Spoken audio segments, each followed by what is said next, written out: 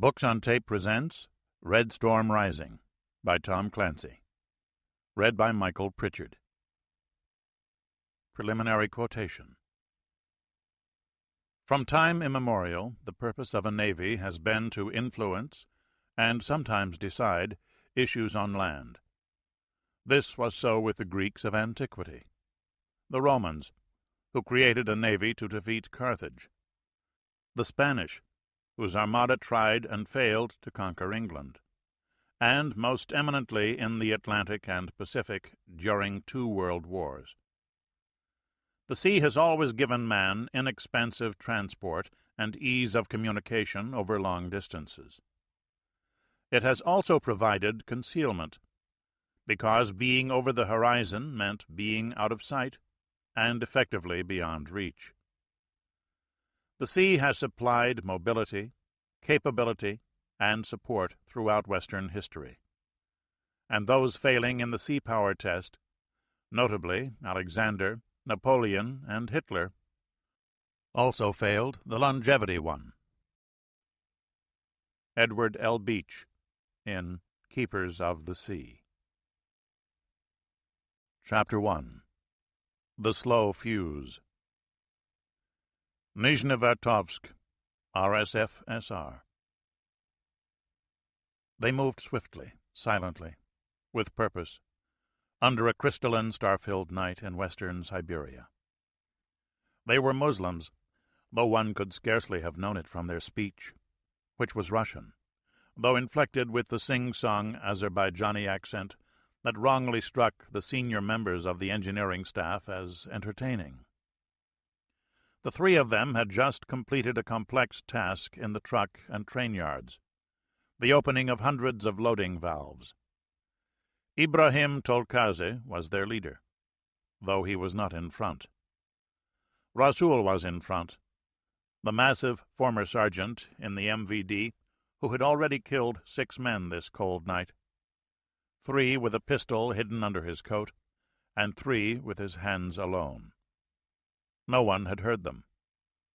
An oil refinery is a noisy place. The bodies were left in shadows, and the 3 men entered Tolkazi's car for the next part of their task. Central Control was a modern 3-story building fittingly in the center of the complex.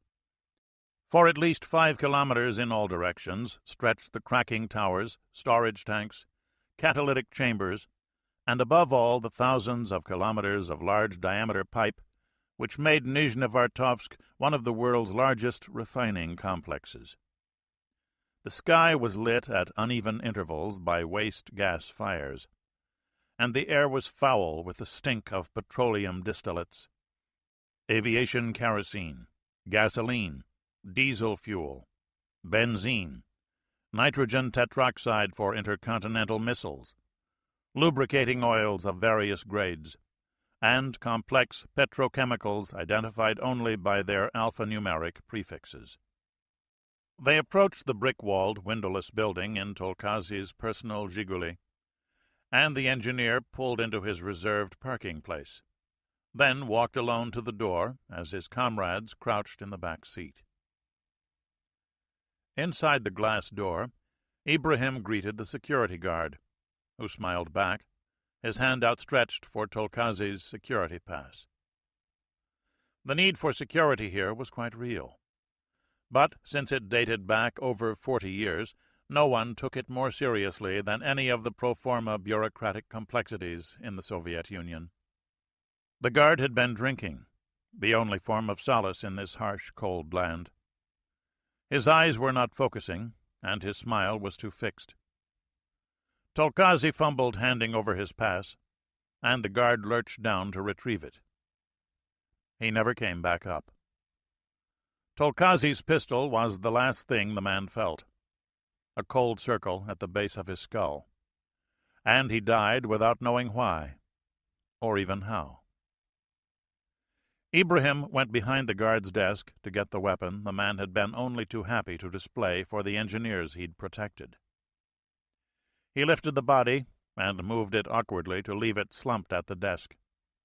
Just another swing shift worker asleep at his post.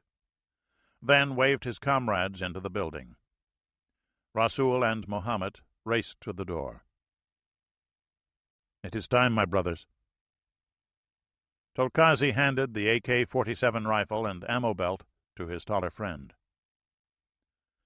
Rasul hefted the weapon briefly, checking to see that a round was chambered and the safety off.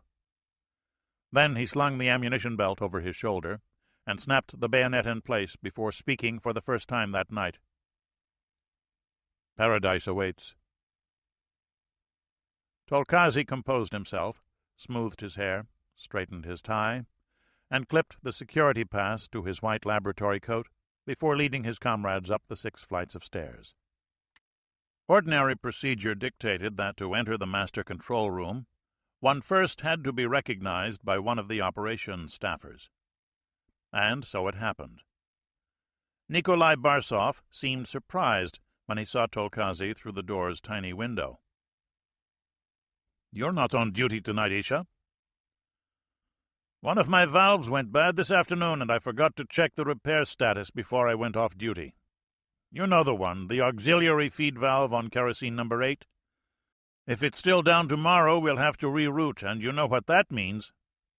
Barsov grunted agreement. "True enough, Isha." The middle-aged engineer thought Tolkazi liked the semi-Russian diminutive. He was badly mistaken. "Stand back while I open this damned hatch." The heavy steel door swung outward. Barsov hadn't been able to see Rasul and Mohammed before, and scarcely had time now. 3 7.62 rounds from the Kalashnikov exploded into his chest. The master control room contained a duty watch crew of 20, and looked much like the control center for a railroad or power plant. The high walls were cross-hatched with pipeline schematics dotted with hundreds of lights to indicate which control valve was doing what. That was only the main display. Individual segments of the system were broken off onto separate status boards, mainly controlled by computer, but constantly monitored by half the duty engineers. The staff could not fail to note the sound of the 3 shots. But none of them were armed. With elegant patience, Rasul began to work his way across the room, using his Kalashnikov expertly and firing 1 round into each watch engineer. At first, they tried to run away, until they realized that Rasul was herding them into a corner like cattle, killing as he moved. 2 men bravely got on their command phones to summon a fast response team of KGB security troops. Rasul shot one of them at his post, but the other ducked around the line of command consoles to evade the gunfire and bolted for the door, where Tolkazi stood. It was Boris, Tolkazi saw, the party favorite, head of the local collective, the man who had befriended him, making him the special pet native of the Russian engineers. Ibrahim could remember every time this godless pig had patronized him, the savage foreigner imported to amuse his Russian masters. Tolkazi raised his pistol. "Isha!" the man screamed in terror and shock. Tolkazi shot him in the mouth, and hoped Boris didn't die too quickly to hear the contempt in his voice. "Infidel." He was pleased that Rasul had not killed this one. His quiet friend could have all the rest. The other engineers screamed, threw cups, chairs, manuals. There was nowhere left to run, no way around the swarthy, towering killer. Some held up their hands in useless supplication. Some even prayed aloud, but not to Allah, which might have saved them. The noise diminished as Rasul strode up to the bloody corner.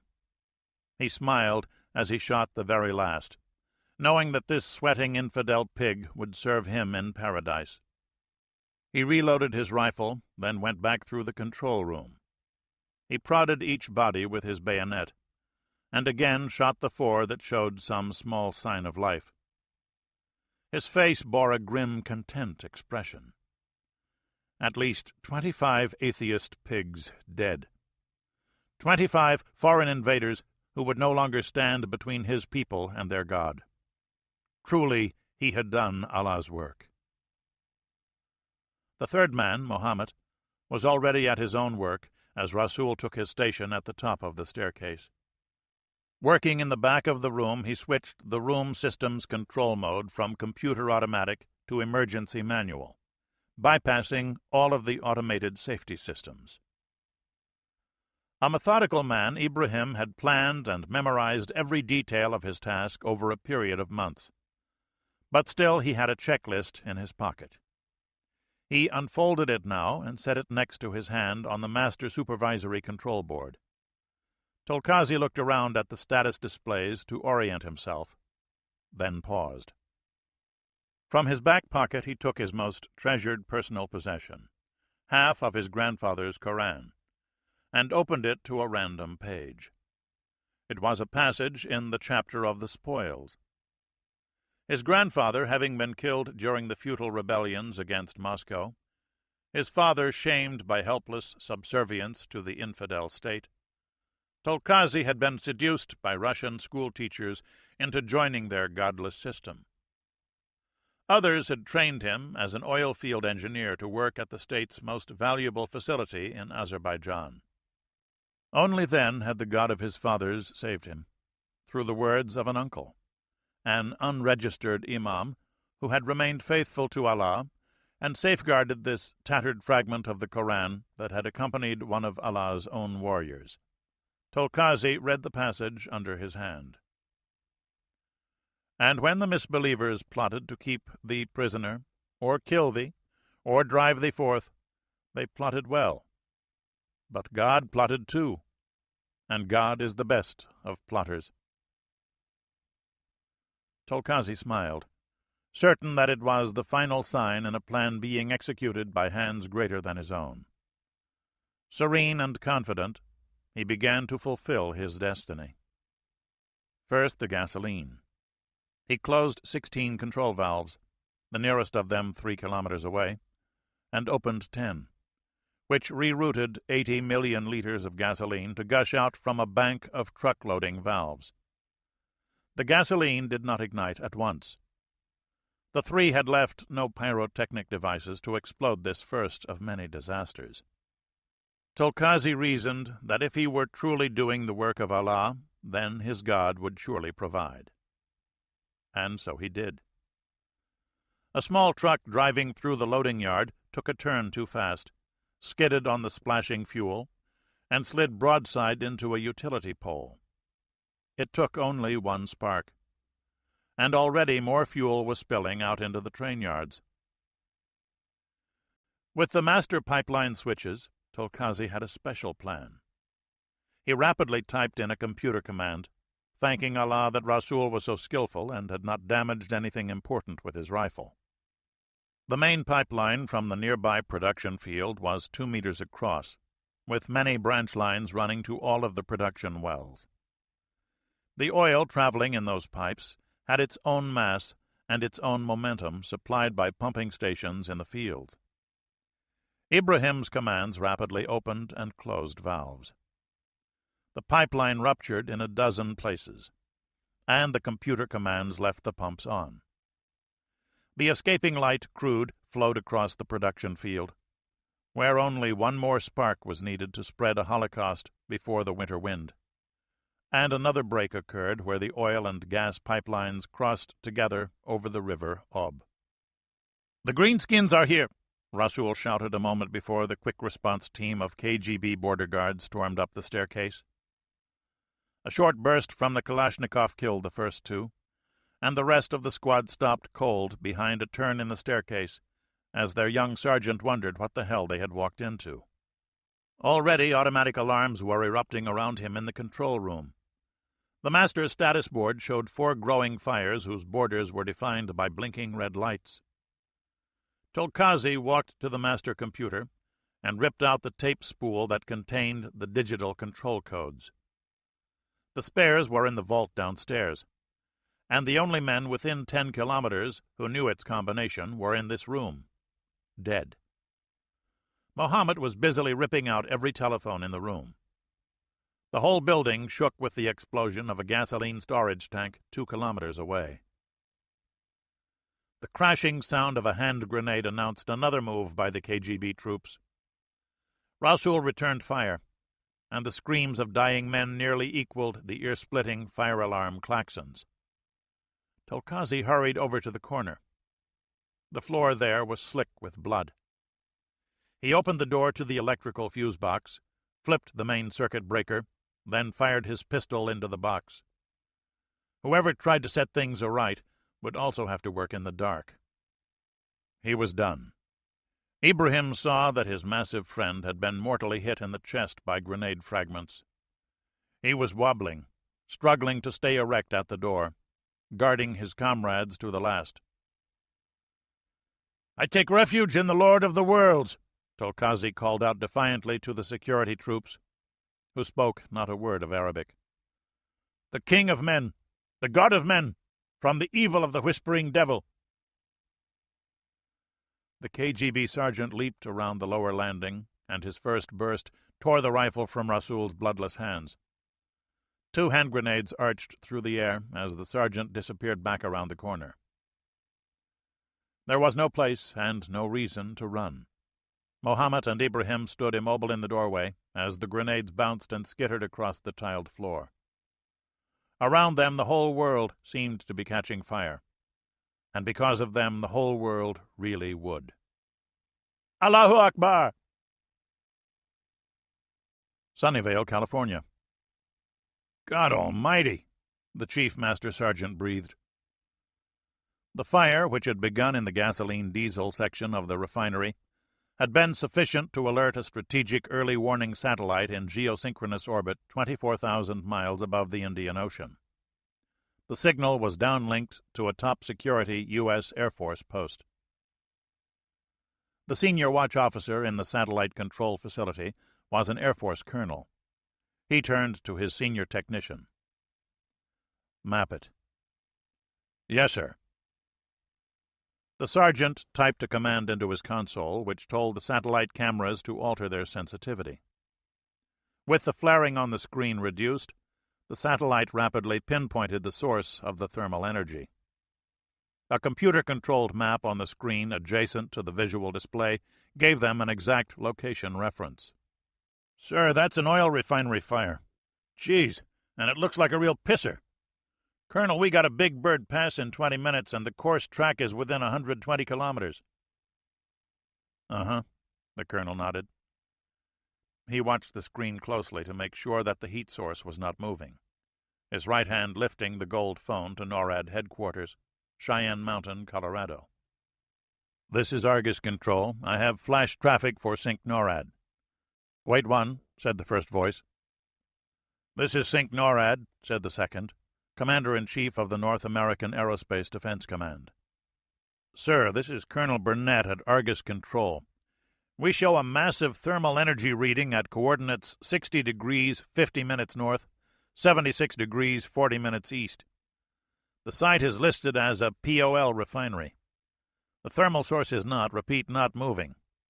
We have a KH-11 pass close to the source in 20 minutes. My preliminary evaluation, General, is that we have a major oil field fire here." "They're not doing a laser flash on your bird?" Sync NORAD asked. There was always a possibility the Soviets were trying to play games with their satellite. "Negative. The light source covers infrared and all of the visible spectrum. Not, repeat, not monochromatic. We'll know more in a few minutes, sir. So far everything is consistent with a massive ground fire."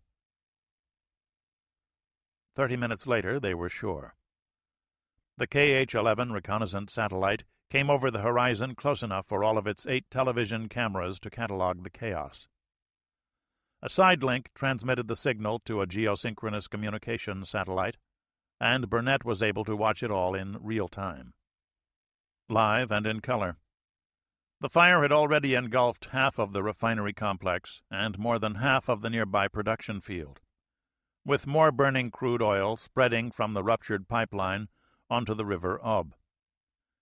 They were able to watch the fire spread, the flames carried rapidly before a 40-knot surface wind. Smoke obscured much of the area on visible light, but infrared sensors penetrated it to show many heat sources that could only be vast pools of oil products burning intensely on the ground. Burnett Sargent was from East Texas and had worked as a boy in the oil fields. He keyed up daylight photographs of the site and compared them with the adjacent visual display to determine what parts of the refinery had already ignited. "God damn, Colonel!"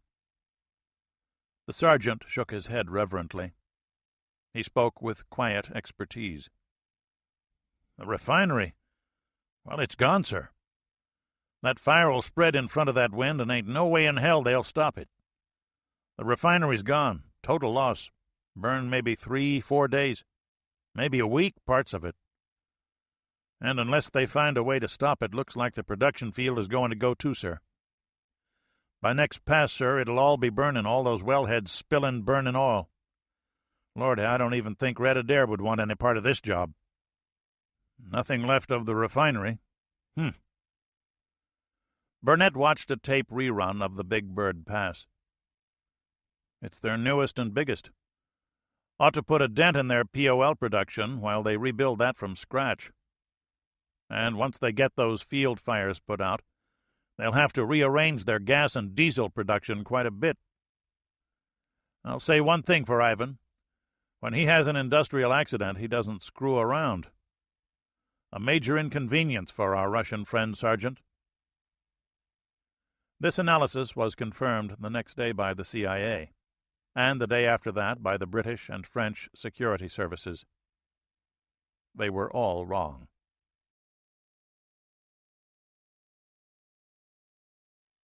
Chapter 2.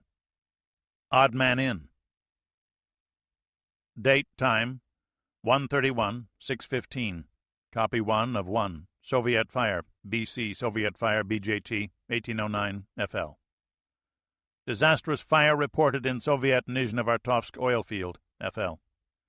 EDS. Moved in advance for Wednesday PMS, FL, by William Blake, FC, AP Military Intelligence Writer. Washington, AP.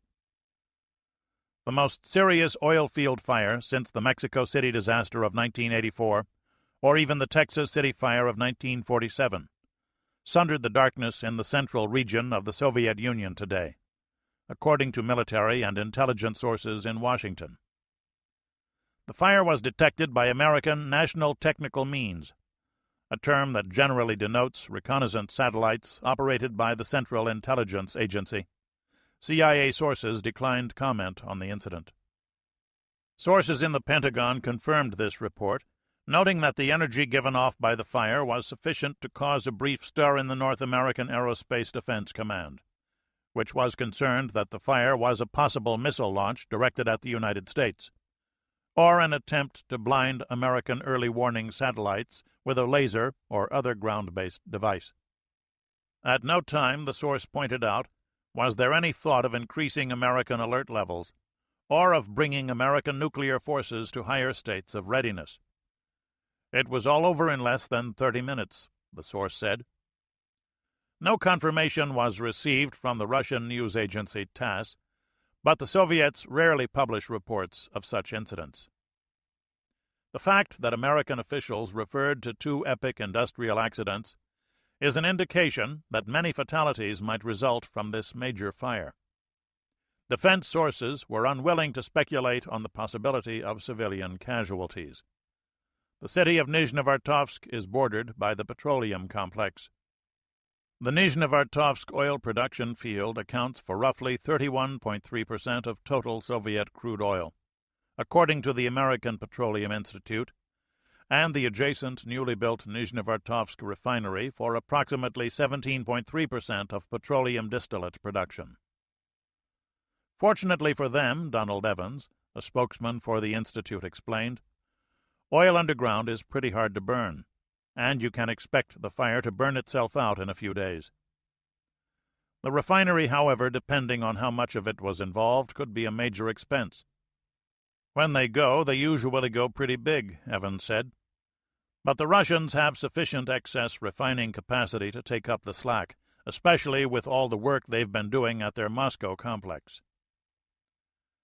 Evans was unable to speculate on the cause of the fire, saying, The climate could have something to do with it.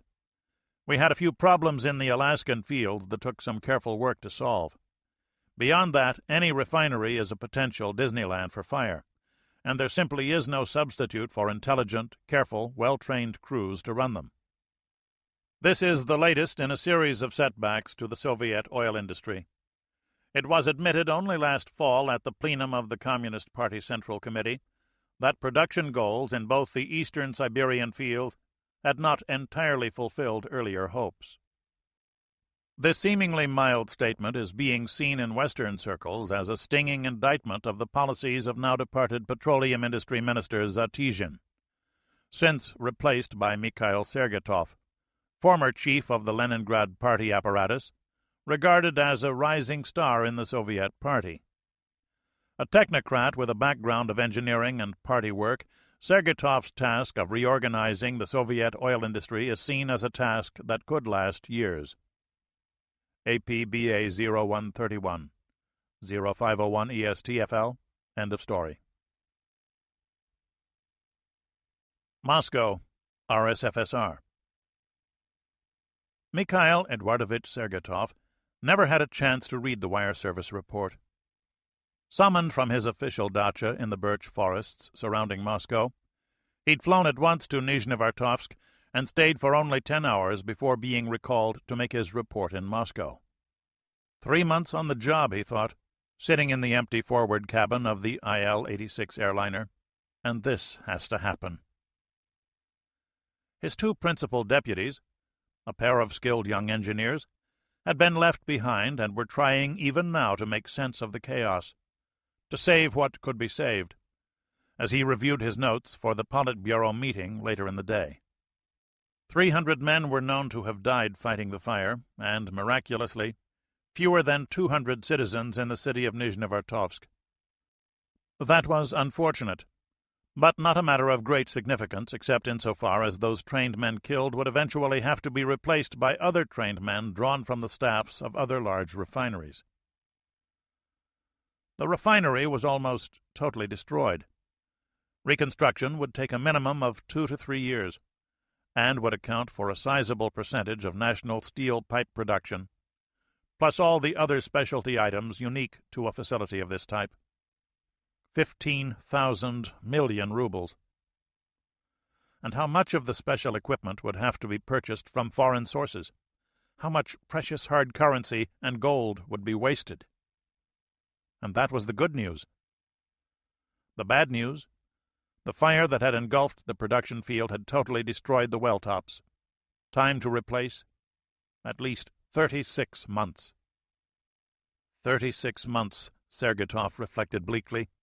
If we can divert the drill rigs and crews to re-drill every damned well, and at the same time rebuild the EOR systems. For a minimum of 18 months, the Soviet Union will have an enormous shortfall in oil production. Probably more like 30 months. What will happen to our economy? He pulled a pad of lined paper from his briefcase and began to make some calculations. It was a 3-hour flight, and Sergetov did not notice it was over until the pilot came back to announce they had landed. He looked with squinted eyes at the snow-covered landscape of Vnukovo II, the VIP-only airport outside of Moscow, and walked alone down the boarding stairs to a waiting Zeal limousine. The car sped off at once, without stopping at any of the security checkpoints. The shivering militia officers snapped to attention as the Zeal passed, then returned to the business of keeping warm in the sub-zero temperatures. The sun was bright, the sky clear but for some thin high clouds. Sergetov looked vacantly out the windows, his mind mulling over figures he had already rechecked a half-dozen times. The Politburo was waiting for him, his KGB driver told him. Sergetov had been a candidate, or non-voting member of the Politburo for just 6 months, which meant that, along with his 8 other junior colleagues, he advised the 13 men who alone made the decisions that mattered in the Soviet Union. His portfolio was energy production and distribution. He had held that post since September, and was only beginning to establish his plan for a total reorganization of the 7 regional and all-union ministries that handled energy functions, and predictably spent most of their time battling one another into a full department that reported directly to the Politburo and Party Secretariat, instead of having to work through the Council of Ministers bureaucracy. He briefly closed his eyes to thank God. There might be one, he reasoned, that his first recommendation, delivered only a month earlier, had concerned security and political reliability in many of the fields. He had specifically recommended further Russification of the largely foreign workforce. For this reason he did not fear for his own career, which up to now had been an uninterrupted success story. He shrugged. The task he was about to face would decide his future in any case, and perhaps his country's. The Zeal proceeded down Leningradsky Prospect, which turned into Gorkogo, the limousine speeding through the center lane that policemen kept clear of traffic for the exclusive use of the Vlasti. They motored past the Inn-Tourist Hotel into Red Square, and finally approached the Kremlin Gate. Here the driver did stop for the security checks, 3 of them, conducted by KGB troops and soldiers of the Taman Guards. 5 minutes later the limousine pulled to the door of the Council of Ministers building, the sole modern structure in the fortress. The guards here knew Sergetov by sight, and saluted crisply as they held open the door so that his exposure to the freezing temperatures would last but a brief span of seconds. The Politburo had been holding its meetings in this 4th-floor room for only a month, while their usual quarters in the old Arsenal building were undergoing a belated renovation. The older men grumbled at the loss of the old Tsarist comforts, but Sergetov preferred the modernity. About time, he thought, that the men of the party surrounded themselves with the works of socialism instead of the mouldy trappings of the Romanovs. The room was deathly quiet as he entered. Had this been in the Arsenal, the 54-year-old technocrat reflected, the atmosphere would have been altogether like a funeral, and there had been all too many of those. Slowly the party was running out of the old men who had survived Stalin's terror, and the current crop of members, all young men in their 50s or early 60s, was finally being heard. The guard was being changed. Too slowly, too damned slowly, for Sergetov and his generation of party leaders, despite the new general secretary. The man was already a grandfather. It sometimes seemed to Sergetov that by the time these old men were gone, he'd be one himself. But looking around this room now, he felt young enough. "Good day, comrades," Sergetov said, handing his coat to an aide, who withdrew at once, closing the doors behind him. The other men moved at once to their seats. Sergetov took his, halfway down the right side. The party general secretary brought the meeting to order. His voice was controlled and businesslike. "Comrade Sergetov, you may begin your report. First, we wish to hear your explanation of exactly what happened." "Comrades, at approximately 2300 hours yesterday, Moscow time, 3 armed men entered the central control complex of the Nizhnevartovsk oil complex and committed a highly sophisticated act of sabotage." "Who are they?" the defense minister asked sharply. "We only have identification for 2 of them. One of the bandits was a staff electrician. The third—" Sergetov pulled the ID card from his pocket and tossed it on the table— "was senior engineer I.M. Tolkazy. He evidently used his expert knowledge of the control systems to initiate a massive fire which spread rapidly before high winds. A security team of 10 KGB border guards responded at once to the alarm. The one traitor still unidentified killed or wounded 5 of these with a rifle taken from the building guard, who was also shot. I must say, having interviewed the KGB sergeant— the lieutenant was killed leading his men— that the border guards responded quickly and well. They killed the traitors within minutes, but were unable to prevent the complete destruction of the facility, both the refinery and production fields." "And if the guards responded so fast, how then did they fail to prevent this act?" the defense minister demanded angrily. He examined the photographic pass with palpable hatred in his eyes. "What was this black-ass Muslim doing there in the first place?" "Comrade, work in the Siberian fields is arduous, and we have had serious difficulties in filling the posts we have there. My predecessor decided to conscript experienced oil field workers from the Baku region to Siberia. This was madness. You will recall that my first recommendation last year was to change this policy." "We have noted it, Mikhail Eduardovich," the chairman said. "Go on." "The guard post records all telephone and radio traffic. The response team was moving in under 2 minutes. Unfortunately, the guard post is located adjacent to the original control building. The current building was constructed 3 kilometers away when new computerized control equipment was obtained from the west 2 years ago. A new guard post was also supposed to have been built, and the proper materials were allocated for this purpose. It would appear that these building materials were misappropriated by the complex director and local party secretary for the purpose of building dachas on the river a few kilometers away. Both of these men have been arrested by my order for crimes against the state," Sergatov reported matter-of-factly. There was no reaction around the table. By unspoken consensus, those 2 men were sentenced to death. The formalities would be worked out by the proper ministries. Sergatov continued. "I have already ordered greatly increased security at all petroleum sites. Also, on my orders, the families of the 2 known traitors have been arrested at their homes outside Baku and are being rigorously interrogated by state security, along with all who knew and worked with them. Before the border guards were able to kill the traitors, they were able to sabotage the oil field control systems in such a way as to create a massive conflagration. They were also able to wreck the control equipment so that even if the guard troops had been able to get a crew of engineers in to restore control, it is unlikely that anything would have been saved. The KGB troops were forced to evacuate the building, which was later consumed by the fire. There was nothing more they could have done." Sergatov remembered the sergeant's badly burned face, the tears flowing down over the blisters as he told his story. "The fire brigade?" the general secretary asked. "More than half of them died fighting the fire," Sergatov replied, "along with over 100 citizens who joined the battle to save the complex. Truly, there is no blame to be assessed here, comrade. Once this bastard Tolkazi began his devil's work, it would have been as easy to control an earthquake.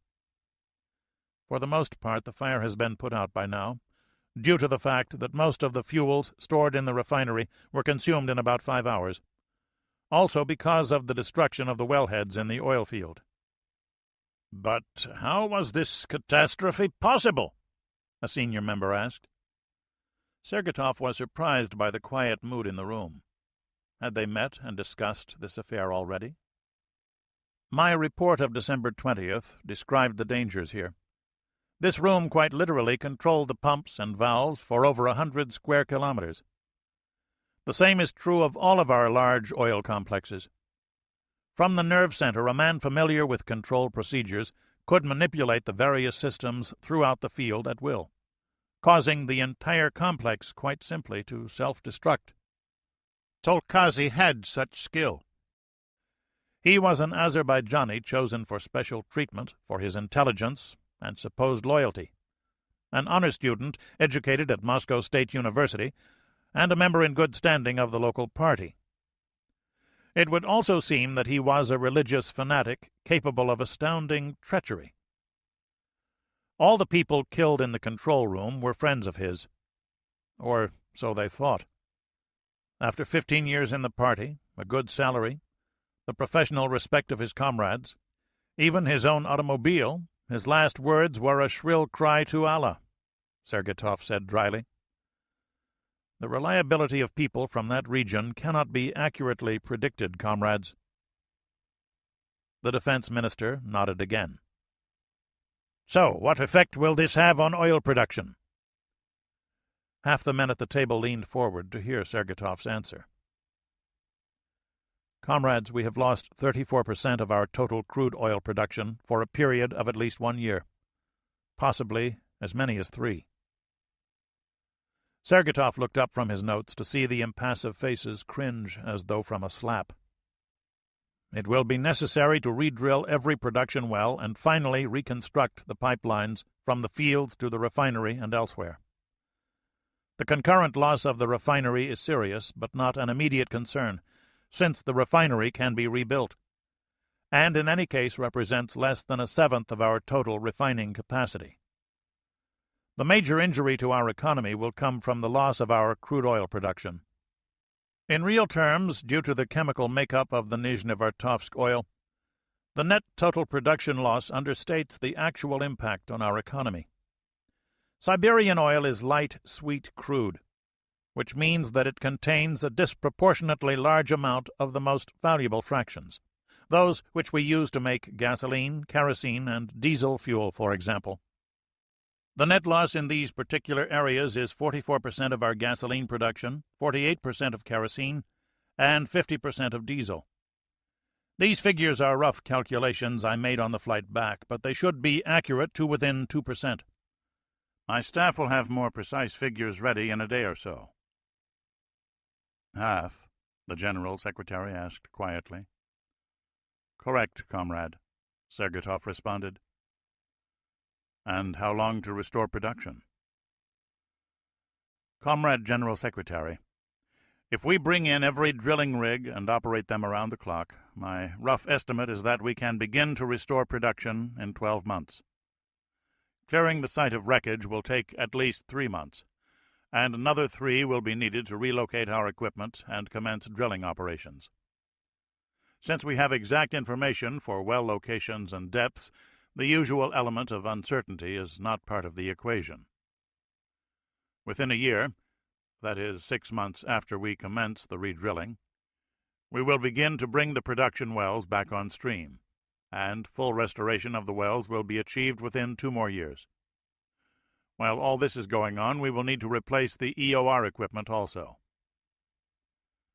And what might that be? Defense asked. Enhanced oil recovery systems, Comrade Minister.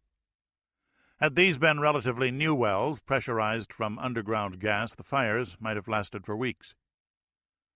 As you know, comrades, these are wells from which a good deal of oil has already been extracted. To enhance production, we have been pumping water into the wells, which has the effect of forcing more oil out. It may also have had the effect of damaging the oil-bearing strata. This is something our geologists are even now attempting to evaluate.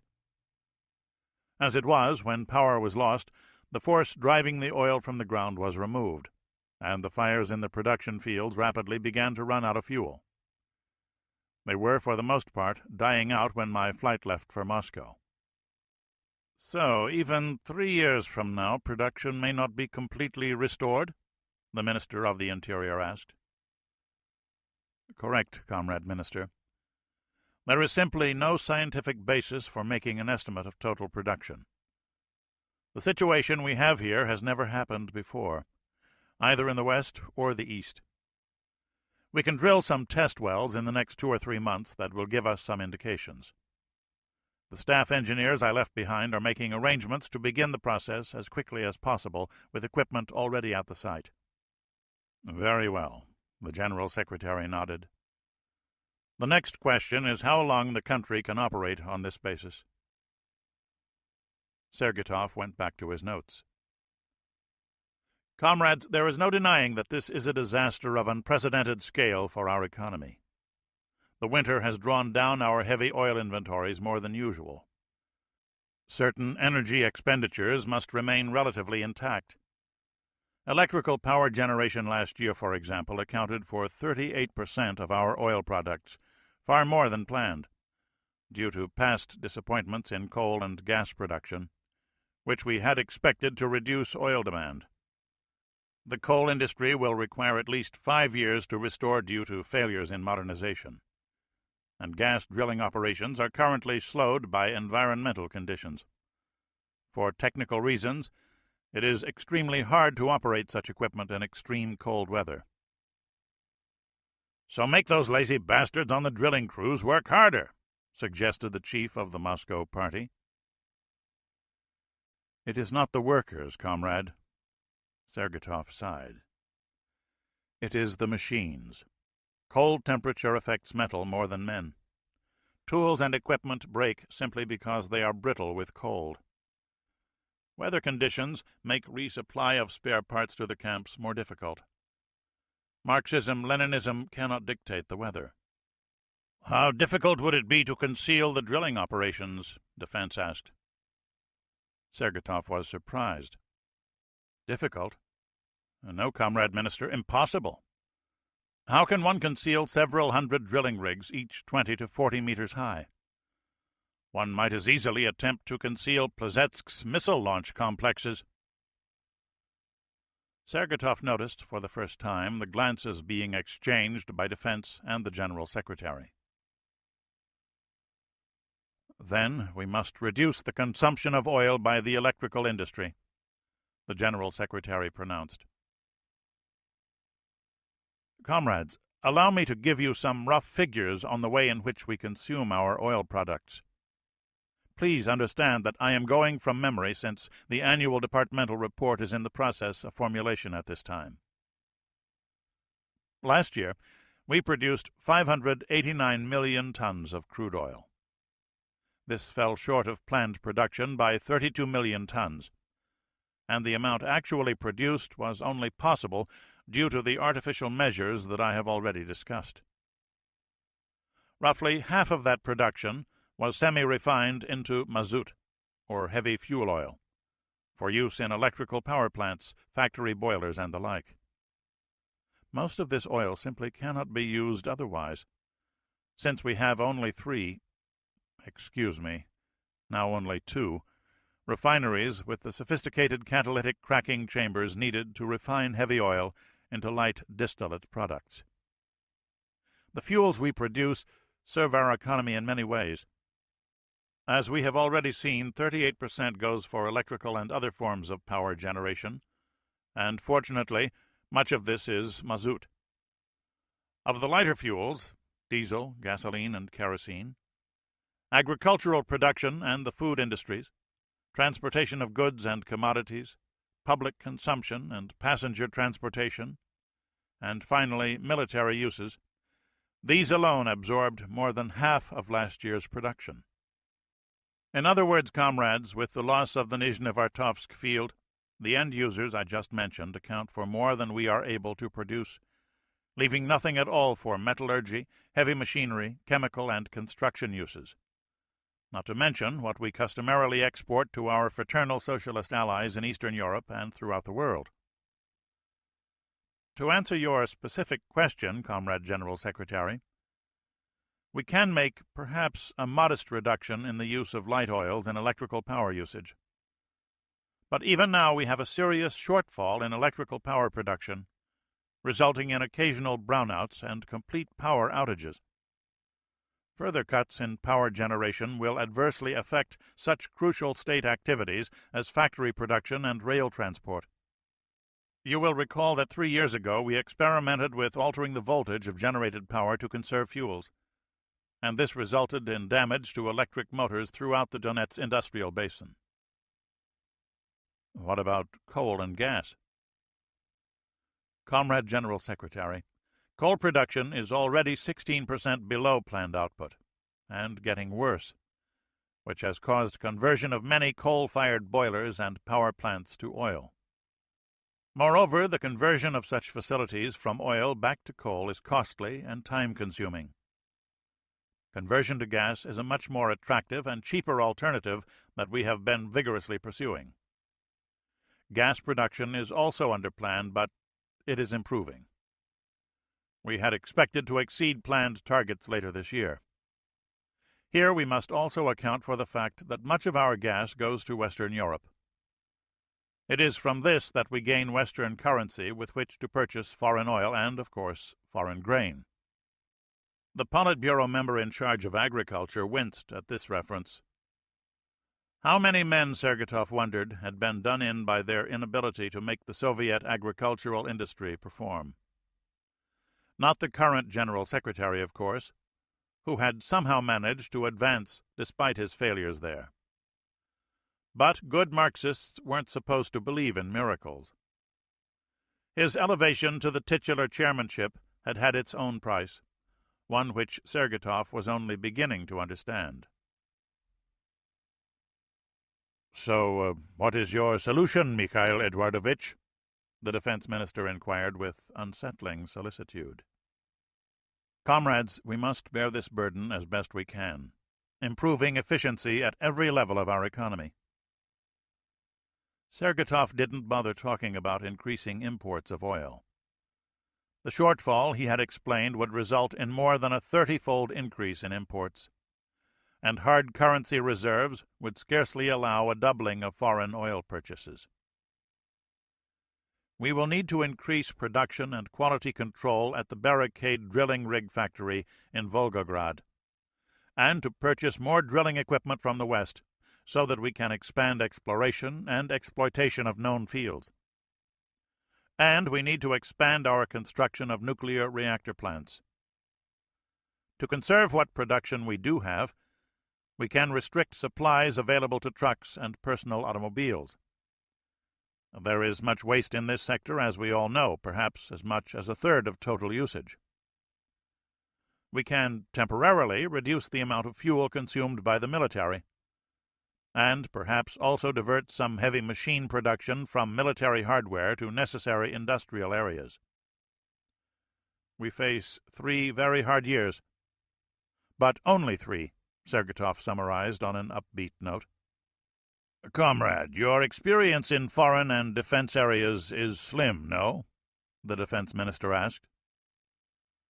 "I have never pretended otherwise, Comrade Minister," Sergeytov answered warily. "Then I will tell you why this situation is unacceptable. If we do what you suggest, the West will learn of our crisis. Increased purchases of oil production equipment and unconcealable signs of activity at Nizhnevartovsk will demonstrate to them all too clearly what is happening here. That will make us vulnerable in their eyes. Such vulnerability will be exploited.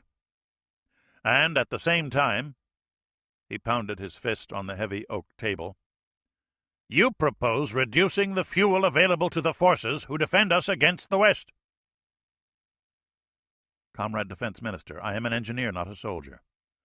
You asked me for a technical evaluation, and I gave it." Sergeytov kept his voice reasonable.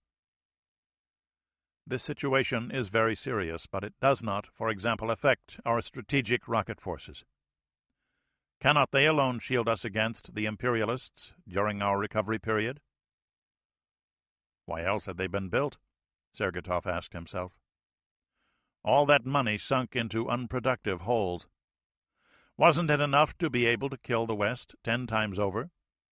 Why 20 times? And now this wasn't enough? "And it has not occurred to you that the West will not allow us to purchase what we need?" the party theoretician asked. "When have the capitalists refused to sell us? When have the capitalists had such a weapon to use against us?" the General Secretary observed. "For the first time the West has the ability to strangle us in a single year. What if now they also prevent our purchase of grain?"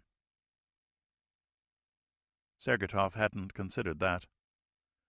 With yet another disappointing grain harvest, the 7th out of the last 11 years, the Soviet Union needed to make massive purchases of wheat. And this year America and Canada were the only reliable sources. Bad weather in the southern hemisphere had damaged Argentina's harvest, and, to a lesser extent, Australia's, while the U.S. and Canada had enjoyed their customary record crops. Negotiations were even now underway in Washington and Ottawa to secure such a purchase, and the Americans were making no trouble at all, except that the high value of the dollar made their grain disproportionately expensive. But that grain would take months to ship. How easy would it be, Sergeytov wondered, for technical difficulties in the grain ports of New Orleans and Baltimore to slow or even stop shipments entirely at a crucial moment? He looked around the table. 22 men, of whom only 13 really decided matters, and one of those was missing, were silently contemplating the prospect of over 250 million Soviet workers and peasants, all hungry and in the dark, at the same time that the troops of the Red Army, the Ministry of the Interior, and the KGB found their own fuel supplies, and, because of it, their training and mobility restricted. The men of the Politburo were among the most powerful in the world, far more so than any of their Western counterparts. They answered to no one, not the Central Committee of the Communist Party, not the Supreme Soviet, certainly not the people of their nation. These men had not walked on the streets of Moscow for years, but been whisked by chauffeured, hand-made cars to and from their luxury apartments within Moscow, or to their ceremonial dachas outside the city. They shopped, if at all, in guarded stores restricted to the elite, were served by doctors in clinics established only for the elite. Because of all this, these men regarded themselves as masters of their destiny. It was only now beginning to strike them that, like all men, they too were subject to a fate which their immense personal power merely made all the more intractable. Around them was a country whose citizens were poorly fed and poorly housed, whose only abundant commodities were the painted signs and slogans praising Soviet progress and solidarity. Some of the men at this table actually believed those slogans, Sergetov knew. Sometimes he still did, mainly in homage to his idealistic youth. But Soviet progress had not fed their nation. And how long would Soviet solidarity endure in the hearts of people hungry, cold, in the dark? Would they be proud of the missiles in the Siberian forests then? Of the thousands of tanks and guns produced every year? Would they then look to the sky that held a Salyut space station and feel inspired? Or would they wonder what kind of food was being eaten by that elite? Less than a year before, Sergetov had been a regional party chieftain, and in Leningrad he had been careful to listen to his own staff people's description of the jokes and grumblings in the lines which people endured for 2 loaves of bread, or toothpaste, or shoes. Detached even then from the harsher realities of life in the Soviet Union, he had often wondered if one day the burden of the ordinary worker would become too heavy to endure. How would he have known then? How would he know now? Would the older men here ever know? Narod, they called it, a masculine noun that was nonetheless raped in every sense. The masses, the faceless collection of men and women who toiled every day in Moscow and throughout the nation in factories and on collective farms, their thoughts hidden behind unsmiling masks. The members of the Politburo told themselves that these workers and peasants did not grudge their leaders the luxuries that accompanied responsibility. After all, life in the country had improved in measurable terms. That was the compact. But the compact was about to be broken. What might happen then? Nicholas II had not known. These men did. The defense minister broke the silence. We must obtain more oil. It is as simple as that. The alternative is a crippled economy, hungry citizens, and reduced defense capacity, the consequences of which are not acceptable. We cannot purchase oil, a candidate member pointed out. Then we must take it. Fort Meade, Maryland. Bob Toland frowned at his spice cake. I shouldn't be eating dessert, the intelligence analyst reminded himself. But the National Security Agency commissary served this only once a week, and spice cake was his favorite, and it was only about 200 calories. That was all. An extra 5 minutes on the exercise bike when he got home. What did you think of that article in the paper, Bob? A co-worker asked. The oil field thing? Toland rechecked the man's security badge. He wasn't cleared for satellite intelligence. Sounds like they had themselves quite a fire. You didn't see anything official on it. Let's just say that the leak in the papers came from a higher security clearance than I have. Top secret? Press? Both men laughed. Something like that. The story had information that I haven't seen, Toland said, speaking the truth, mostly. The fire was out, and people in his department had been speculating on how Ivan had put it out so fast. Shouldn't hurt them too bad. I mean, they don't have millions of people taking to the road on summer vacations, do they? Not hardly. How's the cake? Not bad. Toland smiled, already wondering if he needed the extra time on the bike. Moscow, RSFSR. The Politburo reconvened at 9:30 the next morning. The sky outside the double-paned windows was gray and curtained with the heavy snow that was beginning to fall again, adding to the half-meter already on the ground. There would be sledding tonight on the hills of Gorky Park, Sergeytov thought. The snow would be cleared off the two frozen lakes for skating under the lights to the music of Tchaikovsky and Prokofiev. Muscovites would laugh and drink their vodka and savor the cold, blissfully ignorant of what was about to be said here, of the turns that all of their lives would take. The main body of the Politburo had adjourned at 4 the previous afternoon, and then the 5 men who made up the Defense Council had met alone. Not even all of the full Politburo members were privy to that decision-making body. Overseeing them at the far end of the room was a full-length portrait of Vladimir Ilyich Ulyanov, Lenin, the revolutionary saint of Soviet communism, his domed forehead thrown back as though in a fresh breeze, his piercing eyes looking off toward the glorious future which his stern face confidently proclaimed, which the science of Marxism-Leninism called an historic inevitability. A glorious future. Which future? Sergeytov asked himself. What has become of our revolution? What has become of our party? Did Comrade Ilyich really mean it to be like this? Sergeytov looked at the General Secretary, the young man supposed by the West to be fully in charge, the man who was even now changing things. His accession to the highest post in the party had been a surprise to some, Sergeytov among them. The West still looked to him as hopefully as we once had, Sergeytov thought. His own arrival in Moscow had changed that rapidly enough. Yet another broken dream. The man who had put a happy face on years of agricultural failure now applied his superficial charm to a larger arena. He was laboring mightily. Anyone at this table would admit that. But his task was an impossible one. To get here, he had been forced to make too many promises, too many deals with the old guard. Even the young men of 50 and 60 he'd added to the Politburo had their own ties to former regimes. Nothing had really changed.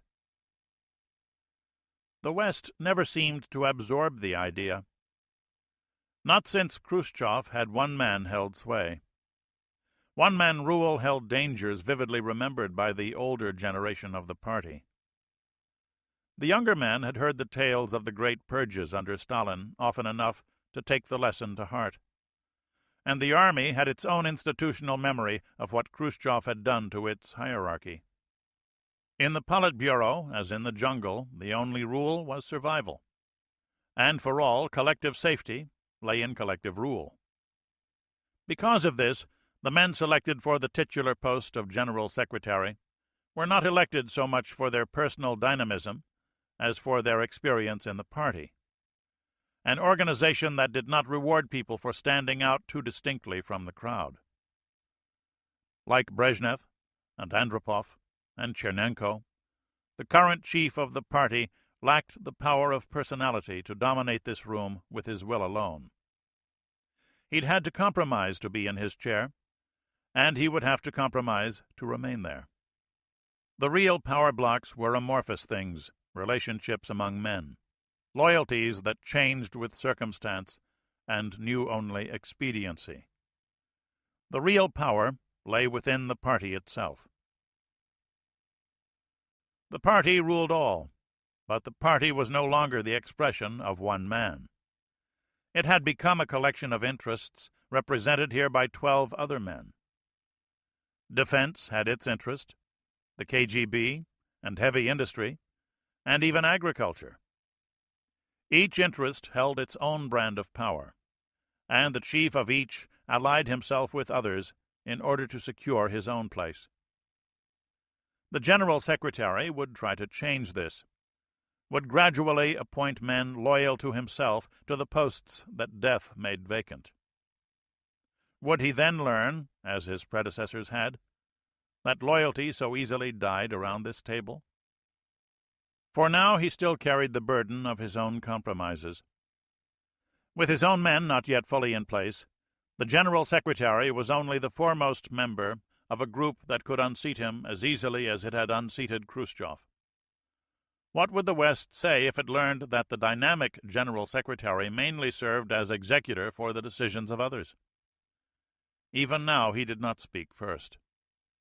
"Comrades," began the defense minister, "the Soviet Union must have oil, at least 200 million tons more than we can produce. Such oil exists only a few hundred kilometers from our border in the Persian Gulf. More oil than we will ever need. We have the ability to take it, of course. Inside of 2 weeks we could assemble enough aircraft and airborne troops to swoop down on those oil fields and gobble them up. Unfortunately, there could not fail to be a violent Western response. Those same oil fields supply Western Europe, Japan, and, to a lesser extent, America. The NATO countries do not have the ability to defend those fields with conventional means. The Americans have their rapid deployment force, a hollow shell of headquarters, and a few light troops. Even with their pre-positioned equipment at Diego Garcia, they could not hope to stop our airborne and mechanized forces. Were they to try, and they would have to try, their elite troops would be overwhelmed and exterminated in a few days. And they would be faced with a single alternative: nuclear weapons. This is a real risk that we cannot disregard. We know for a fact that American war plans call for nuclear weapons in this case. Such weapons are stored in quantity at Diego Garcia, and would almost certainly be used. Therefore, before we can seize the Persian Gulf, we must first do one other thing. We must eliminate NATO as a political and military force." Sergeyov sat upright in his leather chair. What was this? What was he saying? He struggled to keep his face impassive as the defense minister continued. "If NATO is first removed from the board, America will be in a most curious position. The United States will be able to meet its own energy needs from Western Hemisphere sources, removing the need to defend the Arab states, who are in any case not terribly popular with the American Jewish Zionist community." Did they really believe this? Sergeyov wondered. Did they actually believe the United States would sit on its hands? What went on at the late meeting yesterday? At last one other person shared his concern. "So the only thing we have to do is conquer Western Europe, comrade?" a candidate member asked. "Are these not the countries against whose conventional forces you warn us every year? Every year you tell us of the threat the massed NATO armies present to us. And now you say casually that we must conquer them? Excuse me, Comrade Defense Minister, but do not France and England have their own nuclear arsenals? And why would America not fulfill its treaty promise to use nuclear weapons in the defense of NATO?" Sergeyov was surprised that a junior member had put the issues so quickly on the table. He was more surprised that the foreign minister answered. So, another piece of the puzzle. But what did the KGB think of this? Why were they not represented here? The chairman was recovering from surgery, but there should have been someone here, unless that had been taken care of last night. Our objectives must be limited, and obviously so. This presents us with several political tasks. First, we must engender a feeling of security in America, to put them off guard until it is too late for them to react forcefully. Second, we must attempt to unravel the NATO alliance in a political sense. The foreign minister ventured a rare smile. As you know, the KGB has been working on such a plan for the past several years. It is now in its final form. I will outline it for you. He did so, and Sergeytov nodded at its audacity, and also with a new understanding of the power balance in this room. So, it was the KGB. He should have known. But would the rest of the Politburo fall in line? The minister went on. You see how it would work. One piece after another would fall into place. Given these preconditions, the waters so thoroughly muddied, and the fact that we would proclaim our unwillingness to threaten directly the two independent NATO nuclear powers, we feel that the nuclear risk, while real, is less than the risk that we already face in our economy. Sergeytov leaned back in his leather chair. So, there it was. War was less risky than a cold, hungry peace. It had been decided. Or had it? Might some combination of other Politburo members have the power or prestige to reverse that decision? Could he dare to speak out against this madness? Perhaps a judicious question first. Do we have the ability to defeat NATO? He was chilled by the glib reply. Of course, Defense answered. What do you think we have an army for? We have already consulted with our senior commanders. And when you asked us last month for more steel for more new tanks, Comrade Defense Minister, was your excuse that NATO was too weak? Sergeytov asked himself angrily. What machinations had taken place? Have they even spoken with their military advisers yet? Or had the defense minister exploited his vaunted personal expertise? Had the general secretary allowed himself to be bullied by defense? And by the foreign minister? Had he even objected? Was this how the decisions were made to decide the fate of nations? What would Vladimir Ilyich have thought of this? Comrades, this is madness, said Pyotr Bromkovsky, the oldest man there, frail and past 80. His conversation occasionally rambled about the idealistic times long before, when Communist Party members really believed that they were the leading wave of history. The Yezhovshchina purges had ended that. Yes, we have a grave economic danger. Yes, we have a grave danger to the security of the state. But do we replace this with a greater danger? Consider what can happen. How long, Comrade Defense Minister, before you can initiate your conquest of NATO?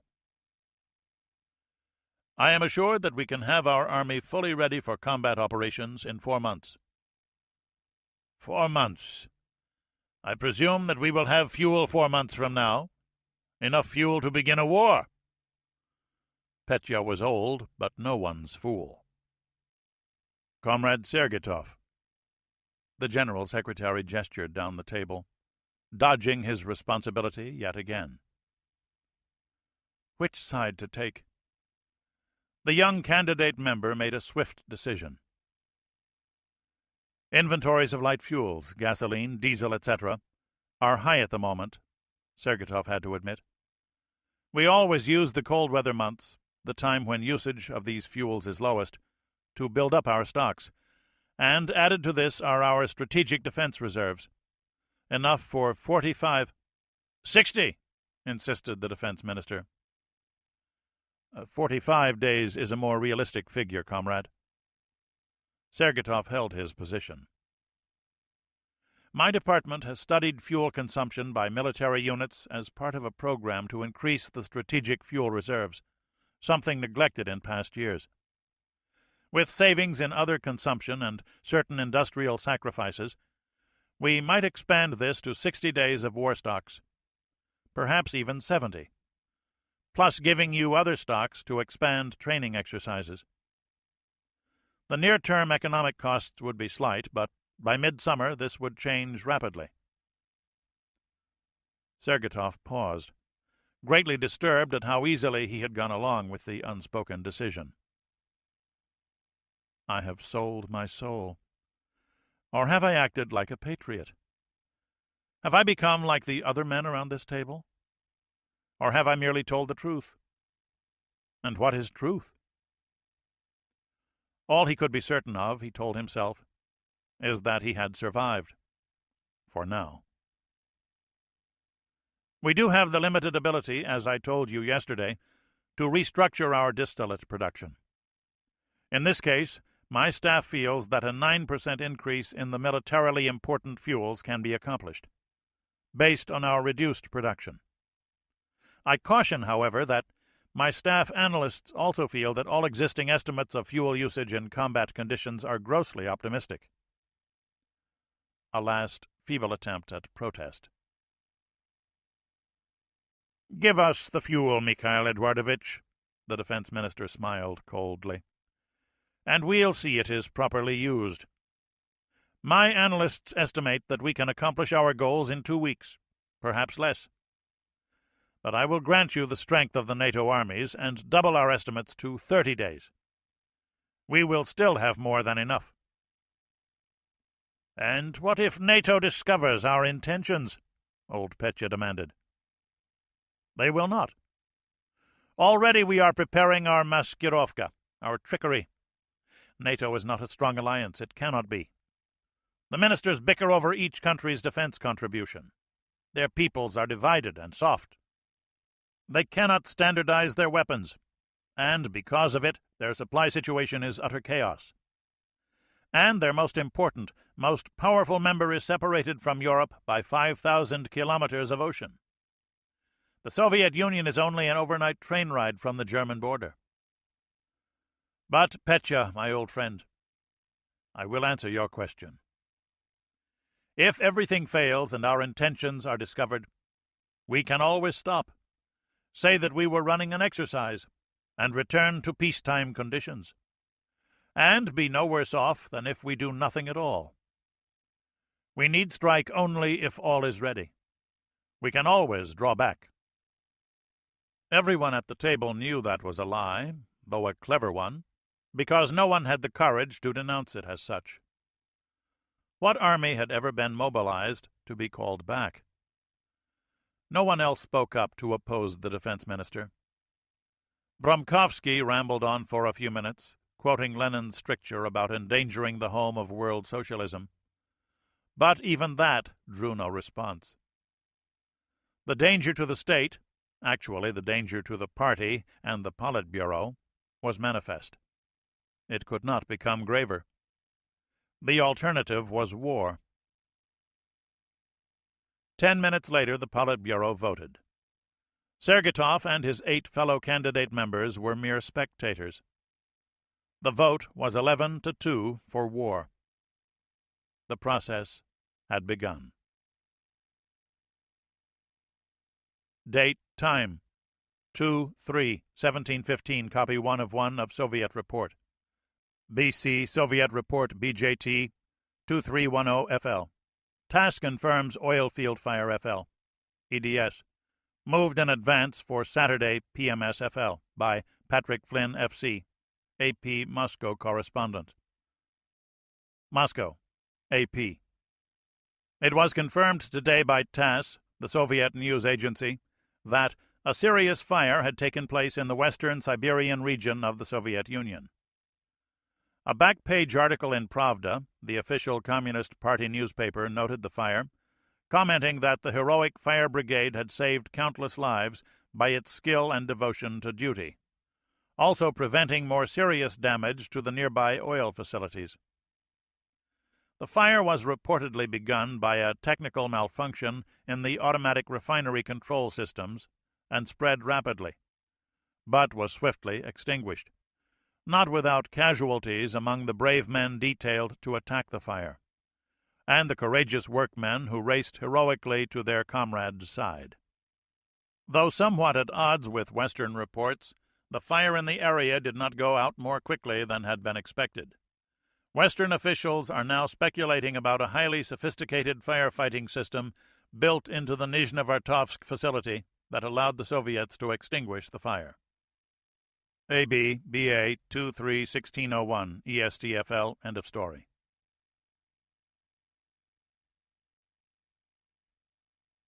Chapter 3. Correlation of Forces. Moscow, RSFSR. "They didn't ask me," explained Chief of the General Staff Marshal Shavirin. "They didn't ask for my evaluation. The political decision was already made when they called me in Thursday night. When was the last time the defense minister asked me for a substantive judgmental decision?" "And what did you say?" asked Marshal Rajkov, Commander-in-Chief of Ground Forces. The initial response was a grim, ironic smile. "That the armed forces of the Soviet Union were able to carry out this task given 4 months of preparation." 4 months? Rajkov stared out the window. He turned back. "We won't be ready." "Hostilities will commence on 15 June, Shavirin replied. "We must be ready, Yuri. And what choice did I have? Would you have had me say, 'I am sorry, Comrade General Secretary, but the Soviet Army is unable to carry out this task'? I would have been dismissed and replaced by someone more tractable. You know who my replacement will be. Would you rather answer to Marshal Bukharin?" "That fool," Rajkov growled. It had been the then Lieutenant General Bukharin whose brilliant plan had led the Soviet Army into Afghanistan. Professionally a nonentity, his political connections had not only saved him, but continued his career to near the pinnacle of uniformed power. A clever man, Bukharin. Never involved in the mountain campaigns himself, he could point to his brilliant paper plan and complain that it had been poorly executed, after he had moved on to command of the Kiev military district, historically the shining gate to marshal's rank. "So, would you have him in this office, dictating your plans to you?" Shavirin asked.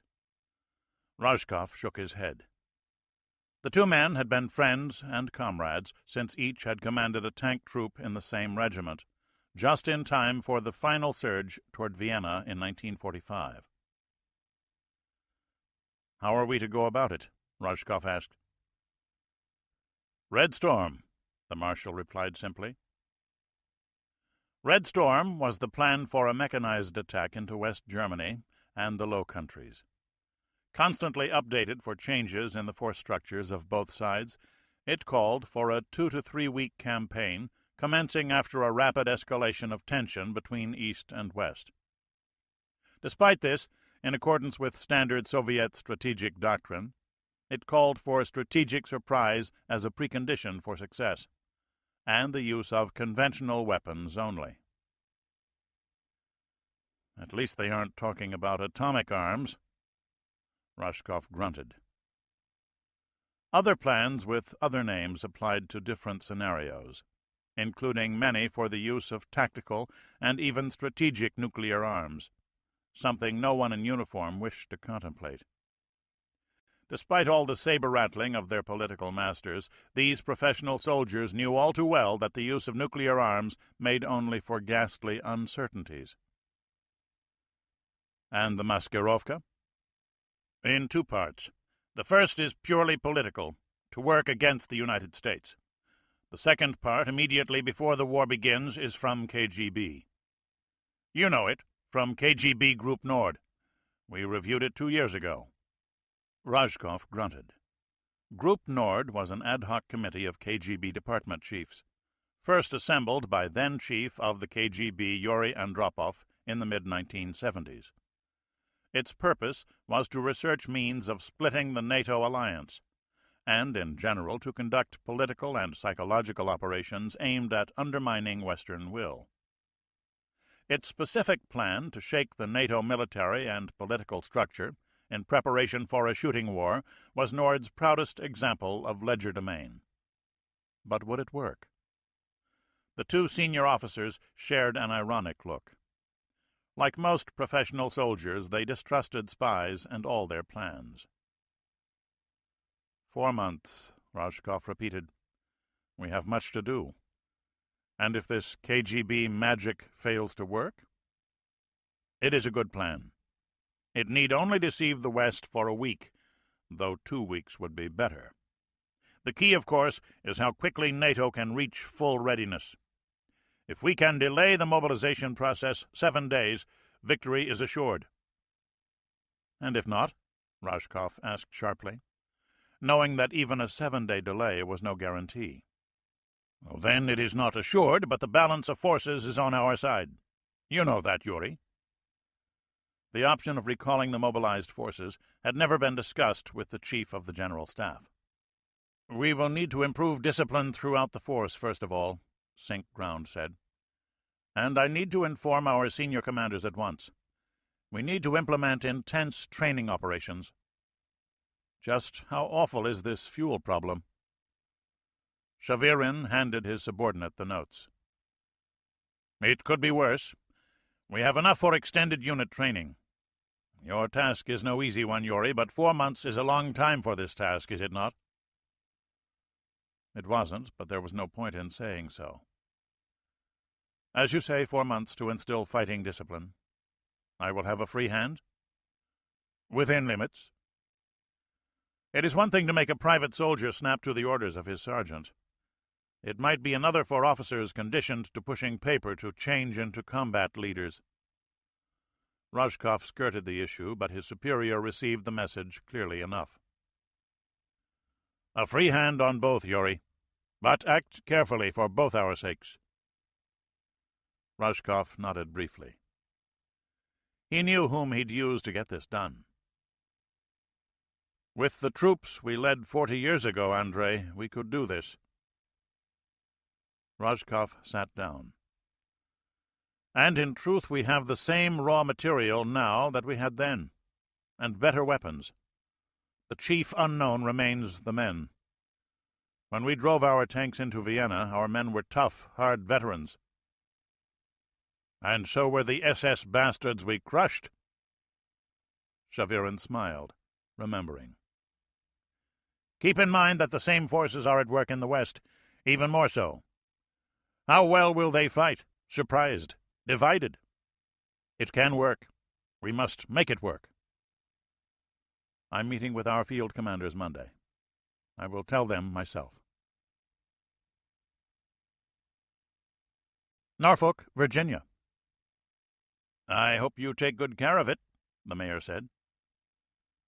It was a moment before Commander Daniel X. McCafferty reacted. USS Chicago had been in commission for only 6 weeks, her completion delayed by a yard fire, and her commissioning ceremony marred by the absence of the mayor of Chicago due to a strike of city workers. Just back from 5 tough weeks of workups in the Atlantic, his crew was now loading provisions for their first operational deployment. McCafferty was still entranced with his new command, and never tired of looking at her. He'd just walked the mayor along the curved upper deck, the first part of any submarine tour, even though there was almost nothing to be seen there. Excuse me? Take good care of our ship, said the mayor of Chicago. We call them boats, sir, and we'll take good care of her for you. Will you join us in the wardroom? More ladders. The mayor pretended to grimace, but McCafferty knew him to be a former fire chief. Would have been useful a few months back, the captain thought. Where are you heading tomorrow? To sea, sir. The captain started down the ladder. The mayor of Chicago followed him. I figured that. For a man in his late 50s, he handled the steel ladder easily enough. They met again at the bottom. What exactly do you do in these things? Sir, the Navy calls it oceanographic research. McCafferty led him forward, turning for a smile with his answer to the awkward question. Things were starting quickly for Chicago. The Navy wanted to see just how effective her new quieting systems were. Everything looked good in the acoustical test range off the Bahamas. Now they wanted to see how well things worked in the Barents Sea. The mayor laughed at that one. "Oh, I suppose you'll be counting the whales for Greenpeace." "Well, I can say that there are whales where we're heading." "What's with the tile on your deck? I never heard of rubber decks on a ship." "It's called anechoic tile, sir. The rubber absorbs sound waves. It makes us quieter to operate and makes it harder to detect us on sonar if somebody pings at us." "Coffee?" "You'd think that on a day like this." The captain chuckled. "Me too. But it's against regulations." The mayor hoisted his cup and clicked against McCafferty's. "Luck?" "I'll drink to that." Moscow, RSFSR. They met at the main officers' club of the Moscow military district on Ulitsa Krasno-Kazarmanaya, a massively impressive building dating back to Tsarist times. It was the normal time of year for senior field commanders to confer in Moscow, and such events were always punctuated by elaborate ceremonial dinners. Rashkov greeted his fellow officers at the main entrance, and when all were assembled, he led them downstairs to the ornate steam baths.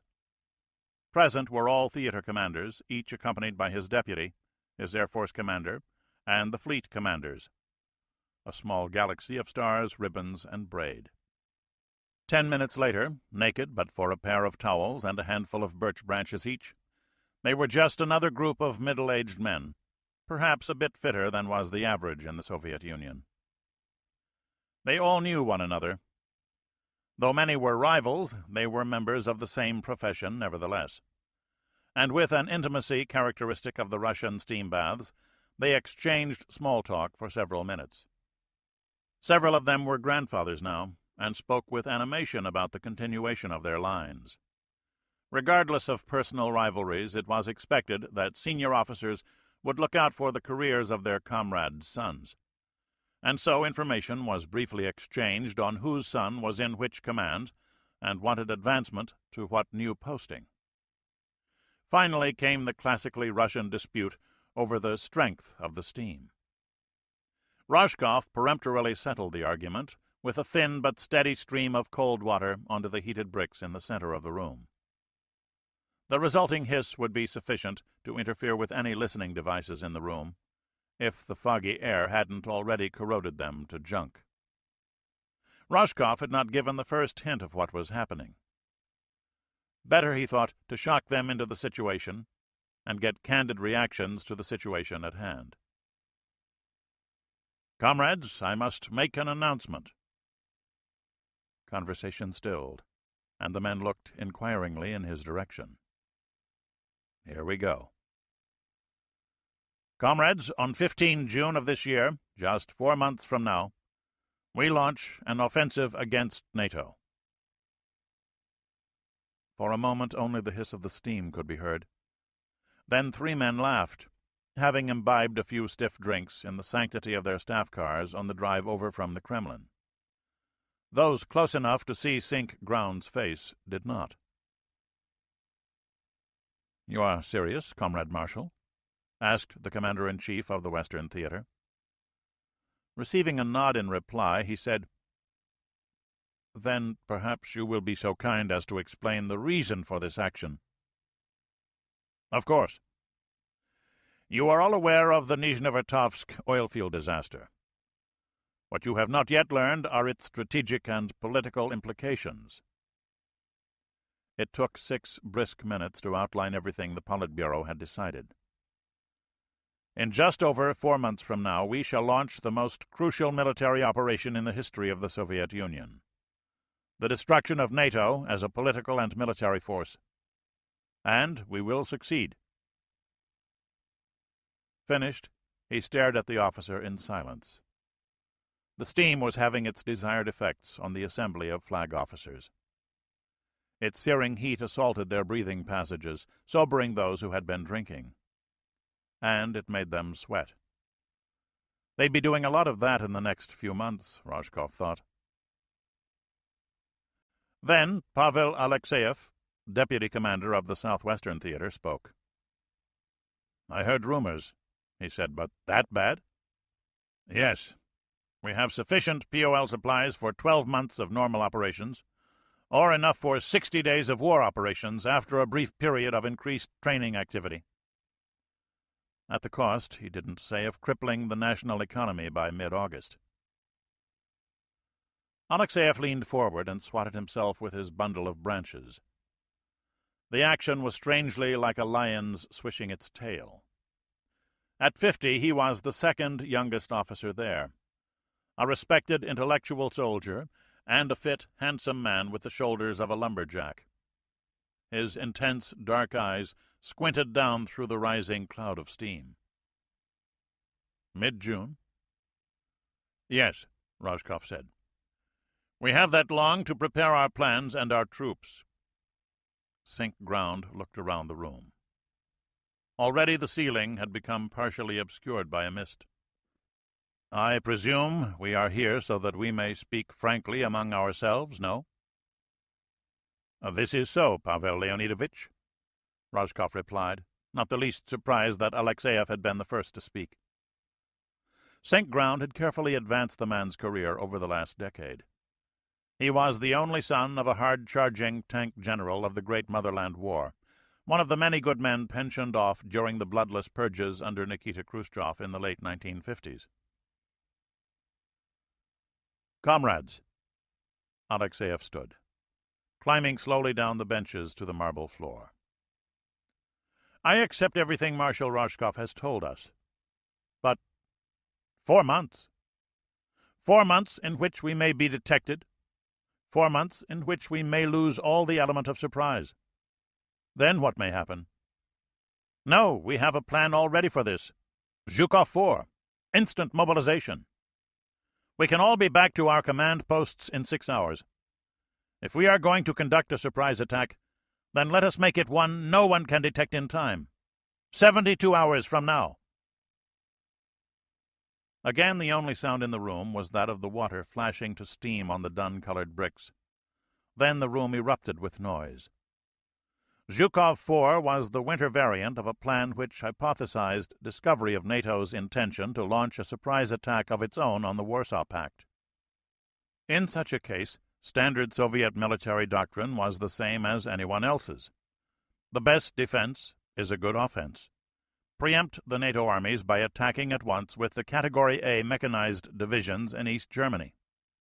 "But we are not ready," objected Sinkwest. His was the Point Command with headquarters in Berlin, the single most powerful military command in the world. An attack into West Germany was primarily his responsibility. Alexeyev held up his hands. "Neither are they. In fact, they are less ready than we," he said reasonably. "Look, consider our intelligence data. 14% of their officers are on holidays. They are coming off a training cycle, true, but because of it, much of their equipment will be down for maintenance, and many of their senior officers will be away in their respective capitals for consultations, just as we are now. Their troops are in winter quarters on a winter routine. This is the time of year for maintenance and paperwork. Physical training is curtailed. Who wants to run in the snow, eh? Their men are cold and drinking more than usual. This is our time to act. We all know that historically the Soviet fighting man performs at his best in winter, and NATO is at its lowest state of readiness." "But so are we, you young fool," Sink Western Theater growled back. "We can change that in 48 hours, Alexeyev countered. "Impossible," observed West's deputy, careful to back up his boss. "To reach our maximum readiness will take some months," Alexeyev agreed. His only chance to carry his point with his seniors was to reason with them. He knew that he was almost certainly doomed to failure, but he had to try. It will be difficult, if not impossible, for us to conceal it. As Marshal Roscoff told us, Pavel Leonidovich, we are promised political and diplomatic maskirovka, a general pointed out. I have no doubt that our comrades in the KGB and our skillful political leadership will perform miracles.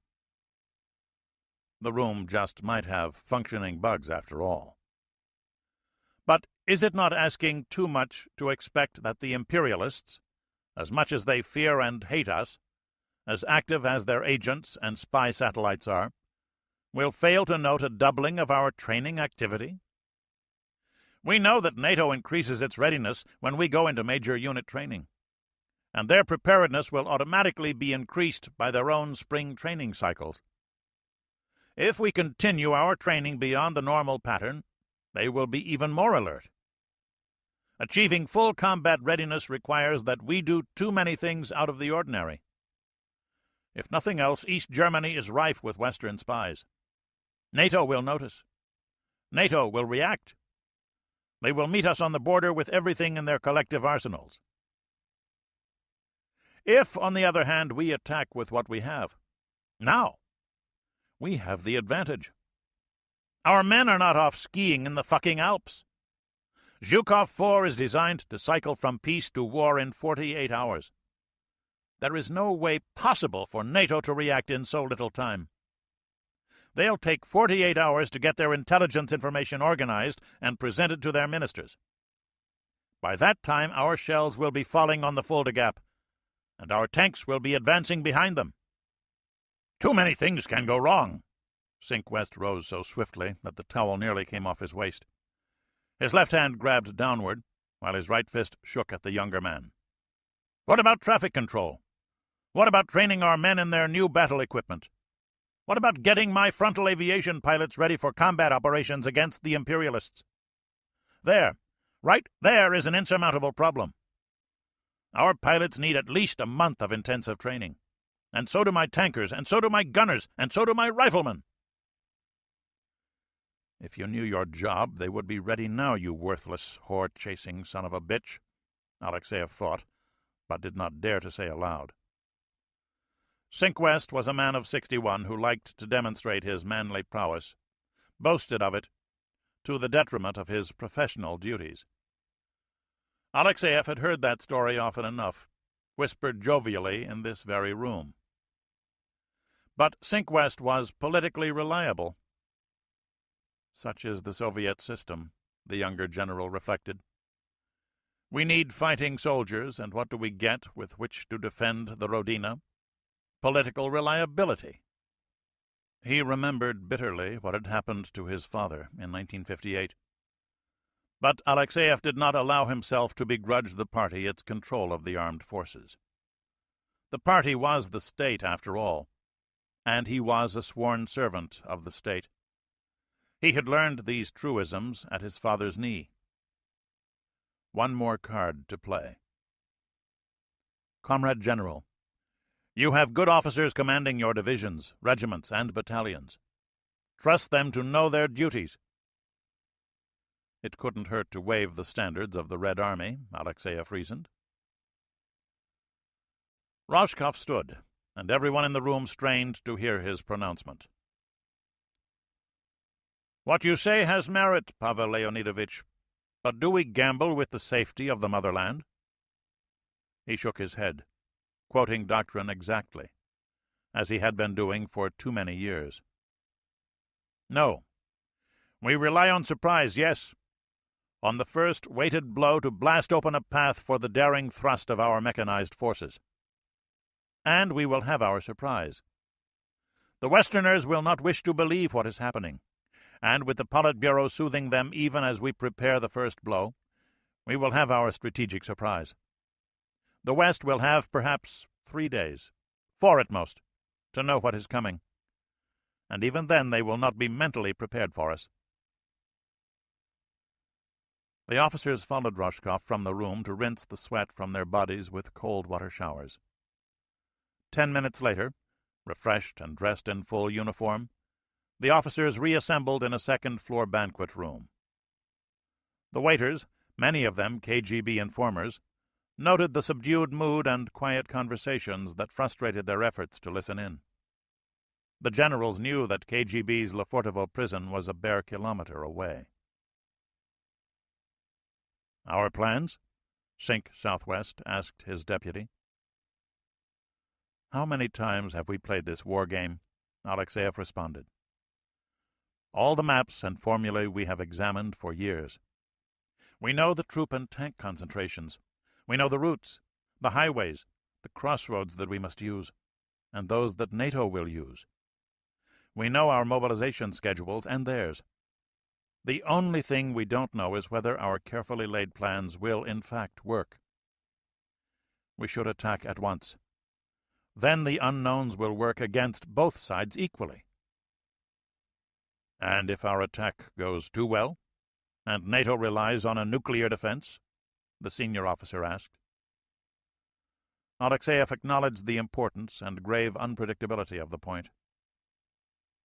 "They might do that anyway. Comrade, all of our plans depend heavily on surprise, no? A mixture of surprise and success will force the West to consider nuclear weapons." "Here you are wrong, my young friend," Sink Southwest chided.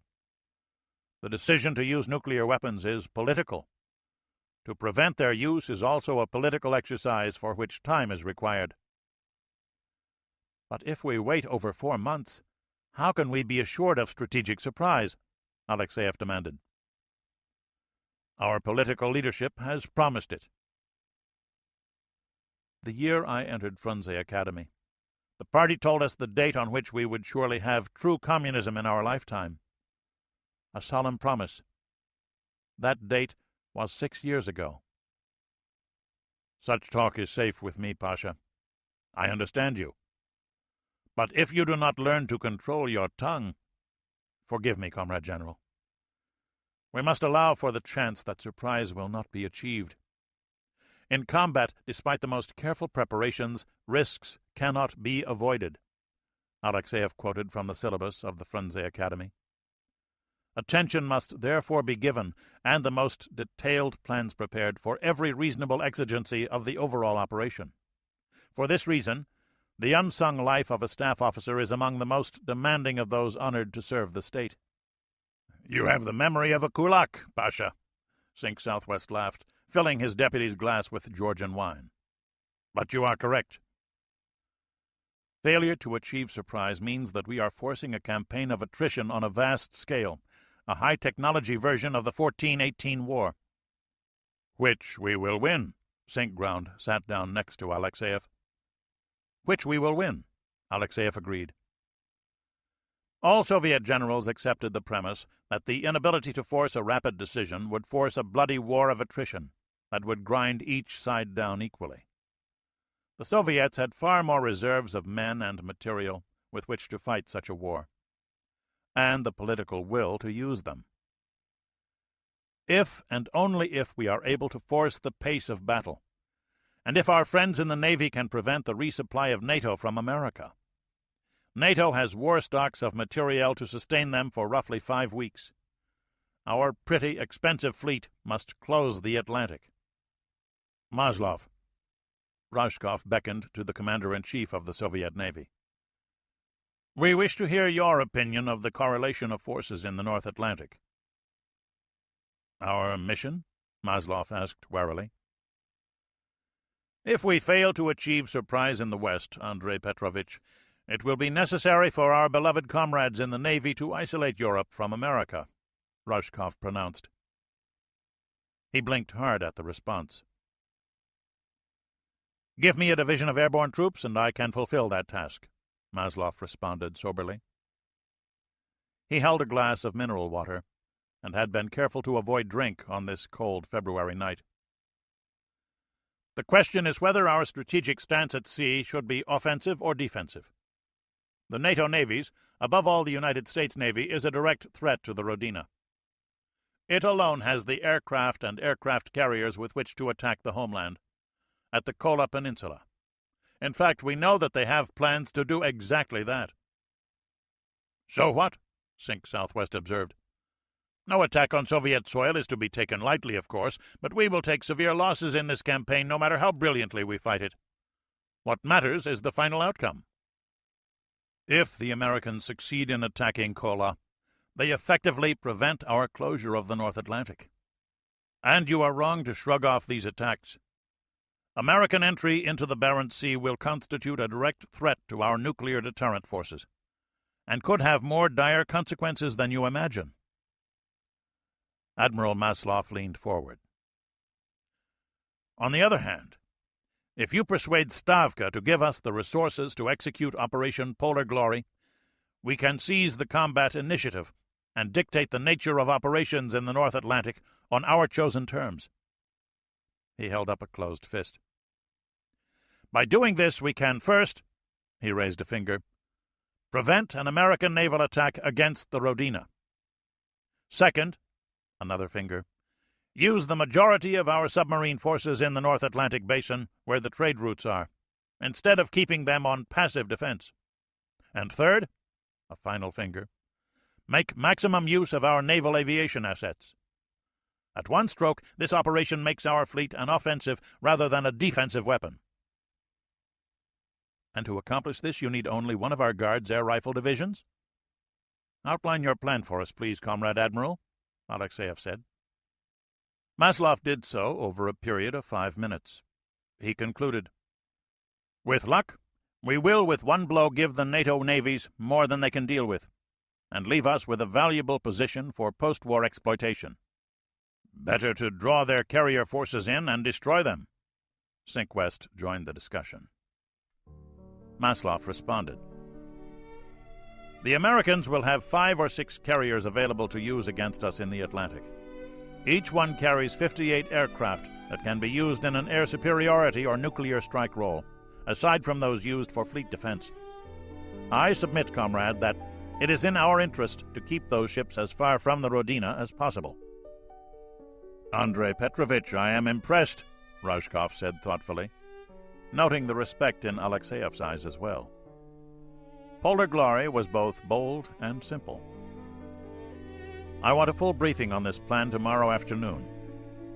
You say that if we can allocate the resources, success in this venture is highly probable. We have worked on this plan for 5 years, with particular emphasis on simplicity. If security can be maintained, only 2 things need go right for success to be achieved. Raushkov nodded. Then you will have my support.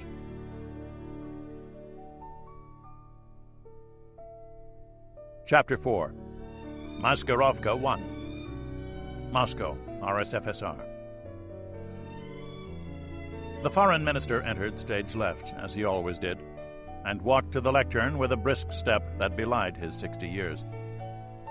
Before him was a mob of reporters arrayed by the Soviet Guards into their respective groups, the print press grasping at their pads and backed up by their photographers, the visual media arrayed in front of their portable Klieg lights.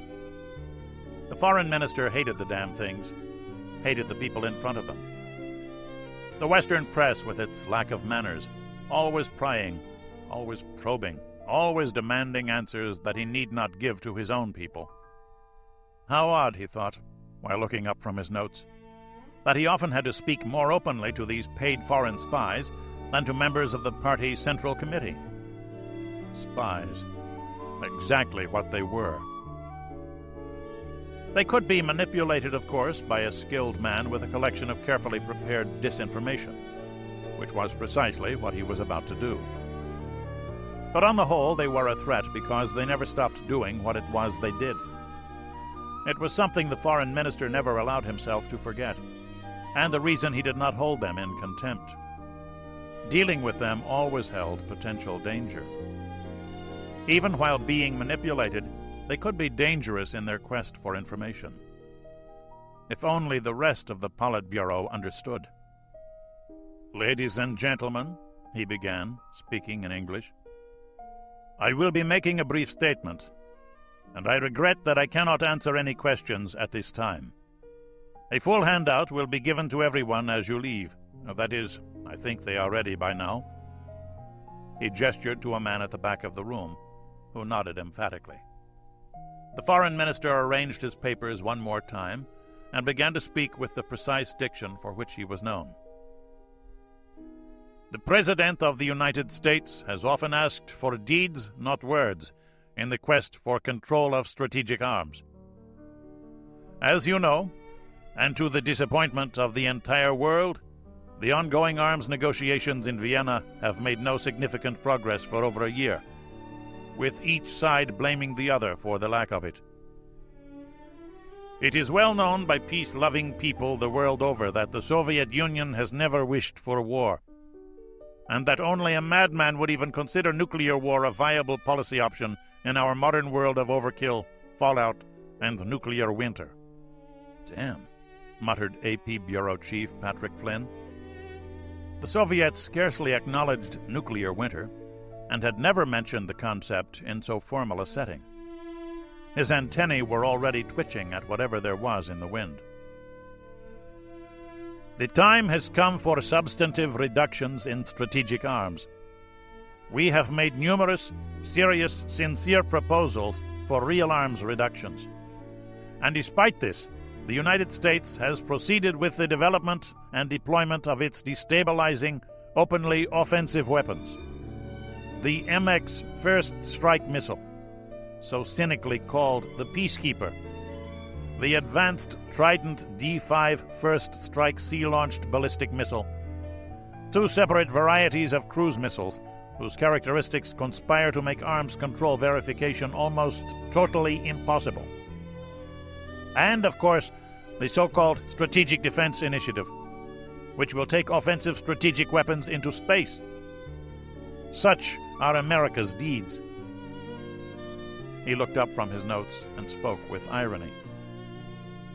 "And through it all, America's pious words demand Soviet deeds.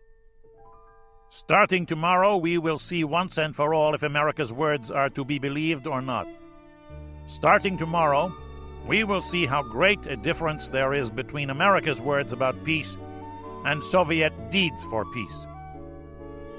Tomorrow, the Soviet Union will put on the table at Vienna a proposal to reduce existing arsenals of strategic and theater nuclear weapons by 50%.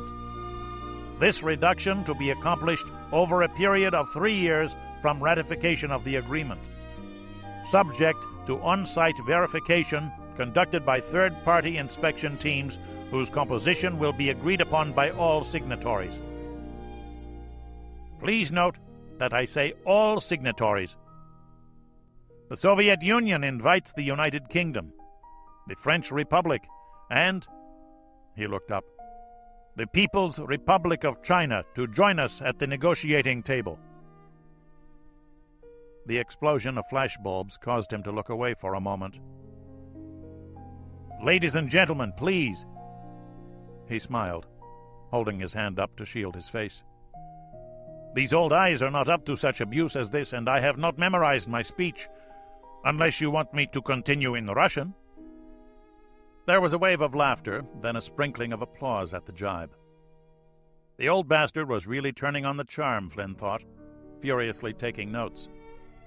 This was potential dynamite. He wondered what would come next, and he especially wondered what the precise wording on the proposal was. Flynn had covered arms talks before, and knew all too well that general descriptions of proposals could grossly distort the nuts and bolts details of the real issues to be negotiated. The Russians couldn't be this open. They just couldn't be. "To proceed." The foreign minister blinked his eyes clear. "We have been accused of never making a gesture of our good faith. The falsehood of the charge is manifest, but this evil fiction continues in the West. No longer will anyone have cause to doubt the sincerity of the Soviet people's quest for a just and lasting peace.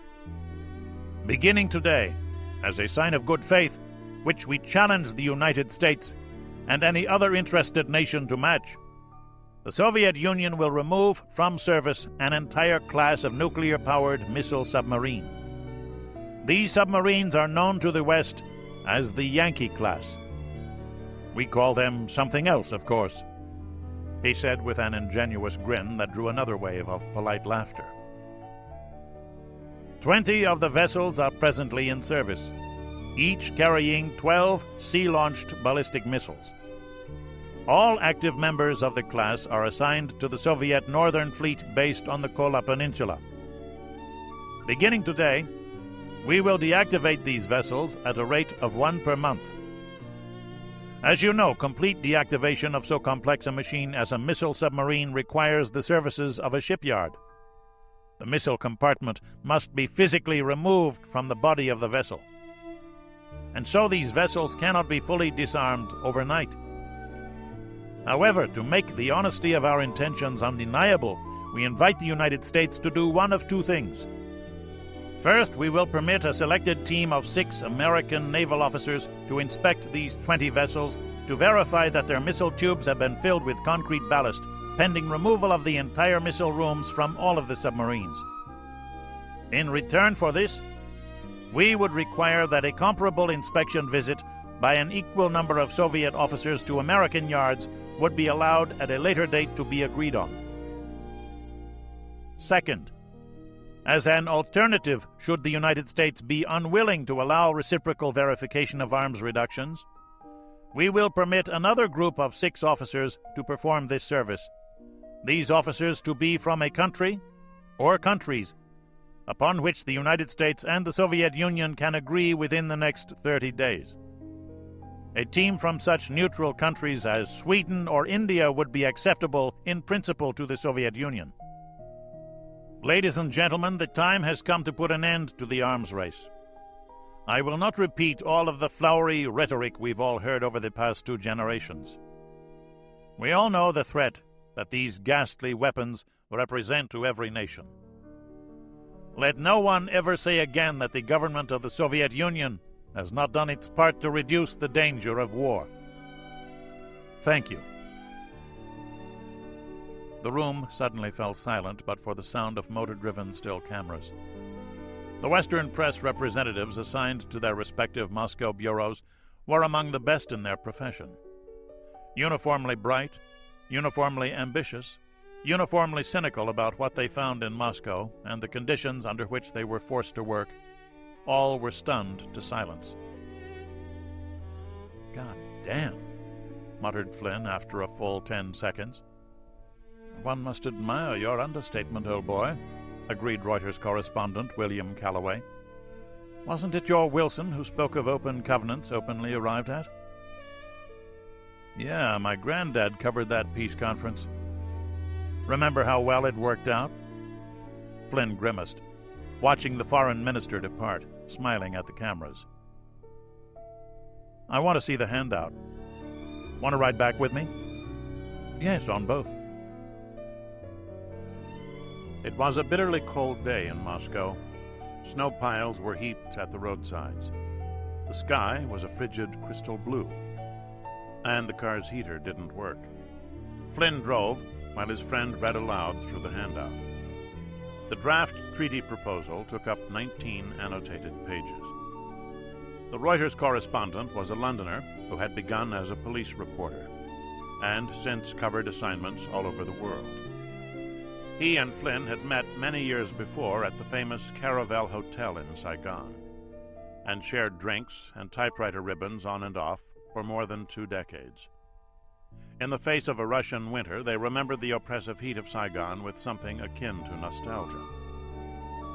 "It's bloody fair," Calloway said wonderingly, his breath giving ghostly substance to his words. "They propose a build-down with elimination of many existing weapons, allowing both sides to replace obsolete launchers, both sides to reach a total of 5,000 deliverable warheads, that number to remain stable for 5 years after the 3-year reduction period. There is a separate proposal to negotiate complete removal of heavy missiles, replacing them with mobile missiles, but to limit missile flight tests to a fixed number per year." He flipped that page and rapidly scanned the remainder. "Nothing in the draft treaty about your Star Wars research?" "Didn't he mention that in his statement?" "Patrick, old son, this is, as you say, dynamite. This could as easily have been written in Washington. It will take months to work out all the technical points, but this is a bloody serious and bloody generous proposal. Nothing about Star Wars. Flynn frowned briefly as he turned right. Did that mean that the Russians had made a breakthrough of their own? Have to query Washington about that. We got us a story here, Willie. What's your lead? How's peace grab you? Calloway just laughed at that. Fort Meade, Maryland. American intelligence agencies, like their counterparts throughout the world, monitor all news wire services. Toland was examining the AP and Reuters reports before most news bureau chiefs, and comparing them with the version transmitted over Soviet microwave circuits for publication in the regional editions of Pravda and Izvestia. The way items of hard news were reported in the Soviet Union was intended to show party members how their leaders felt. "We've been down this road before," his section chief said.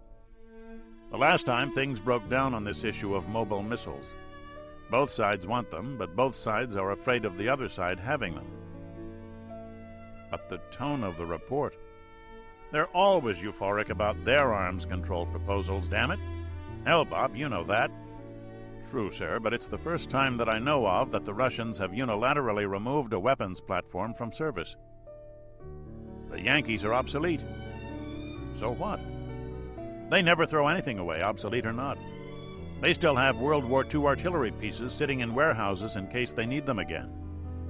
This is different. And the political ramifications. We're not talking politics, we're talking nuclear strategy, the section chief growled back. As if there were a difference, Toland said to himself. Kiev, the Ukraine. Well, Pasha? Comrade General, we truly have a man's work before us, Alexeyev answered, standing at attention in the Kiev headquarters of the Southwest Theater. Our troops need extensive unit training. Over the weekend, I read through more than 80 regimental readiness reports from our tank and motor rifle divisions. Alexeyev paused before going on. Tactical training and readiness was the bane of the Soviet military. Their troops were almost entirely conscripts, in and out in 2 years, half of whose uniformed service was occupied just in acquiring basic military skills. Even the non-coms, the backbone of every army since the Roman legions, were conscripts selected for special training academies, then lost as soon as their enlistment periods ended. For that reason, the Soviet military leaned heavily on its officers, who often performed what in the West was sergeant's work. The professional officer corps of the Soviet Army was its only permanent, only dependable feature. In theory. The truth of the matter is that we don't know our readiness posture at the moment. Our colonels all use the same language in their reports, without the slightest deviation. Everyone reports meeting norms, with the same amount of training hours, the same amount of political indoctrination, the same number of practice shots fired. That is, a deviation of under 3%. And the requisite number of field exercises run, all, of course, of the proper type.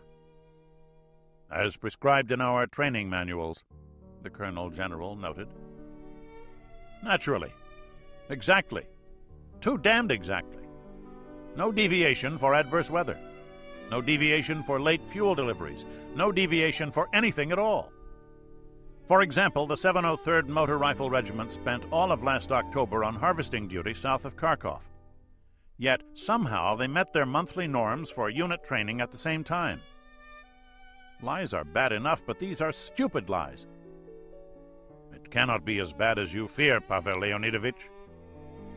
Do we dare to assume otherwise, comrade? The general stared down at his desk. No. Very well, Pasha. You formulated your plan. Let me hear it. For the moment, you will be outlining the plan for our attack into the Muslim lands. I must get into the field to whip our field commanders into shape. If we wish to accomplish our goals in time for the attack west, we must make an example of the worst offenders. I have 4 commanders in mind. Their conduct has been grossly and undeniably criminal. Here are the names and charges." He handed over a single sheet of paper. "There are 2 good men here, Pasha," the general objected. "They are guardians of the state. They enjoy positions of the greatest trust. They have betrayed that trust by lying, and in doing so they have endangered the state," Alexeyev said. Wondering how many men in his country could have that said of them, he dismissed the thought. There were problems enough right here. "You understand the consequences of the charges you bring?" "Of course. The penalty for treason is death. Did I ever falsify a readiness report? Did you?" Alexeyev looked away briefly. "It is a hard thing, and I take no pleasure in it. But unless we snap our units into shape, how many young boys will die for their officers' failings? We need combat readiness more than we need 4 liars. If there is a gentler way to achieve this, I don't know what that might be. An army without discipline is a worthless mob. We have the directive from Stavka to make examples of unruly privates and restore the authority of our NCOs. It is fitting that if privates must suffer for their failings, then their colonels must suffer too. Theirs is the greater responsibility. Theirs is the greater reward. A few examples here will go a long way to restoring our army." "The inspectorate?" "The best choice," Alexeyev agreed. That way, blame would not necessarily be traced back to the senior commanders themselves. "I can send teams from the Inspector General's service out to these regiments day after tomorrow. Our training memoranda arrived in all divisional and regimental headquarters this morning. The news of these 4 traitors will encourage our unit commanders to implement them with vigor. Even then, it will be 2 weeks before we have a clear picture of what we need to focus on. But once we can identify the areas that need buttressing, we should have ample time to accomplish what we need to accomplish." "What will Sink West be doing?" "The same, one hopes." Alexeyev shook his head. "Has he asked for any of our units yet?" "No, but he will. We will not be ordered to launch offensive operations against NATO's southern flank, part of the continuing Maskirovka. You may assume that many of our Category B units will be detailed to Germany, possibly some of our A tank forces also. However many divisions that fool has, he'll want more." "Just so we have enough troops to seize the oil fields when the time comes," Pasha observed. "Which plan are we supposed to execute?" "The old one. We'll have to update it, of course." The old plan predated Soviet involvement in Afghanistan, and now the Red Army had a whole new perspective on sending mechanized forces into an area occupied by armed Muslims. Alexeyev's hands bunched into fists. "Marvelous. We must formulate a plan without knowing when it will be implemented or what forces we'll have available to execute it." "Remember what you told me about the life of a staff officer, Pasha?" Sink Southwest chuckled. The younger man nodded ruefully, hoist on his own petard. "Indeed, Comrade General. We will do our sleeping after the war."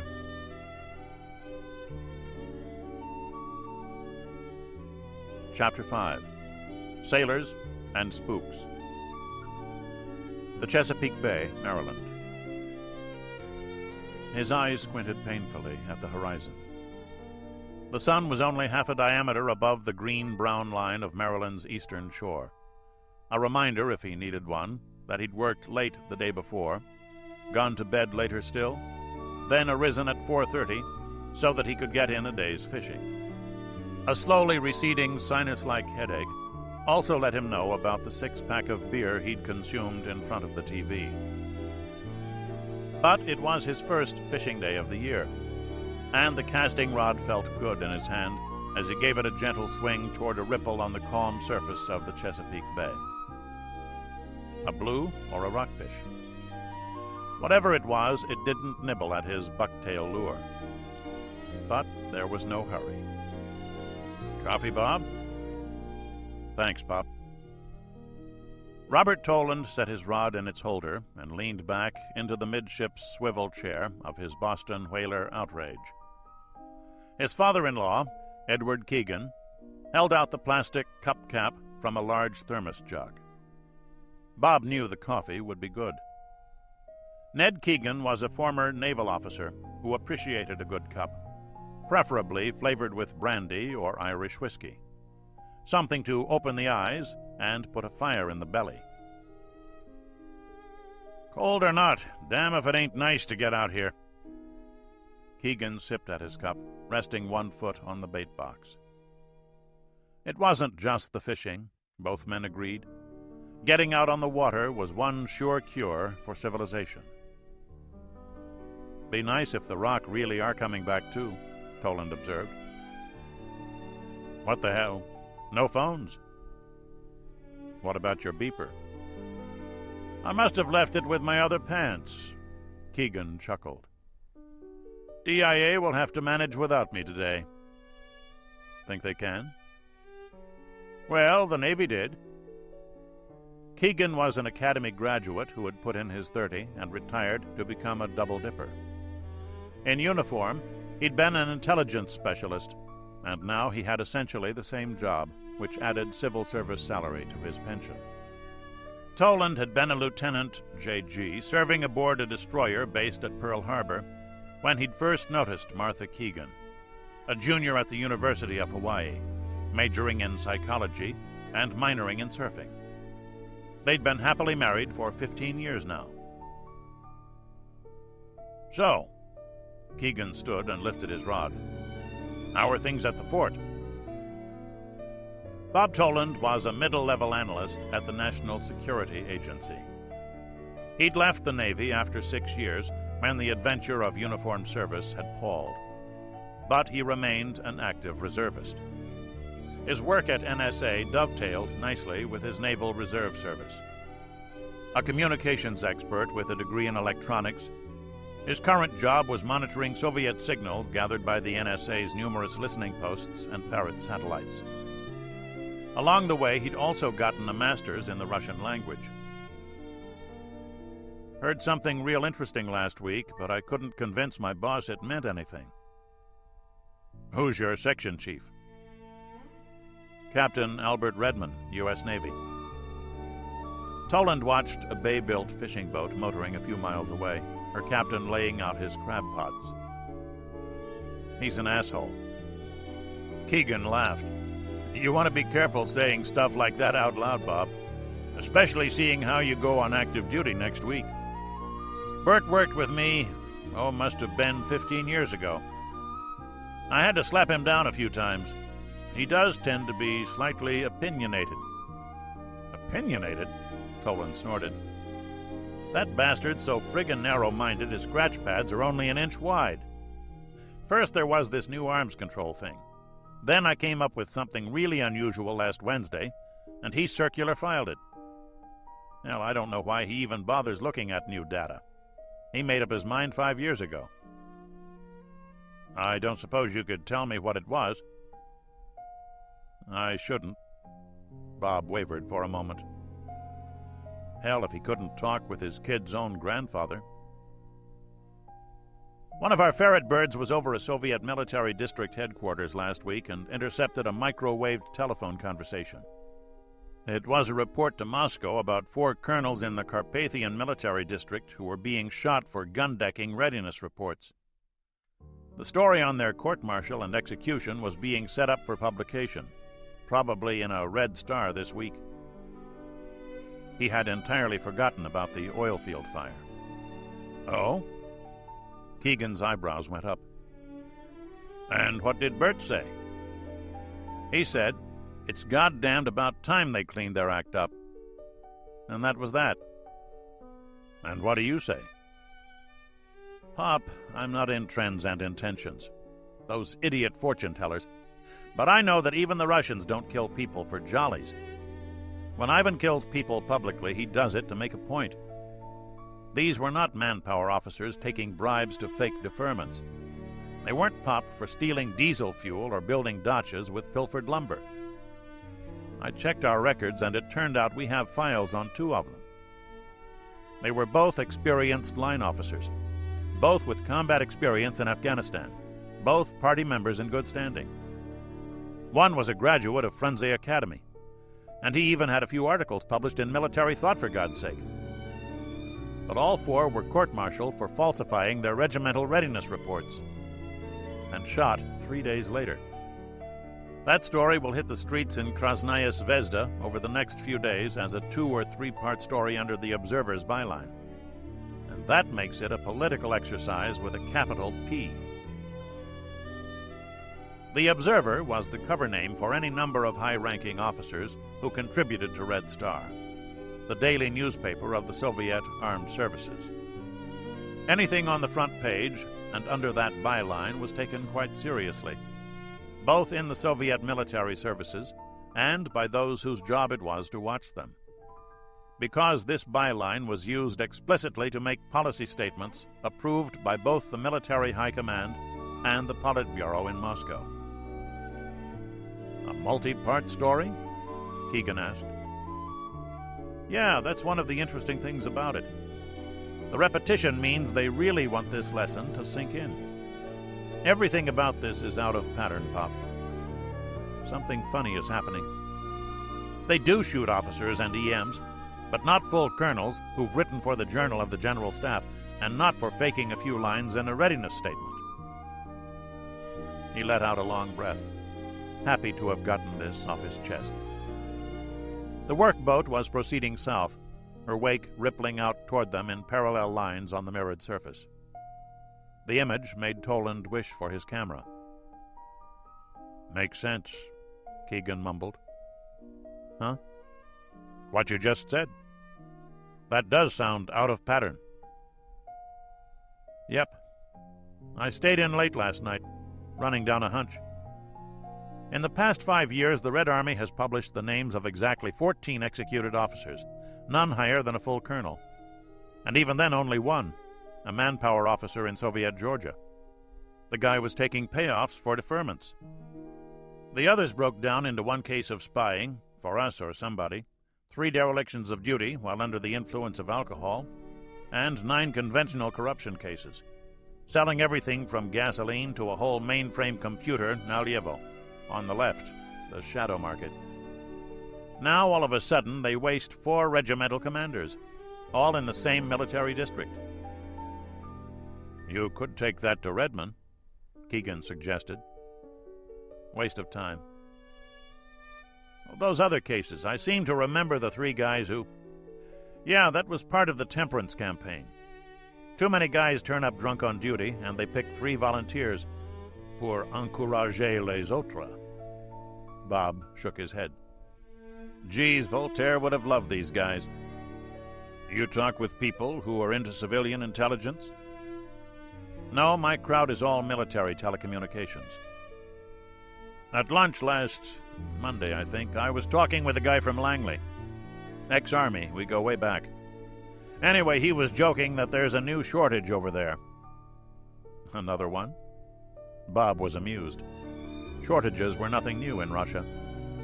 1 month, toothpaste, or toilet paper, or windshield wipers. He had heard of many such things over lunch at the NSA commissary. Yeah, car and truck batteries. Really? Yeah, for the last month you can't get a battery for your car or truck over there. A lot of cars are not moving, and batteries are being stolen left and right. So people are disconnecting their batteries at night and taking them home, would you believe? But Toliadishtat, Toland said, and stopped. He referred to the massive auto factory city in European Russia, the construction of which was a hero project for which thousands of workers had been mobilized. Among the most modern auto complexes in the world, it had been built mainly with Italian technology. They have a hell of a battery manufacturing facility there. Hasn't blown up, has it? Working 3 shifts. What do you think of that? Norfolk, Virginia. Toland examined himself in the full-sized mirror in the Norfolk BOQ complex. He'd made the drive down the evening before. The uniform still fit, he noted, maybe a little tight at the waist, but that was nature at work, wasn't it? His salad bar of decorations was a bleak row and a half, but he had his surface warfare officer's badge, his water wings. He hadn't always been a glorified radio operator. His sleeves bore the 2.5 stripes of a lieutenant commander. A final swipe of a cloth across his shoes, and he was out the door, ready on this bright Monday morning for his annual 2 weeks of duty with the fleet. 5 minutes later, he was driving down Mitcher Avenue toward headquarters of the Commander-in-Chief Atlantic Fleet, Sinklant Fleet, a flat, thoroughly undistinguished building that had once been a hospital. An habitual early riser, Toland found the Ingersoll Street parking lot half empty. But he was still careful to take an unmarked space, lest he incur the wrath of a senior officer. "Bob? Bob Toland!" a voice called. "Ed Morris." It was now Commander Edward Morris, USN, Toland noted, and a shiny gold star on his uniform jacket designated him as the commander of some ship or other. Toland saluted his friend before shaking hands. "Still playing bridge, Bob?" Toland, Morris, and 2 other officers had once established the most regular bridge foursome at the Pearl Harbor Officers Club. "Some. Marty isn't much of a card player, but we got a bunch at work that meets once a week." "Good as we used to be?" Morris asked, as they headed off in the same direction. "Are you kidding? You know where I work now?" "I heard you ended up at Fort Meade after you hung it up." "Yeah, and there's bridge players at NSA who are wired into the damn computers. I'm talking assassins." "So, how's the family?" "Just great. How's yours?" "Growing up too damn fast. Makes you feel old." "That's the truth," Toland chuckled. He jabbed a finger at his friend's star. "Now you can tell me about your new kid." "Look at my car." Toland turned around. Morris's Ford had a personalized license plate, FF 1094. To the uninitiated, it was an ordinary license number, but to a sailor, it advertised his command: Anti-Submarine Frigate Number 1094, USS Ferris. "You always were nice and modest," Toland noted with a grin. "That's all right, Ed. How long you had her?" 2 years. She's big, she's pretty, and she's mine. You should have stayed in, Bob. The day I took command, hell, it was like the day Jimmy was born." "I hear you. The difference, Ed, is that I always knew you'd have your ship, and I always knew I wouldn't." In Toland's personnel jacket was a letter of admonishment for grounding a destroyer while he had the deck. It had been no more than bad luck. An ambiguity on the chart and adverse tidal conditions had caused the error, but it didn't take much to ruin a Navy career. "So, doing your 2 weeks?" "That's right." "Celia is off visiting her parents, and I'm batching it. What are you doing for dinner tonight?" "McDonald's?" Toland laughed. "Like hell. Danny McCafferty's in town, too. He's got the Chicago tied up at Pier 22. You know, if we can scare up a fourth, maybe we can play a little bridge just like the old days." Morris poked his friend in the chest. "I gotta head along. Meet me in the Oak Club lobby at 17:30, Bob. Danny invited me over to his boat for dinner at 18:30, and we'll have an hour's worth of attitude adjustment before we drive over. We'll have dinner in the wardroom and a few hours of cards, just like old times." "Aye, aye, Commander." "Anyway, there I was on Will Rogers," McCafferty said. 50 days out on patrol, and I got the watch, right?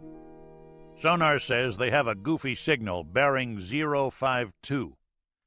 We're at periscope depth, so I put the search scope up, train it out to 052, and sure enough, there's this Gulfstream 36 sailboat, moving along at 4 or 5 knots with the auto steering rig set. What the hell, it's a dull day, so I flipped the scope to high power. And guess what? The captain and the mate, there's one gal who'll never drown, are on top of the deck house, horizontal and superimposed. The boat was maybe 1,000 yards away, just like being there. So we turn on the scope TV camera and get the tape machine running. Had to maneuver for a better view, of course. Lasted 15 minutes. The crew ran the tape for the next week. Great for morale to know just what you're fighting for." All three officers laughed. "Like I always told you, Bob," Morris noted, "these sub-drivers are a nasty, sneaky bunch. Not to mention perverts." "So, how long you had the Chicago, Danny?" Toland asked over his second cup of after-dinner coffee. The three had the submarine's wardroom to themselves. The only officers aboard were either standing watch or asleep. 3 busy months, not counting yard time," McCafferty said, finishing off his milk.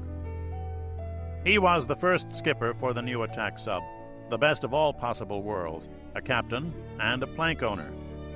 Toland noted that Dan had not joined him and Morris for attitude adjustment at the base officers' club, during which they'd tossed down 3 stiff drinks apiece. It wasn't like the McCafferty of old. Perhaps he was unwilling to leave his sub, lest the dream of his career somehow end while he was away from her. "Can't you tell from the pale, pasty look common to cave-dwellers and submariners?" Morris joked.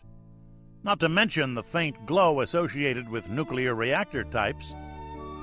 McCafferty grinned, and they waited for their fourth to arrive. He was a junior engineer, just about to come off reactor watch. Chicago's reactor wasn't operating. She was drawing electrical power from the dock. But regulations demanded a full reactor watch, whether the tea kettle was working or not.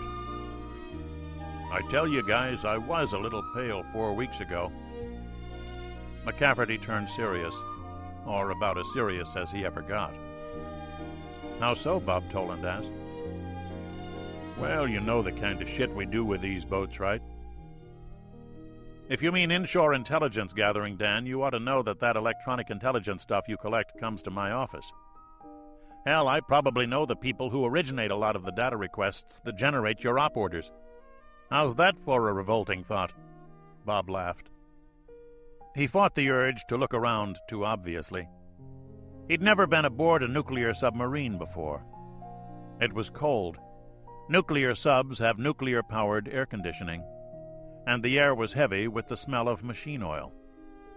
Everything he could see sparkled both from being almost new and from the fact that McCafferty had undoubtedly made sure that his crew had gotten things looking especially good for his friends.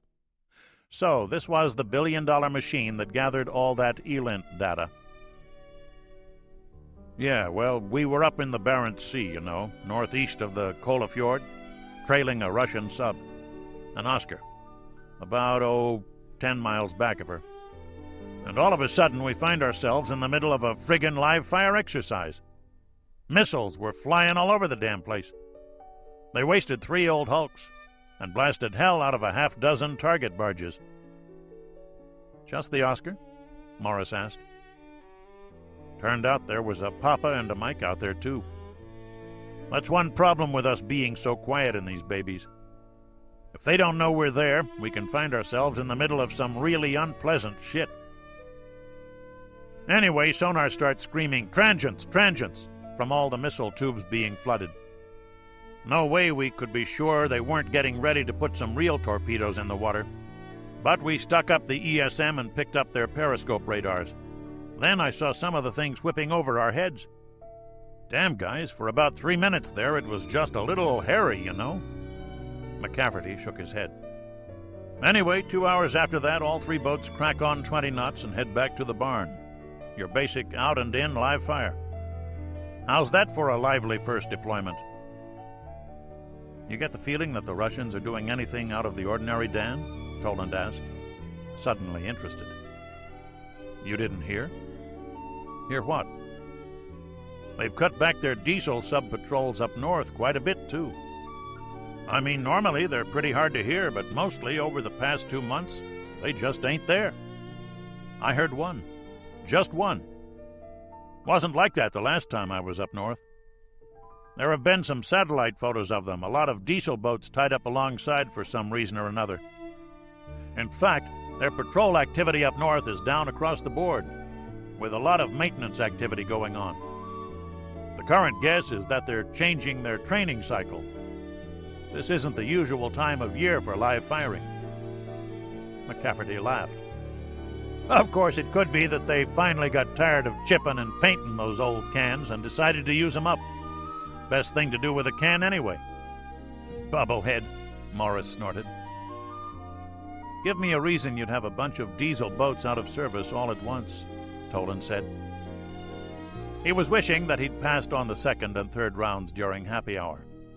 Something important was flashing lights inside his head, and the alcohol was slowing his thinking down. Shit, McCafferty observed. There isn't any. So what are they doing with the diesel boats? I haven't seen the satellite photos, Bob, just heard about them. No special activity in the dry docks, though, so it can't be too major. The light bulb finally went off in Toland's head. How hard is it to change batteries in a sub? It's a nasty, heavy job. I mean, you don't need special machinery or anything. We do it with Tiger teams, and it takes something like 3 or 4 weeks. Ivan's subs are designed with larger battery capacities than ours, and also for easier battery replacement. They're supposed to go through their batteries faster than Western subs, and they compensate for it by making replacement easier. Hard patches on the hull, things like that. So for them, it's probably an all-hands evolution. What exactly are you getting at, Bob? Toland related the story about the 4 Soviet colonels who had been shot and why. Then I hear this story about how the supply of batteries in Russia has dried up. No batteries for cars or trucks. The car batteries I can understand, but the trucks... Hey, every truck in Russia is government-owned. They all have mobilization uses. Same sort of batteries, right? Yeah, they all use lead-acid batteries. The factory burned down? Commander Morris asked. I know Ivan likes one big factory rather than a bunch of little ones. It's working 3 shifts. McCafferty sat back, away from the table. So, what uses batteries? Morris asked rhetorically. Submarines, McCafferty pronounced. Tanks, armored vehicles, command cars, starter carts for planes. Lots of stuff painted green, you know. Bob, what you're saying... What you're saying is that all of a sudden, Ivan has decided to increase his readiness across the board. Question. Do you know what the hell you're talking about? You can bet your ass on it, Danny. The bid on the 4 colonels crossed my desk. I eyeballed that report myself. It was received on one of our ferret satellites. Ivan doesn't know how sensitive those hitchhiker birds are, and he still sends a lot of stuff in the clear on surface microwave nets. We listen into voice and telex transmissions all the time. You guys can forget you heard that, okay? Toland got nods from the others. The thing about the batteries I picked up by accident, but I confirmed it with a guy I know in the Pentagon. Now we have your story about increased live fire exercises, Dan. You just filled in a blank space. Now, if we can confirm that those diesel boats really are down for battery replacement, we have the beginnings of a picture. Just how important are new batteries for a diesel boat? Very important, the sub-skipper said. Depends a lot on quality control and maintenance, but new ones can give you up to double the range and power of old ones. And that's obviously an important tactical factor. Jesus, you know what this sounds like? Ivan's always ready to go to sea, and now it looks like he wants to be real ready, Morris observed. But the papers all say that they're acting like born-again angels with this arms control stuff. Something does not compute, gentlemen. I have to get this to someone in the chain of command. I could drop this on a desk at Fort Meade, and it might never get anywhere, Toland said, remembering his section chief. You will, McCafferty said after a moment's pause. I have an appointment tomorrow morning with ComSublant. I think you're coming with me, Bob. The last member of the foursome arrived 10 minutes later. He was disappointed with the quality of the game. He thought his skipper was better than this. Toland spent 20 minutes reviewing his data in front of Vice Admiral Richard Pipes, Commander, Submarine Force, U.S. Atlantic Fleet. Pipes was the first black submariner to make 3-star rank. a man who had paid his dues with performance as he'd climbed up the ladder in what had traditionally been a whites-only profession. And he had the reputation of a tough, demanding boss. The Admiral listened without a word as he sipped coffee from a 3-starred mug. He'd been annoyed to have McCafferty's patrol report supplanted by a speech from a reservist. But that attitude had lasted only 3 minutes. Now the lines around his mouth deepened. "Son, you violated a few security restrictions to give me some of that." "I know that, sir," Toland said. "Took balls to do that. And it's nice to see in a young officer, what with all the ones who just want to cover their ass." Pipes rose. "I don't like what you just told me, son, not one little bit. We got Ivan playing Santa Claus with all this diplomatic horse shit, and at the same time he's dialing his submarine force in. Could be a coincidence. Then again, it might not be. How about you and me go over to talk with Sinklant and his intelligence chief?" Toland winced. "What have I got myself into?" "Sir, I'm down here for a training rotation, not to—" "Looks to me like you got this intelligence crap down pretty pat, Commander. You believe what you just told me is true?" Toland stiffened. "Yes, sir." "Then I'm giving you a chance to prove it. You afraid to stick your neck out? Or do you just offer opinions to relatives and friends?" the Admiral asked harshly. Toland had heard that Pipes was a real hard case. The reservist rose to his feet. "Let's do it, Admiral." Pipes picked up his phone and dialed in a 3-digit number, his direct line to Sinklant. "Bill? Dick. I got a boy in my office I think you ought to talk to. Remember what we discussed last Thursday? We may have confirmation." A brief pause. "Yeah, that's exactly what I'm saying." Aye, sir, on the way." Pipes set the phone down. "McCafferty, thank you for bringing this man in with you. We'll go over your patrol report this afternoon. Be here at 15:30. Toland, you come along with me." An hour later, Lieutenant Commander Robert M. Toland, USNRR, was informed that he had been placed on extended active duty by order of the Secretary of Defense. In fact, it was by order of Sinklant, but the forms would be correctly filled out in a week or so. At lunch that day in Flag Country of Building 1 of the complex, Sinklant called in all his type commanders, the 3-star admirals who controlled the aircraft, surface ships, submarines, and replenishment ships. The conversation was subdued and ceased entirely when the stewards came in to change the courses. They were all in their 50s, experienced, serious men who both made and implemented policy, preparing for something they hoped would never come. This hope continued, but by the time each had finished his second cup of coffee, it was decided that fleet training cycles would be increased, and a few surprise inspections would be made. Sinklant made an appointment with the Chief of Naval Operations for the following morning, and his Deputy Intelligence Chief boarded a commercial airliner for a quick trip to Pearl Harbor to meet with his opposite number in the Pacific. Toland was relieved of his post and transferred to Intentions, part of Sinklant's personal intelligence advisory staff. Chapter 6. The Watchers. Norfolk, Virginia. Intentions was a small second-floor office normally occupied by 4 officers. Shoehorning Toland in there was difficult, mainly because all the classified material had to be covered up while the civilian movers got the desk in place. When they finally left, Bob found he had just about enough space to get into and out of his swivel chair. The office door had a cipher lock with 5 rocker switches concealed in a steel container. Located in the northwest corner of Sinklant headquarters, the office's barred windows overlooked a highway and little else. The drab curtains were closed anyway. Inside, the walls might have been painted beige once, but the plaster had whitened from underneath to give the office the sort of pallor expected in a yellow fever ward. The senior officer was a Marine colonel named Chuck Lowe. who had watched the moving-in process with a silent resentment that Bob only understood when the man got to his feet.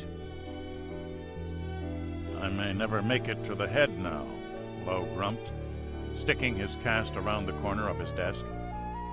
They shook hands. "What happened to the leg, Colonel?"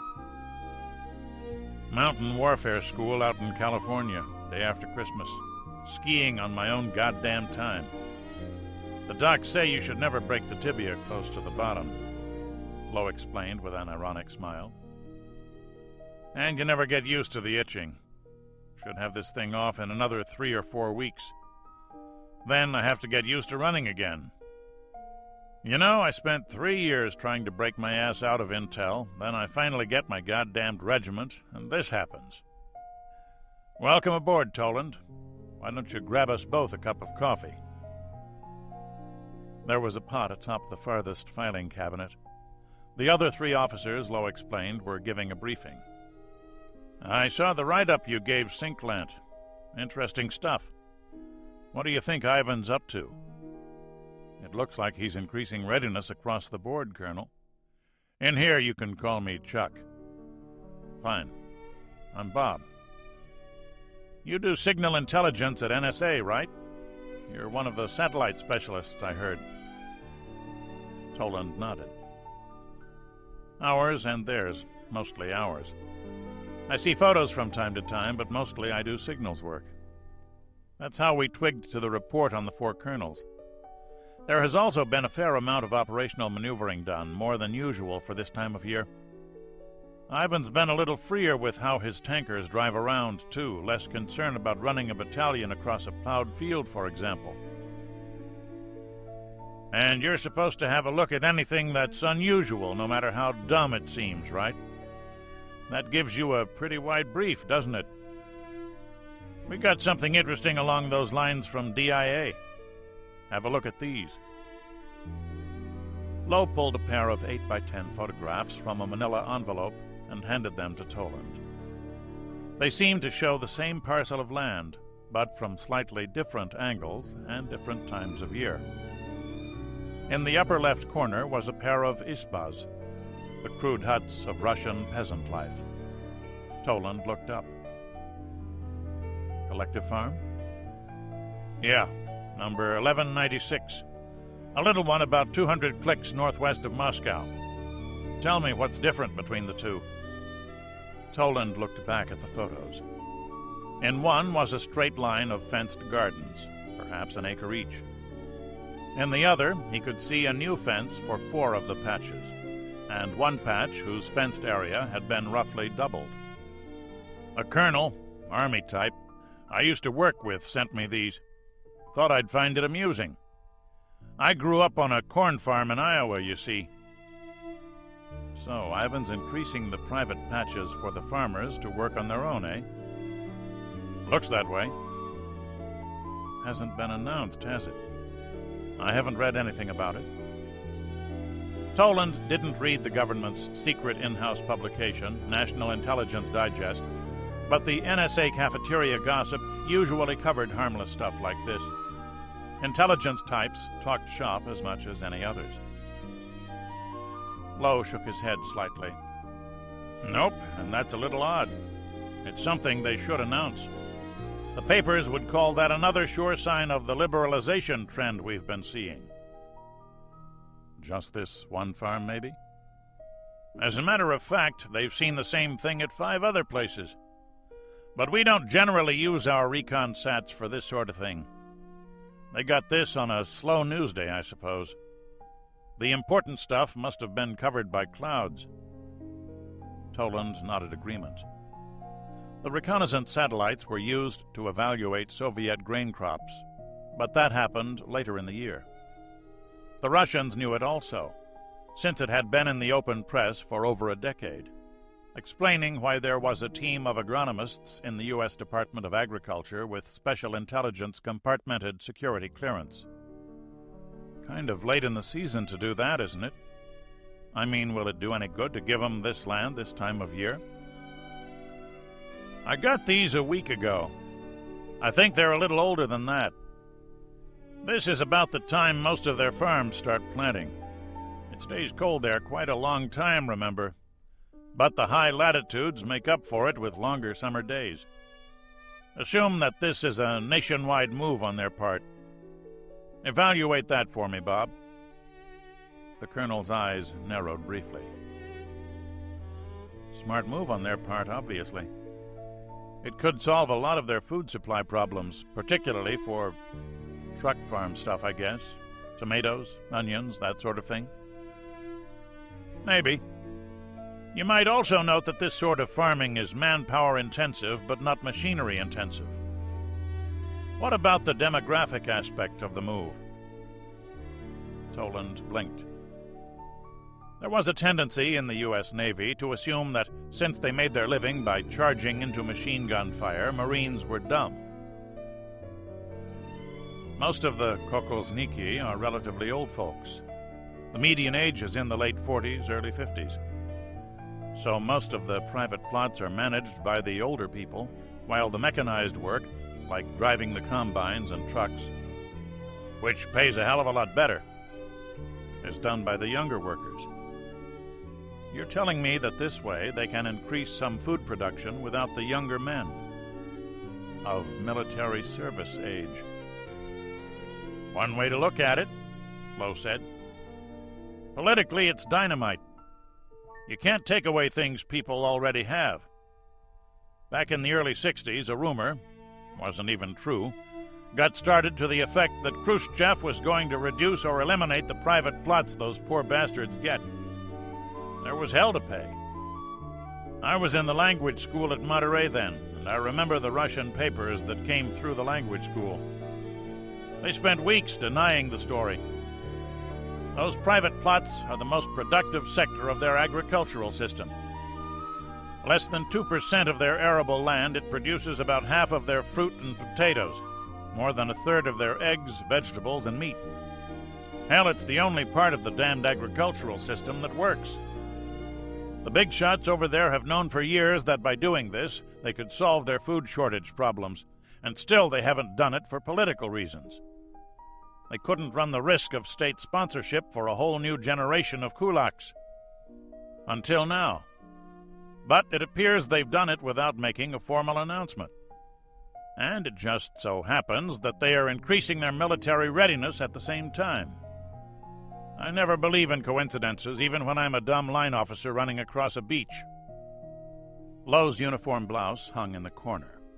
Toland sipped at his coffee and surveyed its 4 rows of decorations. There were 3 repeat pips on his Vietnam service ribbon, and a Navy cross. Dressed in the olive green sweater affected by Marine officers, Lowe was not a big man, and his Midwest accent gave evidence of a relaxed, almost bored outlook on life. But his brown eyes said something else entirely. Colonel Lowe was thinking along Toland's lines already, and he was not the least happy about it. Chuck, if they are really preparing for some action on a large scale, they just can't mess with a few colonels. Something else will start showing up. They'll have to do some work at the bottom, too. Yeah, that's the next thing we have to look for. I sent a request into DIA yesterday. From now on, when Red Star comes out, the attaché in Moscow will send a photo facsimile to us via satellite. If they start doing that, it'll sure as hell turn up in Krasnaya Zvezda. Bob, I think you've opened a very interesting can of worms, and you're not going to be alone examining it. Toland finished his coffee. The Soviets had taken an entire class of fleet ballistic missile submarines out of service. They were conducting arms talks in Vienna. They were buying grain from America and Canada under surprisingly favorable terms, even allowing American hulls to handle 20% of the cargo. How did this jibe with the signs he had seen? Logically, it didn't, except in one specific case. And that wasn't possible. Was it? Shpola, the Ukraine. The crashing sound of the 125mm tank gun was enough to strip the hair off your head, Alexeyev thought. But after 5 hours of running this exercise, it came through his ear protectors as a dull ringing sound. This morning the ground had been covered with grass and dotted with new saplings. But now it was a uniform wasteland of mud, marked only with the tread marks of T-80 main battle tanks and BMP armored infantry fighting vehicles. 3 times the regiment had run this exercise, simulating a frontal assault of tanks and mounted infantry against an enemy of equal strength. 90 mobile guns had supplied fire support, along with a battery of rocket launchers. 3 times. Alexeyev turned, removing his helmet and earmuffs to look at the regimental commander. "A Guards regiment, eh, Comrade Colonel? Elite soldiers of the Red Army. These tit-sucking children couldn't guard a Turkish whorehouse, much less do anything worthwhile inside of it. And what have you been doing for the past 4 years commanding this rolling circus, Comrade Colonel? You have learned to kill your whole command 3 times. Your artillery observers are not located properly. Your tanks and infantry carriers still can't coordinate their movements, and your tank gunners can't find targets 3 meters high. If that had been a NATO force holding that ridge, you and your command would be dead." Alexeyev examined the colonel's face. His demeanor was changing from red fear to white anger. Good. "The loss of these people is no great penalty for the state, but that is valuable equipment, burning valuable fuel, shooting valuable ordnance, and taking up my valuable time. Comrade Colonel, I must leave you now. First, I will throw up. Then I will fly to my command post. I will be back.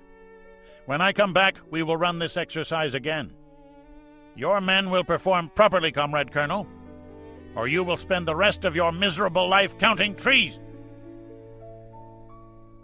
Alexeyev stomped off, not even acknowledging the colonel's salute. His adjutant, a full colonel of tank troops, held open the door and got in behind his boss.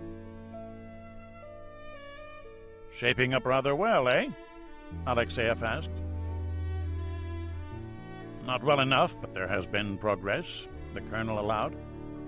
"They have only another 6 weeks before they have to start moving west." It was the wrong thing to say. Alexeyev had spent 2 weeks chivying this division toward combat readiness, only to learn the day before that it had been allocated to Germany instead of toward his own as yet incomplete plan to descend into Iraq and Iran. Already 4 divisions, all of his elite Guards tank units, had been taken away, and each change in Sink Southwest's order of battle forced him to restructure his own plan for the Gulf. An endless circle. He was being forced to select less ready units, forcing Alexeyev to devote more time to unit training and less time to the plan that had to be completed in another 2 weeks. "Those men are going to have a very busy 6 weeks. What about the commander?" the colonel asked. Alexeyev shrugged. "He's been in this job too long. 45 is too old for this kind of command. And he reads his fucking parade manuals too much instead of going out in the field. But a good man. Too good to be sent counting trees." Alexeyev chuckled heavily. It was a Russian saying that dated back to the Tsars. People exiled to Siberia were said to have nothing to do but count trees. Another of the things Lenin had changed. Now people in the Gulag had plenty to do. The last 2 times they did well enough to succeed, I think. This regiment will be ready, along with the whole division. USS Faris. "Bridge, sonar. We have a contact bearing 094, announced a voice on the bulkhead-mounted speaker.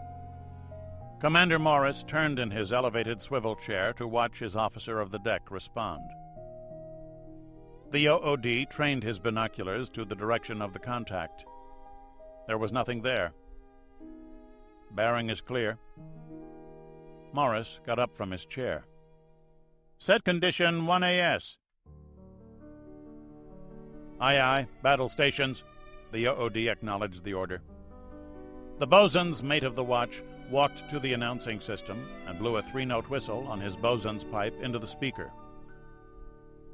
General quarters, general quarters. All hands man your battle stations for anti-submarine warfare. The alarm gong came next, and a quiet forenoon watch ended. Morris went aft, down the ladder to the Combat Information Center, or CIC. His executive officer would take the con at the bridge, allowing the captain to control the ship's weapons and sensors from her tactical nerve center. All over the ship, men were running to stations. Watertight doors and hatches were dropped into place and dogged down to give the ship full watertight integrity. Damage control parties donned emergency equipment. It took just over 4 minutes. Getting better, Morris noted, as the manned and ready calls were relayed to him by the CIC talker. Since leaving Norfolk 4 days before, Ferris was averaging 3 GQ calls per day, as ordered by Commander, Naval Surface Forces Atlantic. No one had confirmed it, but Morris figured that his friend's information had kicked over an anthill. His training routines had been doubled, and the orders for the increase of activity were classified as high as anything he had ever seen. More remarkably, the increased training tempos would interfere with maintenance scheduling, something not lightly set aside. All stations report manned and ready, the talker finally announced. Condition Zebra set throughout the ship. Very well, the tactical action officer acknowledged. Report, mister, Morris ordered. Sir, the navigation and air search radars are in standby and the sonar is in passive mode, replied the TAO. Contact looks like a snorkeling submarine. Came in clear all at once. We've got a target motion analysis track going. His bearing is changing fore to aft and pretty fast, too. A little soon to be sure, but it's shaping up like he's on a reciprocal heading, probably no more than 10 miles out. Contact report off to Norfolk yet? Waiting for your say-so. Very well. Let's see how well we can run a hold-down exercise, mister. Within 15 minutes, Ferris's helicopter was dropping sonobuoys on the submarine, and the frigate was lashing it with her powerful active sonar. They wouldn't stop until the Soviet submarine admitted defeat by coming back to snorkeling depth, or until he evaded the frigate, which would put a large black mark in Morris's copybook. The objective of this non-lethal exercise was nasty enough: to break the submarine captain's confidence in his vessel, his crew, and himself. USS Chicago. They were 1,000 miles offshore, heading northeast at 25 knots. The crew was decidedly unhappy, though they'd all been through this before. What should have been a 3-week layover at Norfolk had been cut short at 8 days, a bitter pill after a long first cruise. Trips and vacations had been interrupted, and some minor maintenance work supposed to have been done by shoreside technicians was now being done round the clock by her own crew. McCafferty had announced his sealed orders to the crew 2 hours after diving. Conduct 2 weeks of intensive tracking and torpedo drills, then proceed to the Barents Sea for further intelligence gathering. It was important, he told them. They'd heard that one before, too.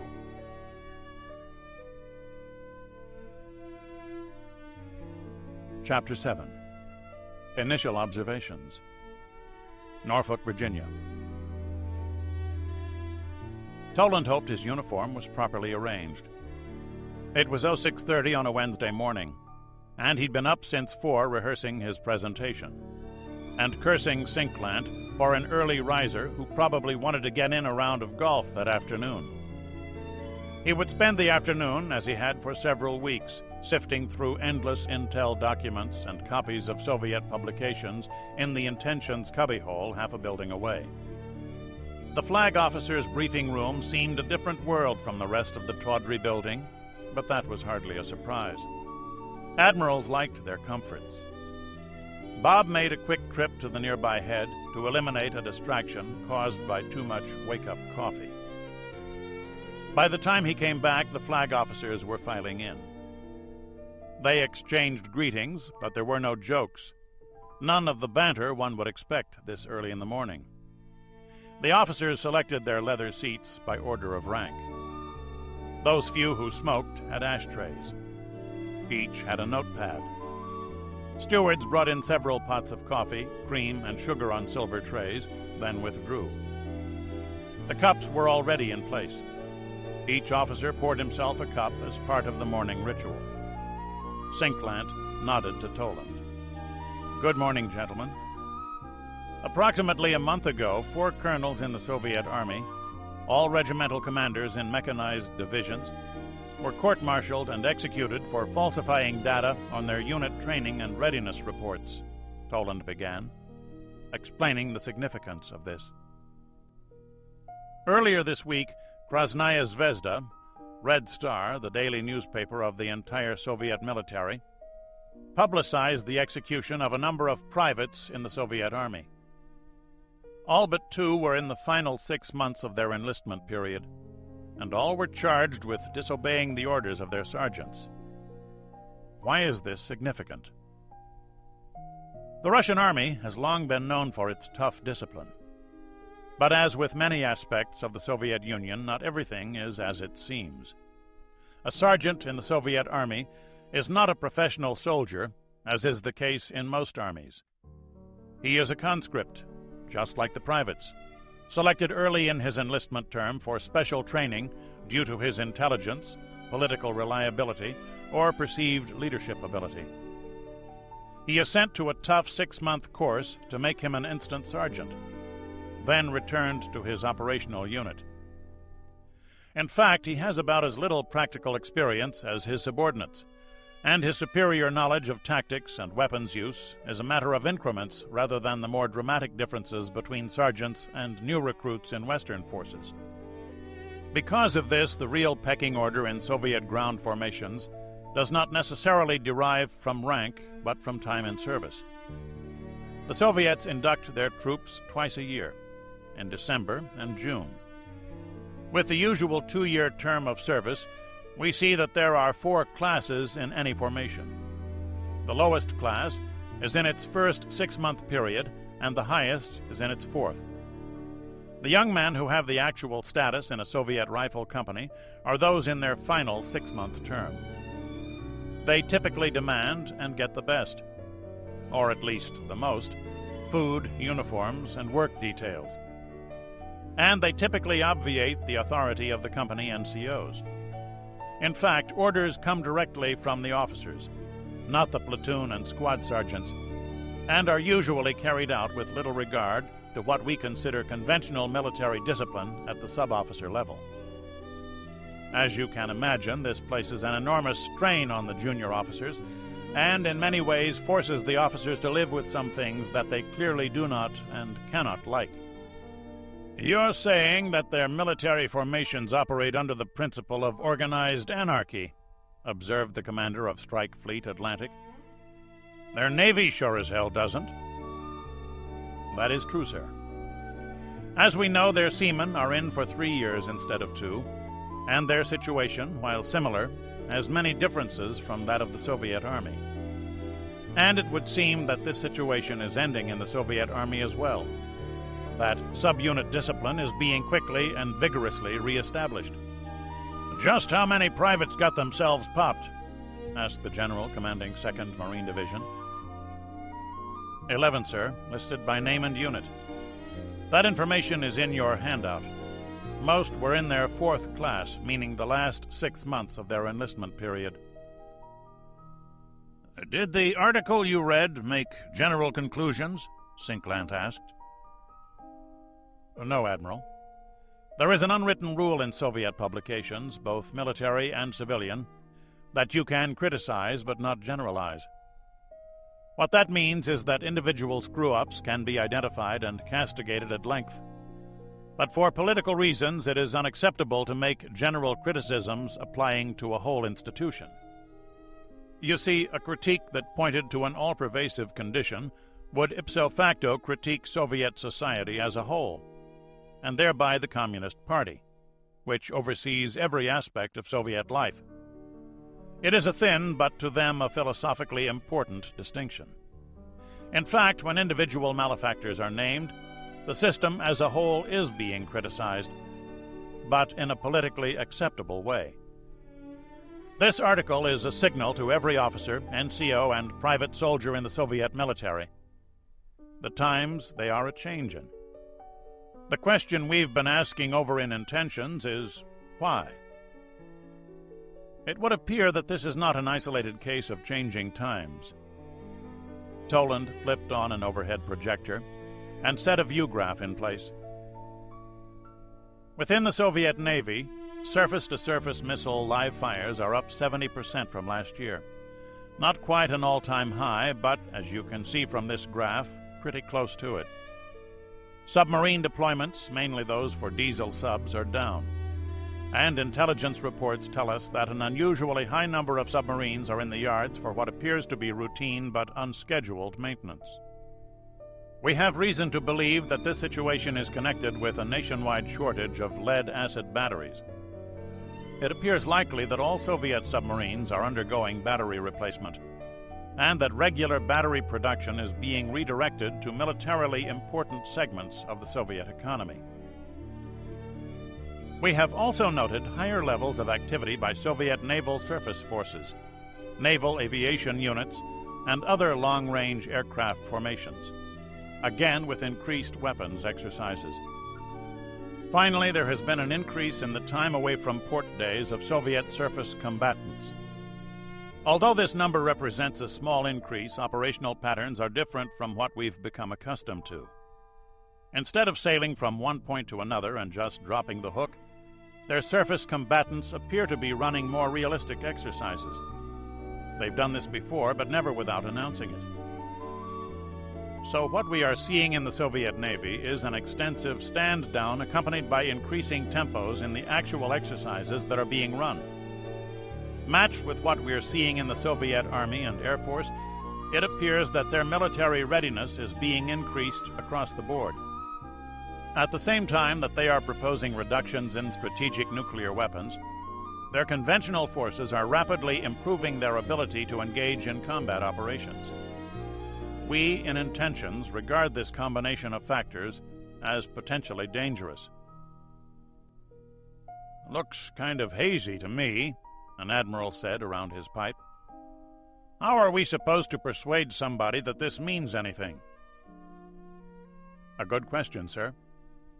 Any of these indicators taken in isolation would appear entirely logical in and of itself. What concerns us is why they are all happening at once. The problem of manpower utilization in the Soviet military has been around for generations. The problem of training norms and integrity in their officer corps is not exactly new either. What caught my interest was the battery thing. We are seeing the beginnings of what could become a major disruption within the Soviet economy. The Russians plan everything centrally in their economy, and on a political basis as well. The main factory that makes batteries is operating 3 shifts instead of the usual 2, so production is up. But supply in the civilian economy is down. In any case, Admiral, you're correct. Individually, these things mean nothing at all. It's only when taken in combination that we see anything to be concerned about. "But you're concerned," St. Clair said. "Yes, sir." "Me too, son. What else are you doing about it?" "We have an inquiry into SACEUR to notify us of anything they think is unusual in the current activities of the group of Soviet forces in Germany. The Norwegians have increased their surveillance in the Barents Sea. We're starting to get more access to satellite photography of ports and fleet bases. DIA has been informed of our data and is running its own investigation. More bits and pieces are beginning to show up." "What about CIA?" "DIA is handling that for us through their headquarters at Arlington Hall." When do their spring maneuvers begin? St. Clant asked. Sir, the annual Warsaw Pact spring exercise, they're calling it Progress this year, is scheduled to begin in 3 weeks. There are indications that in keeping with the spirit of détente, the Soviets will invite NATO military representatives to keep an eye on things, and Western news crews as well. I'll tell you what's scary about this, Commander, Naval Surface Forces, Atlantic, grunted. All of a sudden, they've started doing what we've always asked them to do. Try selling that to the papers, Commander, Naval Forces, Atlantic, suggested. Recommendations? St. Clant asked his operations officer. We're already running a pretty active training schedule ourselves.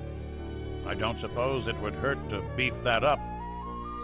Toland, you said that what tipped you to this situation was this battery thing in the civilian economy. Are you looking for other economic disruptions? Yes, sir, we are. That's DIA's brief, and my contact in Arlington Hall is also asking CIA to run some additional checks. If I might amplify on this point, gentlemen, the Soviet economy is centrally managed, as I said earlier. Those industrial plans they have are fairly rigid. They don't deviate from them lightly, since those deviations tend to have a ripple effect throughout the economy as a whole. Disruption may be too strong a word at present. You just have a nasty suspicion, St. Clant said. Fine, Toland. That's what we pay you for. Good brief. Bob took his cue and left. The admirals stayed put to talk things over. It was a relief to leave. Much as he liked the attention, being examined by senior officials like a tissue culture on a petri dish could make you old rather quickly. He walked through a covered walkway back to his building and watched the late arrivals wander about looking for parking places. The grass was greening up. A civilian crew was mowing while another was fertilizing. The shrubbery was already beginning to grow, and he hoped they'd let the bushes expand a bit before they trimmed them back again. Norfolk could be pleasant in the spring, he knew, with the fragrance of azaleas on the salt-laden air. He wondered how pleasant it would be in summer. How'd it go? Chuck asked. Toland stripped off his jacket and allowed his knees to sag theatrically in front of the Marine. Pretty well. Nobody snapped my head off. Didn't want to worry you before, but there's people in there been known to do that. They say St. Clant likes nothing better for breakfast than fried commander garnished with diced lieutenant. Big surprise. He's an admiral, isn't he? I've done briefs before, Chuck. All Marines thought all sailors were wimps, Toland reminded himself. No sense giving Chuck more encouragement for that view. Any conclusions? St. Clant Ops talked about increasing training schedules. I got excused right after that. Good. We ought to have a packet of satellite shots later today. There are some questions coming in from Langley and Arlington. Nothing firm yet, but I think they might be stumbling onto some odd data. If it turns out you're right, Bob, well, you know how it works. Sure. Somebody closer to D.C. will make the discovery. Shit, I don't care about that, Chuck. I want to be wrong. I want this whole friggin' thing to blow over. Then I can go home and play in my garden. Well, maybe I got some good news for you. We got our TV tied into a new satellite receiver. I talked the communications guys into letting us tap into Russian television to catch their evening news. We won't learn anything hard, but it's a good way of catching moods. Just tried it out before you got here, and found out Ivan's running a film festival for all of Sergei Eisenstein's classics. Tonight, the battleship Potemkin, followed by all the others, and ending on May 30th with Alexander Nevsky. Oh? I have Nevsky on tape. Yeah? Well, they took the original negatives, flew them to EMI in London to make digitalized masters, and re-recorded the original Prokofiev score on a Dolby format. We'll be making tapes. Your machine VHS or Beta? VHS. Toland laughed. Maybe this job has a few bennies after all. So, what new stuff do we have? Lowe handed him a 6-inch file of documents. Time to get back to work. Toland settled in his chair and began sorting through the papers. Kiev, the Ukraine. Things are looking better, comrade, Alexeyev reported. Discipline in the officer corps has improved immeasurably. The exercise with 261st Guards went very well this morning. And 173rd Guards? Sink Southwest asked. They too need further work, but they should be ready in time, Alexeyev said confidently. The officers are acting like officers. Now we need to get the privates to act like soldiers. We'll see when progress begins. We must have our officers turn away from the usual set-piece choreography and seek realistic engagement scenarios. We can use progress to identify leaders who cannot adapt to a real combat environment and replace them with younger men who can. He sat down opposite his commander's desk. Alexeyev calculated that he was exactly 1 month behind in his sleep. You look weary, Pasha, Sink Southwest observed. No, Comrade Colonel, I haven't had the time, Alexeyev chuckled. But if I make one more helicopter trip, I think I shall sprout wings. Pasha, I want you to go home and not return for 24 hours. If you were a horse, the general observed, you would have broken down by now. This is an order from your commander-in-chief. 24 hours of rest. I would prefer it that you spend it all sleeping, but that is your affair. Think, Pavel Leonidovich. Were we now engaged in combat operations, you would be better rested. Regulations require it. A harsh lesson from our last war with the Germans. I need your talents unhindered. And if you drive yourself too hard now, you won't be worth a damn when I really need you. I will see you at 1600 tomorrow to go over our plan for the Persian Gulf. You will be clear of eye and straight of back. Alexeyev stood. His boss was a gruff old bear, so much like his own father had been, and a soldier's soldier. Let the record show that I obey all orders from my commander-in-chief. Both men laughed. Both needed it. Alexeyev left the office and walked downstairs to his official car. When it arrived at the apartment block a few kilometers away, the driver had to awaken his general. USS Chicago. Close approach procedures, McCafferty ordered. McCafferty had been tracking a surface ship for 2 hours, ever since his sonarman had detected her at a range of 44 miles. The approach was being made on sonar only, and under the captain's orders, sonar had not told the fire control party what they were tracking. For the time being, every surface contact was being treated as a hostile warship. Range 500 yards, the executive officer reported. Bearing 142, speed 18 knots, course 261. Up scope, McCafferty ordered. The attack periscope slid up from its well on the starboard side of the pedestal. A quartermaster's mate got behind the instrument, dropped the handles in place, and trained it to the proper bearing. The captain sighted the crosshairs on the target's bow. Bearing, mark. The quartermaster squeezed the button on the pickle, transmitting the bearing to the MK-117 fire control computer. Angle on the bow, starboard 20. The fire control technician punched the data into the computer. The microchips rapidly computed distances and angles. Solution set. Ready for tubes 3 and 4. Okay. McCafferty stepped back from the periscope and looked over at the exec. You want to see what we killed? Damn!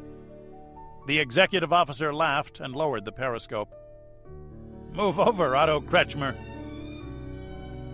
McCafferty picked up the microphone which went to speakers throughout the submarine. "This is the captain speaking. We just completed the tracking exercise. For anyone who's interested, the ship we just killed is the Universe Ireland, 340,000 tons worth of ultra-large crude carrier. That is all." He put the mic back in its cradle. "XO, critique?" "It was too easy, Skipper," the executive officer said. "His speed and course were constant. We might have shaved 4 or 5 minutes on the target motion analysis right after we acquired him, but we were looking for a zigzag instead of a constant course. For my money, it's better to proceed like that on a slow target. I'd say we have things going pretty well." McCafferty nodded agreement. A high-speed target like a destroyer might well head directly for them. The slow ones would probably be altering course constantly under wartime conditions. "We're getting there." The captain looked over to his fire control party. "That was well done. Let's keep it that way." The next time, McCafferty thought, he'd arrange for sonar not to report a target until it got really close. Then he'd see how fast his men could handle a snapshot engagement. Until then, he decided on a strenuous series of computer-simulated engagement drills. "Norfolk, Virginia." "Those are batteries." "Okay, it's confirmed." Lowe handed over the satellite photographs. A number of trucks were visible, and though most had their load beds covered by canvas, the load beds of 3 were exposed to the high-flying satellite. What he saw were the bathtub shapes of oversized battery cells, and gangs of seamen manhandling them across a pier. "How old are these shots?" Toland asked. 18 hours. "Would have been useful this morning," the younger man grumped. "Looks like 3 tangos nested together. These are 10-ton trucks. I count 9 of them. I checked around. Each individual battery cell weighs 218 kilograms empty." "Ouch. How many to fill up a sub?" "A lot." Toland grinned. "We don't know that exactly. I found 4 different estimates with a 30% spread. It probably differs from ship to ship anyway. The more you build of a design, the more you're tempted to fool around with it. That's what we do." Toland looked up. "We need more access to these." "Already taken care of.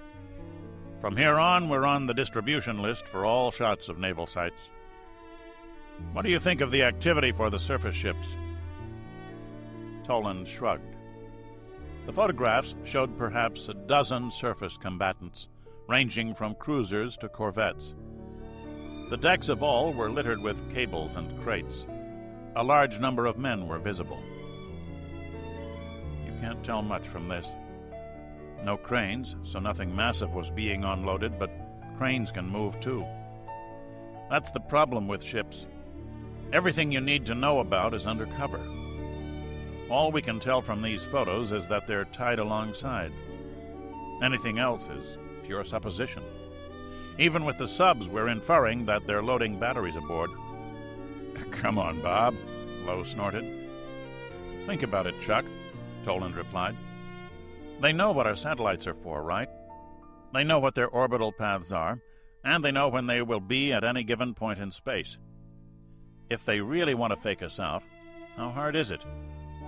If your mission was to fake out satellites, and you knew when they came, you think you might play games with the other guy's head? We depend too much on these things. They're useful as hell, sure, but they have their limitations. It'd be nice to get some human intelligence on this." "Bolyanyi, RSFSR." "There's just something weird about watching a guy pour cement into a ship," Flynn observed on the ride back to Murmansk. No one had ever told him about ballast. "Ah, but it can be a beautiful thing," exclaimed their escort, a junior captain in the Soviet Navy. "Now, if only your navies can do the same." The small press group that had been allowed to stand on a pier and watch the neutralization of the first 2 Yankee-class fleet ballistic missile submarines was being carefully managed, Flynn and Calloway noted. They were being driven around in groups of 2 and 3, each group with a naval officer and a driver. Hardly unexpected, of course. Both men were amazed that they were being allowed onto so sensitive a base at all. "A pity that your president did not allow a team of American officers to observe this," the escort went on. "Yeah, I have to agree with you there, Captain," Flynn nodded. It would have made a much better story. As it was, a Swede and an Indian officer, neither a submariner, had gotten a closer look at what the reporters called the cement ceremony, and reported somberly afterward that, yes, cement had been poured into each missile launch tube on the 2 submarines. Flynn had timed the length of each pour, and would do some checking when he got back. What was the volume of a missile tube? How much cement to fill it? How long to pour the cement? "Even so, Captain, you must agree that the American response to your country's negotiating position has been extremely positive." Through all this, William Calloway kept his peace and stared out the car's window.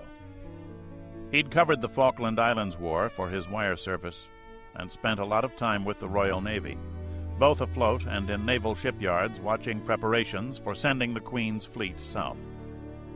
They were now passing by the piers and work areas for a number of surface warships. Something was wrong here, but he couldn't quite pin it down. What Flynn did not know was that his colleague often worked informally for the British Secret Intelligence Service.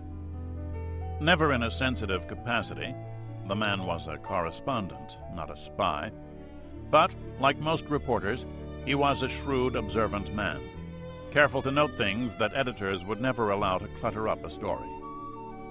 He didn't even know who the station chief in Moscow was, but he could report on this to a friend in Her Majesty's embassy. The data would find its way to the right person. "So what does our English friend think of Soviet shipyards?" the captain inquired with a broad smile. "Far more modern than ours," Calloway replied. "And I gather you don't have dockyard unions, Captain?" The officer laughed. "We have no need for unions in the Soviet Union. Here the workers already own everything." That was the standard party line, both reporters noted. Of course. "Are you a submarine officer?" the Englishman inquired. "No," the captain exclaimed. A hearty laugh. Russians are big on laughs when they want to be, Flynn thought. "I come from the steppes. I like blue sky and broad horizons. I have great respect for my comrades on submarines, but I have no wish to join them." "My feelings exactly, Captain," Calloway agreed. "We elderly Brits like our parks and gardens. What sort of sailor are you?" "I have shore assignment now, but my last ship was Leonid Brezhnev, icebreaker. We do some survey work and also make a way for merchant ships along the Arctic coast to the Pacific." "That must be a demanding job," Calloway said. "And a dangerous one." "Keep talking, old boy." "It demands caution, yes, but we Russians are accustomed to cold and ice. It is a proud task to aid the economic growth of your country." "I could never be a sailor," Calloway went on. He saw a curious look in Flynn's eyes. "The hell you couldn't." "Too much work, even when you're in port, like now. Are your shipyards always this busy?" "Ah, this is not busy," the captain said without much thought. The man from Reuters nodded. The ships were cluttered, but there was not that much obvious activity. Not so many people moving about. Many cranes were still. Trucks were parked. But the surface warships and auxiliaries were cluttered as if... He checked his watch. 3:30 in the afternoon. The workday was hardly over. "A great day for East-West détente," he said to cover his feelings. "A great story for Pat and me to tell our readers." "This is good." The captain smiled again. "It is time we had real peace." The correspondents were back in Moscow 4 hours later, after the usual uncomfortable ride on an Aeroflot jet with its Torquemada seats.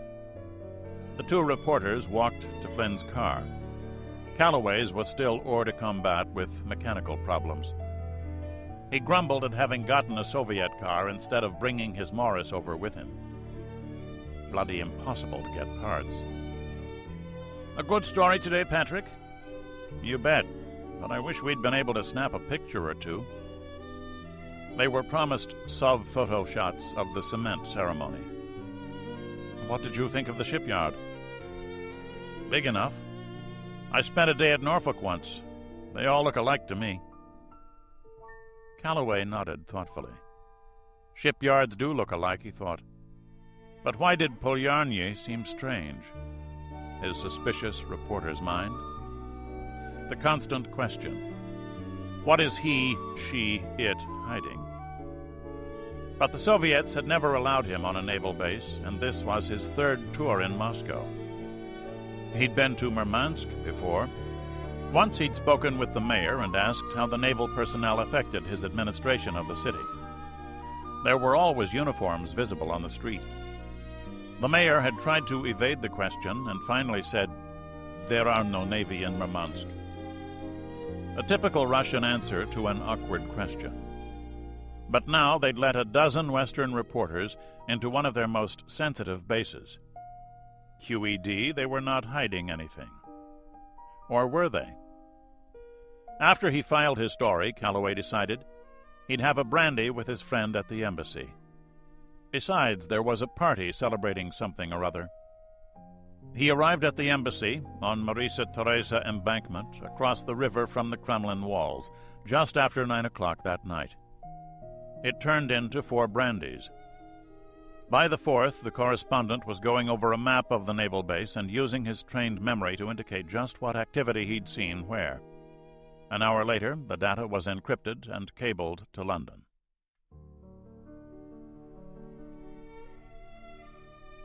Chapter 8. Further Observations. Grassau, German Democratic Republic.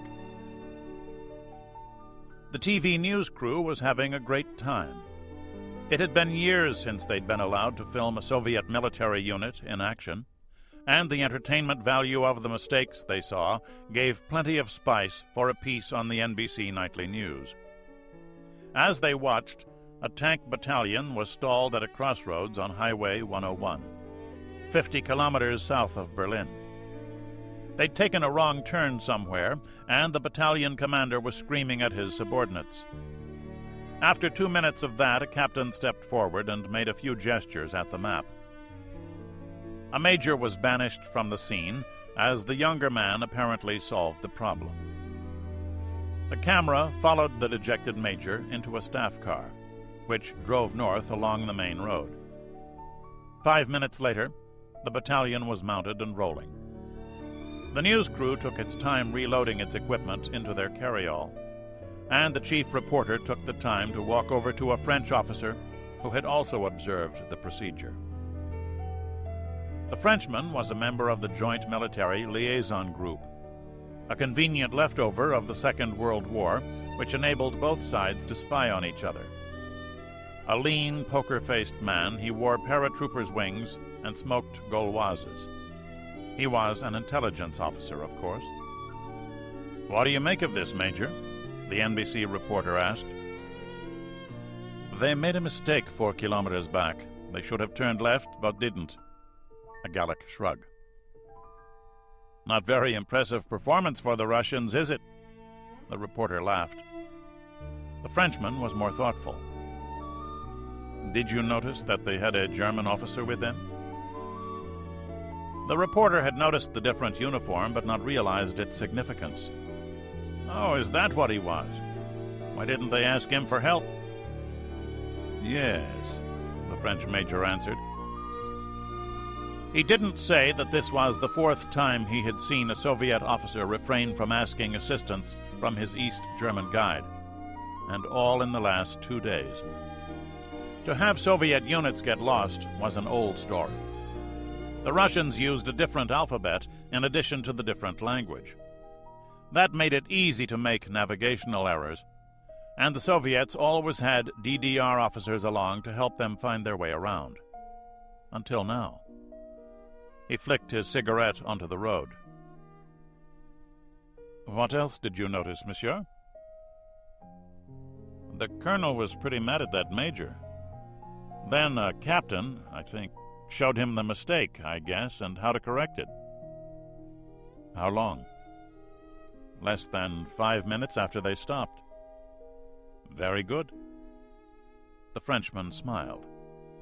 The major was heading back to Berlin, and that battalion had a new operations officer now. The smile disappeared. "Looks pretty dumb to get lost like that, doesn't it?" The Frenchman got back into his car to follow the Russians. "Have you ever gotten lost in a foreign country, monsieur?" "Yes, who hasn't?" "But they found their mistake quickly, no?" The major waved to his driver to pull off. And all by themselves this time, he thought. Intéressant. The TV reporter shrugged and walked back to his own vehicle. He followed the last tank in line, annoyed that they were moving at only 30 kilometers per hour. The tanks moved northwest at that speed until they reached Highway 187, where, miraculously, they joined up with another Soviet unit, and, dropping back to their normal speed of 20 kilometers per hour, resumed their progress west toward the exercise area. Norfolk, Virginia. It was impressive. As they watched the Moscow television news program, a whole regiment of tanks advanced across a flat landscape. Their objective turned to a horizontal fountain of dirt as an artillery barrage pounded the simulated enemy positions. Fighter bombers streaked across the sky, and helicopters performed their own death dance. The voice-over commentary proclaimed the readiness of the Soviet Army to meet any foreign threat. It certainly looked that way. The next 5-minute segment concerned the Vienna arms talks. There was the usual complaint about how the United States was fighting over certain aspects of the clearly generous original Soviet proposal. But the speaker went on to say that real progress was being made despite American intransigence, and that a comprehensive agreement was possible by the end of summer. Toland was puzzled by the nature of the Soviet description of the negotiations. He'd never paid much attention to this sort of rhetoric before, and found the good guy, bad guy descriptions curious. "Pretty normal stuff," Lowe responded to the question. "You'll know the deal is close to being struck when the beefs start disappearing. Then they talk about how enlightened our president is for a class enemy. They can get real euphoric around signing time. Really, this stuff is pretty mild. Think about it. What sort of language do they usually use about us?" The exercise looked normal. "It's normal, all right. Ever think about how much fun it is to face 100 tanks? You did notice that they all carry 5-inch guns. Then think about the artillery support they get. Then think about the aircraft. The Russians are real believers in this combined arms stuff. When they come at you, they come with the whole inventory. They have this set-piece stuff down cold. How do we counter it? You take the initiative. You let the other guy get all set to fight his battle his way, son, you might as well bag it." Same story at sea. "Yeah." Kiev, the Ukraine. Alexeyev atypically poured himself a cup of tea at the corner table before approaching his commander's desk. When he walked over, his grin was a meter wide. "Comrade General, progress goes well." "So I can see, Pavel Leonidovich." "I would never have believed it. The improvement in our officer corps is extraordinary. The dead wood is being disposed of, and those men whom we've moved up to new posts are eager and capable." "So, shooting those 4 colonels has worked?" Sink Southwest noted sardonically. He'd run the first 2 days of the exercise from his command headquarters and yearned to get into the field where the real action was. But that was not a theater commander's job. Alexeyev was his best set of eyes for what was really happening. A hard choice, but a good one. The results speak for themselves. The edge came off the younger man's enthusiasm. His conscience still remembered that.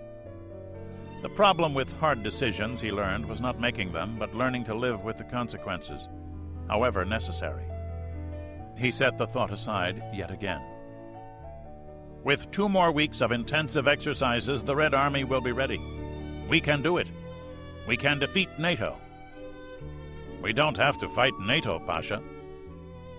Then Allah help the Arabs, Alexeyev said. Allah help us. West gets another of our tank divisions. The general held up a dispatch. The one you were with today, in fact. I wonder how he has been doing. My spies tell me quite well. And you have joined the KGB, Pasha? A classmate of mine is on Sync West staff.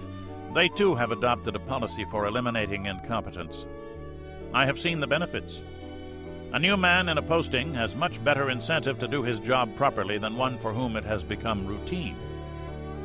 Except at the top, of course. Commander-in-Chief West is one man I never expected to defend, but everything I've been told leads me to believe he's getting his forces ready in the same way as we. Things must indeed be improved if you are this magnanimous. They are, comrade. Another tank division lost to Germany. Well, he needs it more than we. I tell you, we will sweep the Arabs aside like dirt on a smooth tile floor. In truth, we always could. There are not so many of them, and if these Arabs are like the Libyans I saw 3 years ago, these have no mountains to hide in. This is not Afghanistan. Our mission is to conquer, not to pacify. This we can do. I estimate 2 weeks. The only problem I foresee is the destruction of the oil fields. They can use scorched earth as a defense, just as we have, and that will be difficult for us to prevent, even with paratroops. Still and all, our objective is achievable. Our men will be ready.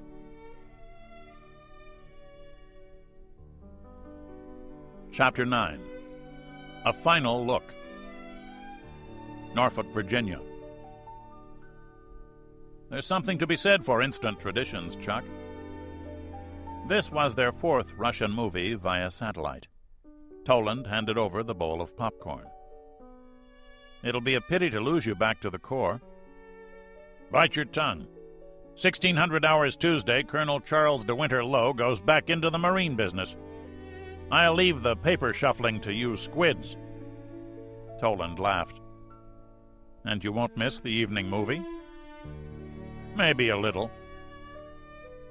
Half a mile away, a satellite receiver was tracking a Soviet communications satellite. They'd been pirating signals off this satellite and 2 of her sisters for weeks now, to keep tabs on the Soviet TV news, and also to catch the evening movie. Both men admired the work of Sergei Eisenstein. And Alexander Nevsky was his masterwork. Toland popped open a can of Coke. I wonder how Ivan would react to a John Ford Western. Somehow I get the feeling that Comrade Eisenstein might have been exposed to 1 or 2.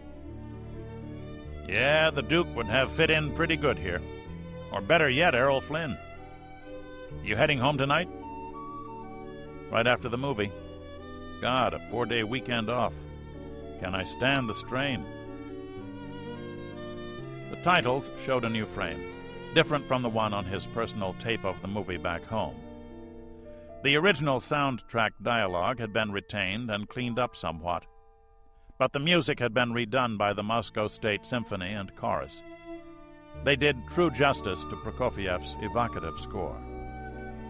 The film began with a view of the Russian steppes, Toland wondered. Or was that supposed to be the southern part of the country? Anyway, it showed rolling grassland littered with bones and weapons from an old battle against the Mongols. The Yellow Peril, still a Russian bugaboo. The Soviet Union had absorbed a lot of Mongols, but now the Chinese had nuclear weapons and the world's largest army. "The print is terrific," Lowe observed. "Hell of a lot better than my tape," Toland agreed. A pair of VHS machines was recording this, though the Navy wasn't supplying the tapes. Each officer had bought one himself. SAC Lance Inspector General had an evil reputation. All this happened pretty close to the Baltic coast, Toland reminded himself.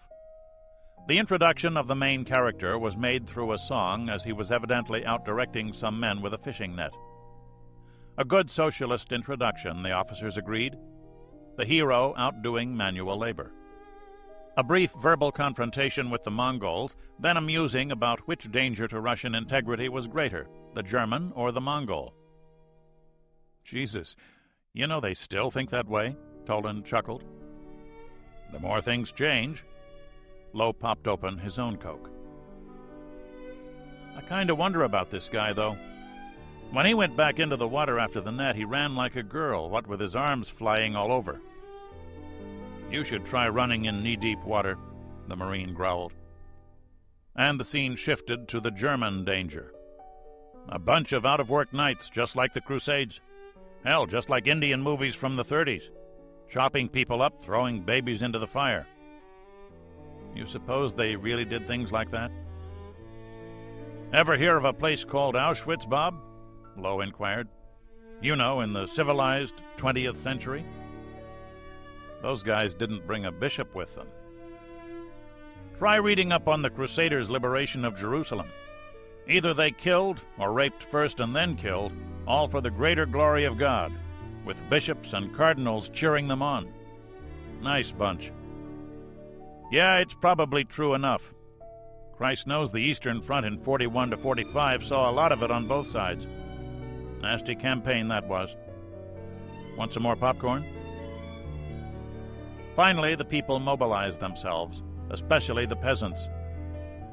"Vystavайте, люди русские, na slavny boy, na smертny boy." Damn, Toland sat forward. They really punched that song up. The soundtrack was almost perfect, even accounting for the satellite transmission difficulties. "Arise, you Russian people, in a just battle, in a fight to the death. Arise, you people free and brave. Defend our fair native land." Toland counted more than 20 specific uses of the word Russia, or Russian. "That's odd," he observed. "They're trying to get away from that. The Soviet Union is supposed to be all one happy family, not the new Russian Empire." "I guess you'd call it an historical quirk," Lowe commented. "Stalin commissioned the film to alert his people to the Nazi threat. Old Joe was a Georgian, but he turned out to be one hell of a Russian nationalist. Strange, but he was one strange dude." The movie was clearly a production of the 1930s. The strident characters were right out of John Ford or Raoul Walsh. A standalone heroic figure in Prince Alexander Nevsky. Two brave but buffoonish sidekicks. And the de rigueur love interest. The German enemies were arrogant and, for the most part, invisible behind unlikely helmets designed by Eisenstein himself. The invading Germans had already divided up Russia amongst themselves. One knight made Prince of Pskov, where in a horrible example of pacification the invaders had slaughtered men, women, and children. The children were thrown into a bonfire to show who was boss.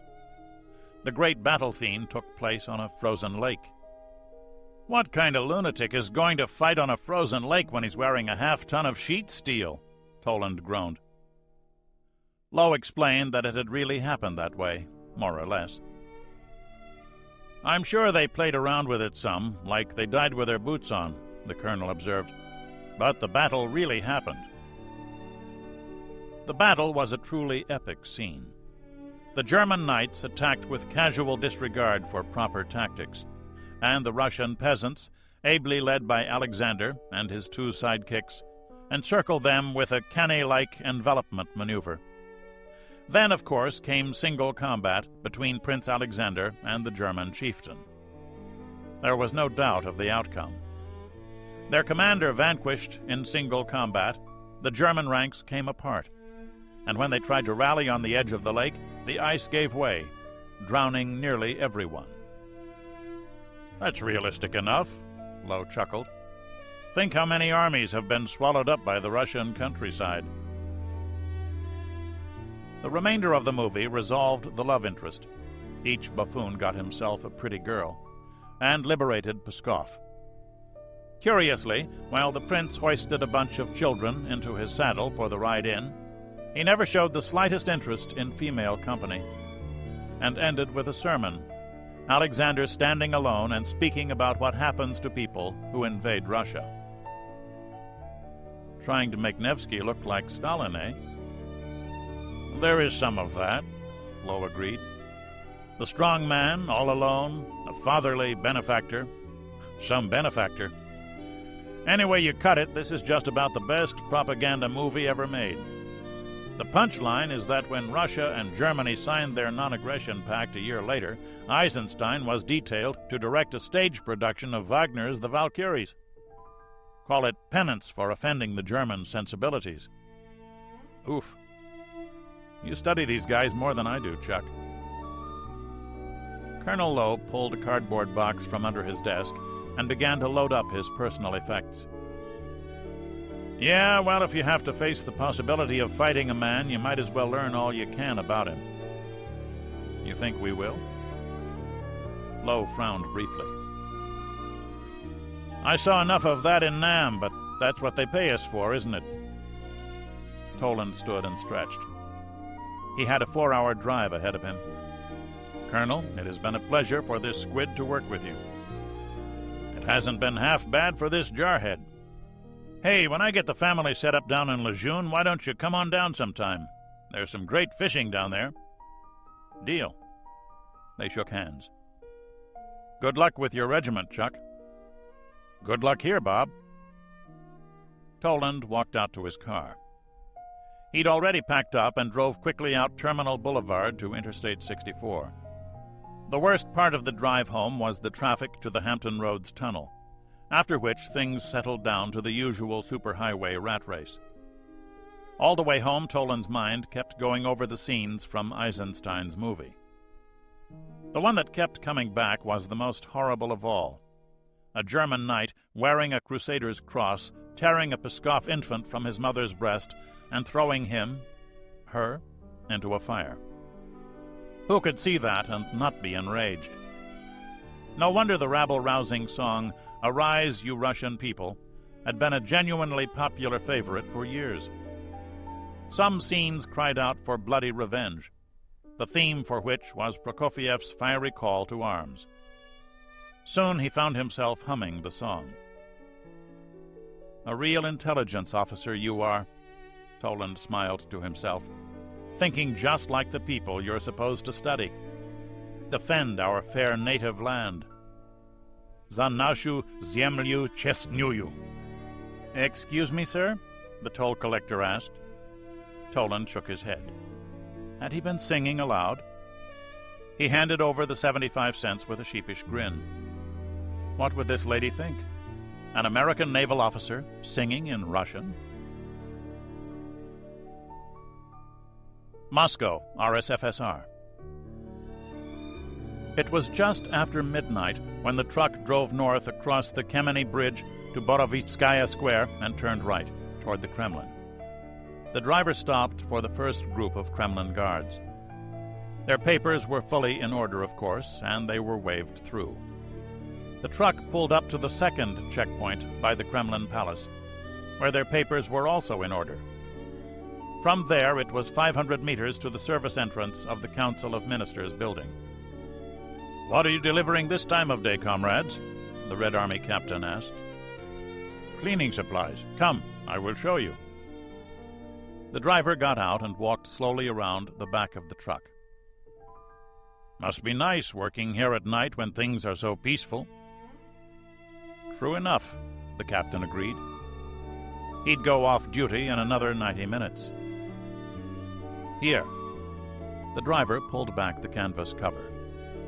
There were 12 cans of industrial-strength solvent and a crate of hardware parts. German supplies? The captain was surprised. He'd been on Kremlin duty for only 2 weeks. Da, the Krauts make very efficient cleaning machinery, and the Vlasti make use of it. This is carpet cleaning fluid. This is for lavatory walls. This one here is for windows. The crate? I will open it. The lid came off easily since the nails had already been loosened. As you see, Comrade Captain, parts for some of the machines. He smirked. Even German machines break. Open one of the cans, the captain ordered. Sure, but you won't like the smell. Which one do you want opened? The driver picked up a small pry bar.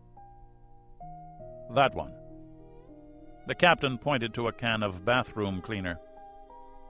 The driver laughed. The worst smelling of all. Stand back, comrade. We don't want to splash this slop on your clean uniform. The captain was new enough on the job that he scrupulously did not step back. Good, the driver thought. He worked the pry bar under the can's lid, twisted, and popped his free hand down on the end.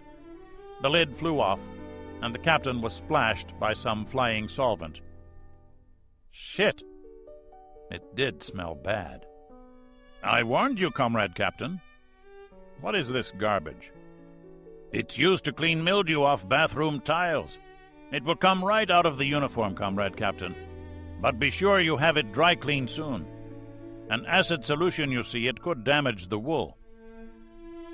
The captain wanted to be mad, but the man had warned him, hadn't he? Next time I'll know better, he thought. Very well, take it in. Thank you. I'm sorry about the uniform. Don't forget to have it cleaned. The captain waved to a private and walked off. The soldier unlocked the door. The driver and his assistant went inside to get a two-wheeled hand truck. I warned him, the driver said to the private. You certainly did, comrade. The soldier was amused. He too was looking forward to going off duty, and it wasn't often that you saw an officer get caught. The driver watched his assistant load the cans onto the hand truck and followed him as he wheeled it into the building to the service elevator. Then both returned for the second load. They took the elevator to the third floor, shut the power off, and moved their loads to a storage room directly below the large fourth-floor conference room. That was good with the captain, the assistant said. Now let's get to work. Yes, Comrade Colonel, the driver answered at once. The 4 cans of carpet cleaning fluid had false tops, which the lieutenant removed and set aside. Next, he took out the satchel charges. The colonel had memorized the blueprints of the building. The wall pillars were in the outside corners of the room. 1 charge went to each, fixed to the inboard side. The empty cans were placed next to the charges, hiding them. Next, the lieutenant removed 2 of the false ceiling panels, exposing the steel beams supporting the 4th floor slab. The remaining charges were attached there, and the ceiling panels replaced. The charges already had their detonators attached. The colonel took the electronic triggering device out of his pocket. He checked his watch and waited for 3 minutes before pressing the button to activate the timers. The bombs would explode in exactly 8 hours. The colonel watched the lieutenant tidy up, then wheeled the hand truck back to the elevator. 2 minutes later, they left the building. The captain was back. Comrade, he said to the driver, you shouldn't let this old one do all the heavy work. Show some respect. You are kind, Comrade Captain. The colonel smiled crookedly and pulled a half-liter bottle of vodka from his pocket. Drink? The captain's solicitous attitude ended abruptly. A worker drinking on duty in the Kremlin. Move along. Good day, comrade. The driver got into the truck and drove off. They had to pass through the same security checkpoints, but their papers were still in order. After leaving the Kremlin, the truck turned north on Marxa Prospect and followed it all the way to the KGB headquarters building at 2 Dzerzhinsky Square. Crofton, Maryland. Where are the kids? Asleep. Martha Toland hugged her husband. She was wearing something filmy and attractive. I had them out swimming all day, and they just couldn't stay awake. An impish smile. He remembered the first such smile on Sunset Beach, Oahu, she with a surfboard and a skimpy swimsuit. She still loved the water, and the bikini still fit. Why do I sense a plan here? Probably because you're a nasty, suspicious spook. Marty walked into the kitchen and came out with a bottle of Lancer's Rosé and 2 chilled glasses. Now, why don't you take a nice hot shower and unwind a bit? When you're finished, we can relax. It sounded awfully good. What followed was even better. Chapter 10. Remember, Remember. Crofton, Maryland. Toland woke to hear his phone ringing in the dark. He was still dopey from the drive up from Norfolk and the wine. It took a ring or two for him to react properly. His first considered action was to check the display on the clock radio. 2:11. 2 in the fucking morning, he thought, sure that the ringing was caused by a prank or a wrong number. He lifted the receiver. "Hello," he said gruffly. "Lieutenant Commander Toland, please." Uh-oh. "Speaking." "This is the Synclant Intel Watch Officer," the disembodied voice said. "You are ordered to return to your duty station at once. Please acknowledge the order, Commander." "Back to Norfolk right away. Understood." Wholly on instinct, Bob rotated himself in the bed to a sitting position, his bare feet on the floor. "Very well, Commander." The phone clicked off. "What is it, honey?" Marty asked. "They need me back at Norfolk." "When?" "Now." That woke her up. Martha Toland bolted upright in the bed. The covers spilled off her chest, and the moonlight through the window gave her skin a pale, ethereal glow. "But you just got here." "Don't I know it?" Bob stood and walked awkwardly toward the bathroom. He had to shower and drink some coffee if he had any hope of reaching Norfolk alive. When he returned 10 minutes later, lathering his face, he saw that his wife had clicked on the bedroom TV to cable network news. "Bob, you better listen to this." "This is Rich Sudler coming to you live from the Kremlin," said a reporter in a blue blazer.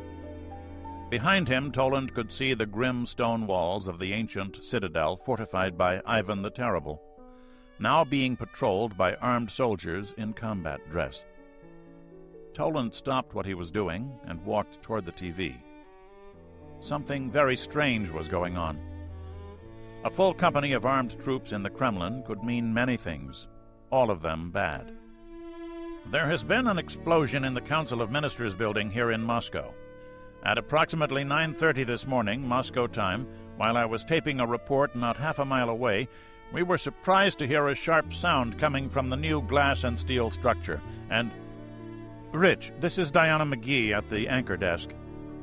The image of Sudler and the Kremlin retreated to a corner of the screen as the director inserted the attractive black anchor person who ran the night desk for CNN. "I presume that you had some Soviet security personnel with you at the time. How did they react?" "Well, Diana, we can show you that if you can hold a minute for my technicians to set up that tape.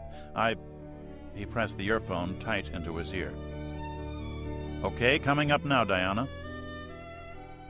The tape cut off the live picture, filling the entire screen. It was on a pause setting, with Sudler frozen in the middle of a gesture to something or other, probably the part of the wall where they buried important communists, Toland thought. The tape began to roll. Simultaneously, Sudler flinched and spun around as a thundering report echoed across the expanse of the square. By professional instinct, the cameraman turned at once to the source of the sound, and after a moment's wobble, the lens settled in on a ball of dust and smoke expanding up and away from the strangely modern building in the Kremlin's otherwise Slavic Rococo complex. A second later, the zoom lens darted in on the scene. Fully 3 floors of the building had been stripped of their glass curtain wall, and the camera followed a large conference table as it fell down off one floor slab that seemed to be dangling from a half-dozen reinforcing rods. The camera went down to street level, where there was one obvious body, and perhaps another, along with a collection of automobiles crushed by debris. In seconds, the whole square was filled with running men in uniform and the first of many official cars. A blurred figure that could only be a man in uniform suddenly blocked the camera lens. The tape stopped at that point, and Rich Sudler came back into the screen with a live caption in the lower left corner. Now, at that point, the militia captain who had been escorting us — the militia is the Soviet equivalent of, like a U.S. state police force — he made us stop taping and confiscated our tape cassette. We weren't allowed to tape the fire trucks or the several hundred armed troops who arrived and are now guarding the whole area. But the tape was just returned to us, and we are able to give you this live picture of the building, now that the fires have been put out. In fairness, I really can't say that I blame him. Things were pretty wild there for a few minutes. Were you threatened in any way, Rich? I mean, did they act as though they thought you— Sudler's head shook emphatically. Not at all, Diana. In fact, more than anything, they seemed concerned for our safety. In addition to the militia captain, we have a squad of Red Army infantrymen with us now, and their officer was very careful to say that he was here to protect us, not to threaten us. We were not allowed to approach the site of the incident, and of course we were not allowed to leave the area. But we wouldn't have anyway. The tape was just returned to us a few minutes ago, and we were informed that we'd be allowed to make this live broadcast. The camera shifted to the building. As you can see, there are roughly 500 fire, police, and military personnel still here, sorting through the wreckage and looking for additional bodies. And just to our right is a Soviet TV news crew, doing the same thing we are. Toland examined the television picture closely. The one body he could see looked awfully small. He wrote it off to distance and perspective. Diana, what we seem to have here is the first major terrorist incident in the history of the Soviet Union. Since the bastards set themselves up, Toland snorted. We know for certain, at least we've been told, that a bomb was detonated in the Council of Ministers building. They're certain it was a bomb, not some kind of accident. And we know for sure that 3, possibly more people were killed, and perhaps as many as 40 or 50 wounded. Now, the really interesting thing about this is that the Politburo had been scheduled to hold a meeting here at about that time. Holy shit. Toland set the aerosol can on the night table, one hand still covered in shaving cream. Can you tell us if any of them were among the dead or wounded? Diana asked at once. No, Diana. You see, we're more than a quarter of a mile away, and the senior Kremlin officials arrive by car. When they do, that is, they come in from the other side of the fortress, through another gate. So we never even knew that they were here. But the militia captain with our team did, and he kind of blurted it out. His exact words were, "My God, the Politburo's in there." Rich, can you tell us what the reaction in Moscow has been like? It's still pretty hard for us to gauge, Diana, since we've been right here covering the story as it unfolds. The Kremlin Guard's reaction is just what you might imagine. Just like American Secret Service people would react, I suppose. A mixture of horror and rage. But I want to make it clear that that rage is not being directed against anyone. Certainly not against Americans. I told the militia officer who's been with us that I was in the U.S. Capitol building when the Weatherman's bomb was set off back in 1970. And he replied rather disgustedly that communism was indeed catching up with capitalism. That the Soviet Union was growing a bumper crop of hooligans. It's a measure of how seriously they're taking this that a Soviet police officer would comment so openly on a subject that they're not all that willing to discuss normally. So if I had to pick one word to describe the reaction here, that word would be shock. So to summarize what we know to this point, there has been a bombing incident within the Kremlin walls, possibly an attempt to eliminate the Soviet Politburo, though I must emphasize we are not certain of that. We have had it confirmed by police at the scene that at least 3 people are dead, with 40 or so other wounded, those wounded being evacuated to nearby hospitals. We will be reporting throughout the day as more information becomes available. This is Rich Sudler, CNN, coming to you live from the Kremlin. The scene shifted back to the anchor desk. And there you have it. Another exclusive report from Cable Network News. Diana, the anchor person, smiled, and the screen faded again, this time to a commercial for light beer from Miller. Marty stood up and put on a robe. I'll get the coffee going. Holy shit, Toland said again. He took longer than usual to shave, nicking himself twice as he kept looking in the mirror at his own eyes rather than his jawline. He dressed quickly, then looked in on his sleeping children. He decided against waking them.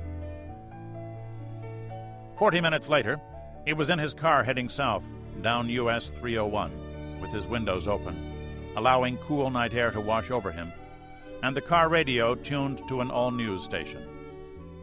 It was clear enough what was happening in the U.S. military. A bomb had been set off, probably a bomb in the Kremlin. Toland reminded himself that reporters hard up against deadlines, or TV types trying to score an instant scoop, often did not have the time to check things out. Maybe it was a gas main. Did Moscow have gas mains? If it were a bomb, he was sure the Soviets would instinctively think that the West had something to do with it, regardless of what that Sudler fellow thought, and go to higher alert status. The West would automatically do the same, in anticipation of possible Soviet action. Nothing too obvious, nothing to provoke them further, mainly an exercise conducted by intelligence and surveillance types. The Soviets would understand that. That's how the game was played. More from their side than from ours, Toland reflected, remembering assassination attempts against American presidents. What if they really do think? Toland wondered. No, he decided. They had to know that no one was that crazy. Didn't they? Norfolk, Virginia. He drove for another 3 hours, wishing that he'd drunk more coffee and less wine, and listening to his car radio to stay awake. He arrived just after 7, the normal beginning of the day's work. He was surprised to find Colonel Lowe at his desk. I don't report to Lejeune until Tuesday, so I decided to come in and take a look at this. How was the drive? I made it alive. That's about all I can say. What's happening? You'll love it. Lowe held up a telex sheet. We pirated this off the Reuters wire half an hour ago, and CIA confirms, meaning they probably stole it too, that the KGB has arrested one Gerhard Falken, a West German national, and accused him of setting off a bomb in the fucking Kremlin. The Marine let out a long breath. He missed the big shots, but now they're saying that among the victims are 6 young Octobrists, from Pskov, by God, who were making a presentation to the Politburo. Kids. There's going to be hell to pay. Toland shook his head. It couldn't get much worse than that. And they say a German did it?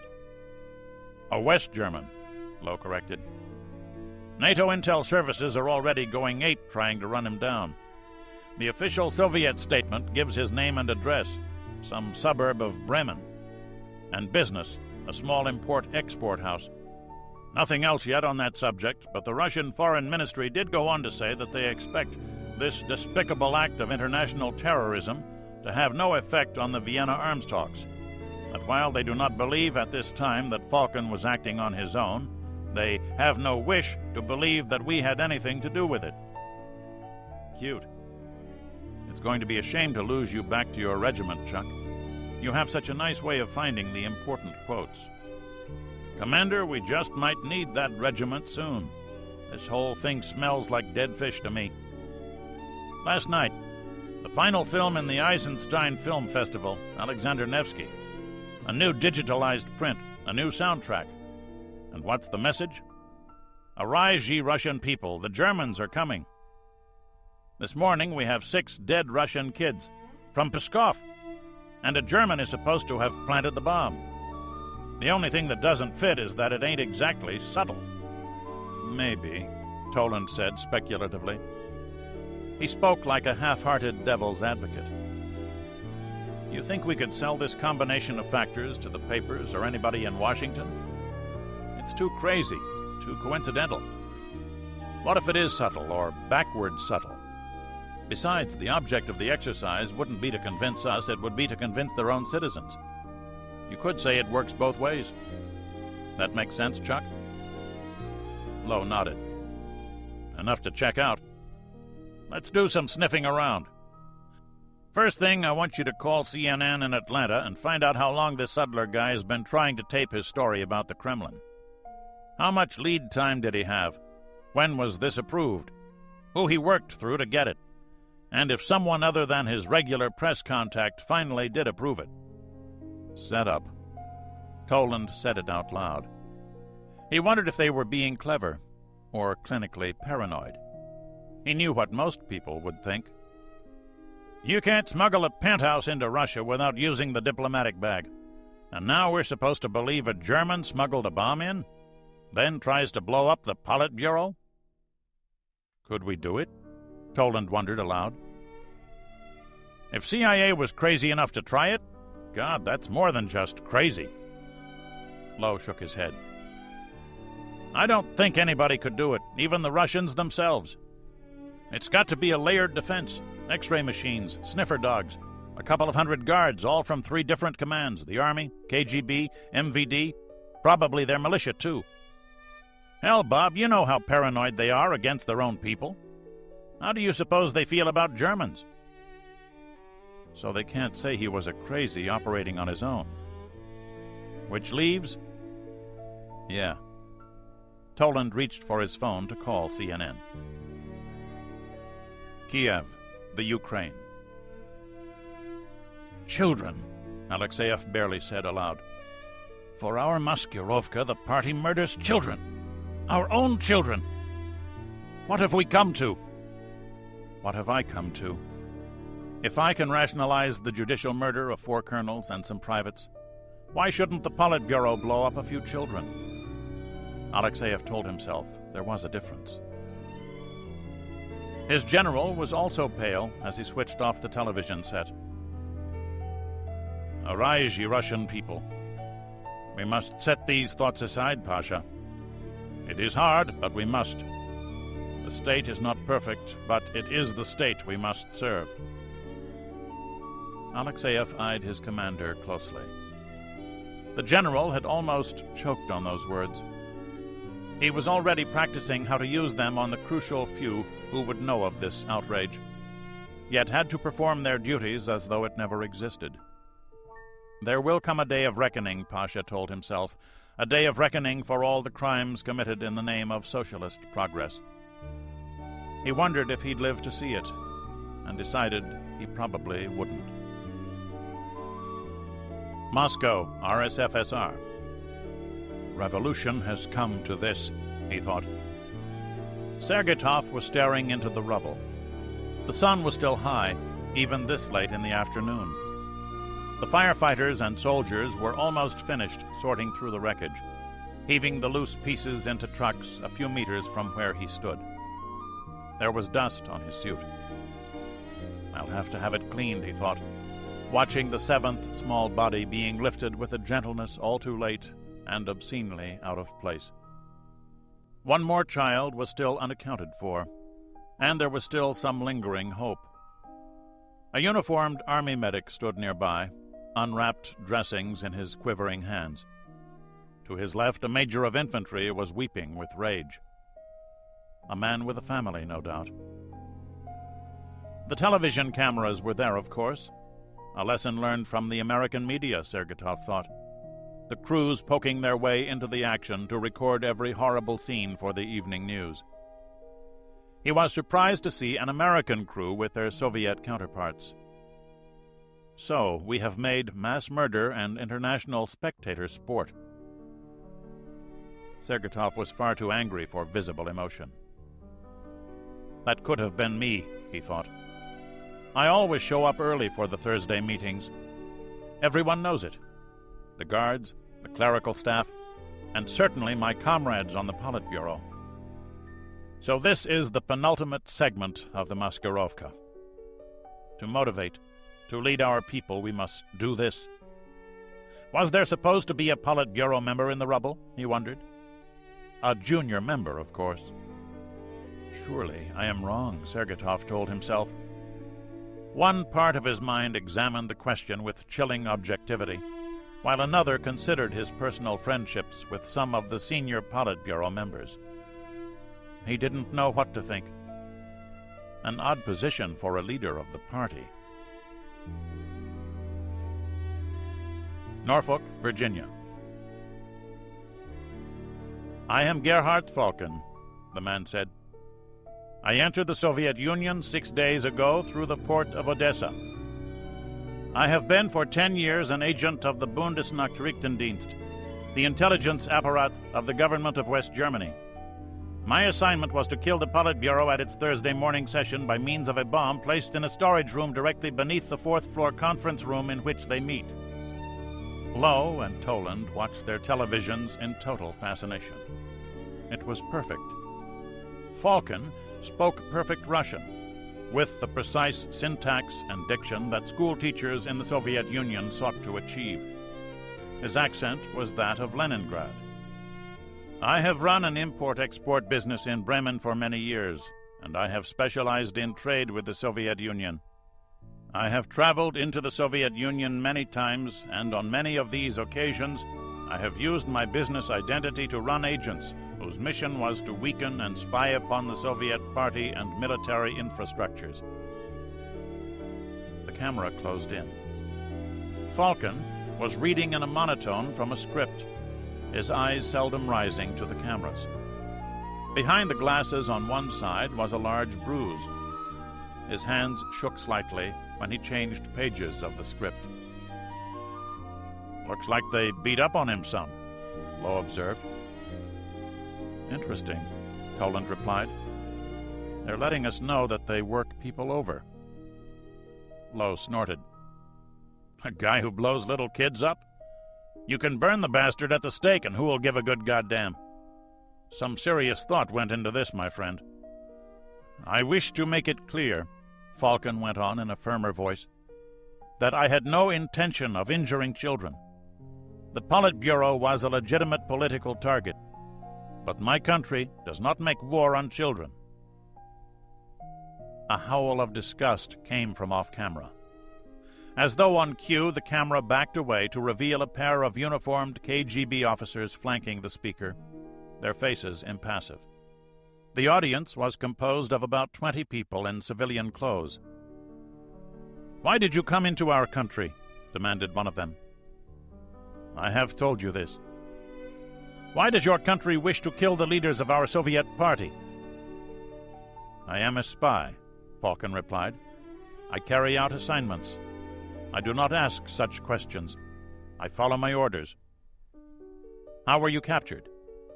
I was arrested at the Kiev railroad station. How I was caught, they have not told me. Cute, Lowe commented.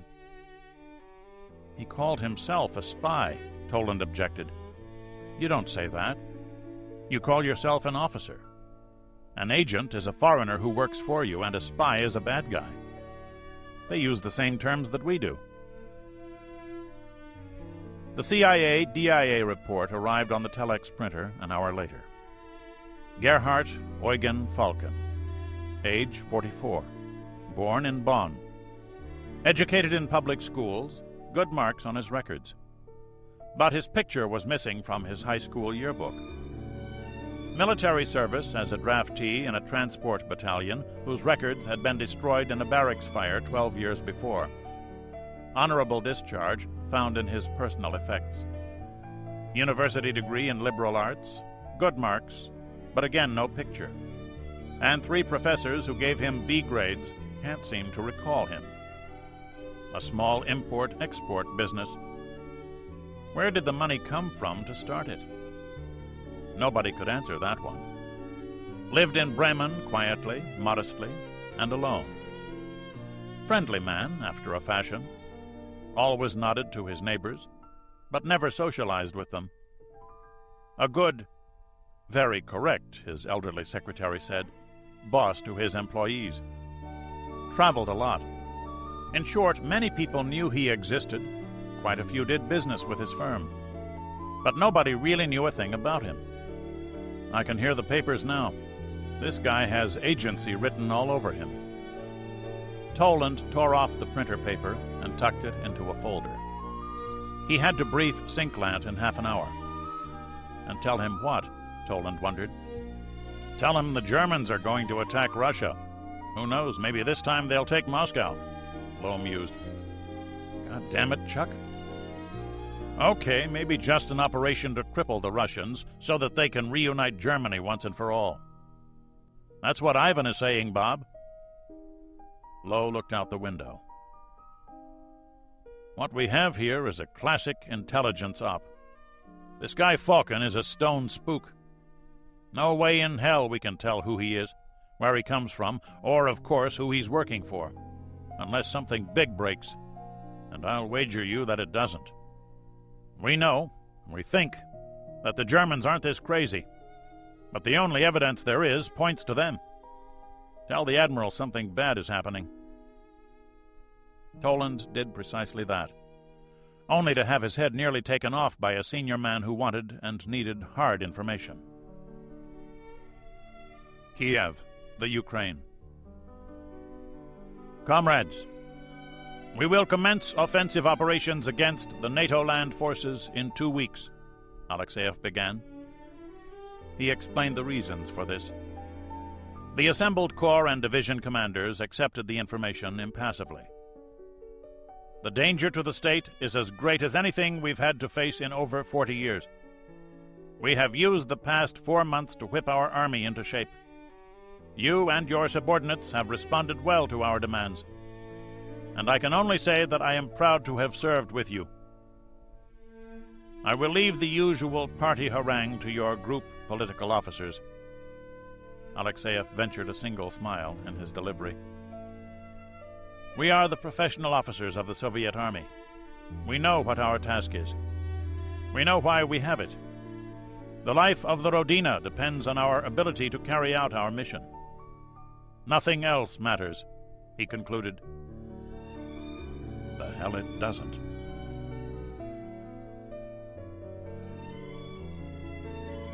Chapter 11. Order of Battle. Spola, the Ukraine. You may proceed, Comrade Colonel, Alexeyev said over his radio circuit.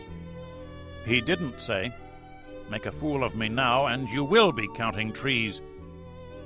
The general stood on a hill 500 meters west of the regimental command post. With him was his aide, and Politburo member Mikhail Sergetov. As if I need that distraction, the general thought bleakly. First, the guns. They saw the flashes long before they heard the rolling thunder of the reports. Fired from behind another hill 3 kilometers away, the shells arced through the sky to their left, cutting through the air with a sound like the ripping of linen. The party man cringed at the noise, Alexeyev noted. Another soft civilian. I never did like that sound, Sergetov said shortly. Heard it before, Comrade Minister? The general asked solicitously. I served my 4 years in a motor rifle regiment, he replied. And I never learned to trust my comrades at the artillery plotting tables. Foolish, I know. Excuse me, General. Next came the tank guns. They watched through binoculars as the big main battle tanks emerged from the woods like something from a nightmare, their long cannon belching flame as they glided across the rolling ground of the exercise area. Interspersed with the tanks were the infantry fighting vehicles. Then came the armed helicopters, swooping at the objective from left and right, firing their guided missiles at the mock-ups of bunkers and armored vehicles. By this time, the hilltop objective was nearly hidden by explosions and flying dirt as the artillery fire marched back and forth across it. Alexeyev's trained eye evaluated the exercise closely. Anyone on that hilltop would be having a very hard time. Even in a small, deep, protective hole, even in a defilated tank, that artillery fire would be terrifying, enough to distract the guided weapons crews, enough to rattle communications men, perhaps enough to impede the officers there. Perhaps. But what of return fire from enemy artillery? What of anti-tank helicopters and aircraft that could sweep over the advancing tank battalions? So many unknowns in battle. So many imponderables. So many reasons to gamble, and so many reasons not to. What if there were Germans on that hill? Did the Germans get rattled? Even in 1945 at the gates of Berlin, had Germans ever been rattled? It took 12 minutes before the tanks and infantry carriers were atop the hill. The exercise was over. "Nicely done, Comrade General." Sergeytov removed his ear protectors. It was good to be away from Moscow, he thought, even for a few hours. Why, he wondered, did he feel more at home here than in his chosen place? Was it this man? "As I recall, the standard for this particular drill is 14 minutes. The tanks and infantry vehicles cooperated well. I've never seen the use of armed helicopters, but that too was impressive. The greatest improvement was the coordination of artillery fire and infantry in the final assault phase. Before, they failed miserably. This time it was done properly. A tricky procedure." "Well, I know it," Sergeytov laughed.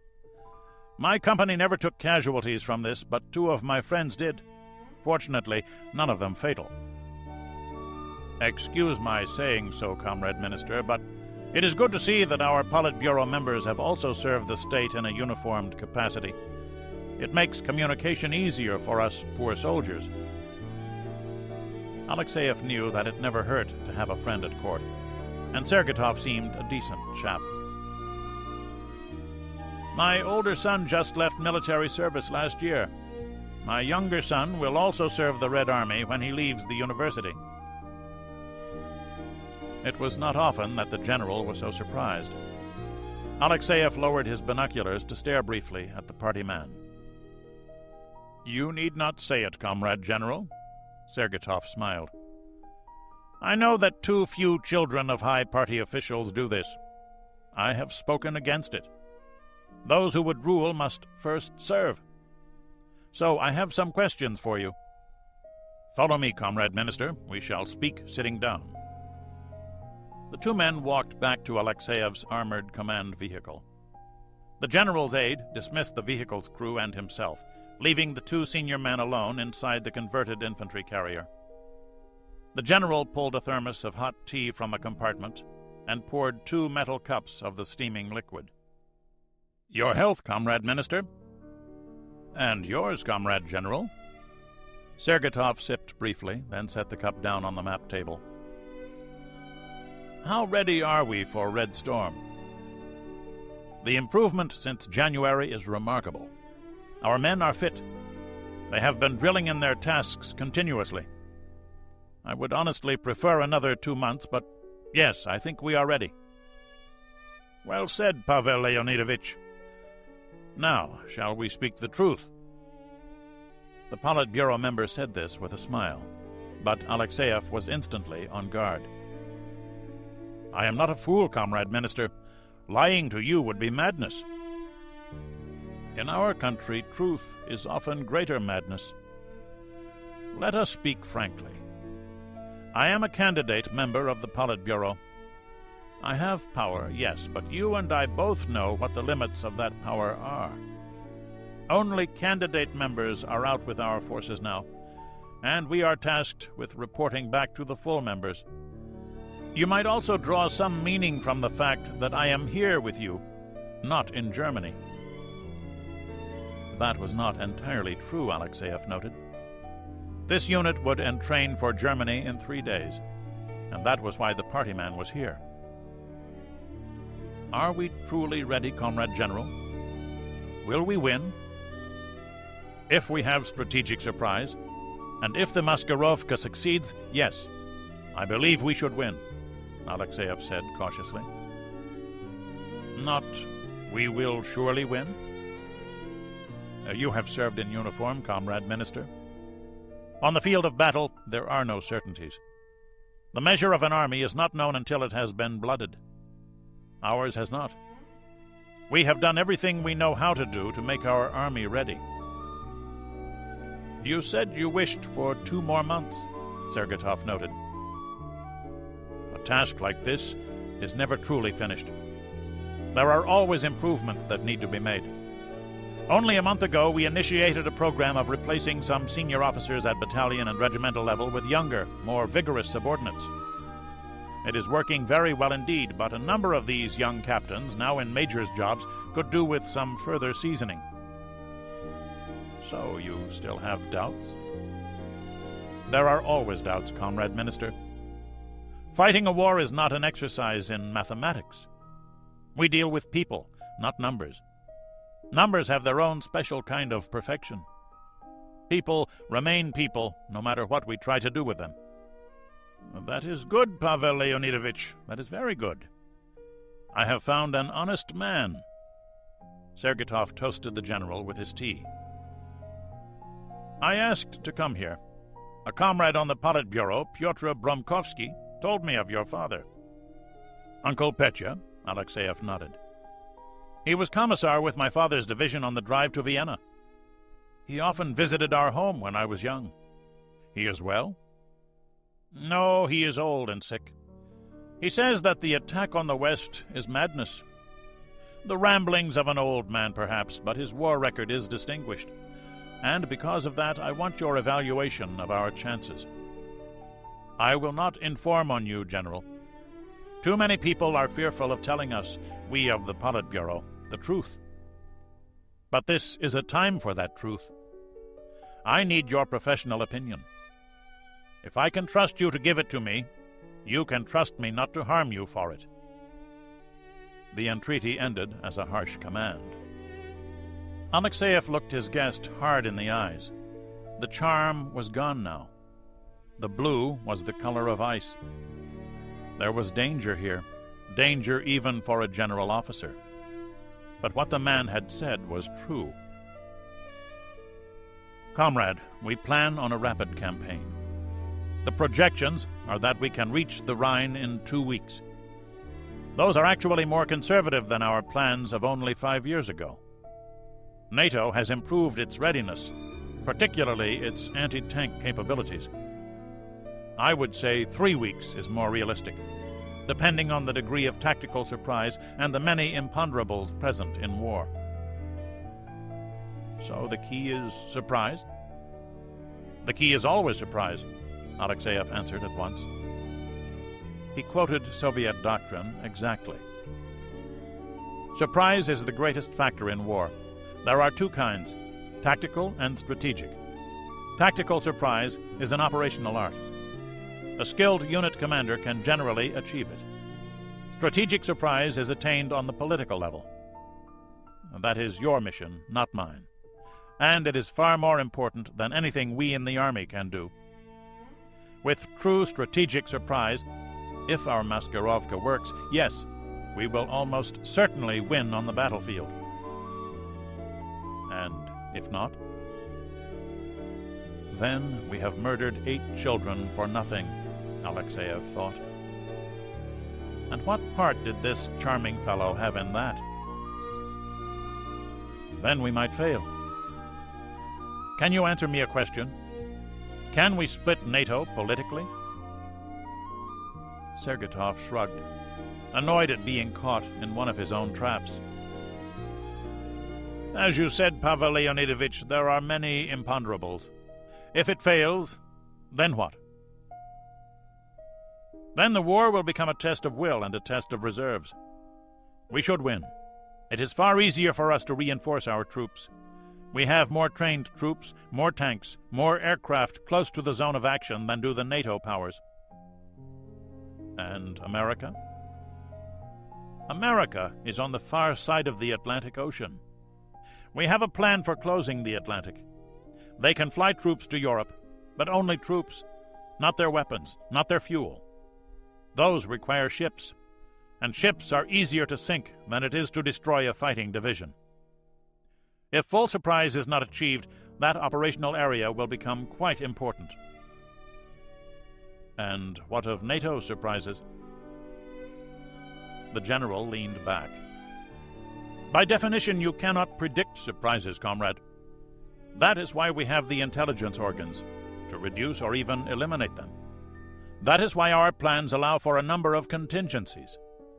For example, what if surprise is totally lost and NATO attacks first? He shrugged. They would not go far, but they would upset things. What still concerns me are nuclear responses. Again, more of a political question. Yes. Sergetov's worry was for his elder son. When the reserves were mobilized, Ivan would climb back into his tank, and he didn't need to be a Politburo member to know where that tank would be sent.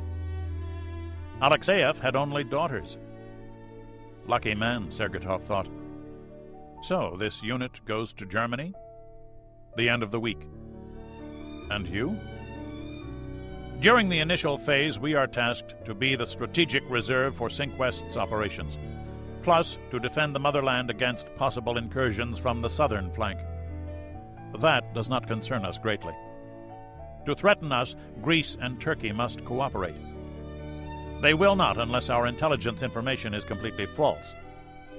My commander and I will later execute Phase 2 of the plan and seize the Persian Gulf. Again, this will not be a problem.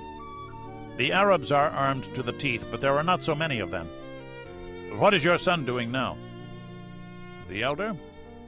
He's ending his first year of graduate school in languages. Top of his class. Middle Eastern languages. Sergetov was surprised at himself for not thinking of this. I could use a few more of those. Most of our Arabic language people are Muslims themselves, and for this task I would prefer people more reliable. And you do not trust the followers of Allah? In war, I trust no one. If your son is good at these languages, I will find a use for him, be sure of that. The formal agreement was made with nods, and each wondered if the other had planned it that way. Norfolk, Virginia. Progress hasn't ended as scheduled, Toland said. Satellite and other reconnaissance shows that the Soviet forces in Germany and Western Poland are still together in operational formations living in the field. There are indications that rail transport is being marshaled at various points in the Soviet Union. That is, at points consistent with plans to move large numbers of troops west. Soviet Northern Fleet this morning sortied 6 submarines. The move is ostensibly a scheduled rotation to replace their operational squadron in the Med. So for the next 2 weeks, they'll have more subs in the North Atlantic than is normally the case. Tell me about the group rotating out of the Med, Sinklant ordered. A Victor, an Echo, 3 Foxtrots, and a Juliet. They all spent the last week tied alongside their tender at Tripoli. The tender stayed put in Libyan territorial waters. They will clear the Straits of Gibraltar around 1300 Zulu tomorrow. They're not waiting for the new group to relieve them on station first? No, Admiral. Usually they do wait for the replacement group to enter the Med, but about a third of the time they do it this way. That gives us 12 Soviet subs in transit north and south, plus a November and 3 more Foxtrots that have been exercising with the Cuban Navy. At the moment, they are all tied alongside also. We checked up on them this morning. That data is 2 hours old. Okay, what about Europe? No further information on Mr. Falcon. The NATO intelligence services have run up against a blank wall, and there's been nothing new from Moscow, not even a date for the public trial. The Germans say that they have no knowledge whatever of the guy. It's just as though he appeared fully grown at age 31 when he started his business. His apartment was taken apart 1 stick at a time. No incriminating evidence was found. Okay, Commander. Give us your professional gut feeling. Admiral Falcon is a Soviet sleeper agent who was inserted into the Federal Republic 13 years ago and used for very few missions. Or, more probably, none at all, until this. So, you think this whole thing's a Soviet intelligence operation? No big surprise there. What's its objective? Sinclair asked sharply. Sir, at the very least, they are trying to put enormous political pressure on West Germany, perhaps to force them out of NATO. At worst, I think we already figured the worst-case scenario out. Nice job, Toland. And I owe you an apology for yesterday. Not your fault that you didn't have all the information I wanted. Toland blinked. It was not that often that a four-star admiral apologized to a reserve lieutenant commander in front of other flag officers. What's their fleet doing? Admiral, we have no satellite photos of the Murmansk area. Too much cloud cover. But we expect clear weather tomorrow afternoon. The Norwegians are running increased air patrols in the Barents Sea, and they say that, aside from submarines, the Russians have relatively few ships at sea at the moment. Of course, they've had relatively few ships at sea for a month. And that can change in 3 hours, an admiral noted. Your evaluation of their fleet readiness? The best it's been since I've been studying them, Toland replied. As close to 100% as I've ever seen it. As you just said, sir, they can put to sea at any time with almost their whole inventory. If they sortie, we'll know it quick. I have 3 subs up there keeping an eye on things, Admiral Pipes said. I talked with the Secretary of Defense right before I came here. He's going to meet with the President today and request a DEFCON 3 alert, global. The Germans are requesting that we keep Spiral Green in operation until the Russians show signs of easing things off. What do you think the Russians will do, Commander? Sinclair asked. Sir, we'll know more later today. The Soviet Party Secretary will be speaking at an emergency meeting of the Supreme Soviet, maybe also at the funeral tomorrow. Sentimental bastard, Pipes growled. In front of the office television, an hour later, Toland missed having Chuck Lowe around to back up his translation. The chairman had an annoying tendency to speak rapidly, and Toland's Russian was barely up to it. The speech took 40 minutes, 3/4 of which was standard political phraseology. At the end, however, the chairman announced mobilization of Category B reserve units to meet the potential German threat.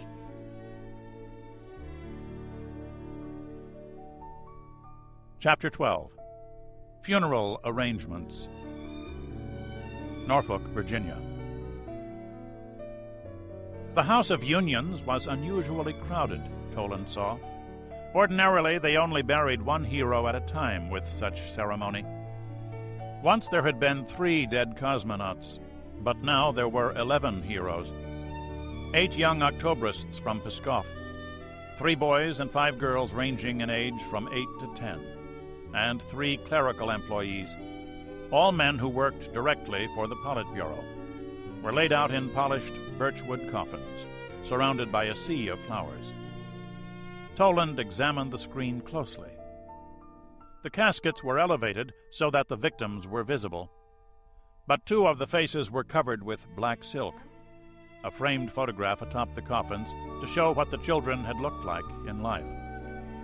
It was a piteous, horrible touch for the television cameras to linger on. The hall of columns was draped in red and black, with even the ornate chandeliers masked for this solemn occasion. The families of the victims stood in an even line. Parents without their children, wives and children without fathers. They were dressed in the baggy, ill-cut clothes so characteristic of the Soviet Union. Their faces showed no emotion but shock, as if they were still trying to come to terms with the damage done to their lives, still hoping that they'd awake from this ghastly nightmare to find their loved ones safe in their own beds, and knowing that this would not be. The chairman of the party came somberly down the line, embracing each of the bereaved, a black mourning band on his sleeve to contrast with the gaudy Order of Lenin emblem on his lapel. Toland looked closely at his face. There was real emotion there. One could almost imagine that he was burying members of his own family. One of the mothers accepted the embrace, then the kiss, and nearly collapsed, falling to her knees and burying her face in her hands. The chairman dropped down to her side even before her husband did, and pulled her head into his shoulder. A moment later, he helped her back to her feet, moving her gently toward the protective arm of her husband, a captain in the Soviet army whose face was a stone mask of rage. God Almighty, Toland thought. They couldn't have staged that any better with Eisenstein himself directing. Moscow, RSFSR. You cold-hearted bastard, Sergetov said to himself. He and the rest of the Politburo stood in another line to the left of the caskets. He kept his face pointed forward, toward the line of coffins, but he averted his eyes, only to see 4 television cameras recording the ceremony. The whole world was watching them, the TV people had assured them. So exquisitely organized it was. Here was the penultimate act of the Maskirovka. The honor guard of Red Army soldiers mixed with boys and girls of the Moscow Young Pioneers to watch over the murdered children. The lilting violins. Such a masquerade, Sergetov told himself. See how kind we are to the families of those we have murdered. He had seen many lies in his 35 years in the party. He had told enough of them himself, but never anything that came close to this. Just as well, he thought, that I've had nothing to eat today. His eyes came back reluctantly to the waxen face of a child. He remembered the sleeping faces of his own children, now grown.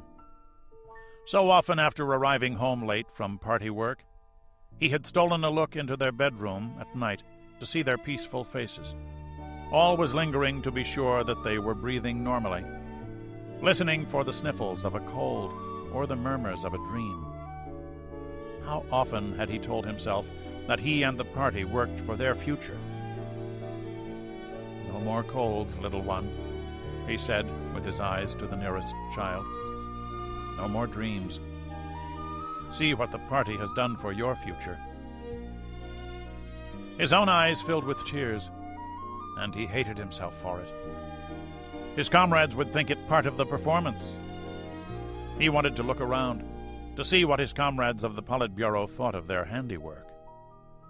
He wondered what the KGB team that had done the deed thought of their mission now. If they were still alive, he reflected. So easy to put them on an airplane and crash it into the ground so that not even executioners would know of them. All records of the bomb plot were already destroyed, he was sure. And of the 30 men who knew of it, more than half were right there, standing in line with him. Sergetov almost wished he had entered the building 5 minutes sooner. Better to be dead than to be a beneficiary of such infamy. But he knew better. In that case, he would have played an even larger role in this brutal farce.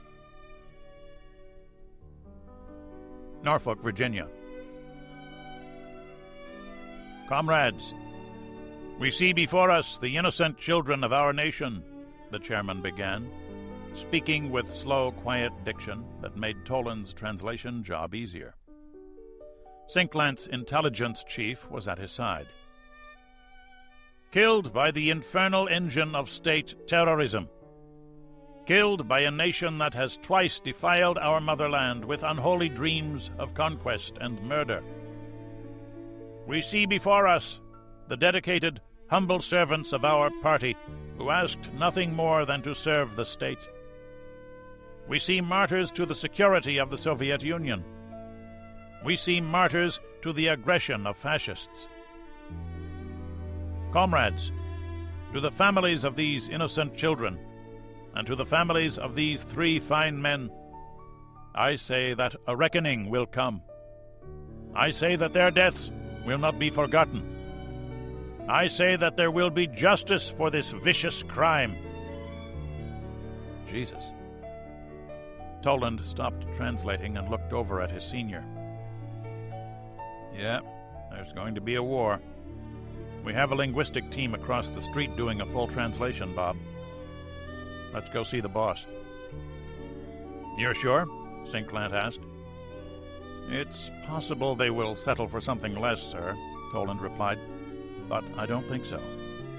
Everything about this exercise has been run in such a way as to inflame the Russian population to a degree I've never seen before. Let's put this all the way on the table. You're saying that they deliberately murdered these people to foment a crisis." Sinclair looked down at his desk. "It's hard to believe, even for them." "Admiral, either we believe that, or we believe that the West German government has decided to precipitate a war against the Soviet Union on their own hook. In the second case, the Germans would have to be totally out of their fucking minds, sir," Toland blurted, forgetting that only admirals swear in front of admirals. "But why?" "We don't know the why. That's a problem with intelligence, sir.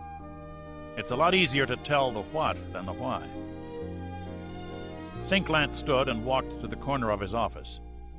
There was going to be a war, and he didn't know why. He wanted the why. The why might be important. "We're starting to call up reserves. Toland, you have done one hell of a good job over the past 2 months.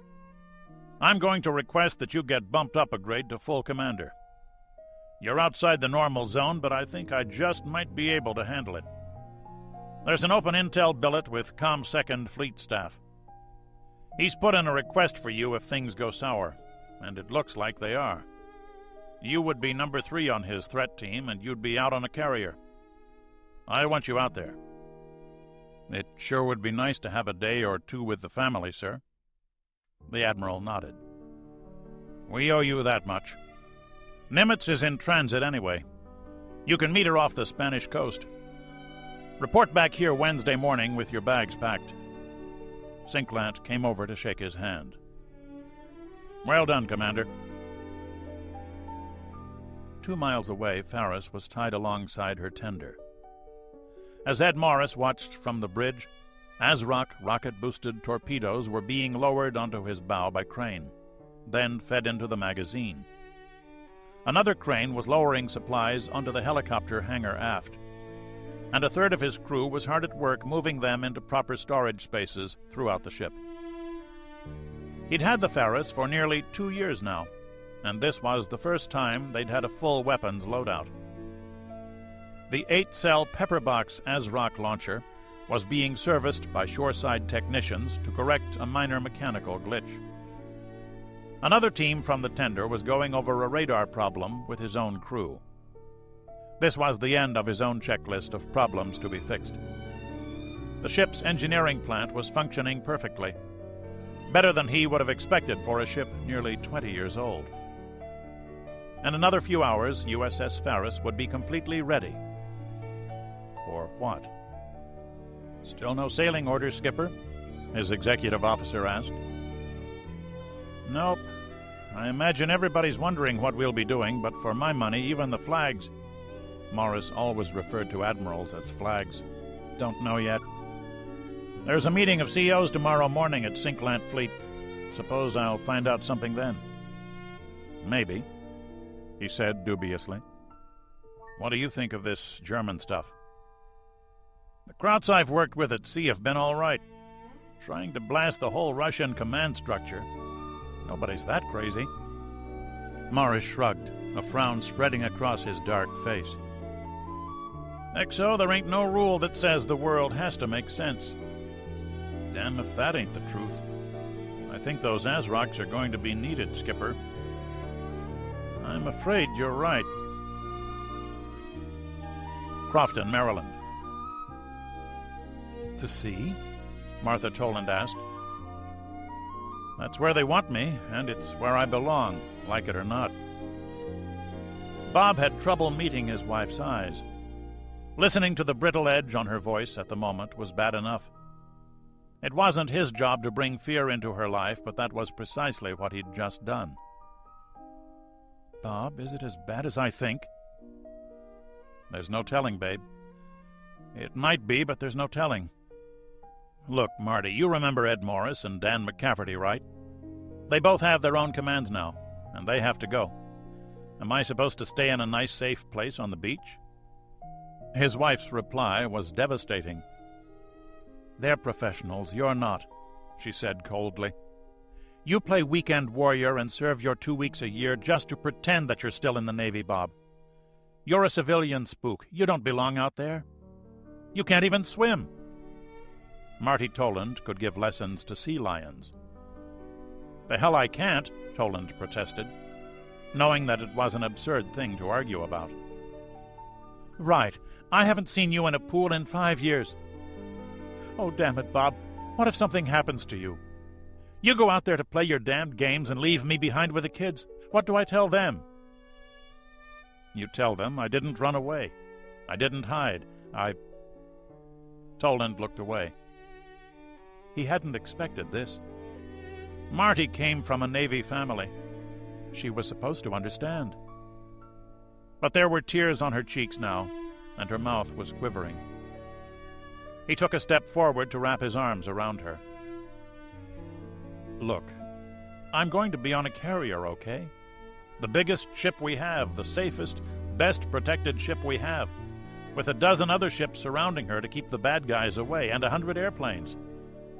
They need me to help figure out what the bad guys are up to so they can keep them as far away as possible. Marty, what I'm doing is necessary. They need me. The Admiral asked for me by name. I'm important. At least, somebody thinks so."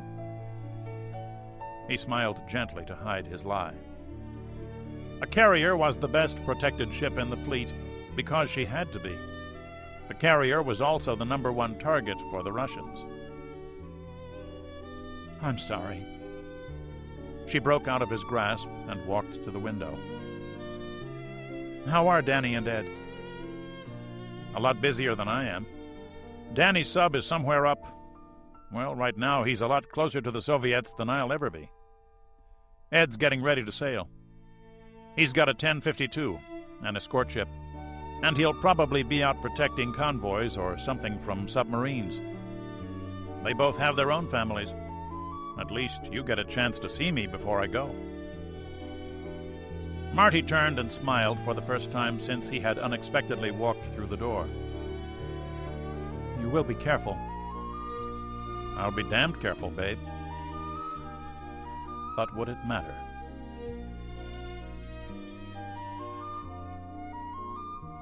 Chapter 13. The strangers arrive and depart. Aachen, Federal Republic of Germany. It was the traffic that did it. The envelope came as promised to the proper post office box, and the key worked as he'd been told to expect. Minimum personnel involvement. The Major grumbled at having to expose himself in the open this way, but it wasn't the first time he'd had to work with the KGB, and he needed this up-to-date information if his mission were to have any chance of success. Besides, he smiled briefly, the Germans are so proud of their postal service. The Major folded the oversized envelope and tucked it into his jacket pocket before leaving the building. His clothing was entirely German in origin, as were the sunglasses which he donned on opening the door. He scanned the sidewalk in both directions, looking for anyone who might be trailing him. Nothing. The KGB officer had promised him that the safe house was totally secure, that no one had the least suspicion that they were here. Perhaps. The taxi was waiting for him across the street. He was in a hurry. The cars were stopped on the street, and he decided to go straight across instead of walking to the corner. The Major was from Russia and not accustomed to the unruly European traffic where the pedestrians are expected to follow the rules too. He was 100 meters from the nearest traffic cop, and the nearby German drivers could sense that the cop's back was turned. It should have been as much a surprise to the Major as to American tourists that when driving, the orderly Germans were anything but. He stepped off the curb without looking, just as the traffic started moving. He never even saw the accelerating Peugeot. It was not moving fast, only 25 kilometers per hour. Fast enough. The right fender caught him on the hip, spun him around, and catapulted the Major into a lamppost. He was knocked unconscious before he knew what had happened, which was just as well, since his legs remained in the street and the Peugeot's rear wheel crushed both ankles. The damage to his head was spectacular. A major artery was cut open, and blood fountained onto the sidewalk as he lay motionless on his face. The car stopped at once, its driver leaping out to see what she had done. There was a scream from a child who had never seen so much blood, and a postman raced to the corner to summon the police officer standing in the traffic circle, while another man went into a store to call an ambulance. The stopped traffic allowed the taxi driver to leave his vehicle and come over.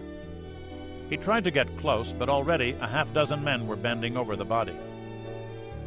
"Er ist tot," one observed, and the body was pale enough to make one think so. The Major was already in shock. So was the Peugeot's driver, whose eyes were already dripping tears as her breaths came in irregular sobs. She was trying to tell everyone that the man had stepped right in front of her car, that she hadn't had a chance to stop. She spoke in French, which only made things more difficult. Pushing through the spectators, the taxi driver was almost close enough to touch the body by now. He had to get that envelope. But then the police arrived. "Alles zurück," the cop ordered, remembering his training. First, get things under control. His training also enabled him to resist the instinct to move the body. This was a head injury, perhaps a neck injury also, and those were not to be moved except by Experten. A bystander called out that he had summoned an ambulance. The policeman nodded curtly and hoped it would arrive soon. Making traffic accident reports was far more routine than watching an unconscious, or dead, man bleed untidily on the sidewalk. He looked up gratefully a moment later to see a lieutenant, a senior watch supervisor, pushing his way in. "Ambulance?" "On the way, Herr Leutnant. I am Gunther, traffic detail. My post is down the street." "Who was driving the car here?" the lieutenant asked.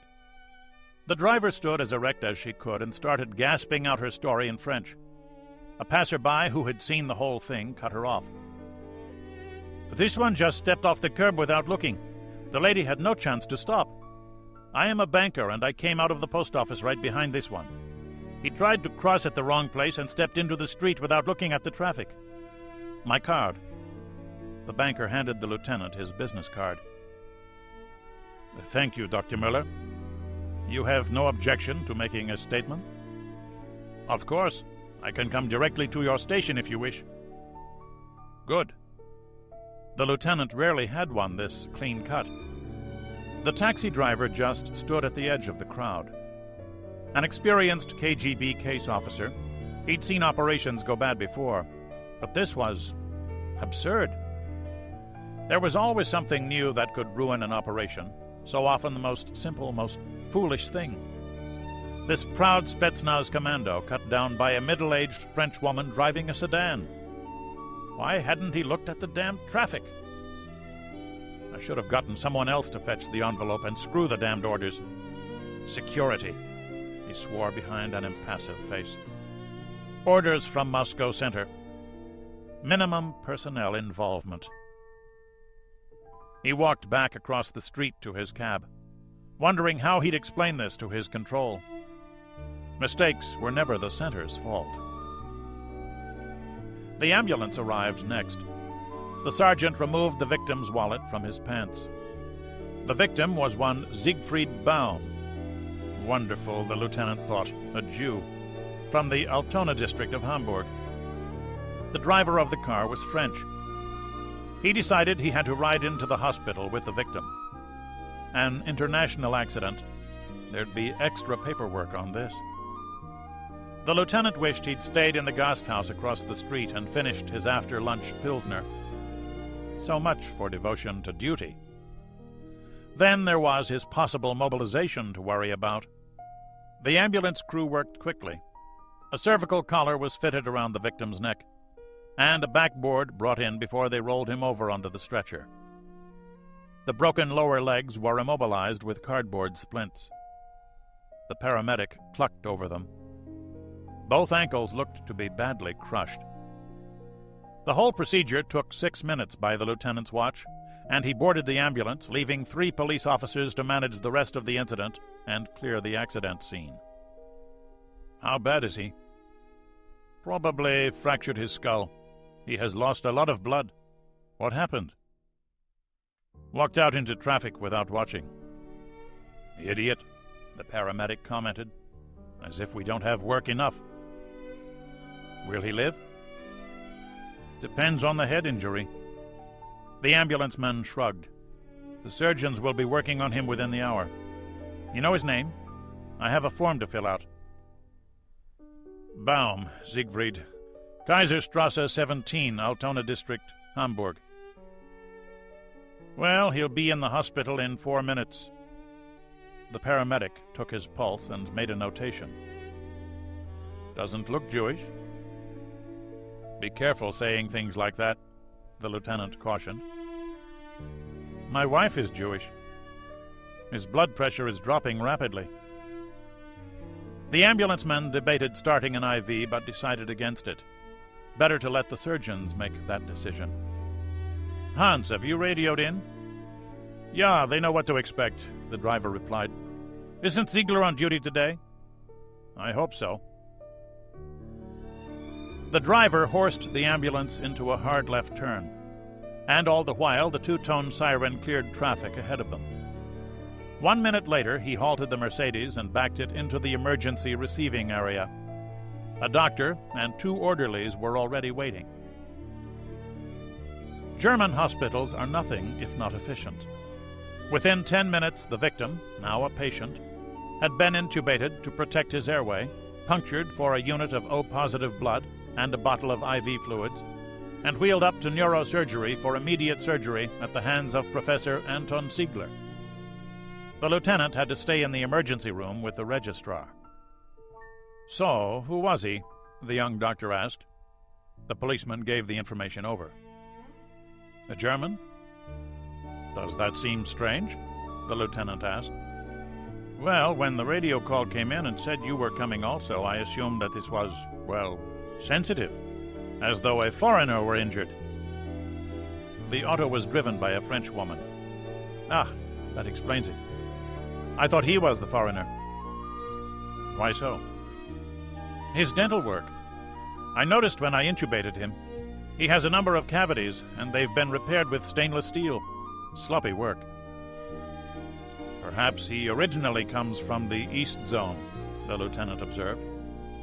The registrar snorted. No German ever did that work. A carpenter could do better. The doctor filled out the admission form rapidly. What are you telling me? He has poor dental work. Strange. He is very fit, dressed well, Jewish. But he has miserable dental work. The doctor sat down.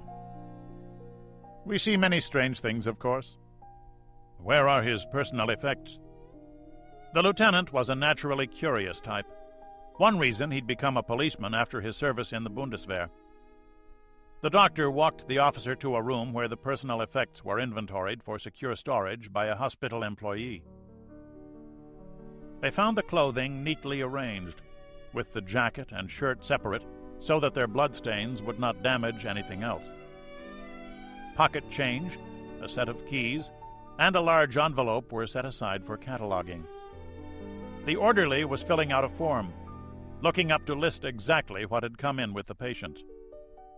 The policeman lifted the manila envelope. It had been mailed from Stuttgart yesterday evening. A 10-mark stamp. On an impulse, he pulled out a pocket knife and slit the top of the envelope open. Neither the doctor nor the orderly objected. This was a police officer, after all. A large and two smaller envelopes were inside. He opened the large one first and extracted the contents. First, he saw a diagram. It looked ordinary enough until he saw that it was a photocopy of a German army document stamped Geheim, secret. Then the name, Lammersdorf. He was holding a map of a NATO communications headquarters not 30 kilometers from where he stood. The police lieutenant was a captain in the German Army Reserves and held an intelligence billet. Who was Siegfried Baum? He opened the other envelopes. Next, he went to a phone. Rota, Spain. The transport jet arrived right on time. A fair breeze greeted them from the sea as Toland emerged from the cargo door. A pair of sailors was there to direct the arrivals. Toland was pointed to a helicopter 100 yards away, its rotor already turning. He walked quickly toward it, along with 4 other men. 5 minutes later, he was airborne, his first visit to Spain having lasted exactly 11 minutes. No one attempted conversation. Toland looked out one of the small windows available. They were over a patch of blue water, evidently flying southwest. They were aboard a Sea King anti-submarine helicopter. The crew chief was also a sonar operator, and he was fiddling with his gear, evidently running some sort of test. The interior walls of the aircraft were bare. Aft was the sonobuoy storage, and the dipping sonar transducer was caged in its compartment in the floor. For all that, the aircraft was crowded, most of its space occupied by weapon and sensor instrumentation. They'd been in the air for half an hour when the helos started circling. 2 minutes later, they landed on USS Nimitz. The flight deck was hot, noisy, and stank of jet fuel. A deck crewman motioned them toward a ladder which led down to the catwalk surrounding the deck and into a passageway beneath it. Here they encountered air conditioning and relative quiet, sheltered from the flight operations going on overhead. "Lieutenant Commander Toland?" a yeoman called out. "Here. Please come with me, sir." Toland followed the sailor through the rabbit warren of compartments below the flight deck and was finally pointed to an open door. "You must be Toland," observed a somewhat frazzled officer. "Must be, unless the time zone changes did something. You want the good news or the bad news?" "Bad." "Okay, you'll have to hot bunk. Not enough berths for all of us intel types. Shouldn't matter much, though. I haven't slept for 3 days. One of the reasons you're here. The good news is that you just got another half a stripe. Welcome aboard, Commander. I'm Chip Bennett." The officer handed Toland a telex sheet. "Looks as though Sinklant likes you. Nice to have friends in high places." The message announced tersely that Lieutenant Commander Robert A. Toland III, USNR, had been frocked as a Commander USNR, which gave him the right to wear the 3 gold stripes of a commander, but not to collect a commander's pay just yet. It was like a kiss from one's sister. Well, he reflected, maybe a cousin. "I guess it's a step in the right direction. What am I going to be doing here?" "Theoretically, you're supposed to assist me, but we're so friggin' overwhelmed with information at the moment that we're divvying the territory up some. I'm going to let you handle the morning and evening briefs to the battle group commander. We do that at 0700 and 2000. Rear Admiral Samuel B. Baker, Jr., son of a B. He's an ex-nuke. Likes it quick and clean with footnotes and sources on the write-up to read afterwards. He almost never sleeps. Your battle station will be in the CIC with the Group Tactical Warfare Officer." Walker rubbed his eyes. "So what the hell is happening in this crazy world?" "What's it look like?" Toland answered. "Yeah. Something new just came in. The space shuttle Atlantis was pulled off the pad at Kennedy today, supposedly for a computer glitch, right? 3 newspapers just broke a story that she was taken down for payload replacement. They were supposed to loft 3 or 4 commercial communications birds. Instead, the payload is reconnaissance satellites. I guess people are starting to take this seriously. Aachen, Federal Republic of Germany. Siegfried Baum awoke 6 hours later to see 3 men wearing surgical garb. The effect of the anesthesia still heavy on him, his eyes could not focus properly. "How are you feeling?" one asked. In Russian. "What happened to me?" The major answered in Russian. "Ach so. You were struck by a car and you are now in a military hospital," the man lied. They were still in Aachen, near the German-Belgian frontier. "What? I was just coming out to—" The major's voice was that of a drunken man, but it stopped abruptly. His eyes tried to focus properly. "It is all finished for you, my friend." Now the speaker switched to German. "We know you are a Soviet officer, and you were found in possession of classified government documents. Tell me, what is your interest in Lammersdorf?" "I have nothing to say," replied Baum in German. "A little late for that," the interrogator chided, switching back to Russian. "But we'll make it easy for you. The surgeon tells us that it is now safe to try a new, medication for you, and you will tell us everything you know. Be serious. No one can resist this form of questioning. You might also wish to consider your position," the man said more harshly. "You are an officer in the army of a foreign government, here in the Federal Republic illegally, traveling with false papers, and in possession of secret documents. At the least, we can imprison you for life.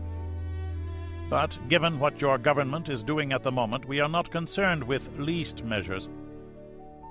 If you cooperate, you will live, and probably be exchanged back to the Soviet Union at a later date for a German agent. We will even say that we got all our information due to the use of drugs. No harm could possibly come to you from this. If you do not cooperate, you will die of injuries received in a motor accident." "I have a family," Major Andrei Chernyavin said quietly, trying to remember his duty. The combination of fear and drug-induced haze made a hash of his emotions. He couldn't tell there was a vial of sodium pentothal dripping into his IV line and already impairing his higher brain functions. Soon he would be unable to consider the long-term consequences of his action. Only the here and now would matter. "They will come to no harm," Colonel Weber promised. An army officer assigned to the Bundesnachrichtendienst, he had interrogated many Soviet agents. "Do you think they punish the family of every spy we catch? Soon no one would ever come here to spy on us at all."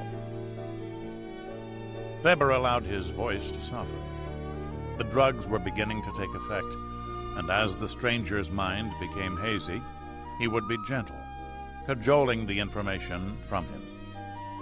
The funny part, he mused, was that he'd been instructed on how to do this by a psychiatrist. Despite the many movies about brutal German interrogators, he hadn't had the least training in forceful extraction of information. Too bad, he thought. If there was ever a time I need it, it is now. Most of the colonel's family lived outside Kulmbach, only a few kilometers from the border. Kiev, the Ukraine. Captain Ivan Mikhailovich Sergetov reporting as ordered, Comrade General. Be seated, Comrade Captain. The resemblance to his father was remarkable, Alexeyev thought. Short and stocky. The same proud eyes, the same intelligence.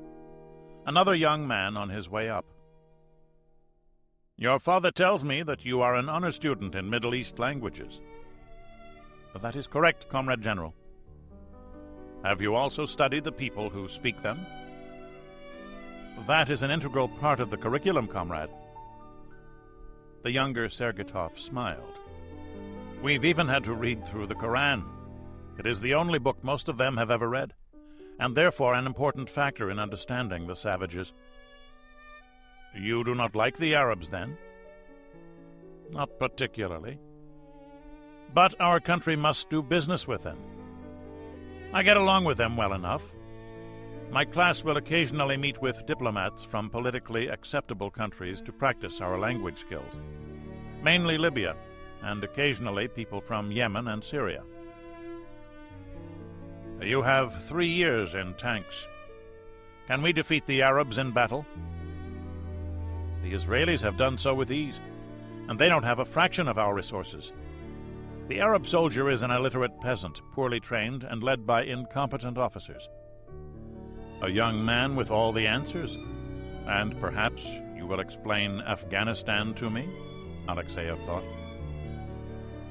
Comrade Captain, you will be attached to my personal staff for the forthcoming operation against the Persian Gulf states. I will lean on you for linguistic work and to support our intelligence estimates. I understand that you are training to be a diplomat. That is useful to me. I always like to have a second opinion of the intelligence data that KGB and GRU send us. Not that I distrust our comrades in the intelligence arms, you understand. I simply like to have someone who thinks Army to review the data. The fact that you've served in tanks is doubly valuable to me. One more question. How are the reservists reacting to the mobilization? With enthusiasm, of course, the captain replied. Ivan Mikhailovich, I presume your father told you about me. I listen attentively to the words of our party, but soldiers preparing for battle need to know the unvarnished truth so that we can bring about the party's wishes. Captain Sergetov noted how carefully that had been phrased. Our people are angry, Comrade General. They are enraged over the incident in the Kremlin, the murder of the children. I think enthusiasm is not a great exaggeration. And you, Ivan Mikhailovich? Comrade General, my father told me that you would ask this question. He told me to assure you that he had no prior knowledge of it, and that the important thing is to safeguard our country so that similar tragedies will never again be necessary. Alexeyev did not reply at once.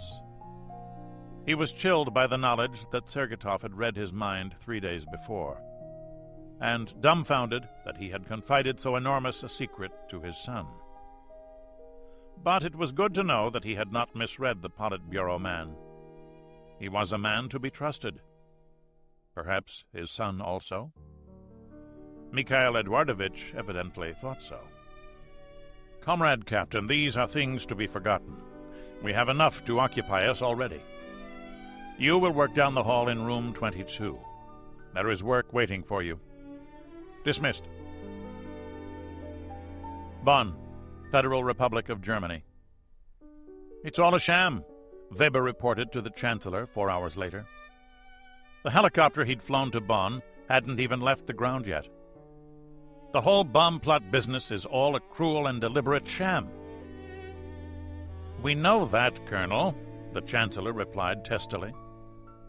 He'd been awake for 2 days straight now, trying to come to grips with the sudden German-Russian crisis. Herr Kanzler, the man we now have in the hospital is Major Andrei Ilyich Chernyavin. He entered the country over the Czech border 2 weeks ago with a separate set of false papers. He is an officer in the Soviet Spetsnaz forces, their elite Sturmtruppen. He was badly injured in an auto accident.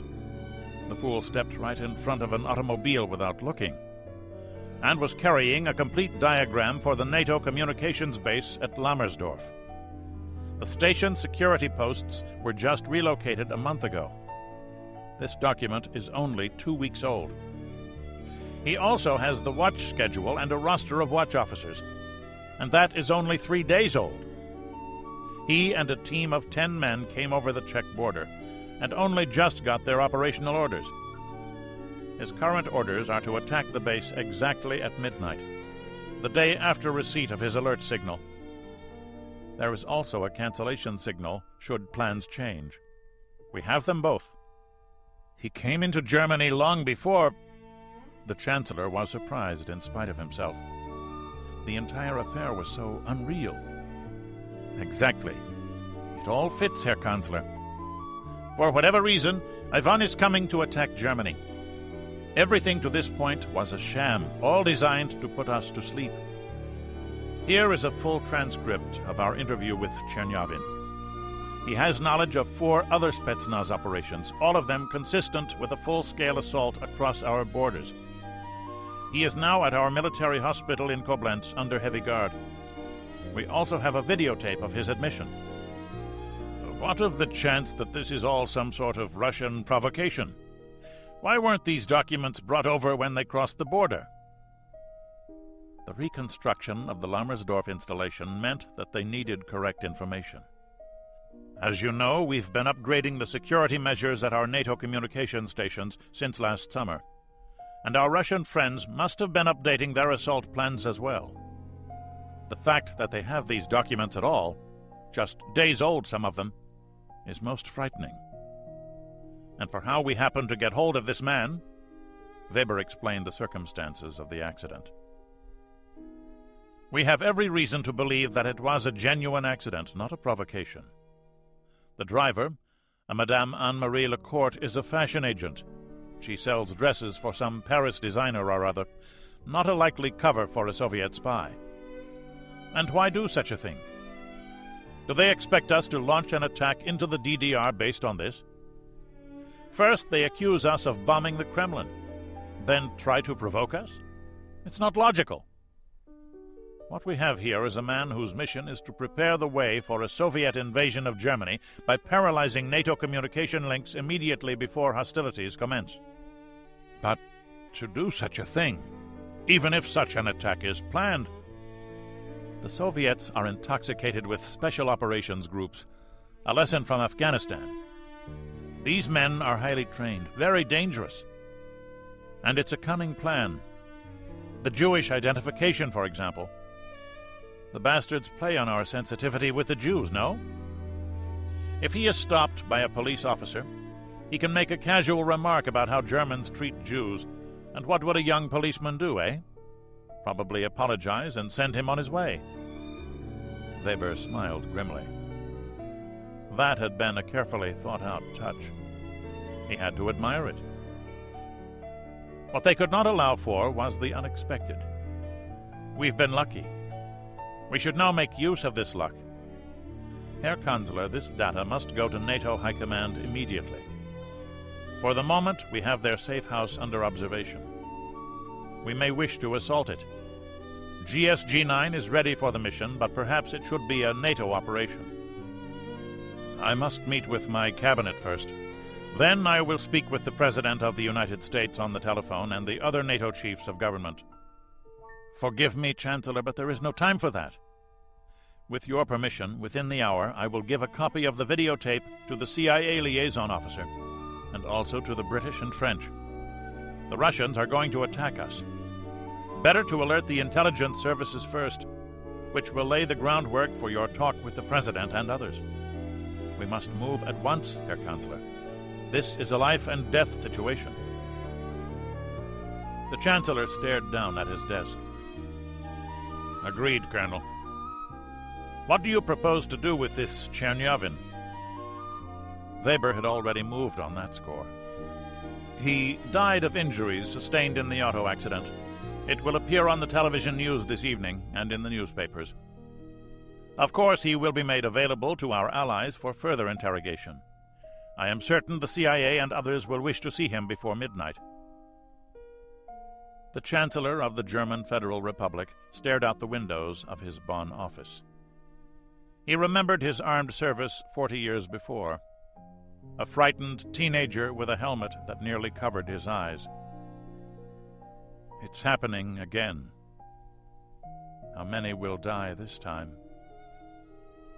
Yeah. Dear God, what will it be like? Leningrad, RSFSR. The captain looked out over the port side of his ship from the bridge wing. Tugs pushed the last barge onto the aft elevator, then backed away. The elevator rose a few meters, and the barge settled into place on the trolleys already set on the fore and aft tracks. Julius Fusik's first officer supervised the loading process from the winch control station aft. communicating by portable radio to other men scattered about the after part of the ship. The elevator matched levels with that of the third cargo deck, and the access door opened to expose the vast cargo deck. Crewmen strung cables onto the trolleys and bolted them rapidly into place. Winches pulled the barge forward into the third, lowermost cargo deck of the CB, for seagoing barge carrier ship. As soon as the trolleys were over their painted marks, the watertight door closed and lights came on to allow the crew to secure the barge firmly in place. Neatly done, the first officer thought.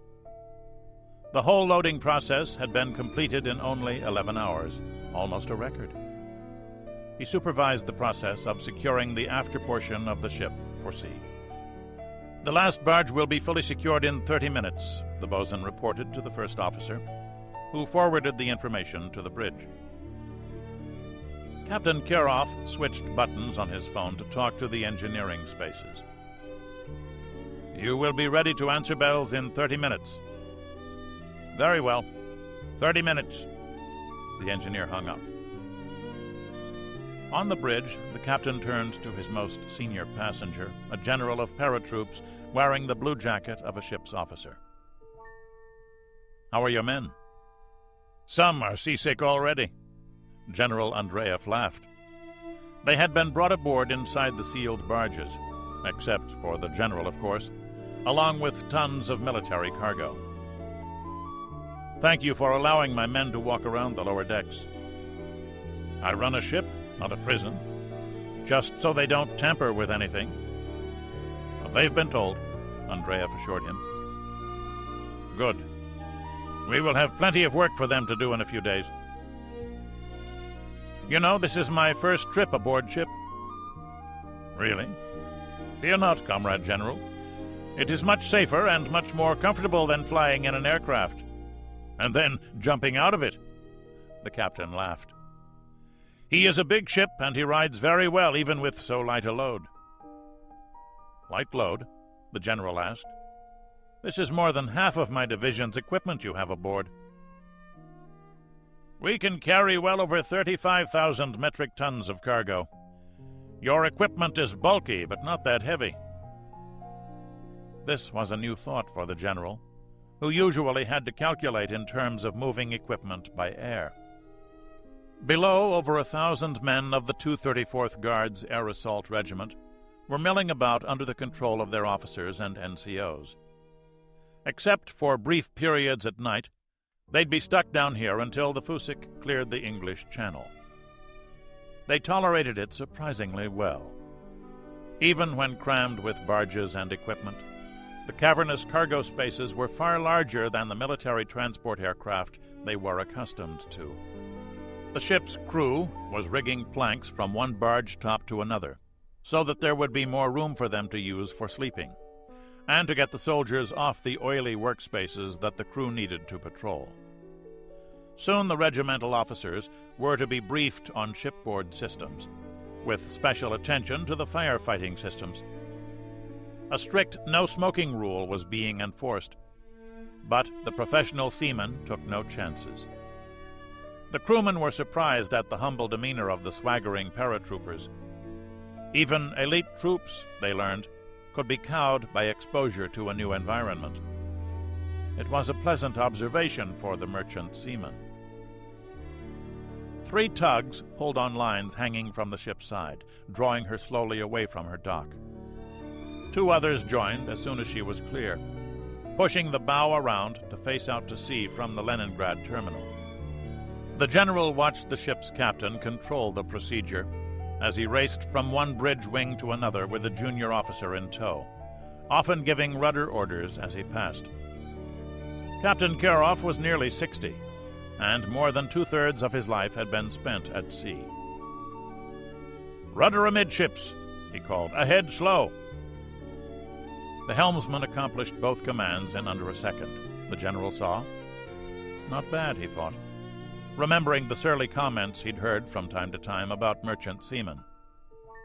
The captain rejoined him. "Ah, that's the hardest part behind us." "But you had help for that," the general observed. "Some help.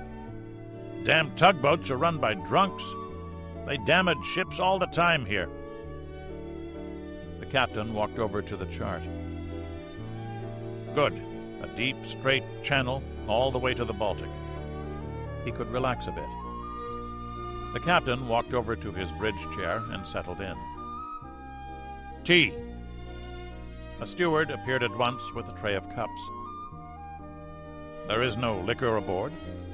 Andreev was surprised. "Not unless your men brought it, Comrade General. I do not tolerate alcohol on my ship." "That is true enough." The first officer joined them. "All secure aft. The special sea detail is set. Lookouts posted. The deck inspection is underway." "A deck inspection?" "We normally check at the turn of every watch for open hatches, Comrade General," the first officer explained. "With your men aboard, we will check every hour." "You do not trust my men?" The general was mildly offended. "Would you trust one of us aboard one of your airplanes?" the captain replied. "You are right, of course. Please excuse me." Andreev knew a professional when he saw one. "Can you spare a few men to teach my junior officers and sergeants what they need to know?" The first officer pulled a set of papers from his pocket. "The classes begin in 3 hours. In 2 weeks, your men will be proper seamen." "We are particularly worried about damage control," the captain said. "That concerns you?" "Of course. We stand into danger, Comrade General. I would also like to see what your men can do for ship defense." The general hadn't thought of that. The operation had been thrown together too quickly for his liking, without the chance to train his men in their shipboard duties. Security considerations. Well, no operation was ever fully planned, was it? "I'll have my anti-air commander meet with you as soon as you are ready." He paused. "What sort of damage can this ship absorb and still survive?" "He is not a warship, Comrade General." Kirov smiled cryptically. "However, you will note that nearly all of our cargo is on steel barges. Those barges have double steel walls with a meter of space between them, which may even be better than the compartmentalization on a warship. With luck, we will not have to learn. Fire is what concerns me most. The majority of ships lost in battle die from fire. If we can set up an effective firefighting drill, we may well be able to survive at least one, perhaps as many as 3 missile hits." The general nodded thoughtfully. "My men will be available to you whenever you wish." "As soon as we clear the channel." The captain got up and checked the chart again. "Sorry that we cannot offer you a pleasure cruise. Perhaps the return trip." The general lifted his tea. "I will toast that, comrades. My men are at your disposal until the time comes. Success!" "Yes, success!"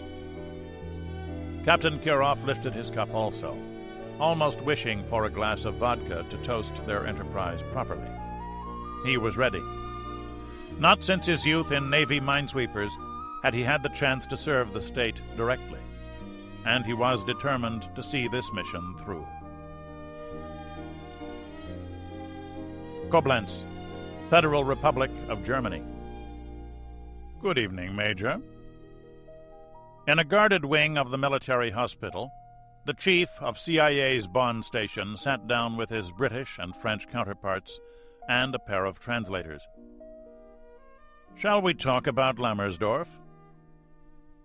Unbeknownst to the Germans, the British had a file on Major Chernyavin's activities in Afghanistan, including a poor but recognizable photograph of the man remembered by the Mujahideen as the Devil of the Kandahar.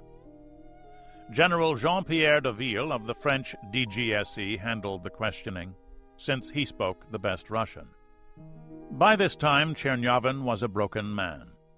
His only attempt at resistance was killed by listening to a tape of his drug-induced confession. A dead man to his own countrymen, the major repeated what these men already knew, but had to hear for themselves. 3 hours later, flash priority dispatches went to 3 Western capitals, and representatives of the 3 security services prepared briefing papers for their counterparts in the other NATO countries. Chapter 14. Gas. Wandlitz, German Democratic Republic. Scenario 6. Spring-summer weather patterns. Moderate humidity and temperatures. Rain probability 35% per day. Westerly and southwesterly winds of 10 to 30 km per hour at ground level, indexed for altitude. Use of highly persistent agents against communications nexi, POMCA sites, airfields, supply, and nuclear weapon storage facilities. Normal computed delivery error rate. See Appendix F of Annex 1. The chief of the Communist Party of the German Democratic Republic read on to the bottom of the abstract, despite the acid churning in his stomach. As with scenarios 1, 3, 4, and 5, any warning of over 15 minutes will ensure virtually complete MOP 4 protection of alerted combat and support personnel. The problem of civilian casualties remains, since over 100 targets of the categories cited above are near major population centers. Biodegradation of persistent agents such as GD, the expected Soviet agent of choice. For an analysis of Soviet literature on this topic, see Appendix C of Annex 2. Will be slowed by generally mild temperatures and weather-reduced sunlight photochemical action. This will allow the agents in aerosol form to drift on wind currents. Given minimum source concentrations of 2 milligrams per cubic meter, predicted vertical temperature gradients, and cloud width inputs, we see that the downwind toxic vapor hazard to large areas of the FRG and DDR will be approximately 0.3, plus or minus 50% in our calculations, allowing for expected impurities and chemical breakdown in the chemical munitions, as great as that at the targets themselves. Since open Soviet literature calls for source, that is, target concentrations well beyond median lethal dose, LCT 50, we see that the entire German civilian population is at the gravest risk. Expected Allied retaliation to such chemical strikes would be largely psychological in nature. The use of Soviet munitions alone will effectively contaminate most of Greater Germany. It is expected that no part of Germany east of the Rhine can be considered safe to unprotected personnel, beginning 12 hours after the first munitions are expended. Similar effects may be expected in parts of Czechoslovakia and even western Poland, depending on wind direction and speed. Such contamination must be expected, moreover, to continue at least 1.5 times the mean persistence level of the agents used. This is the last, and statistically most likely, of the scenarios outlined by the contract specifications. Section 8. Executive Summary. As the reader will appreciate, although given tactical warning of only a few minutes, alerted military formations can confidently be expected to suffer few casualties, albeit with 30 to 50% degradation of combat effectiveness. This degradation likely, however, to equate to both sides. Expected casualties to civilians will actually be greater than those anticipated from a Level 2 exchange of tactical nuclear weapons. 200 warheads at less than 100 kiloton yield, see Appendix A of Annex 1, at a mix of military and civilian industrial targets. Thus, despite the fact that chemical munitions are not of themselves directly damaging to fixed industrial assets, serious near and long-term economic effects must be expected. Even the use of non-persistent agents at the FIBA, forward edge of the battle area, cannot but have major impact on the civilian population due to the heavily urbanized character of the German countryside and the patent inability of any government to provide adequate protection for its civilian population. In terms of immediate effects, the 10 million-plus civilian fatality floor figure in Scenario 2 represents a public health problem worse by an order of magnitude than that following the Bangladesh cyclone disaster of 1970, and is likely to include synergistic effects well beyond the scope of this study. Contract specifications specifically excluded investigation into bioecological effects from a major chemical exchange. While the difficulty associated with an in-depth examination of this subject is impossible at this writing to estimate, the reader is cautioned that such far-reaching effects are less easily dealt with than studied. It might be necessary, for example, to import tons of insect larvae before the simplest food crops can again flourish in Western Europe. For the moment, the ability even of organized armies to dispose of millions of civilian bodies in advanced stages of decomposition is not something to be taken for granted. And the civilians needed for the reestablishment of industrial production, under what are almost certainly optimistic estimates, will have been at the least decimated in the literal classical sense.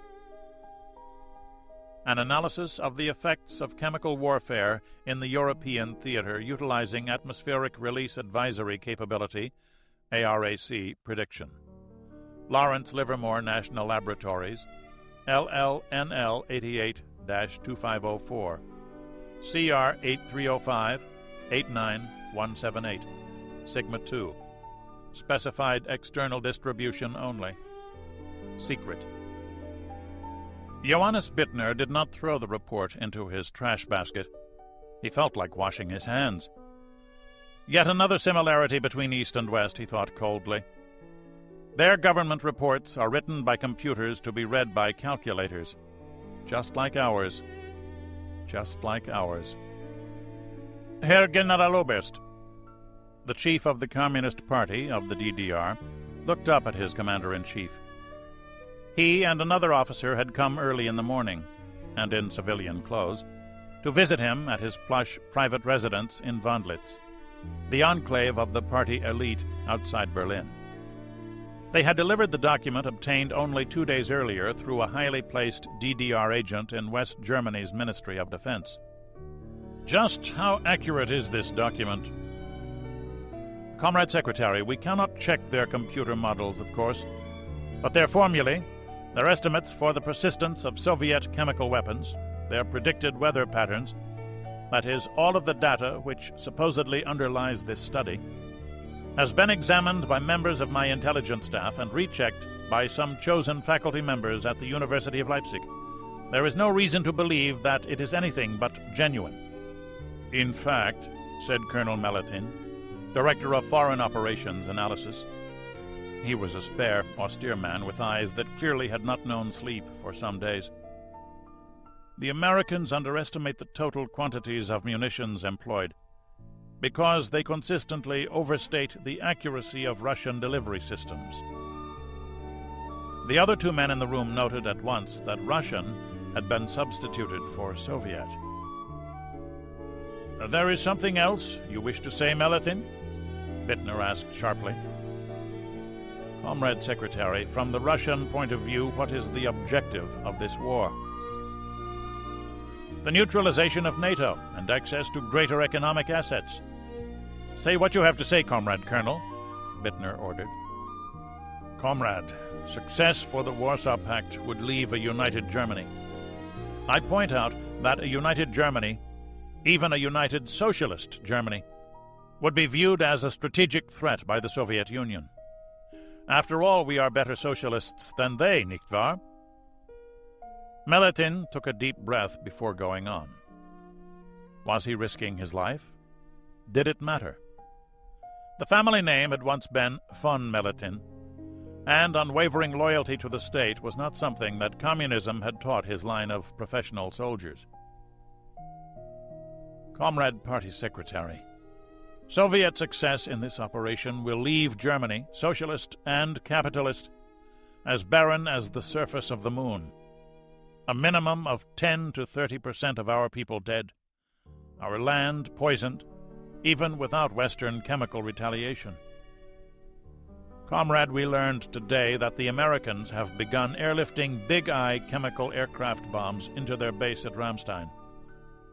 If our allies use their chemical weapons, and then NATO retaliates in kind, it is entirely possible that our country, that German culture itself, will completely cease to exist. Such an objective is not militarily defensible, but I suggest, comrade, that this could be an additional political objective of the Russian plan. Bittner's expression didn't change a whit, and his visitors couldn't see the chill that was enveloping their national leader. The meeting he'd had the previous week in Warsaw had been unsettling enough, but now the reason behind the greasy reassurances offered him by the Soviet leadership seemed all too clear. "There is no way to protect our civilian population?" Bittner asked. "Comrade," the general sighed, "these persistent agents need not be breathed. They also work through the skin. If one touches a contaminated surface, one is poisoned. Even if we order our people to remain in their homes with windows and doors closed, houses and apartment blocks are not airtight. And people still must eat. Factory workers in certain essential industries still must work. Medical personnel, police, and internal security personnel, some of our most valuable citizens, will be the most gravely exposed. These aerosols will travel invisibly across our country, virtually undetectable. They will leave a toxic film on lawns, trees, fences, walls, trucks, nearly anything. The rain will wash much off, but tests made years ago show that some of these poisons, those on the undersides of fences, for example, will persist for weeks, even months. We would need thousands of decontamination teams even to begin the task of making our country safe enough for our citizens to walk to their markets. Colonel Meliton is correct. If the Russians use their gas weapons, and then the Americans reply in kind, we would be fortunate if half our citizens were alive 6 months from today. It is actually easier to protect our citizens from nuclear weapons than against gases, and nuclear effects are shorter-lived. Du lieber Gott. Moscow, RSFSR. They said what? The defense minister almost screamed. Our fraternal socialist comrades of the German Democratic Republic have informed us that they can only view the use of chemical munitions inside their territory as a matter of the gravest national concern. The foreign minister spoke dryly. Moreover, they have forwarded to us intelligence reports which show clearly that the use of such weapons would only serve to harden NATO resolve and possibly open the door to other weapons of mass destruction. But they are part of the plan, defense objected. Comrades, Sergetov observed, we all know that the use of chemical munitions will have calamitous effects on civilians. Wouldn't this compromise our political maskirovka?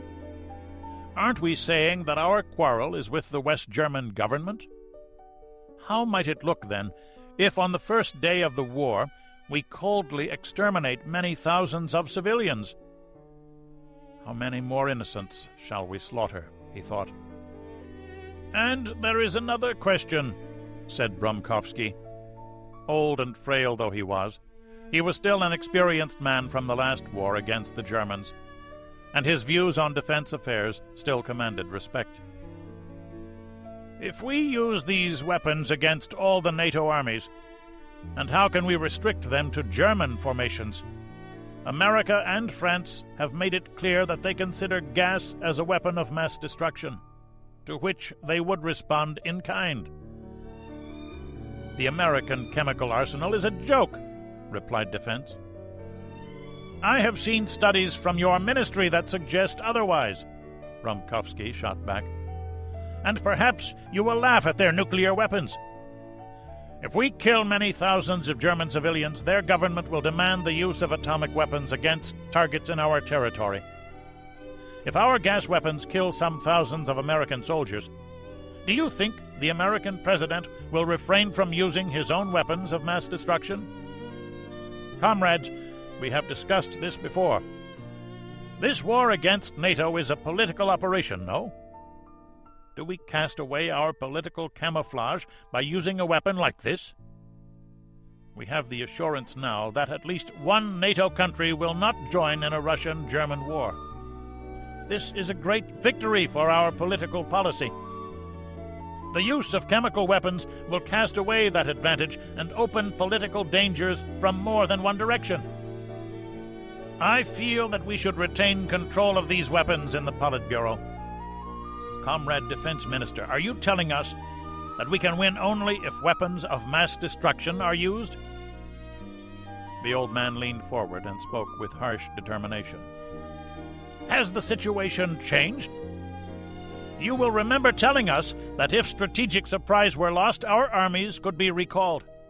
Has surprise been lost?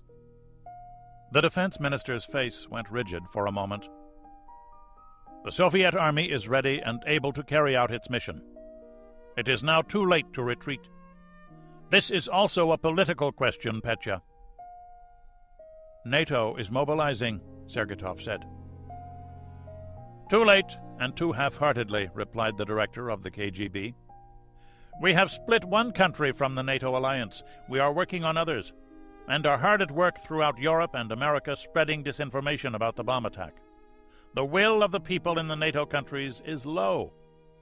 They will not want to fight a war for German murderers, and their political leaders will find a way to disassociate themselves from the conflict.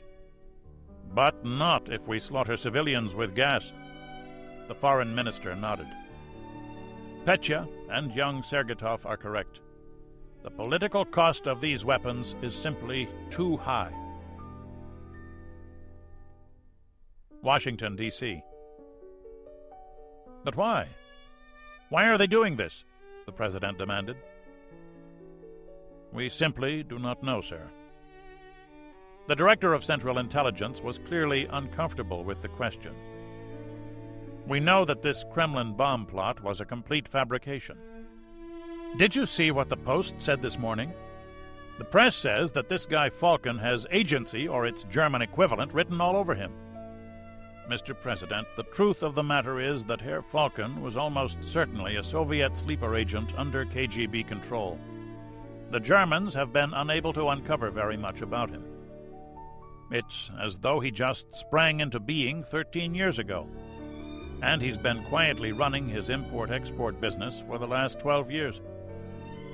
Sir, every indication we have is that the Soviets are prepared for an attack against NATO.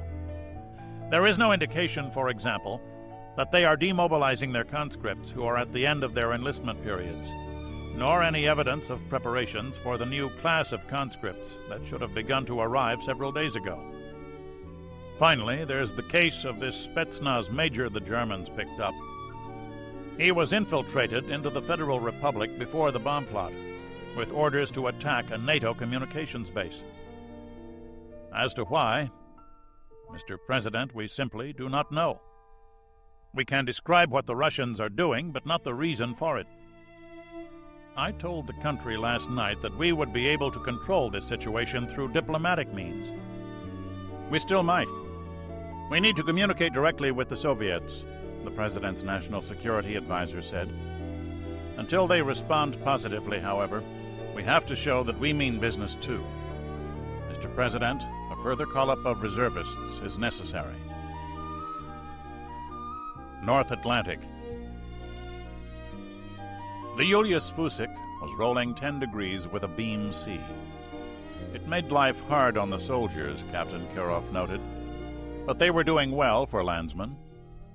His own crewmen were dangling over the sides with spray guns, painting over the ship's interlighter markings, preparatory to replacing them with the Likes Lines emblem.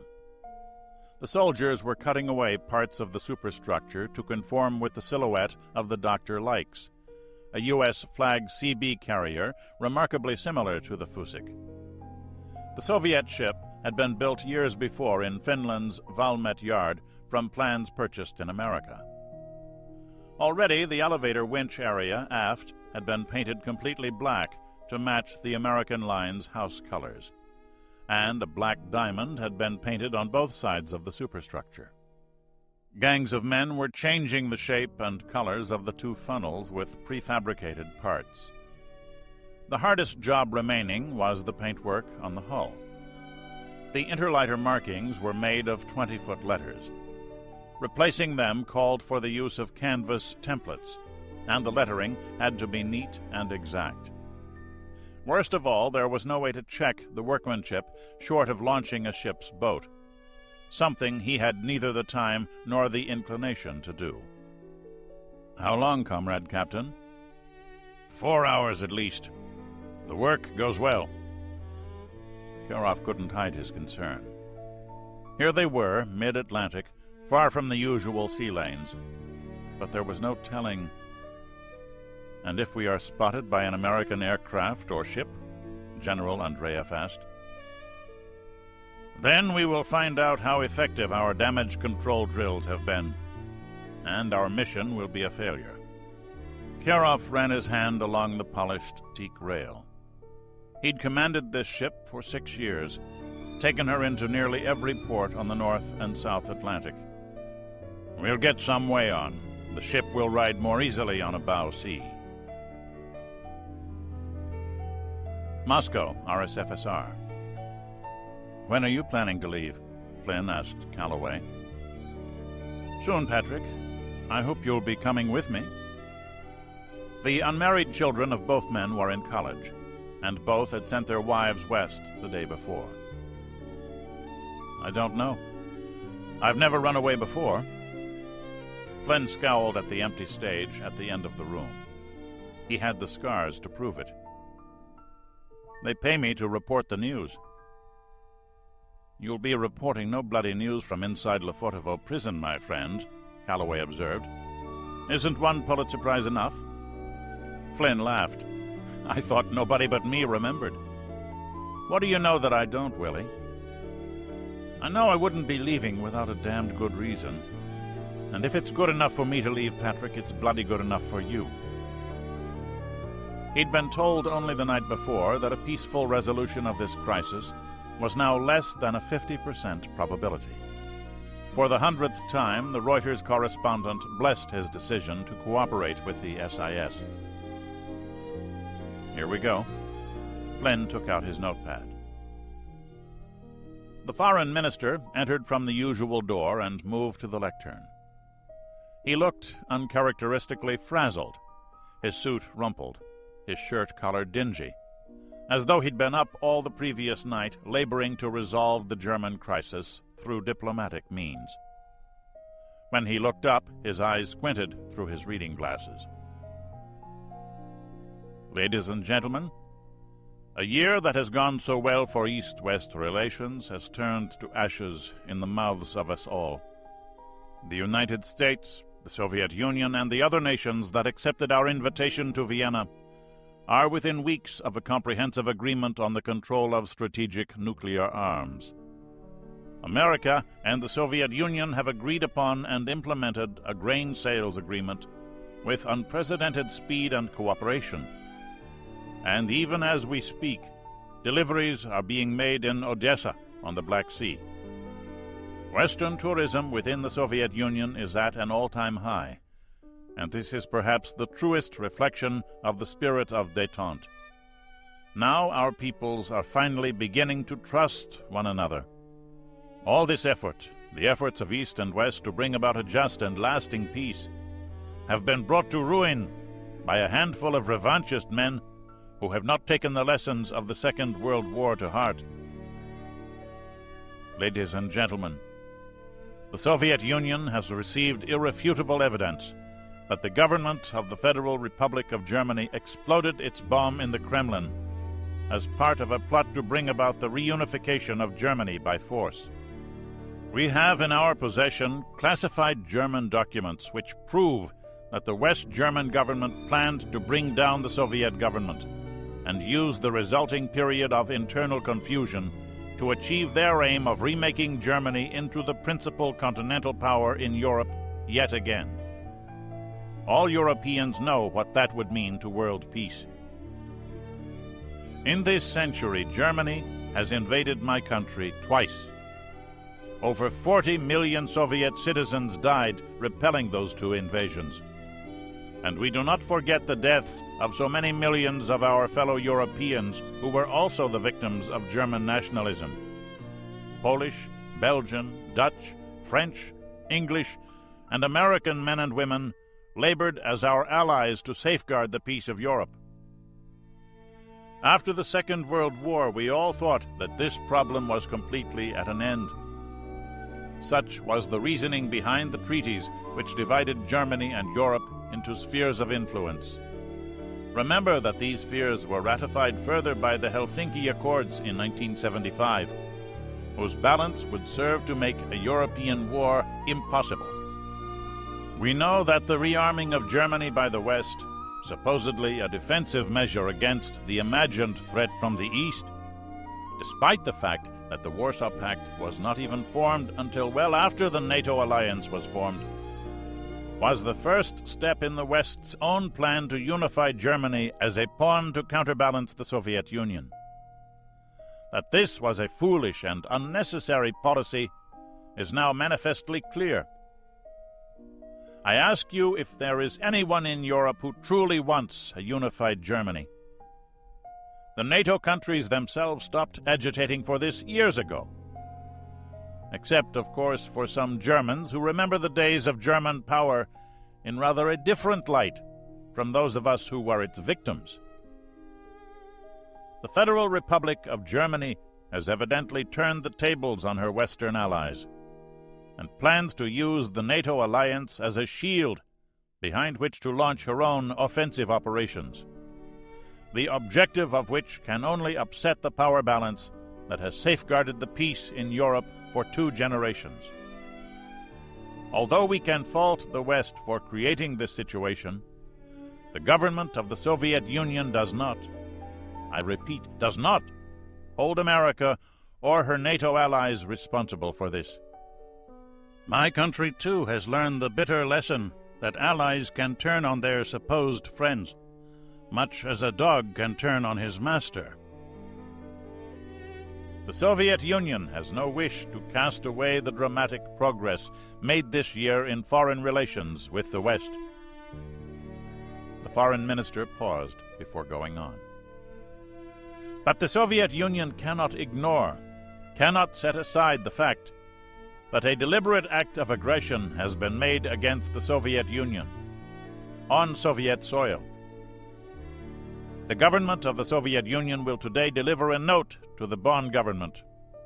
As a price of our forbearance, as a price of keeping the peace, we demand that the Bonn government immediately demobilize its army to a level consistent with maintenance of the civil peace.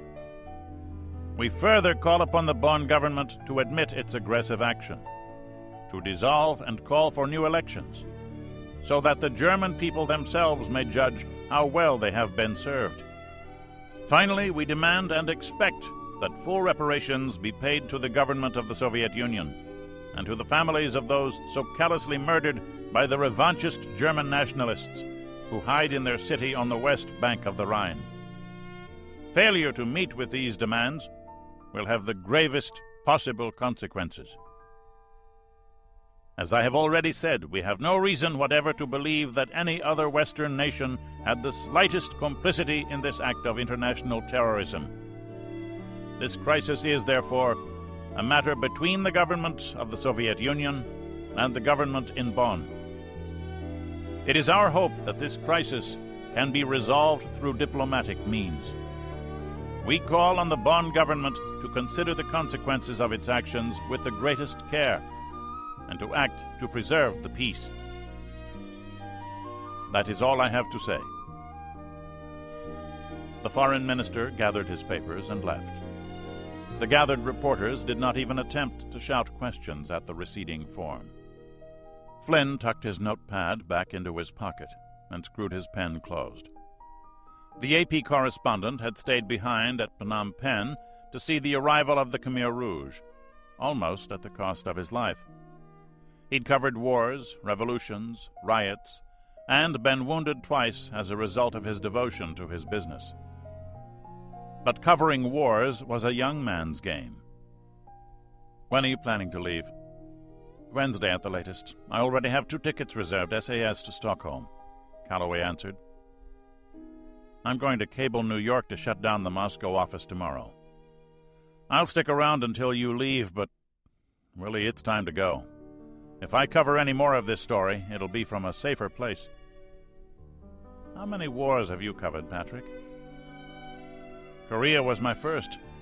Haven't missed many since then. Damn near bled to death at a place called Kantien. Caught 2 mortar fragments in the Sinai in '73.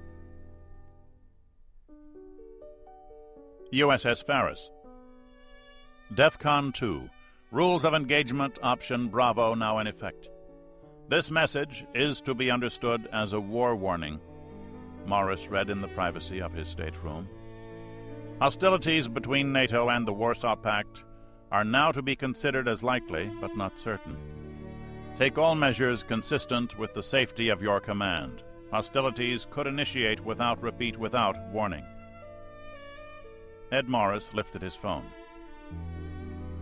Call the XO to my stateroom. He was there in under a minute. I hear you got a hot message, Skipper. DEFCON 2, row option Bravo.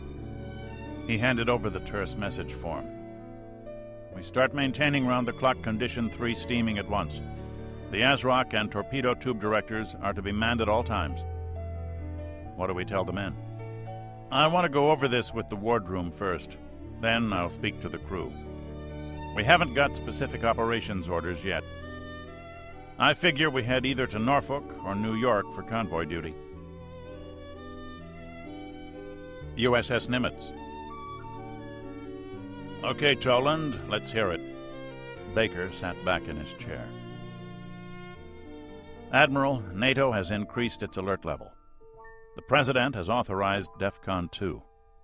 The Naval Defense Reserve Fleet is being mobilized. Reforger will begin at 0100 Zulu. The commercial jets are already being taken into military service. The Brits have enacted Queen's Order 2. A lot of airports in Germany are going to be busy as hell. How long to complete Reforger? 8 to 12 days, sir. We may not have that long.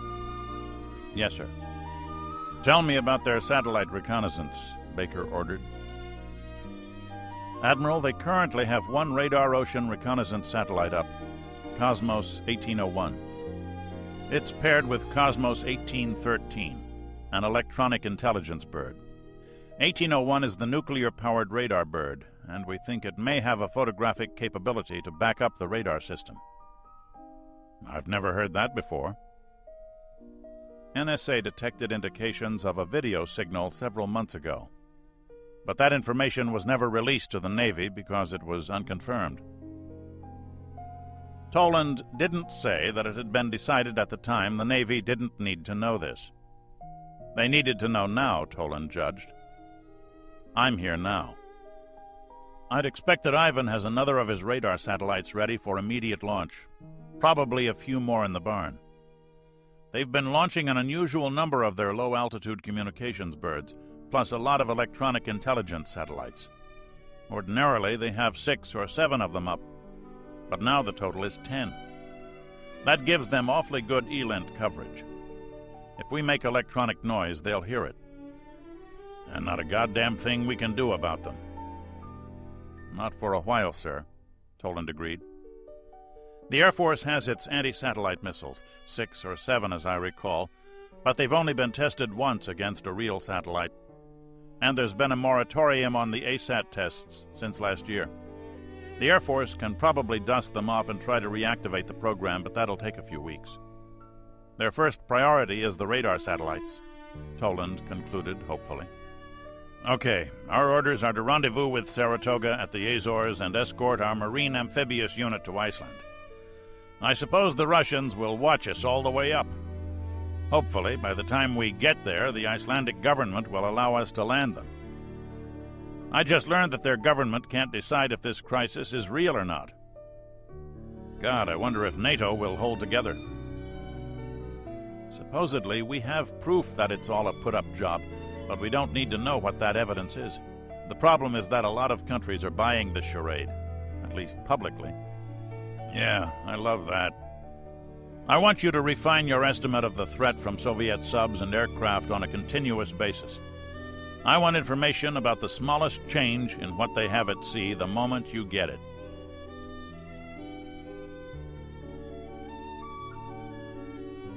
Chapter 15.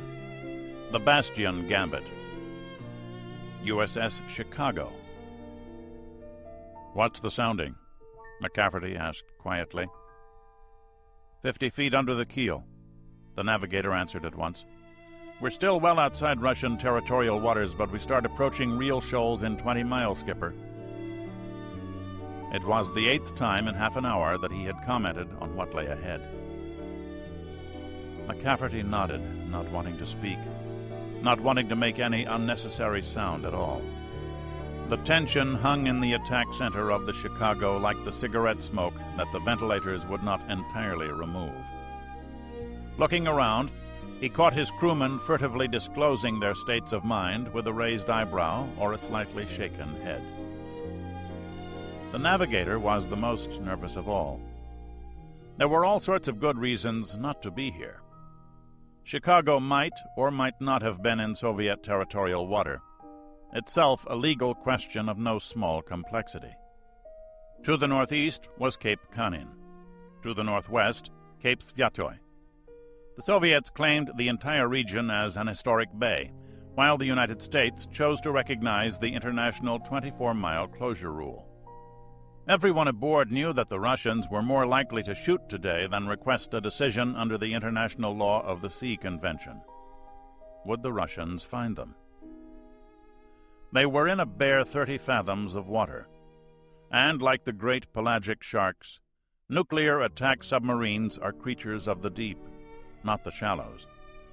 The tactical plot showed bearings to 3 Soviet patrol craft, 2 Grisha-class frigates, and a Poti-class corvette, all specialized anti-submarine ships.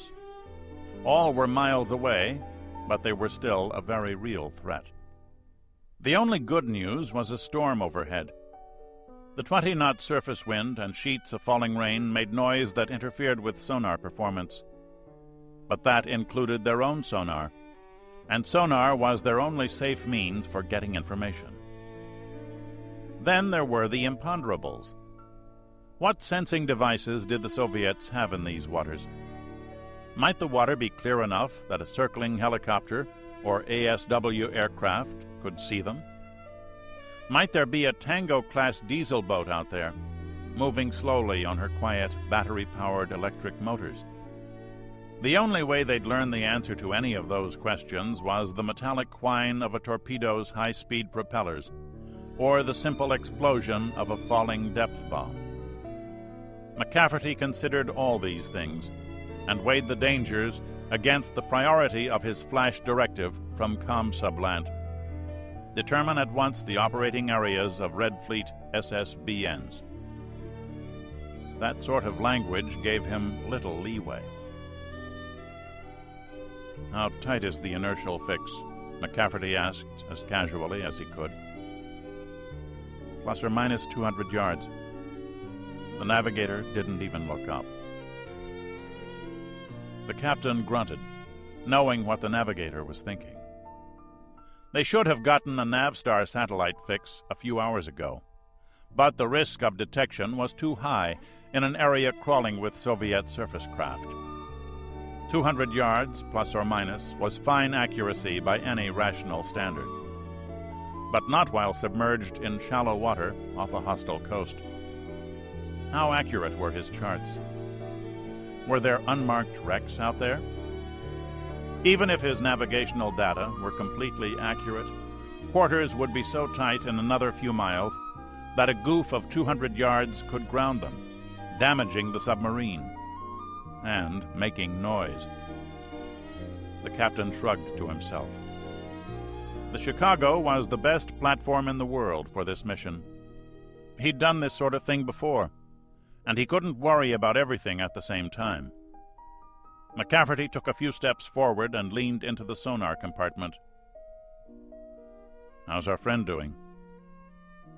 "Continuing as before, Skipper. No changes at all in the target's radiated noise level. Just tooling right along at 15 knots, dead ahead, no more than 2,000 yards off." "Pleasure cruise, like," the sonar chief concluded with no small irony. Pleasure cruise. The Soviets were sortying their ballistic missile submarines at intervals of one sub every 4 hours. Already a majority of them were at sea. They had never done that before. And all seemed to be heading east, not north and northeast, as they usually did to cruise in the Barents or Kara seas, or most recently, under the Arctic ice cap itself. Sackland had learned that piece of information from Norwegian P-3 aircraft patrolling Checkpoint Charlie, the spot 50 miles offshore where Soviet submarines always submerged. Chicago, the nearest sub to the area, had been sent to investigate. They'd soon detected and gotten into trail position behind a Delta III, a modern Soviet boomer, as missile subs were known. Trailing her, they'd stayed within the 100-fathom curve the whole way, until the target had turned southeast into shallow water toward Mis-Sviatoynos, which led to the entrance to the White Sea, all of which was Soviet territorial water. How far did they dare follow? And what was going on? McCafferty returned to control and went to the periscope pedestal. "Look around," he said. "Upscope." A petty officer turned the hydraulic ring control, and the portside search periscope slid upward from its well. "Hold." McCafferty stooped at the conning station, catching the instrument as the quartermaster stopped it below the surface. From a position that was murderously uncomfortable, the skipper duck-walked the scope in a full circle. On the forward bulkhead was a television monitor which worked off a camera built into the scope. It was watched by the executive officer and a senior petty officer. "No shadows," McCafferty said. "Nothing to make him suspect that something was there." "Concur, Skipper," the XO agreed. "Check with sonar." Forward, the sonar watch listened carefully. Circling aircraft made noise, and there was about an even chance that they'd heard it. But now they heard nothing, which didn't mean that nothing was there, like maybe a high-flying chopper or another Grisha laying to, her diesel shut down as she drifted, listening for someone like Chicago. "Sonar says they don't have anything, Skipper," the XO reported. "2 more feet," McCafferty ordered. The quartermaster worked the lever again, bringing the periscope up by 23 inches, just barely out of the water in the troughs of the waves. "Skipper!" It was the senior ESM technician. The highest item on Chicago's periscope was a miniature antenna array which fed signals to a broadband receiver. The instant it projected above the surface, 3 lights flickered on the ESM tactical warning board. "I read 3, 5, maybe 6 India band search radars. Signature characteristics say ship and land-based search radar, sir. Not, repeat, not aircraft sets. Nothing in the Juliet band." The technician started reading off the bearings. McCafferty allowed himself to relax. There was no way a radar could detect so small a target as his periscope in these waves. He turned the periscope in a complete circle. "I see no surface ships, no aircraft. Sea's about 5 feet. Estimate the surface wind from the northwest at, about 25 knots. He snapped up the handles and stepped back. "Downscope." The oiled steel tube was heading down before he'd spoken the second word. The captain nodded approval at his quartermaster, who held out a stopwatch. The scope had been up above the surface for a total of 5.9 seconds. After 15 years in submarines, it still amazed him how so many people could do so much in 6 seconds. When he'd gone through submarine school, the criterion had been a 7-second exposure. The navigator examined his chart quickly, a quartermaster assisting him to plot the bearings to the signal sources. "Captain," the navigator looked up. "Bearings are consistent with 2 known shore radar transmitters, and 3 Dawn 2 sets match the bearings of Sierra 2, 3, and 4. He referred to the plotted positions of the 3 Soviet surface ships. "We got one unknown bearing 047. What's that one look like, Harkins?"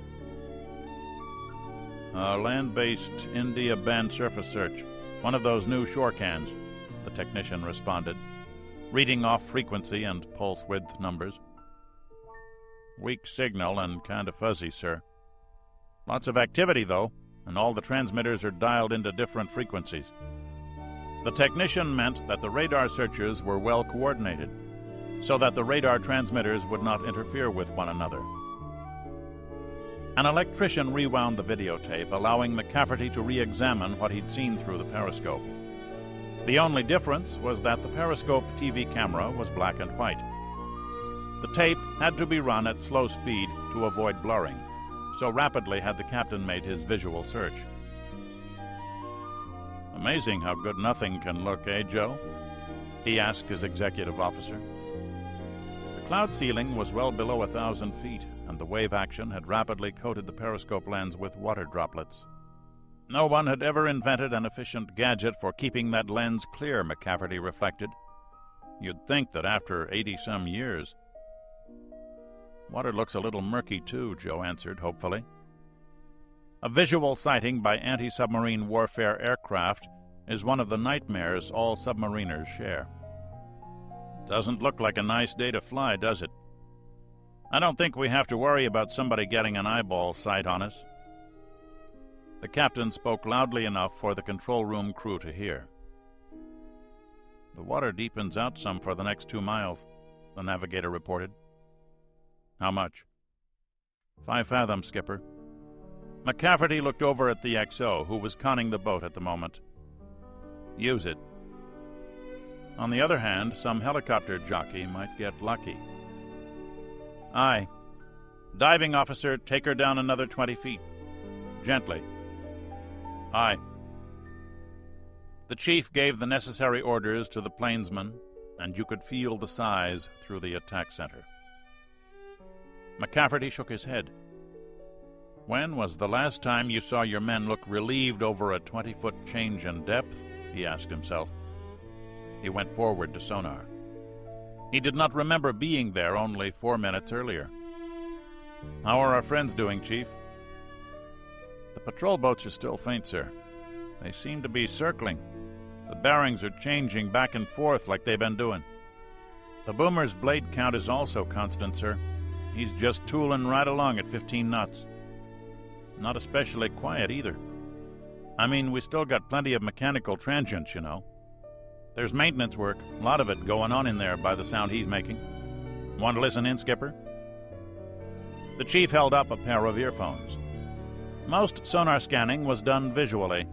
The onboard computers converted acoustical signals into a display on TV-type tubes that looked most of all like some sort of arcade game.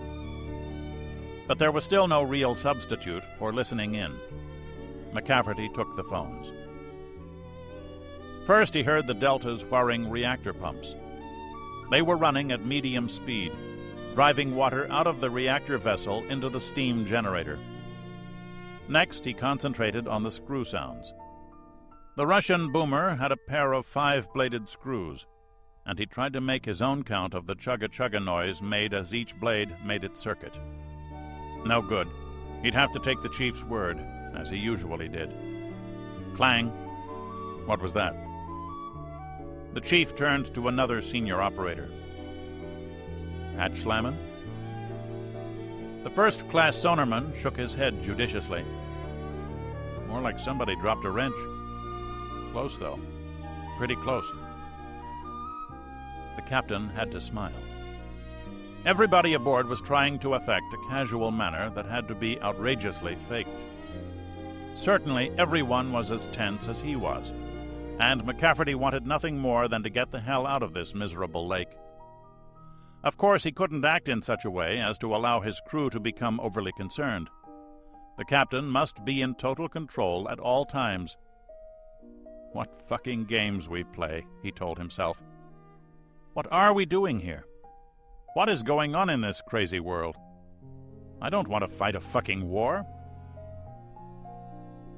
He leaned against the doorframe just forward of the control room, only a few feet from his own stateroom, wanting to go in, just to lie down for a minute or two, to take a few deep breaths, maybe go to his sink and splash a little cold water. But then he might accidentally look in the mirror. None of that, he knew. Command of a submarine was one of the last truly godlike jobs left in the world, and at times it required a truly godlike demeanor. Like now. Play the game, Danny, he told himself. The captain withdrew a handkerchief from his back pocket and rubbed his nose with it. His face locked into a neutral, almost bored expression as his eyes traced over the sonar displays. The cool captain. McCafferty returned to the attack center a moment later, telling himself that he'd spent just enough time to inspire his sonar crewmen without pressuring them with too much attention from the CO. A fine balance. He looked around casually. The room was as crowded as an Irish bar on St. Patrick's Day. His men's outwardly cool faces were sweating, despite the nuclear-powered air conditioning. The plainsmen especially were concentrating on their instruments, guiding the submarine down an electronically defined display, with the diving officer, Chicago's most senior chief, right behind them. In the center of the control room, the two side-by-side attack periscopes were fully retracted, with a quartermaster's mate poised to raise them. The XO paced as much as he could, looking at the chart every 20 seconds or so as he turned at the rear of the compartment. Not much here to complain about. Everybody was tense, but all the work was getting done. All things considered, McCafferty said for all to hear, things are going pretty good. Surface conditions are working against them detecting us. Con, sonar. Con, aye. The captain took the phone. Hole-popping noises. He seems to be surfacing. Yeah, target is now blowing tank, Skipper. Understood. Keep us posted, Chief. McCafferty put the phone back. He took 3 steps back to the chart table. Why surface now? The navigator stole a cigarette from an enlisted man and lit it. McCafferty knew he didn't smoke.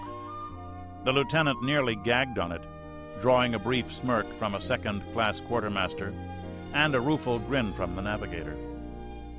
He looked over at the captain. Sir, something is wrong about this, the lieutenant said quietly. Just one thing, the captain asked. Why did he surface here? Con, sonar. McCafferty went forward and took the phone again. Skipper, the boomer's doing a long blow, really blowing his tanks out like, sir. Anything else unusual? No, sir, but he must have just used a lot of his reserve air, sir. Okay, Chief, thank you. McCafferty hung up and wondered if that meant anything. Sir, you ever done this before? The navigator asked. I've trailed a lot of Russian boats, but no, never in here. The target has to surface eventually. Only 60 feet of water down here along Tersky Bereg. The navigator traced his finger along the chart. And we have to break off the trail, McCafferty agreed. But that's another 40 miles. Yeah. The navigator nodded agreement. But starting 5 miles back, this gulf starts to narrow down like a funnel. And for a submerged sub, it eventually closes down to 2. Then only 1 safe passage. Geez, I don't know. McCafferty came aft again to examine the chart. He was content to run 15 knots at periscope depth all this way down from Kola. The usable depth has been about the same for the past 5 hours. Just bottomed out some. And figures to be the same for another hour or two. But he surfaces anyway. So, McCafferty said, the only change in environmental conditions is the width of the channel. And that's still over 20 miles. The captain mulled this over, staring down at the chart. The sonar room called yet again. Khan, aye. What is it, Chief? New contact, sir. Bearing 192. Designate target Sierra 5. Twin-screw surface ship, diesel engines. They just came on all at once, sir. Sounds like a Natya class. Bearing changing right to left slowly. Seems to be converging with the boomer. Blade count puts her speed at about 12 knots. What's the boomer doing? Speed and bearing are unchanged, Skipper. The blow is ended. She's on the surface, sir. We're starting to get pounding and some racing on her screws. Wait a minute. An active sonar just started up. We're getting reverbs. Bearing seems to be about 190, probably from the Natya. It's a very high-frequency sonar, above aural range. I make it 22,000 hertz. An icy ball suddenly materialized in McCafferty's stomach. XO, I'm taking the con. Aye, Captain, you have the con. Diving officer. Get her up to 60 feet, high as you can without broaching her. Observation. Up scope. The search scope came up, and McCafferty met it, as he had before, and quickly checked the surface of the sea for shadows. 3 more feet. Okay, still nothing. What's the ESM reading? Now 7 active radar sources, Skipper. Plot out about the same as before, plus the new one at 191. Another India band. Looks like another Don, too.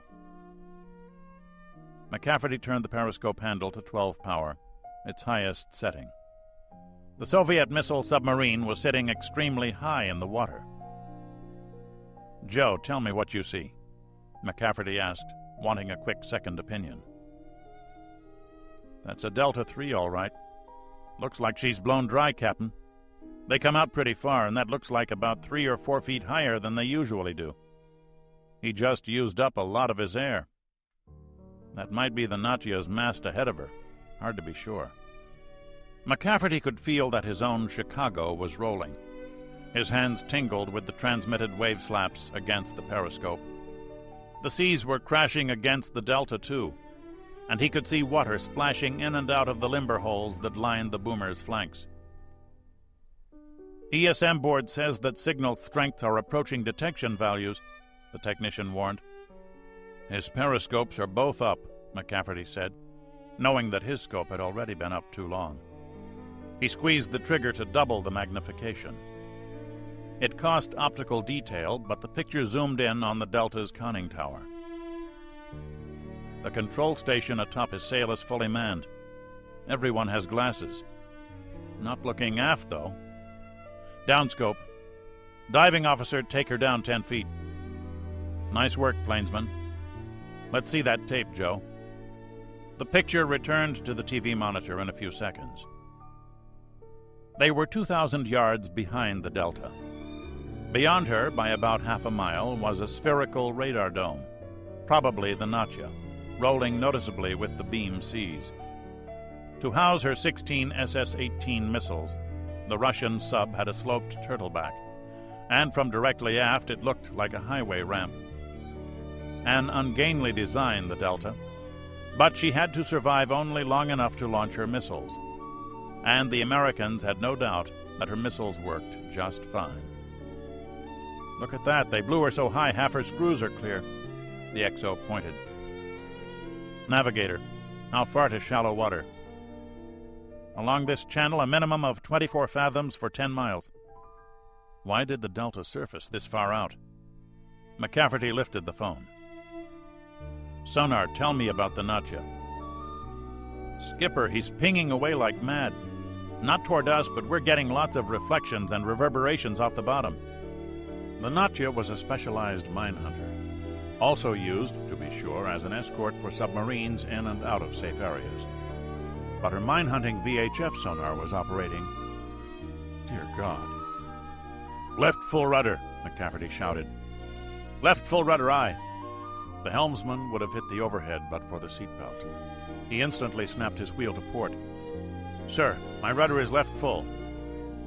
"Minefield," the navigator breathed. Heads all over the room turned around.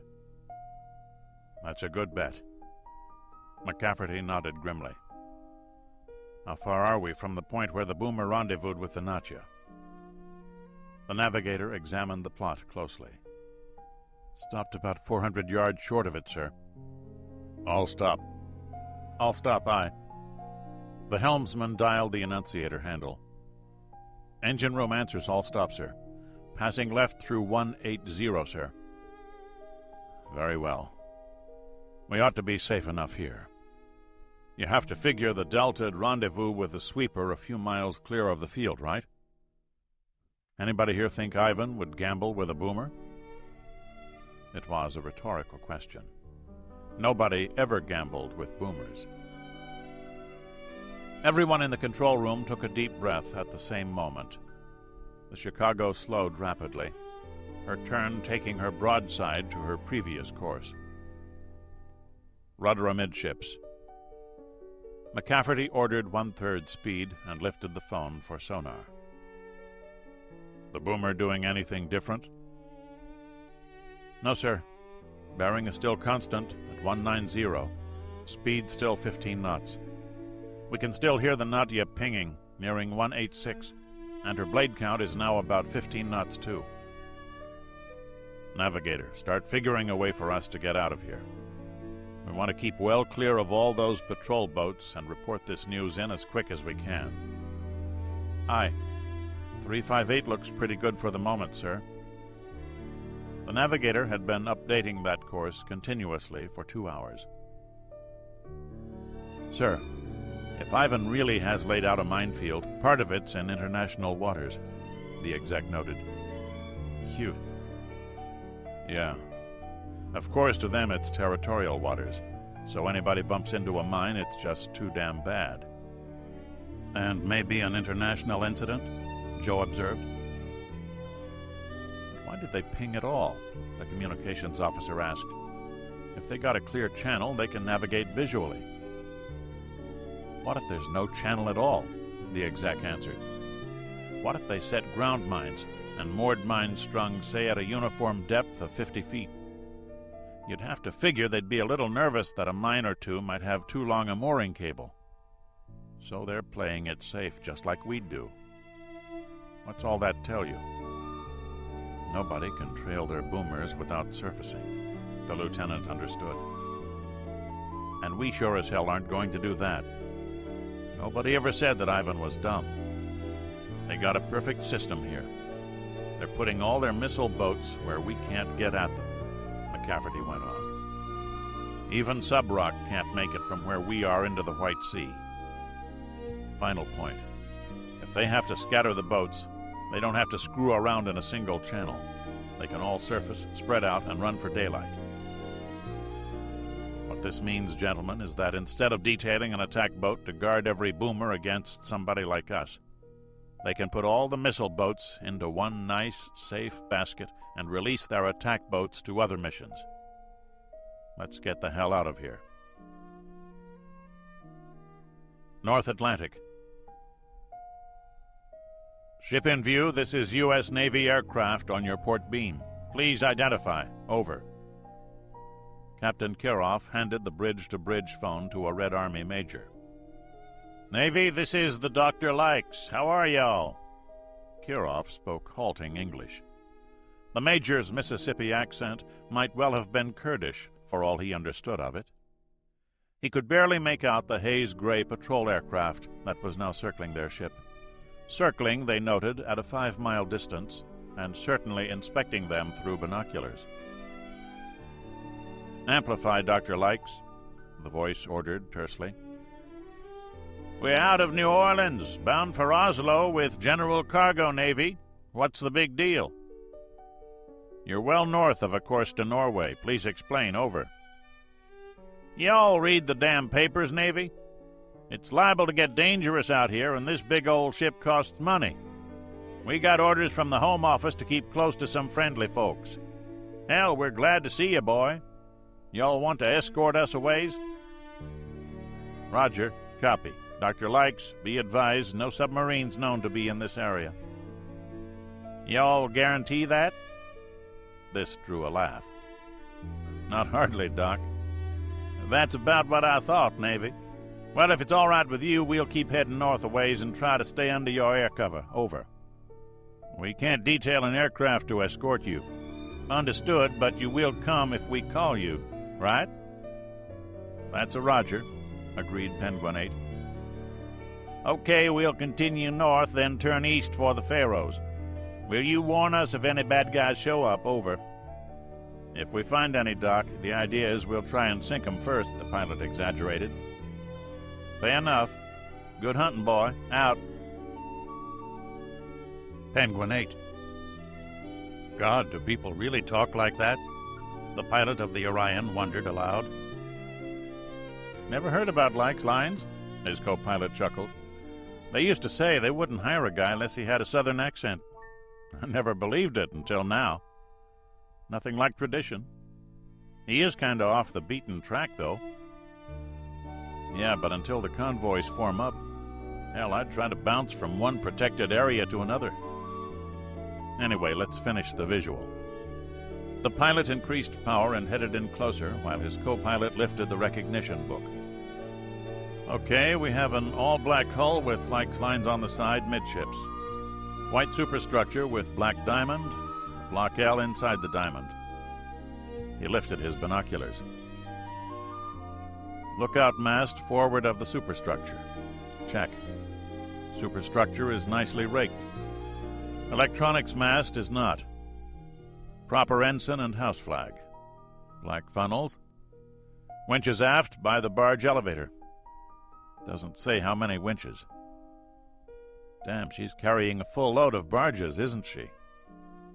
Paintwork looks a little shabby. Anyway, it all checks with the book. That's a friendly. Okay, let's give her a wave. The pilot turned the yoke to the left, taking the Orion directly over the barge carrier.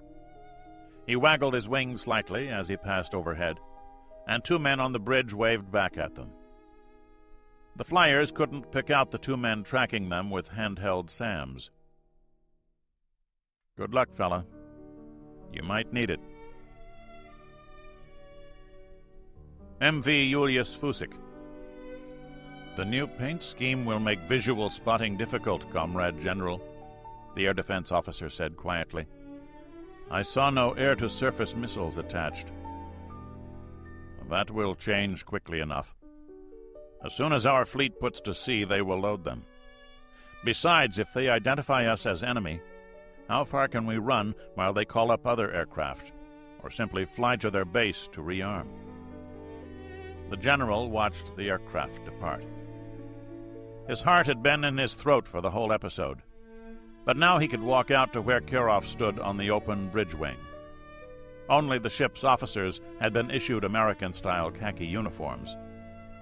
My compliments to your language officer. I presume he was speaking English? Andreev laughed jovially, now that the danger was past. So I am told. The Navy requested a man with his particular skills. He's an intelligence officer, served in America. In any case, he succeeded. Now we may approach our objective safely, Kirov said, using the last word relatively. It will be good to be on land again, Comrade Captain. The general didn't like being on such a large, unprotected target, and would not feel safe until he had solid ground under his feet. At least, as an infantryman, you had a rifle with which to defend yourself, usually a hole to hide in, and always two legs to run away. Not so on a ship, he had learned. A ship was one large target, and this one was virtually unprotected. Amazing, he thought, that anything would feel worse than being on a transport aircraft. But there he had a parachute. He had no illusions about his ability to swim to land. Sunnyvale, California. "There goes another one," the Chief Master Sergeant said. It was almost boring now. Never in the Colonel's memory had the Soviets had more than 6 photographic reconnaissance satellites in orbit. There were now 10, plus 10 electronic intelligence gatherers, some launched from the Baikonur Cosmodrome outside Leninsk in the Kazakh SSR, the other half from Plesetsk in northern Russia. "Well, that's an F-type booster, Colonel. Burn time is wrong for the A-type," the sergeant said, looking up from his watch. This Russian booster was a derivation of the old SS-9 ICBM, and it had only 2 functions: to launch radar ocean reconnaissance satellites, called RORSATs, that monitored ships at sea, and to loft the Soviet anti-satellite system. The Americans were watching the launch from a newly launched KH-11 reconnaissance satellite of their own, sweeping over the central region of the USSR. The colonel lifted the phone to Cheyenne Mountain. USS Ferris. "I should be sleeping," Morris told himself. "I should stockpile sleep, bank it away against the time when I can't have any." But he was too keyed up to sleep. USS Ferris was steaming figure-8s off the mouth of the Delaware River. 30 miles north, at the piers of Philadelphia, Chester, and Camden, ships of the National Reserve Defense Fleet that had been held in readiness for years were getting ready to sail. Cargo holds were loading with tanks, guns, and crates of explosive ordnance. His air search radar showed the tracks of numerous troop transports lifting out of Dover Air Force Base.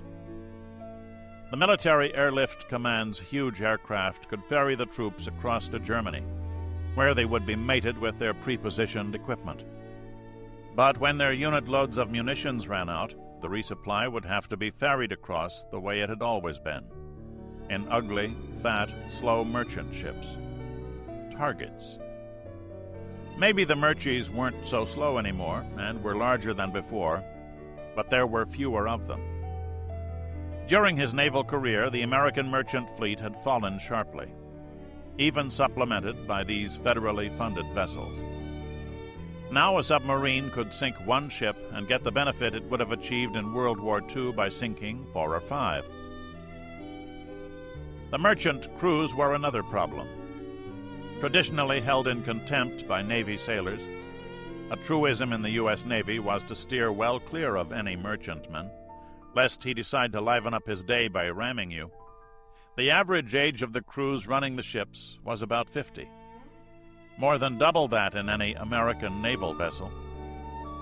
How would those grandfathers take the stress of combat operations? Morris wondered.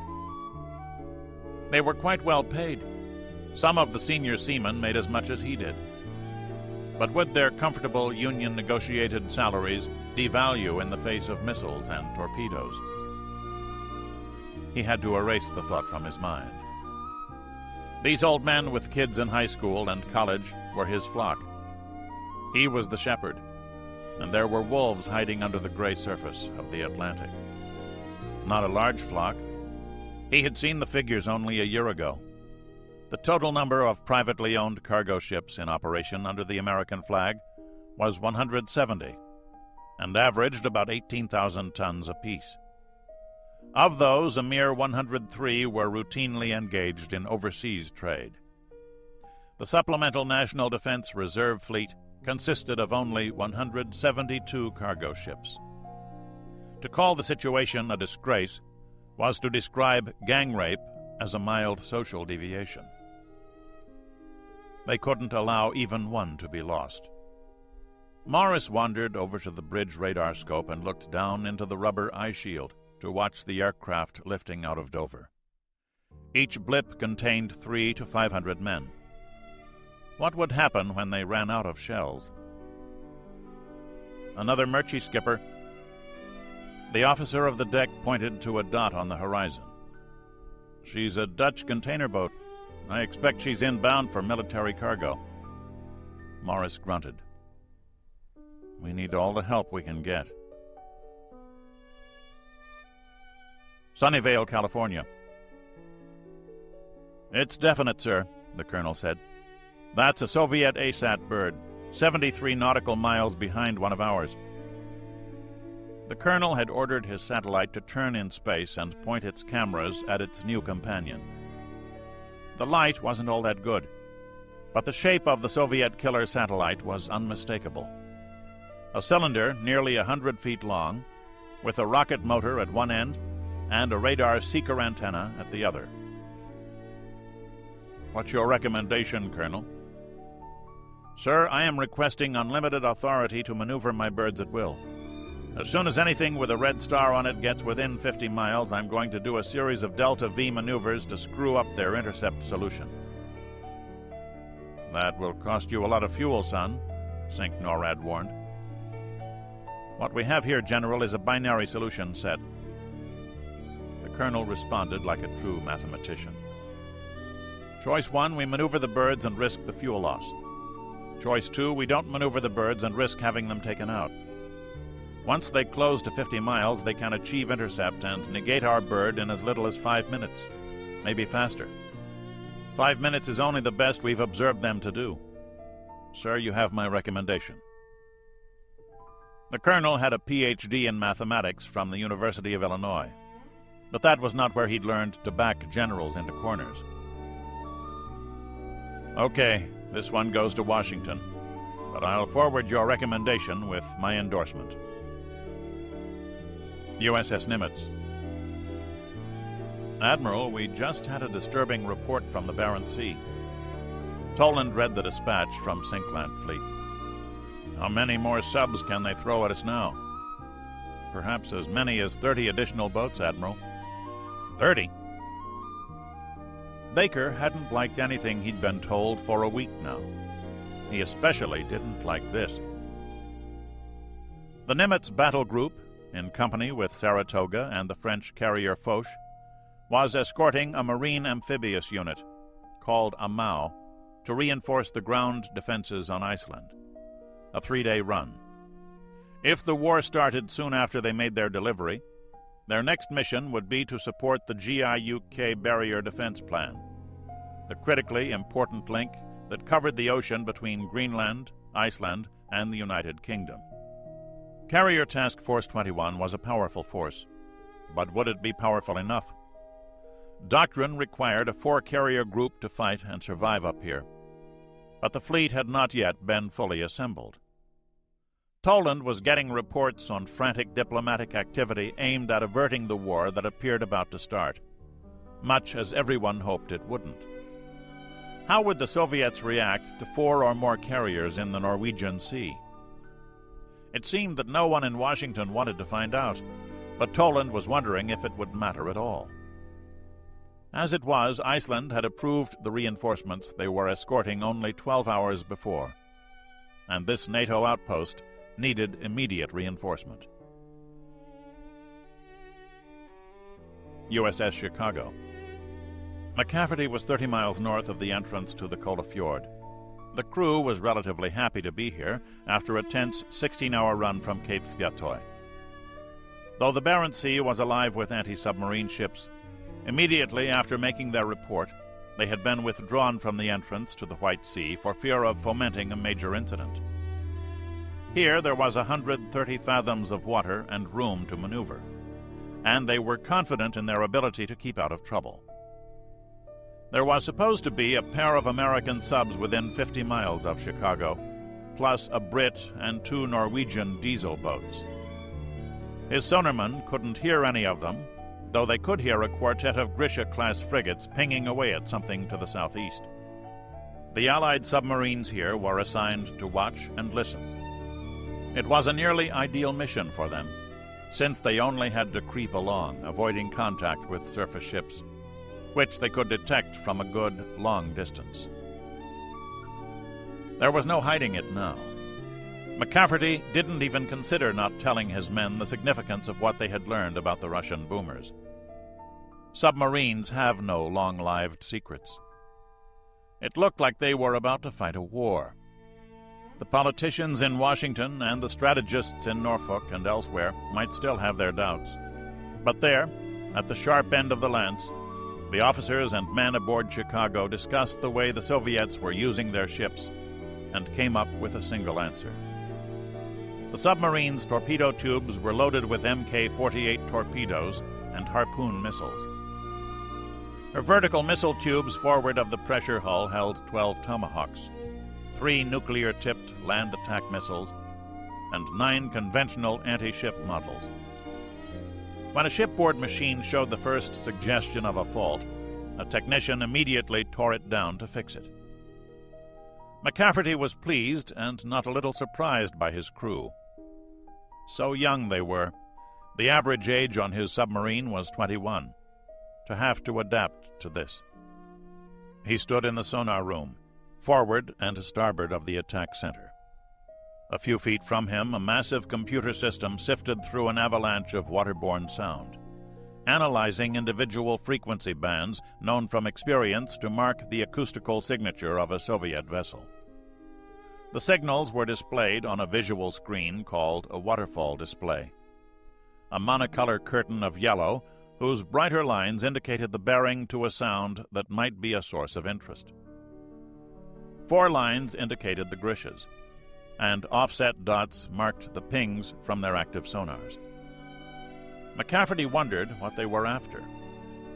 His interest was mainly academic. They weren't pinging his ship, but there was always something to learn from how the enemy did his job. A team of officers in the attack center was plotting the movement of the Soviet patrol ships, carefully noting their formation patterns and hunting technique for later comparison with intelligence estimates. A new series of dots appeared at the bottom of the screen. A sonarman punched a button for a more selective frequency setting, altering the display slightly, then plugged in a pair of microphones. The display was on fast-speed image generation, and McCafferty saw the dots grow to lines around bearing 198, the direction to the Kola Channel. "Lots of confused noise, Skipper," the sonarman reported. "I read alphas and charlies coming out with other stuff behind them. Blade count on one alpha is something like 30 knots. Lots of noise behind them, sir." The visual display confirmed it a minute later. The frequency or tone lines were in the areas known to depict specific classes of submarines, all moving at high speed to clear the harbor. The bearing to contact lines spread apart as the boats fanned out. The boats had already dived, he noted. Usually, Soviet submarines didn't dive until they were well offshore. "Ship count is over 20, sir," the chief sonarman said quietly. "We have a major sortie here." "Sure looks like it." McCafferty moved back to the attack center. His men were already entering the contact positions into the fire control computer and sketching paper tracks on the chart table. The war hadn't started yet, and though it appeared it could come at any time, McCafferty's orders were to keep clear of any Soviet formation until the word came. He didn't like it. Better to get his blows in quick. But Washington had made it clear they wanted no one to cause an incident that might prevent some kind of diplomatic settlement. That made sense, the captain admitted to himself. Maybe the lace-panty folks could still get things under control. A faint hope, but a real one. Real enough to overcome his tactical desire to hold an attack position. He ordered his submarine moved farther offshore. In half an hour, things were clearer still, and the captain had a slot buoy launched. The buoy was programmed to allow Chicago 30 minutes to clear the area. Then it started sending a series of burst transmissions on a UHF satellite band. From 10 miles away, he listened to Soviet ships going berserk around the radio buoy, doubtlessly thinking it was the location of the submarine. The game was becoming all too real. The buoy operated for over an hour, continuously sending its data to a NATO communications satellite. By nightfall, the data was being broadcast to all NATO units at sea. The Russians are coming.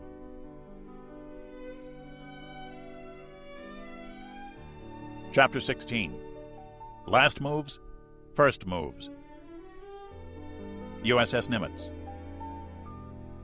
The speaker had announced sunset 2 hours before, but Bob had to finish his work. Sunsets at sea far away from the polluted city air, with a sharp horizon for the sun to slide under, were always something he enjoyed watching. What he saw now was almost as good. He stood with his hands on the rail, first looking down at the foam alongside the carrier's sleek hull. Then, after a brief moment of preparation, up. Born and raised in Boston, Toland hadn't known what the Milky Way was until joining the Navy.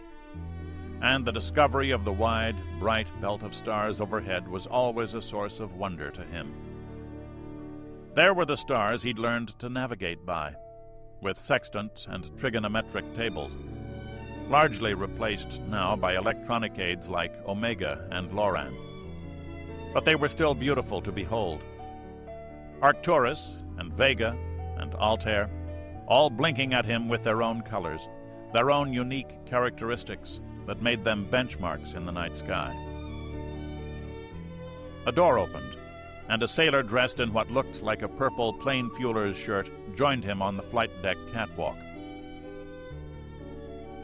"Darkened ship, sailor. I dumped that cigarette," Toland said sharply, more annoyed to have his precious solitude destroyed. "Sorry, sir." The butt sailed over the side.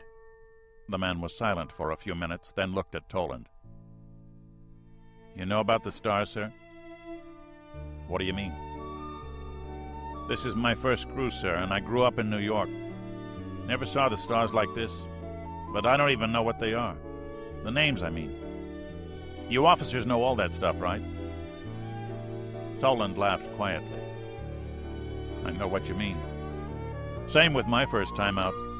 Pretty, isn't it?" "Yes, sir." "What's that one?" The boy's voice sounded tired. Small wonder, Toland thought, with all the flight operations they've been through today. The youngster pointed to the brightest dot in the eastern sky, and Bob had to think for a few seconds. "That's Jupiter, a planet, not a star. With the quartermaster's spyglass, you can pick out her moons. Some of them, anyway." He went on to point out some of the stars used for navigation. "How do you use them, sir?" the sailor asked. "You take a sextant and plot their height above the horizon. Sounds harder than it is, just take some practice. And you check that against a book of star positions." "Who does that, sir?" "The book? Standard stuff.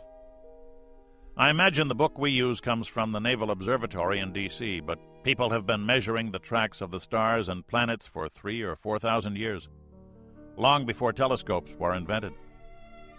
Anyway, if you know the exact time, and you know where a particular star is, you can plot out where you are on the globe pretty accurately. Within a few hundred yards if you really know your stuff. Same thing with the sun and the moon. That knowledge has been around for hundreds of years. The tricky part was inventing a clock that kept good time. That happened about 200 and some years ago. I thought they used satellites and stuff like that. We do now, but the stars are just as pretty." "Yeah." The sailor sat down, his head leaning way back to watch the curtain of white points. Beneath them, the ship's hull churned the water to foam with the whispering sound of a continuously breaking wave. Somehow the sound and the sky matched each other perfectly. "Well, at least I learned something about the stars." "When's it gonna start, sir?" Toland looked up at the constellation of Sagittarius. The center of the galaxy was behind it. Some astrophysicists said there was a black hole in there, the most destructive force known to physics. It made the forces under man's control appear puny by comparison. But men were a lot easier to destroy. Soon. USS Chicago. The submarine was far offshore now, west of the surging Soviet submarine and surface forces. They'd heard no explosions yet, but it couldn't be far off. The nearest Soviet ship was about 30 miles off to the east, and a dozen more were plotted. All were blasting the sea with their active sonars. McCafferty was surprised by his flash operational order. Chicago was being pulled out of the Barents Sea and shifted to a patrol area in the Norwegian Sea. Mission: to interdict Soviet submarines expected to head south toward the North Atlantic. A political decision had been made. It must not appear that NATO was forcing the Soviets into a war. In a stroke, the pre-war strategy of engaging the Soviet fleet in its own backyard had been tossed away. Like every pre-war battle plan in this century, the sub-skipper reflected, this one too was being torn up because the enemy wasn't going to cooperate and do what we'd thought he'd do. Of course. He was putting many more submarines in the Atlantic than had been expected.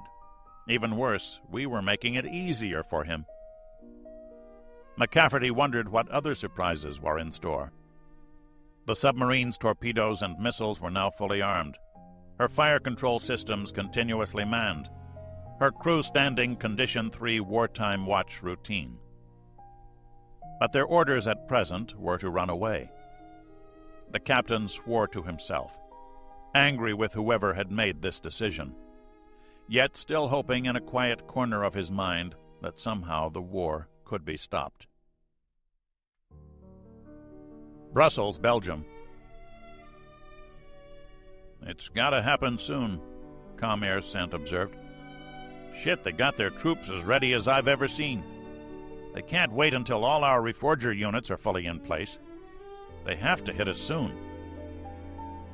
I know what you're saying, Charlie, but we can't move first. Any word on our visitors? The Air Force General referred to Major Chernyavin's team of Spetsnaz commandos. Still sitting tight. A unit of the elite GSG-9 German border guards had the safe house under continuous surveillance, with a second English ambush team between them and their supposed target in Lammersdorf.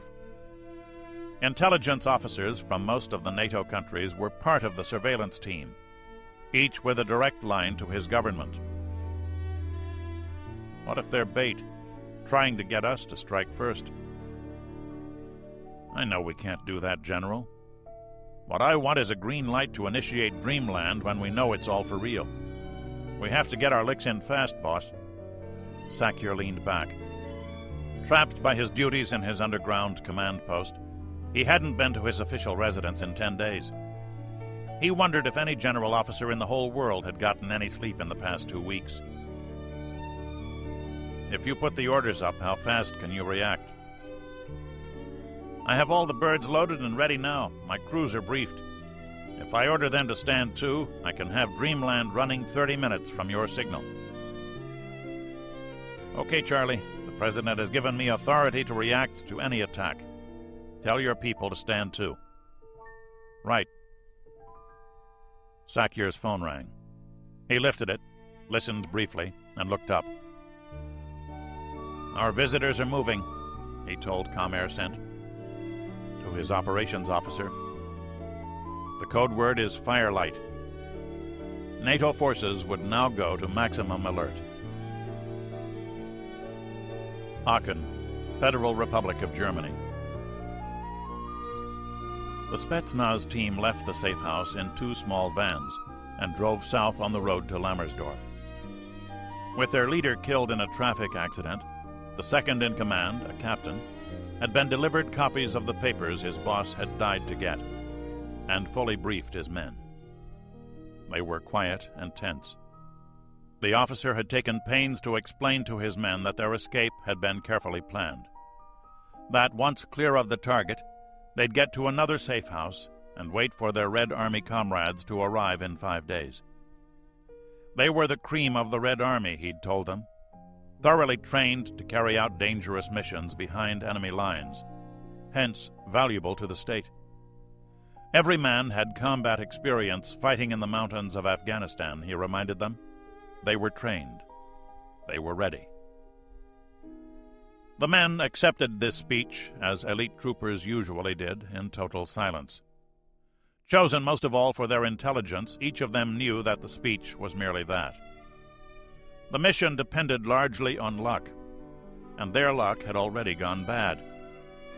Every one of them wished that Major Chernyavin were there, and wondered if somehow the mission might have been blown. One by one, they set these thoughts aside. Soon every man was reviewing his part in the mission to destroy Lammersdorf. The drivers were KGB agents well experienced at working in foreign lands, and wondering exactly the same thing. Both vehicles stayed together, driving conservatively, wary of vehicles that followed them. Each had a scanner radio tuned to the local police frequencies, and another for communicating with each other. The KGB officers had discussed the mission an hour before. Moscow Center had told them that NATO was not yet fully alerted. The lead driver, whose regular cover job was driving a taxi, wondered if a full NATO alert meant a parade through Red Square. Turning right now. Car 3, close in. Car 1, turn left at the next intersection and get ahead of them.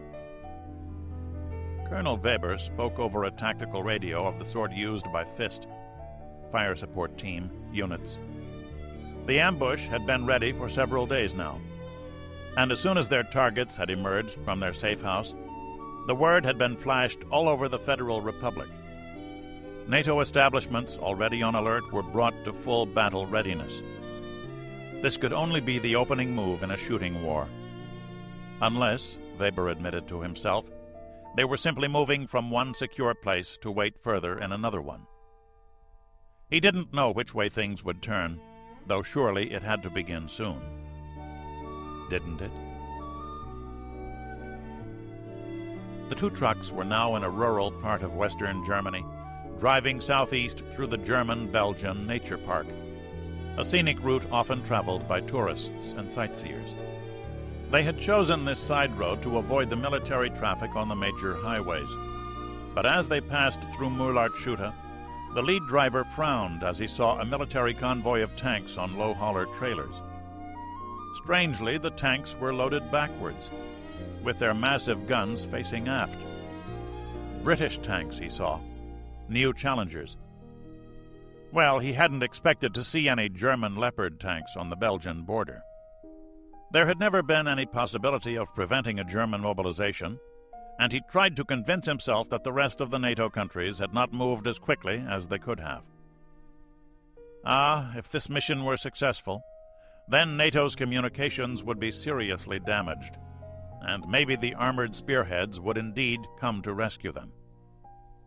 The convoy slowed. The driver considered pulling around them, but his orders were to be inconspicuous. "Everyone ready?" Weber asked from his chase car. "Ready." Bloody complex op, this, Colonel Armstrong thought. Tankers, SAS, and the Germans all working together. But worth it to bag a bunch of Spetsnaz. The convoy slowed and stopped at a picnicking area. Weber halted his car 100 meters away. It was now in the hands of the English ambush team. Flares erupted around the two small vans. The KGB driver cringed at being in the center of so much light. Then he looked forward to see the barrel of the tank just 50 meters ahead of him rise from its travel rest and center on his windshield. "Attention!" a voice called in Russian over a megaphone. "Spetsnaz soldiers, attention! You are surrounded by a company of mechanized troops. Come out of your vehicles singly and unarmed. If you open fire, you will be killed within seconds." A second voice began speaking. "Come out, comrades. This is Major Chernyavin. There is no chance." The commandos exchanged looks of horror. In the lead vehicle, the captain started to pull the pin on a grenade. A sergeant leaped on him and wrapped his hand around the captain's. "We cannot be taken alive. Those are our orders," the captain shouted. "The devil's mother we can't," the sergeant screamed. "One at a time, comrades. Out with hands high, and be careful." A private emerged from the back door of the van, one slow foot at a time. "Come to the sound of my voice, Ivanov," Chernyavin said from a wheelchair. The major had told much to earn the chance to save his detachment. He had worked with these men for 2 years, and he could not let them be slaughtered to no purpose. It was one thing to be loyal to the state, another to be loyal to the men he'd led in combat operations. You will not be hurt. If you have any weapons, drop them now. I know about the knife you carry, Private Ivanov. Very good. Next man. It went quickly. A joint team of Special Air Service and GSG-9 commandos collected their Soviet counterparts, handcuffed them, and led them off to be blindfolded. Soon only 2 were left. The grenade made it tricky. By this time the captain had seen the futility of his action, but it proved impossible to locate the pin for the grenade. The sergeant shouted a warning to Chernyavin, who wanted to come forward himself, but couldn't. The captain came out last. He wanted to throw the grenade at the officer who, he thought, had betrayed his country, only to see a man whose legs were swathed in plaster. Chernyavin could see the look on the man's face. Andrei Ilyich, would you prefer that your life should end for nothing? The major asked. The bastards drugged me and learned enough to kill you all. I could not let them do this. I have a live grenade, the captain said loudly. I will throw it into the truck. This he did before anyone could shout to stop him. A moment later, the truck exploded, destroying the group's maps and plans for escape. For the first time in a week, Chernyavin's face broke into a wide grin. Well done, Andrushka. 2 other Spetsnaz groups were less lucky, and were intercepted within sight of their targets by German units privy to Chernyavin's capture. But 20 additional groups were in the Federal Republic, and not every NATO site had gotten the word in time. A score of vicious firefights erupted on both sides of the Rhine. A war to involve millions began with squad and platoon-sized units fighting desperate actions in the dark.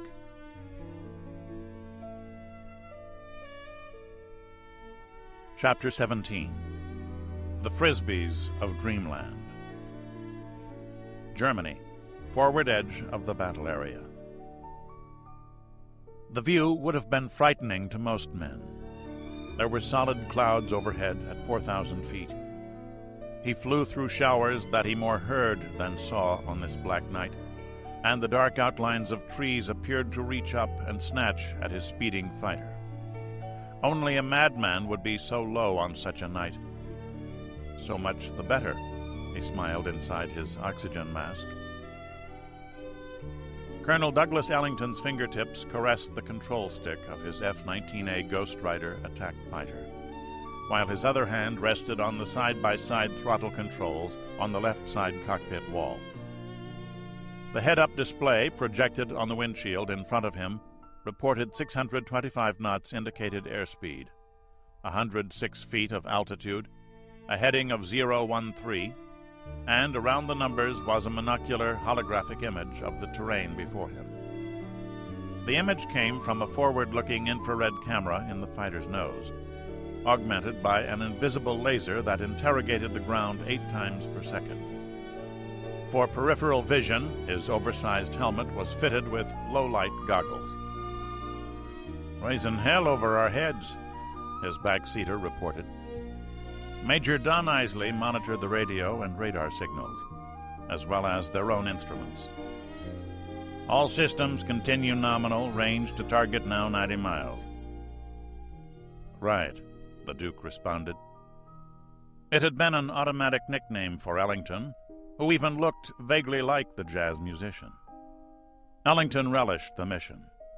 They were skimming north at perilously low level over the angular terrain of East Germany, and their Frisbee, never more than 200 feet off the ground, jerked up and down to the pilot's constant course adjustments. Lockheed called her the Ghost Rider. The pilots called her the Frisbee, the F-19A, the secretly developed stealth attack fighter. She had no corners, no box shapes to allow radar signals to bounce cleanly off her. Her high-bypass turbofans were designed to emit a blurry infrared signature at most. From above, her wings appeared to mimic the shape of a cathedral bell. From in front, they curved oddly toward the ground, earning her the affectionate nickname of Frisbee. Though she was a masterpiece of electronic technology inside, she usually didn't use her active systems. Radars and radios made electronic noise that an enemy might detect. And the whole idea of the Frisbee was that she didn't seem to exist at all. Far over their heads on both sides of the border, hundreds of fighter aircraft played a deadly game of bluff, racing toward the border and then turning away, both sides trying to goad the other into committing to battle. Each side had airborne radar aircraft with which to control such a battle, and so gain the advantage in a war which, though few yet knew it, had already begun. And we're getting a quick one in, Ellington thought. We're finally doing something smart. He'd had 100 missions over Vietnam in the first production F-111A fighters. The Duke was the Air Force's leading expert on covert, low-level missions, and it was said that he could bullseye a chuck hole in a Kansas tornado at midnight. That wasn't quite true. The Frisbee could never handle a tornado. The sad truth was that the F-19 handled like a pig, a consequence of her ungainly design. But Ellington didn't care. Being invisible was better than being agile, he judged, knowing that he was about to prove or disprove that proposition. The Frisbee squadron was now penetrating the most concentrated SAM belt the world had ever known. Range to primary target is now 60 miles, Isley advised. All onboard systems continue nominal. No radars are locked onto us. Looking good, Duke. Roger. Ellington pushed the stick forward and dived as they passed over the crest of a small hill, then bottomed out at 80 feet over a wheat field. The Duke was playing his game to the limit, drawing on years of experience in low-level attacks. Their primary target was a Soviet IL-76 mainstay, an AWACS-type aircraft that was circling near Magdeburg, agreeably within 10 miles of their secondary target, the E-8 highway bridges over the Elbe at Hohenroarte.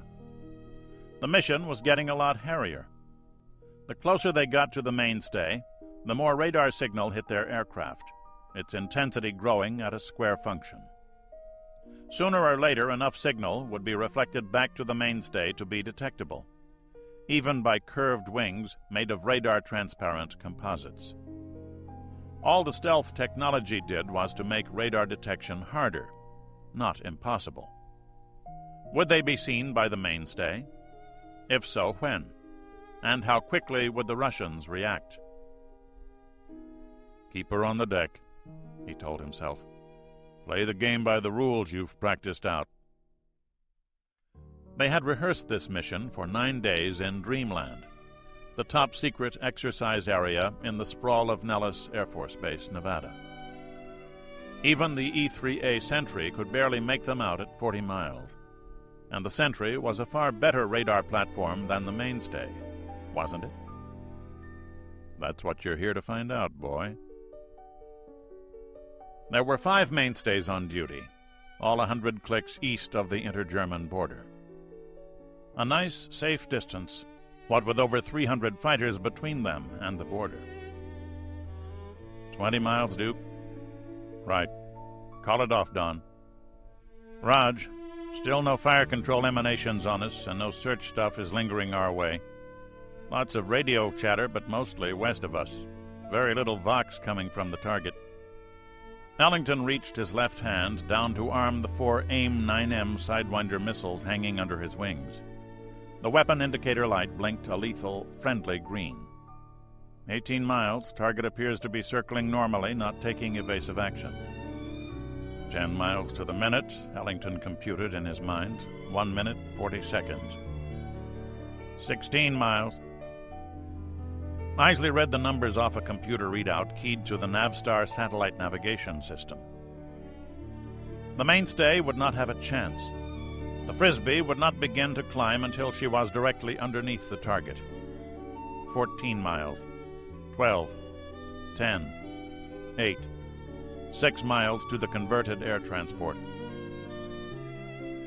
The mainstay just reversed her turn. Yeah, she's jinking. A foxfire just swept over us, Isley said evenly. A MiG-25 interceptor, presumably acting on instructions from the IL-76, was now searching for them. With its high power and small arc, the Foxfire stood a good chance of acquiring them, stealth technology or not. The mainstay might have us. Anything locked on us? Not yet. Isley's eyes were glued to the threat receiver instruments. No missile control radars had centered on the Frisbee yet. Coming under the target. Right. Climbing now. Ellington eased back on his stick and punched up full afterburners.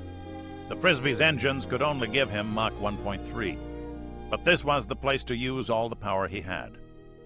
According to the weather people, these clouds topped out at 20,000 feet, and the IL-76 would be about 5,000 above that. Now the Frisbee was vulnerable. No longer lost in the ground clutter, her engines radiating their maximum signature, the stealth aircraft was broadcasting her presence. Climb faster, baby. Tally-ho! Ellington said too loudly over the intercom as he burst through the clouds, and the night vision systems instantly showed him the mainstay, 5 miles away and diving for cover in front of him. Too late. The head-on closing speed was nearly 1,000 miles per hour. The colonel centered his gun sight Pipper on the target. A warbling tone came into his headset. The Sidewinder's seekers had locked onto the target. His right thumb toggled the launch enable switch, and his forefinger squeezed the trigger twice. The Sidewinders left the aircraft half a second apart. Their brilliant exhaust flames dazzled him, but he did not take his eyes off the missiles as they raced for the target. It took 8 seconds. He looked them all the way in. Both missiles angled for the mainstay's starboard wing. 30 feet away, laser proximity fuses detonated, filling the air with lethal fragments. It happened too fast. Both of the mainstay's right side engines exploded, the wing came off, and the Soviet aircraft began cartwheeling violently downward, lost seconds later in the clouds. Jesus, Ellington thought as he rolled and dived back to the ground and safety. Nothing like the movies. The target was hit and gone between blinks. Well, okay, that was easy enough. Primary target gone. Now for the hard part. Aboard an E-3A Sentry circling over Strasbourg, the radar technicians noted with satisfaction that all 5 Soviet radar craft had been killed within 2 minutes. It all worked. The F-19 really did surprise them. The Brigadier General in command of Operation Dreamland leaned forward in his command chair and toggled his microphone. "Trumpeter, trumpeter, trumpeter," he said, then switched off. "Okay, boys," he breathed, "make it count." Amid the clouds of NATO tactical fighters hovering near the border, 100 low-level attack fighters broke clear and dove for the ground. Half were F-111F Aardvarks, the other half GR-1 Tornadoes, their wings heavy with fuel tanks and smart bombs. They followed the second wave of Frisbees, already 60 miles into East Germany, fanning out to their ground targets. Behind the strike aircraft, all-weather Eagle and Phantom interceptors, directed by the sentries circling over the Rhine, began to launch their radar-guided missiles at Soviet fighters that had just lost their airborne controllers. Finally, a third team of NATO aircraft swooped in low, seeking out the ground radar sites that were coming on to replace the radar coverage of the dead mainstays. Hohenroarte, German Democratic Republic. Ellington circled his target at 1,000 feet, several miles away. It was a double bridge, a pair of concrete arches, each about 500 yards across, and with 2 traffic lanes that crossed the River Elbe in the middle of a gentle S-curve. pretty bridges.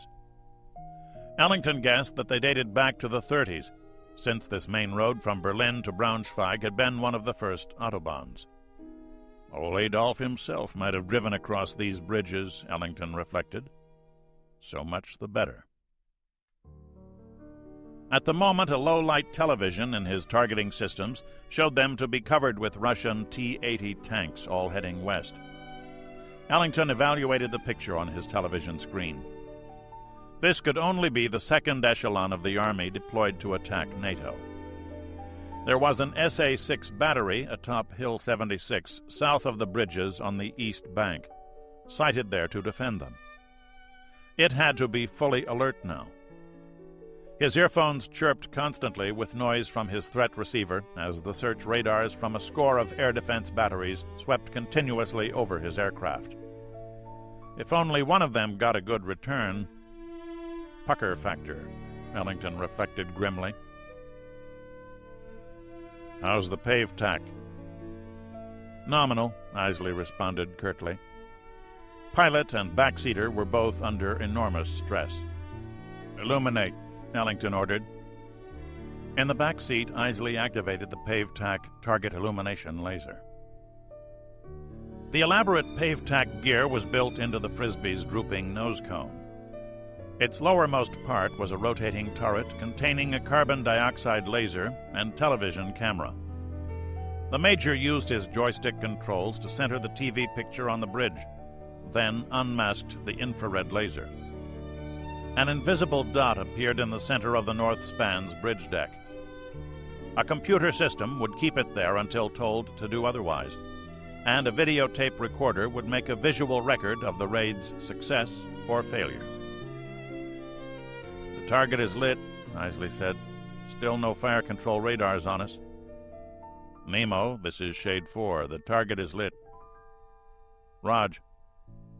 15 seconds later, the first aardvark screamed south a bare 30 feet over the water, popped up, and loosed a single GBU-15 paveway laser-guided bomb before it turned hard to the east over Hohenroarte. An optical computer system in the bomb's nose noted the reflected infrared beam, centered it, and adjusted the fins accordingly. South of the bridge, the SAM battery commander was trying to decide what the noise was. His search radar did not show the Frisbee. He had been told not to expect the presence of friendly aircraft.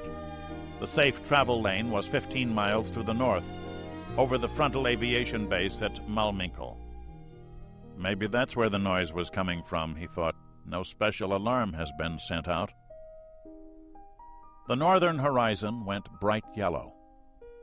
Though he did not know it, 4 Luftwaffe tornadoes had just made a single pass over Malminkel, leaving hundreds of explosive cluster munitions in their wake. A half-dozen Soviet Sukhoi attack fighters went up in flames, sending a fireball of jet fuel that rose up into the rain-filled sky. The battery commander hesitated not at all. He shouted an order for his men to switch their fire control radars from standby to active and trace them around their bridges. A moment later, one detected an F-111 coming upriver. Oh, shit! The Aardvark's systems operator instantly loosed a Shrike anti-radar missile at the SAM battery, another for good measure at the search radar, a second paveway at the bridge. Then the F-111 turned violently left. A missile launch officer blanched as he realized what had just appeared from nowhere onto his scopes, and salvoed his 3 missiles in return. The incoming aircraft had to be hostile, and had just separated 3 smaller objects. His first SAM struck and exploded on the high-tension power lines that spanned the river just south of the bridges. The entire valley was strobe-lighted as the power lines fell sparking into the river. The other 2 SAMs raced past the surreal explosion and locked onto the second F-111. The first paveway impacted precisely in the center of the northern span. It was a delayed action bomb, and penetrated into the thick concrete before exploding a few yards from a battalion commander's tank. The north span was strong. It had been in use for over 50 years. But the 945 pounds of high explosive ripped it apart. In an instant, the graceful concrete arch was cut in two, a ragged 20-foot gap appearing between the two unsecured flying buttresses. They were not designed to stand alone, particularly with armored vehicles rumbling over them.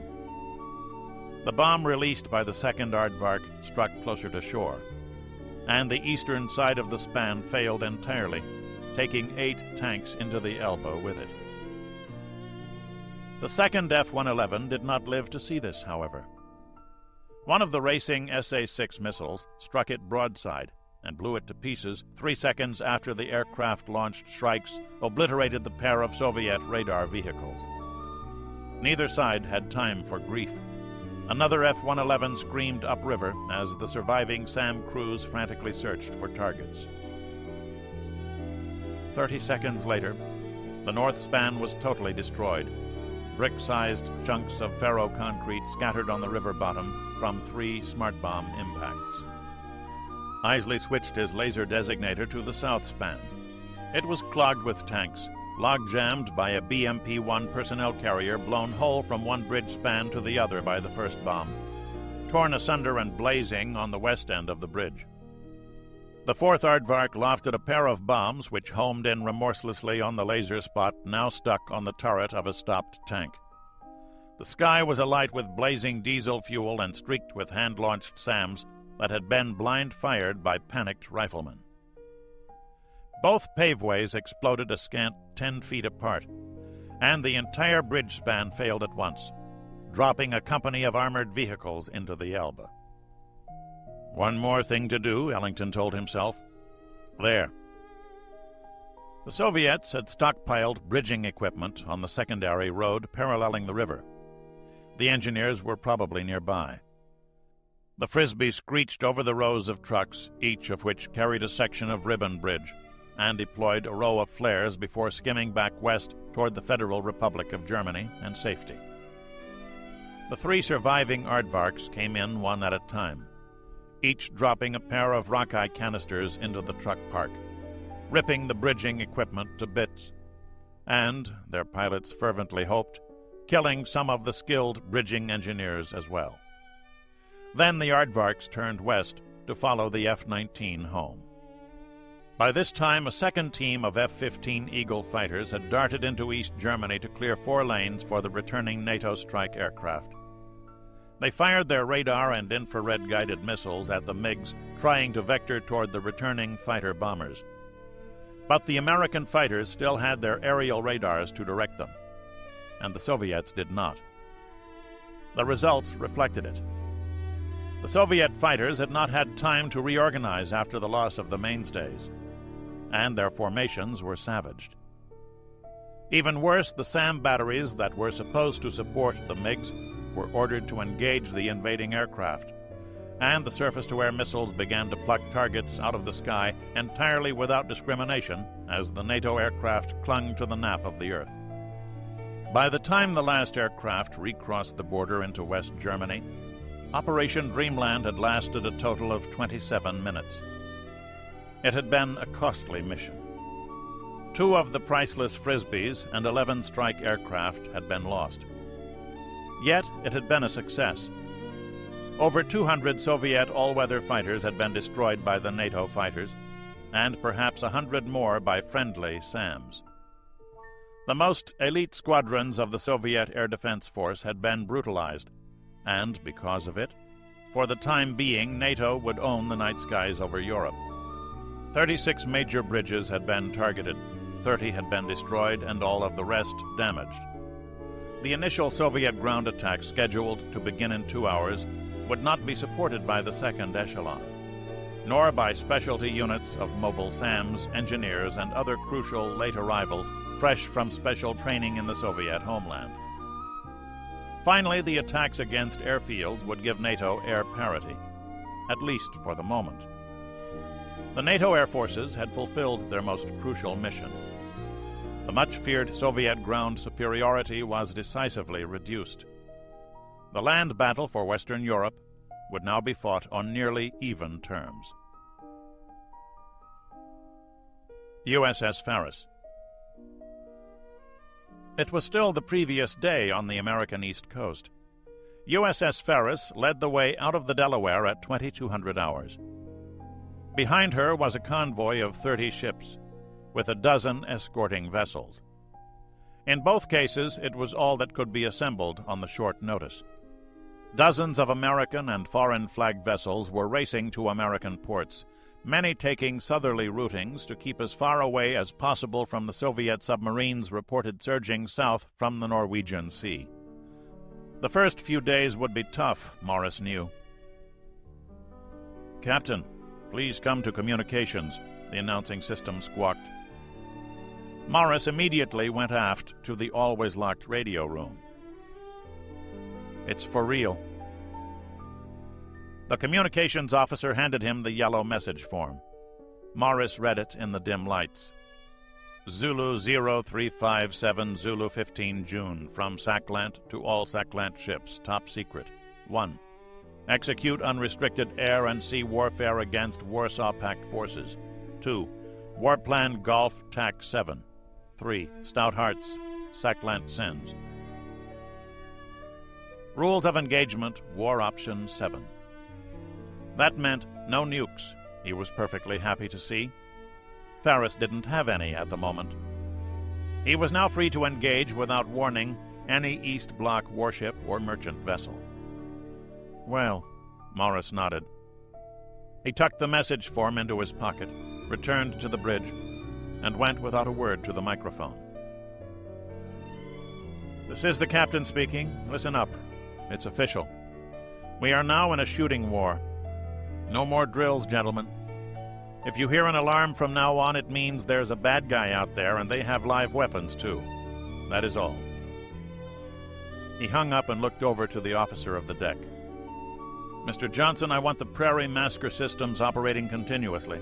If they go down, I want to know about it at once. That goes in the order book." "Aye, Captain." Prairie Masker was a system for defeating submarine sonars. Two metallic bands surrounded the frigate's hull, fore and aft of the engine spaces. This was Masker. It took compressed air and bled it into the water around the ship in the form of millions of tiny bubbles. The Prairie part of the system did the same with the propeller blades. The air bubbles created a semi-permeable barrier that tended to trap sounds made by the ship, letting only a fraction of her propulsion noises escape, which made the ship extremely difficult for a submarine to detect. "How long till we clear the channel?" Morris asked. "We'll be at the Seaboy in 90 minutes. "Okay, tell the bosun's mate of the watch to be ready to steam the tail and the Nixie," the towed array sonar and the Nixie torpedo decoy, "at 23:45. I'm going to take a nap. Wake me at 23:30. Anything happens, call me." "Aye, aye, sir." A trio of P-3C Orion anti-submarine aircraft swept the area ahead of them. The only hazard was that of normal navigation. And suddenly the prospect of grazing the bottom or smashing an errant buoy looked like a minor affair. He'd need his sleep now, Morris knew, and he would not be at all surprised to find a submarine waiting right on the continental shelf in 3 hours. He'd want to be rested for that eventuality. Sunnyvale, California. What was holding Washington up? The colonel asked himself. All he needed was a simple yes or no. He checked his boards. 3 KH-type photo-reconnaissance satellites were currently in orbit, plus 9 electronic surveillance birds. That was his low-level constellation.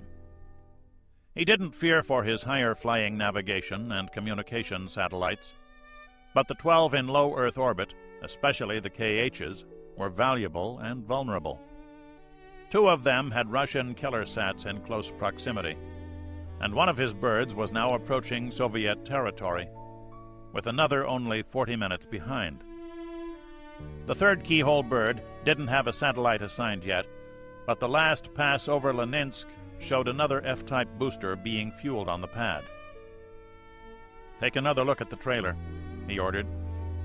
A technician made the requisite commands, and half a world away the satellite fired its attitude control thrusters and pivoted in space to allow its cameras to search for the Russian killer satellite.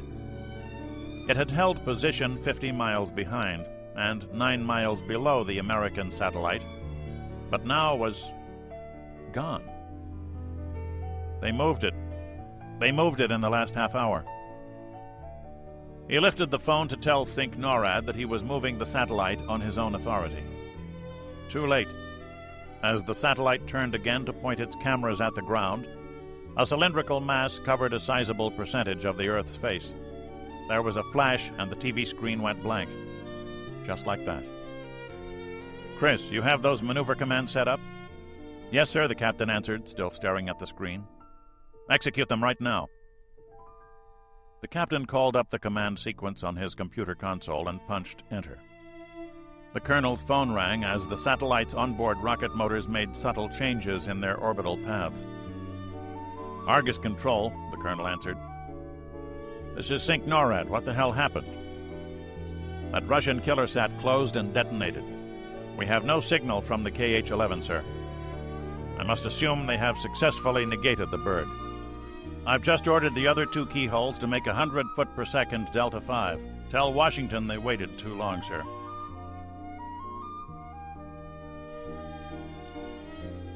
Chapter 18. Polar Glory. Kiev, the Ukraine. It had been decided that all Soviet theater and front commanders would be briefed on developments in Germany. Alexeyev and his superior knew why. If anyone were to be relieved from his command, the new man would have to know the situation. They listened to the intelligence report with fascination. Neither of them had expected many of the Spetsnaz attacks to fare well, but it seemed that some had been successful, especially those in the German ports. Then the operational intelligence brief got to the bridges on the Elbe.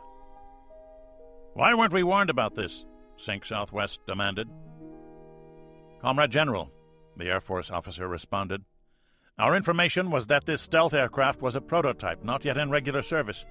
Somehow the Americans have managed to construct a number of them, at least part of a squadron. They used it to eliminate our airborne radar coverage, thus paving the way for a massive penetration raid against our airfields and lines of supply, plus a well-planned air battle against our all-weather fighter aircraft. Their mission was successful, but not decisively so." "Oh? And the commander of Air Forces West was arrested for successfully repelling it, eh?" Alexeyev snarled. "How many aircraft did we lose?" "I am not authorized to reveal that, Comrade General." "Can you tell us of the bridges, then?" "Most of the bridges on the Elbe have been damaged to some extent or another, plus attacks on the bridging unit stationed near them for tactical replacement." "The fucking maniac! He had his bridging units right next to the primary targets." Southwest looked up at the ceiling as though expecting an air attack right there in Kiev. "That is where the roads are, Comrade General," the intelligence officer said quietly. Alexeyev waved him out of the room. "Not a good start, Pasha." Already a general had been arrested. His replacement had not yet been named. Alexeyev nodded agreement, then checked his watch. "The tanks will cross the border in 30 minutes, and we have a few surprises in store for them. Only half of their reinforcements are in place. They still have not achieved the psychological degree of preparedness that our men have. Our first blow will hurt them, if our friend in Berlin has made his deployments properly." Keflavik, Iceland. "Perfect weather," First Lieutenant Mike Edwards pronounced, looking up from the chart just off the facsimile machine. "We have this strong cold front due in from Canada in 20 to 24 hours. That'll bring a lot of rain with it, maybe an inch worth. But for all of today, we have clear skies, less than 2/10 high clouds, and no precip. Surface winds west to southwest at 15 to 20 knots. And lots of shine," he concluded with a grin. The sun had risen for the last time nearly 5 weeks before, and wouldn't truly set for another 5. They were so close to the North Pole here in Iceland that in summer the sun wandered in a lazy circle around the azure sky, dipping fractionally below the northwestern horizon, but never truly setting. It was something that took getting used to. "Fighter weather," agreed Lieutenant Colonel Bill Jeffers, commander of the 57th Fighter Interceptor Squadron, the Black Knights, most of whose F-15 Eagle interceptors were sitting in the open a bare 100 yards away. The pilots were in those fighters waiting. They'd been waiting for 90 minutes now. 2 hours before, they'd been warned of a large number of Soviet aircraft taking off from their tactical air bases on the Kola Peninsula, destination unknown. Keflavik was always a busy place, but for the last week it had been a madhouse. The airport was a combination Navy and Air Force base and a busy international airport at which many airliners stopped to refuel. The past week had seen this traffic supplemented by grim tactical fighters transiting from the United States and Canada to Europe, cargo aircraft transporting overloads of critical equipment, and airliners returning to America crowded with pale tourists and dependents of the military men who were now on the battle line. The same had happened to Keflavik. 3,000 wives and children had been evacuated. The base facility was cleared for action. If the Soviets kicked off the war that seemed to be springing from the ground like a new volcano, Keflavik was as ready as it could be. With your permission, Colonel, I want to check a few things at the tower. This forecast is pretty solid for the next 12 hours anyway. Jet stream? Colonel Jeffers looked up from the yard-square chart of isobars and wind trees. Same place it's been all week, sir. No sign at all of a change. Okay, go ahead. Edwards put on his cap and walked out the door. He wore a thin blue officer's jacket over his Marine-style fatigues, pleased that the Air Force was still pretty casual about dress codes. His Jeep held the rest of his battle gear, a .38 revolver and pistol belt, and the field jacket that went with the camouflage gear everybody had been issued 3 days before. They'd thought of everything, Edwards reflected as he started up the Jeep for the quarter-mile drive to the tower. Even the flak jacket. Keflavik had to get hit, Edwards reminded himself. Everybody knew it, prepared for it, and then tried not to think about it. This most isolated of all NATO outposts on the western coast of Iceland was the barred gate to the North Atlantic. If Ivan wanted to fight a naval war, Iceland had to be neutralized.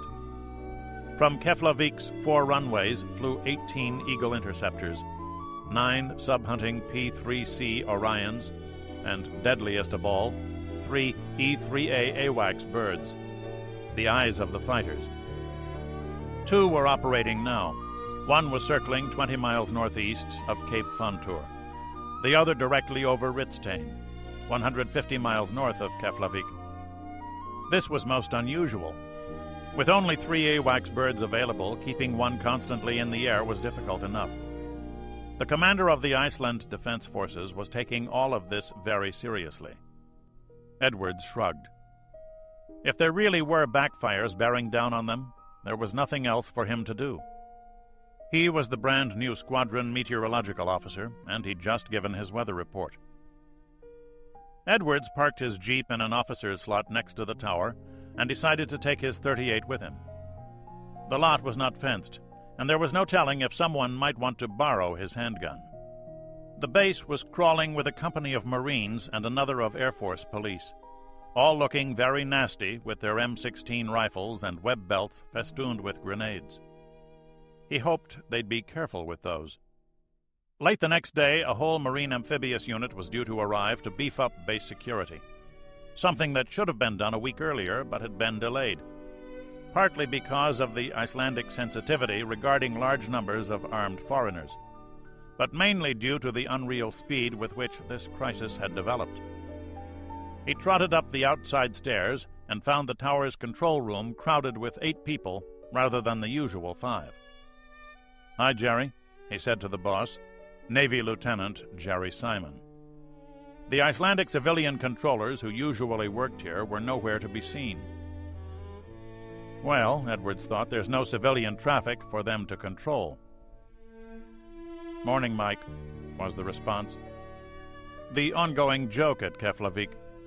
It was 03:15 hours local time. Morning. The sun was already up, glaring in at them from the northeast through roll-down shades inside of the tilted glass windows. "Let's have an attitude check," Edwards said as he walked over to his meteorological instruments. "I hate this fucking place," the tower crew answered at once. "Let's have a positive attitude check." "I positively hate this fucking place." "Let's have a negative attitude check." "I don't like this fucking place." "Let's have a short attitude check." "Fuck it." Everyone had a good laugh.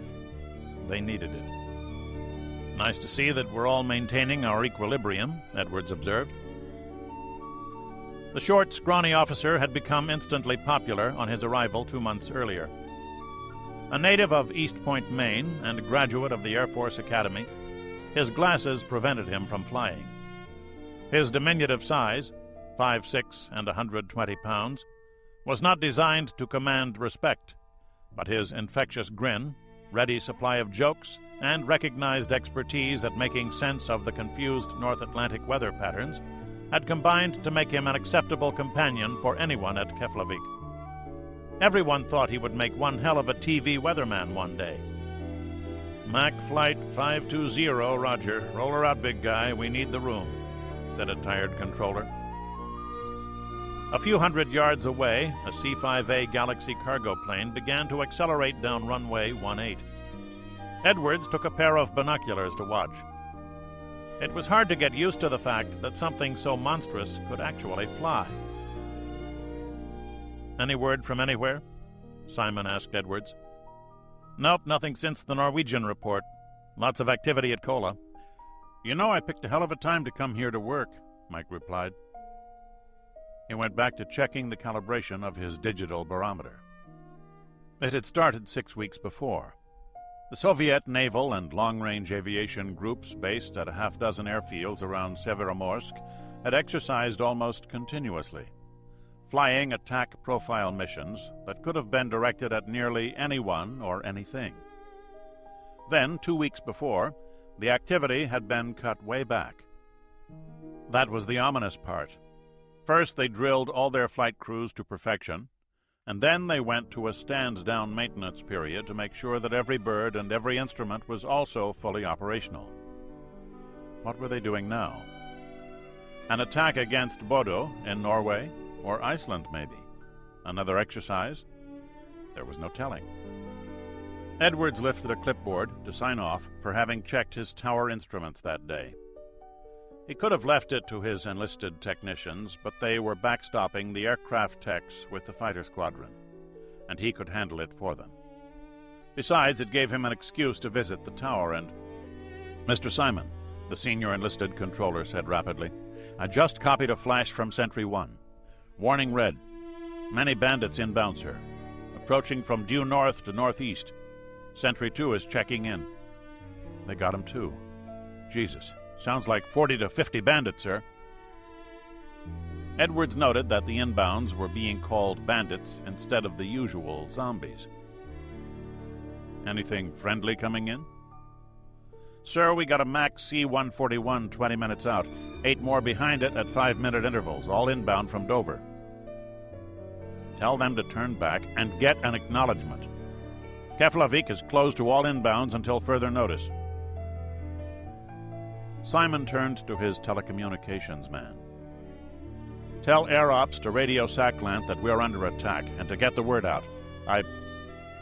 Klaxons erupted all around them. Below, in the early morning shadows, ground crewmen pulled red-flagged safety pins off the waiting interceptors. Edwards saw a pilot drain a styrofoam cup and begin to strap himself in tight. The starter carts next to each fighter belched black smoke as they generated power to turn the engines.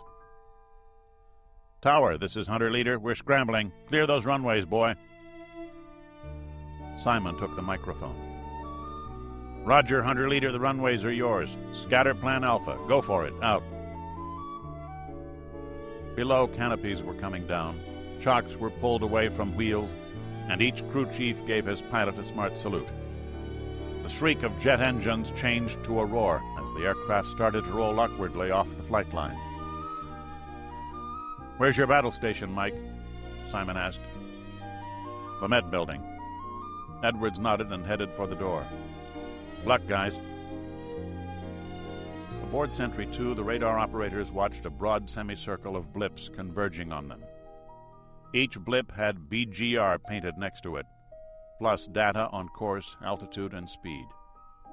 Each blip was a Tu-16 Badger bomber of Soviet naval aviation. There were 24 of them, inbound for Keflavik at a speed of 600 knots.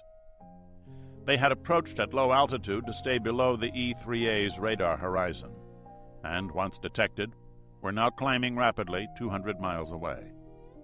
This mission profile enabled the radar operators to classify them instantly as hostile. There were 4 Eagles on combat air patrol, 2 of them with operating AWACS. But it was close to changeover point, and the fighters were too low on fuel to race after the Badgers on afterburner. They were directed to head for the incoming Russian bombers at 600 knots, and could not yet detect the Badgers on their own missile-targeting radars. Sentry 1 off Cape Fontour reported something worse. Her blips were supersonic Tu-22M backfires, coming in slowly enough to indicate that they were heavily loaded with external ordnance. The Eagles here also moved off to intercept. 100 miles behind them, the 2 F-15s kept on point defense over Reykjavik had just been topped off from an orbiting tanker, and were charging northeast at 1,000 knots, while the remainder of the squadron was even now leaving the ground. The radar picture from both AWACS aircraft was being transmitted by digital link to Keflavik's Fighter Ops Center so that ground personnel could monitor the action. Now that the fighters were rotating off the ground, the crews for every other aircraft at the air station worked frantically to ready their birds for flight. They had practiced this task 8 times in the past month. Some flight crews had been sleeping with their aircraft. Others were summoned from their quarters no more than 400 yards away. Those aircraft just back from patrol had their fuel tanks topped off and were pre-flighted by the ground crews. Marine and Air Force guards, not already at their posts, rushed to them. It was just as well that the attack had come at this hour. There was only a handful of civilians about, and civilian air traffic was at its lowest. On the other hand, the men at Keflavik had been on double duty for a week now, and they were tired. Things which might have been done in 5 minutes now took 7 or 8. Edwards was back in his meteorological office, wearing his field jacket, flak jacket, and Fritz-style helmet. His emergency duty station — he could not think of his office as a battle station — was his assigned post. As if someone might need an especially deadly weather chart with which to attack an incoming bomber. The service had to have a plan for everything, Edwards knew. There had to be a plan. It didn't have to make sense. He went downstairs to Air Ops. "I got breakaway on Bandit 8. 2 birds launched. The machine says they're AS-4s, a Sentry controller reported. The senior officer got on the radio for Keflavik. MV Julius Fusik. 20 miles southwest of Keflavik, the Dr. Likes was also a beehive of activity. As each Soviet bomber squadron launched its air-to-ground missiles, its commander transmitted a predetermined code word that the Fusik copied. Her time had come. "Rudder left," Captain Kirov ordered. "Bring his bow into the wind." A full regiment of airborne infantry, many of them seasick from 2 weeks aboard the huge barge carrier, was at work testing and loading weapons. The Fusik's augmented crew was stripping the false work from the aftermost 4 barges, revealing each, in fact, to be a Lebed-type assault hovercraft. The 6-man crew of each removed the covers over the air intakes that led to the engines they had tended with loving care for a month.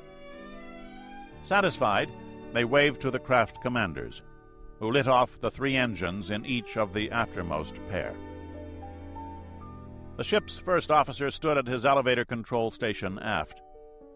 On a hand signal, an 85-man infantry company plus a reinforced mortar team were loaded into each craft.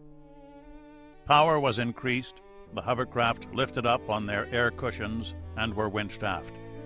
In another 4 minutes, the vehicles were resting on the barge loading elevator that formed the stern of the CB vessel. "Lower away," the first officer ordered, The winch operators lowered the elevator to the surface. The sea was choppy, and 4-foot waves lapped at the Fusik's bifurcated stern. When the elevator was level with the sea, first one, then the other Lebed commander increased power and moved off. At once, the elevator returned to the topmost deck, while the first pair of hovercraft circled their mothership. In 5 more minutes, the 4 assault craft moved off in box formation toward the Keflavik Peninsula. The Fusik continued her turn, returning to a northerly course to make the next hovercraft trip a shorter one. Her weather deck was ringed with armed troops carrying surface-to-air missiles and machine guns. Andreev remained on the bridge, knowing this was where he belonged, but wishing he were leading his assault troops. Keflavik, Iceland. Kef Ops, the bandits are all turning right back after launching their ASMs. So far it's been 2 birds per aircraft. We got 56 inbound missiles, and more are being launched. Nobody behind them, though. I repeat, nothing behind the bomber force. At least we don't have any paratroopers headed in. Hunker down, guys. We now have 60 inbound missiles, Edwards heard as he came through the door. At least they won't be nukes, said a captain. They're shooting 100 missiles at us. They don't fucking need nukes, replied another. Edwards watched the radar picture over the shoulder of one of the officers. It was eerily like an arcade game. Big, slow-moving blips denoted the aircraft. Smaller, quicker blips were the Mach 2 missiles. Gotcha, hooted the enlisted radar operator. The leading Eagle had gotten within missile range of the Badgers and exploded one with a Sparrow missile, 10 seconds after it had launched its own missiles. A second Sparrow missed its separate target, but a third appeared locked on it. The first fighter's wingman was just launching at yet another Russian. The Soviets had thought this one out, Edwards saw. They were attacking from all around the northern littoral, with lots of space between the bombers so that no single fighter could engage more than 1 or 2. It was almost like... Anybody check the geometry of this? He asked. What do you mean? The captain looked around. How come you aren't where you belong? Edwards ignored the irrelevancy. What's the chance they're trying to draw our fighters out like? Expensive bait. The captain dismissed the idea. You're saying they might have launched their ASMs from farther out. Maybe they don't fly as far as we thought. Point is, those missiles are 10 minutes out now, the first of them, with about a 5 or 7 minute delay to the last. And not a goddamn thing we can do about it. Yeah, Edwards nodded. The Air Ops Met building was a 2-story frame structure that vibrated every time the wind hit 50 knots. The lieutenant took out a stick of gum and started chewing on it. In 10 minutes, 100 missiles, each carrying about a ton of high explosives, or a nuclear warhead, would start falling. The men outside would get the worst of it. The enlisted men and the flight crews trying to get the airplanes ready to race off. His assigned job was merely to keep out of the way. It made him a little ashamed. The fear he could now taste, along with the peppermint, made him more ashamed. The Eagles were now all airborne, racing north. The last of the backfires had just launched their missiles and were turning back northeast at full power as the Eagles raced at 1,200 knots to catch up. 3 of the interceptors launched missiles, and they succeeded in killing a pair of backfires and damaging a third. The Zulu fighters, which had scrambled off the deck, could not catch the backfires, the commanding controller on Sentry 1 noted, cursing himself for not having sent them after the older, less valuable Badgers, some of which they might have caught.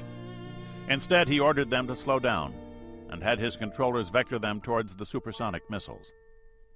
Penguin 8, the first of the P-3C Orion anti-submarine warfare aircraft, was rolling now, down runway 22. It had been on patrol only 5 hours before, and its flight crew was still trying to shake off the sleep as they rotated the prop jet aircraft off the concrete. Tipping over now, the radar operator said. The first Russian missile was almost overhead, beginning its terminal dive. The Eagles had hit 2 of the incoming missiles, but courses and altitudes had been against them, and most of their Sparrows had missed, unable to catch the Mach 2 missiles. The F-15s orbited over central Iceland, well away from their base, as each pilot wondered if he'd have an airfield to return to. Edwards cringed as the first landed, or didn't land. The air-to-surface missile had a radar proximity fuse. It detonated 20 meters off the ground, and the effects were horrific.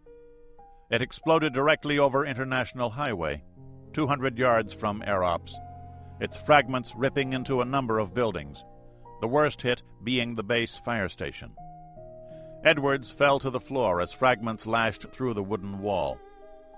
The door was torn off its hinges by the blast, and the air filled with dust. A moment later, at the SO facility 100 yards away, a fuel truck exploded, sending a fireball towering into the sky and dropping burning jet fuel for blocks around. Electrical power was immediately lost. Radars, radios, and room lights went out at once, and battery-powered emergency lights didn't come on as they were supposed to. For a terrified moment, Edwards wondered if the first missile really might have been a nuke. The blast had rippled through his chest, and he felt sudden nausea as his body tried to adjust to the sensations that assaulted it. He looked around and saw a man knocked unconscious by a falling light fixture. He didn't know if he was supposed to buckle his helmet strap or not, and somehow this question seemed enormously important at the moment, though he didn't remember why. Another missile landed farther away, and then for a minute or so the sounds blended into a series of immense thunderclaps. Edwards was choking from the dust. It felt as though his chest would burst, and impulsively he bolted for the door to get fresh air. He was greeted by a solid wall of heat. The SO facility was a roaring mass of flames, which had already engulfed the nearby photo lab and base thrift shop. More smoke rose from the enlisted housing area to the east. A half-dozen aircraft still on the flight line would never leave it. Their wings snapped like toys from the blast of a missile that had exploded directly over the runway crossroads. A smashed E-3A Sentry burst into flames before his eyes. He turned to see that the control tower had been damaged too, all its windows gone. Edwards ran that way, not thinking to take his jeep. 2 minutes later, he entered the tower breathlessly to find the crew all dead, torn apart by flying glass, the tiled floor covered with blood. Radio receivers were still making noise over desk-mounted speakers, but he couldn't seem to find a working transmitter. Penguin 8. "What the hell is that?" the Orion pilot said. He turned his aircraft violently to the left and increased power. They had been orbiting 10 miles out from Keflavik, watching the smoke and flames rising from their home field, when 4 massive objects passed under them. "It's a..." the co-pilot breathed.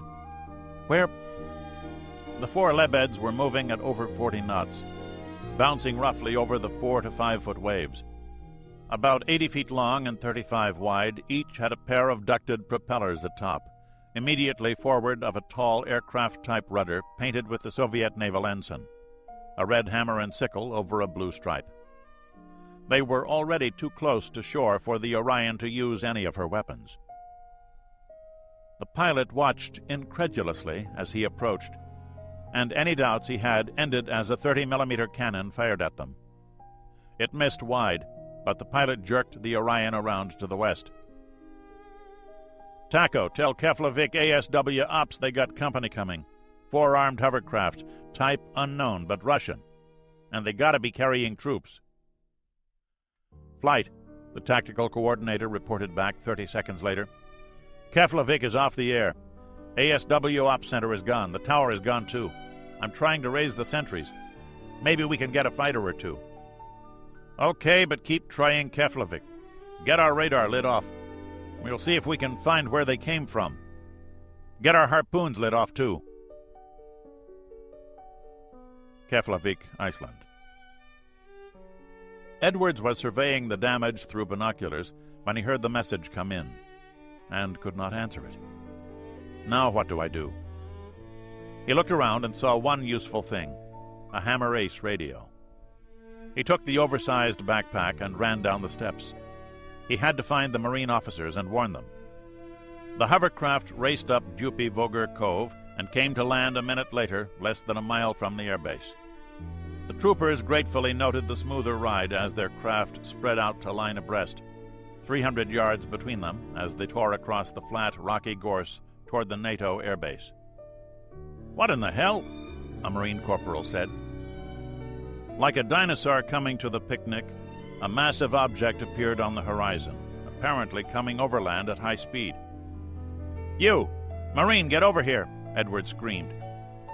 A jeep with 3 enlisted men stopped, then raced toward him. "Get me to your CO, fast!" "CO's dead, sir," the sergeant said. "CP took a hit, Lieutenant. Fucking gone." "Where's the alternate?" "Elementary school." "Go, I gotta let them know. We got bad guys coming in from the sea." "Shit, you got a radio?" "Tried calling, sir, but no answer." The sergeant turned south down International Highway. At least 3 missiles had landed here, judging by the smoke. All around the small city that had been Keflavik Air Base was a loose collection of smoking fires. A number of people in uniforms were running around, doing things that Edwards didn't have time to guess at. Was anybody in charge? The elementary school had also been hit. The third of the building still standing was a mass aflame. "Sergeant, that radio work?" "Yes, sir, but it ain't tuned into the perimeter guards." "Well, fix it." "Right." The sergeant dialed into a different frequency. The Lebeds halted in 2 pairs, each a quarter-mile from the perimeter. The bow door on each opened, and out rolled a pair of BMD infantry assault vehicles, followed by mortar crews who began at once to set up their weapons. The 73-millimeter guns and missile launchers on the mini-tanks began to engage the Marine defensive positions as the reinforced company in each vehicle advanced slowly and skillfully, using their cover and taking advantage of their fire support. The assault force had been hand-picked from units that had fought in Afghanistan. Each man had been under fire before. The Lebeds immediately turned crab-like and sped back to sea to pick up yet more infantrymen. Already elements of 2 elite airborne battalions were engaging a single company of Marines. The frantic words on the platoon radio nets were all too clear. The base electrical supply was cut, and along with it, the main radios. The Marine officers were dead, and there was no one to coordinate the defense. Edwards wondered if anyone really knew what the hell was going on. He decided that it probably didn't matter. "Sergeant, we gotta get the hell out of here." "You mean run away?" "I mean get away and report what's happened here. Looks like we lost this one, Sarge. Somebody's gotta report in so they don't send any more planes to land here. What's the fastest way to Reykjavik?" "Damn it, sir, there's Marines out there." "You want to be a Russian prisoner?" "We lost. I say we gotta report in and you'll do what I goddamn tell you, Sergeant. You got that?" "Aye, aye, sir." "How we fixed for weapons?" On his own, a private ran to what was left of the school. A Marine was lying there face down, a pool of red spreading from some invisible fatal wound. The private came back with the man's M16, field pack, and ammo belt, handing the collection to Edwards. "We all got one now, sir. Let's get the hell out of here." The sergeant threw the jeep into gear. "How we gonna report in?" "Let me worry about that, okay?" "You say so." The sergeant turned the jeep completely around, back up International, toward the wrecked satellite antennae. MV Julius Fusik. "Aircraft sighted, port bow," a lookout screamed. Kiarov raised his binoculars to his eyes and swore softly. He saw what could only be missiles dangling from each wing of the multi-engined aircraft. Penguin 8. "Well, looky what we got here," the Orion's pilot said quietly. "Our old friend the doctor likes. Combat, flight. What else is around?" "Nothing, flight. Not another surface ship for over 100 miles." They had just completed a complete circuit of the horizon, scanning with their surface search radar. and it's for goddamn sure those hovercraft didn't come in off no submarine.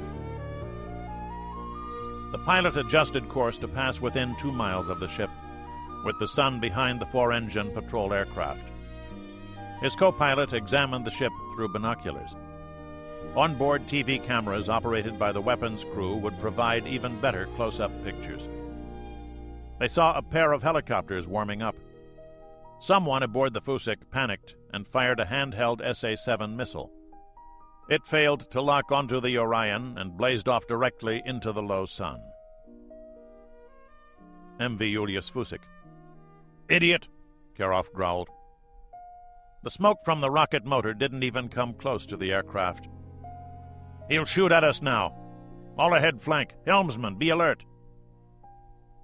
Penguin 8. "Okay," the pilot said, turning away from the merchantman. "Taco, we got a target for your harpoons. Any luck with Keflavik?" "Negative, but Sentry 1 is relaying the data into Scotland. They say a bunch of missiles hit Keflavik. Looks like the place is closed whether we keep it or not." The pilot cursed briefly. "Okay, we'll blow this pirate right out of the water." "Raj flight," the tactical coordinator replied. 2 minutes before we can launch the... Damn, I got a red light on the port side harpoon. The sucker won't arm." "Well, play with the bastard," the pilot growled. It didn't work.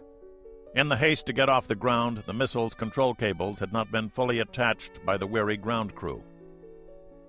"Okay, I got one working. Ready. Shoot." The missile dropped clear of the wing and fell 30 feet before its engine ignited. Fusik's weather deck was lined with paratroopers, many holding hand-launched SAMs and hoping to intercept the incoming ASM. "Taco, see if you can raise an F-15. Maybe they can rip this baby up with 20 millimeters. "Doing that already. We got a pair of Eagles coming in, but they're skosh fuel. 1 or 2 passes will be all they can manage." Forward, the pilot had binoculars to his eyes, watching the white-painted missile skimming the wavetops. Go, baby, go. MV Julius Fusik. "Rocket coming in, low on the horizon, port side." At least we have good lookouts, Karoff thought. He estimated the distance to the horizon and gave the missile a speed of 1,000 kilometers per hour. "Right hard rudder!" he screamed. The helmsman threw the wheel over as far as it would go and held it down.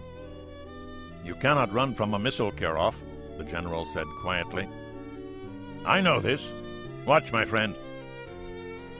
The black-hulled vessel was turning radically to starboard. As she did so, the ship heeled in the opposite direction, the same way a car rolls away from a turn on a flat road, which artificially raised the waterline on the vulnerable port side. Some enterprising officers aboard fired signal flares, hoping to decoy the missile away. But all the missile's microchip brain cared about was the enormous blip that occupied the center of its radar seeker head. It noted that the ship's heading was changing slightly and altered its own course accordingly. Half a mile from the target, the harpoon lurched upward from its 10-foot altitude in its programmed pop-up terminal maneuver. The troopers aboard the Fusik instantly fired an even dozen SAMs. 3 locked onto the harpoon's engine exhaust plume, but were unable to turn rapidly enough to hit the incoming missile and continued past it. The harpoon tipped over and dove. Penguin 8. "All right," the pilot whispered. There was no stopping it now. The missile struck the Fusik's hull 6 feet above the waterline, slightly abaft the bridge. The warhead exploded at once, but the missile body kept moving forward, spreading 200 pounds of jet fuel that fireballed into the lowest cargo deck. In an instant, the ship disappeared behind a wall of smoke. 3 paratroopers, thrown off their feet by the impact, accidentally triggered their SAMs straight up. "Taco, your bird hit just fine. We got warhead detonation. Looks like..." The pilot's eyes strained at his binoculars to assess the damage. MV Julius Fusik. "Rudder amidships!" Karoff had expected to be knocked from his feet, but the missile was a small one, and Julius Fusik still had 35,000 tons of mass. He ran out to the bridge wing to survey the damage. As the ship returned to an even keel, the ragged hole in her side rose 10 feet from the lapping waves. Smoke poured from the hole. There was fire aboard, but the ship should not flood from the blow, the captain judged. There was only one danger. Kirov rapidly gave orders to his damage control teams, and the general sent one of his own officers to assist. 100 of the paratroopers had been trained over the last 10 days in shipboard firefighting. They would now put what they had learned to use. Penguin 8. The Fusik emerged at 20 knots from the smoke, a 15-foot hole in the ship's side. Smoke poured from the opening, but the pilot knew at once that the damage would not be fatal. He could see hundreds of men on the upper deck, some of them already running toward ladders to fight the fire below. "Where are those fighters?" the pilot asked. The tactical coordinator didn't answer. He switched his radio circuits. "Penguin 8, this is Cobra 1. I got 2 birds. Our missiles are all gone, but we both got a full load of 20 Mike. I can give you 2 passes. Then we got a bingo to Scotland." "That's a Raj, Cobra lead. The target has some helos spooling up. Watch out for handheld SAMs. I've seen him fire about 20 of the bastards." "Roger that, Penguin. Any further word of Keflavik?" "We're going to have to find a new home for a while." "Roger. Copy." "Okay, keep clear. We're coming in from up sun on the deck." The Orion continued to orbit 3 miles out. Her pilot didn't see the fighters until they started firing. The 2 Eagles were a few feet apart, perhaps 20 feet over the water, as their noses sparkled with the flash from their 20-millimeter rotary cannon. MV Julius Fusik. Nobody aboard saw them come in. A moment later, the water around the Fusik side turned to froth from short-falling rounds. Then her main deck was hidden with dust. A sudden orange fireball announced the explosion of one of the Russian helicopters, and burning jet fuel splattered over the bridge, narrowly missing the general and captain. "What was that?" Kirov gasped. "American fighters. They came in very low. They must only have their cannon, else they'd have bombed us already." "It is not over yet, my captain." The fighters split, passing left and right of the ship, which continued to move at 20 knots in a wide circle. No SAMs followed the Eagles away, and both turned, reformed, and closed on the Fusik's bow. The next target was the superstructure. A moment later, the freighter's bridge was peppered with several hundred rounds. Every window was blown away, and most of the bridge crew killed. But the ship's watertight integrity hadn't been damaged a whit. Kirov surveyed the carnage. His helmsman had been blown apart by a half-dozen exploding bullets, and every man present on the bridge was dead. It took a second for him to overcome the shock and notice a crippling pain in his own abdomen, his dark jacket darkening further with blood. "You are hit, Captain." Only the general had had the instinct to duck behind something solid. He looked at the 8 mutilated bodies in the pilot house and wondered once again why he was so lucky. "I must get the ship to port. Go aft. Tell the first officer to continue landing operations. You, Comrade General, supervise the fires topside. We must get my ship to port." "I will send you help." The general ran out the door as Kirov went to the wheel. Keflavik, Iceland. "Stop! Hold it right there!" Edward screamed. "What now, Lieutenant?" the sergeant demanded. He stopped the jeep by the BOQ parking lot. "Let's get my car. This jeep's too friggin' conspicuous." The lieutenant jumped out of the jeep, pulling his car keys from his pants pocket. The Marines just looked at each other for a moment before running after him. His car was a 10-year-old Volvo that he'd purchased from a departing officer a few months before. It had seen rugged service on Iceland's mainly unpaved roads, and it showed. "Well, get in." "Sir, what the hell are we doing exactly?" "Look, Sarge, we gotta clear the area. What if Ivan's got helicopters? What do you suppose a jeep looks like from the air?" "Oh, okay." The sergeant nodded. "But what are we doing, sir?" "We'll drive at least as far as Hafnarfjordur, ditch the car, and start walking back into the boonies." Soon as we get to a safe place, we'll radio in. That's a satellite radio I got. We have to let Washington know what's happening here. That means we gotta be able to see what Ivan's got coming in. Our people are gonna at least try to take this rock back. Our mission, Sergeant, is to stay alive, report in, and maybe make that easier. Edwards hadn't thought this out until a few moments before he said it. Would they try to take Iceland back? Would they be able to try?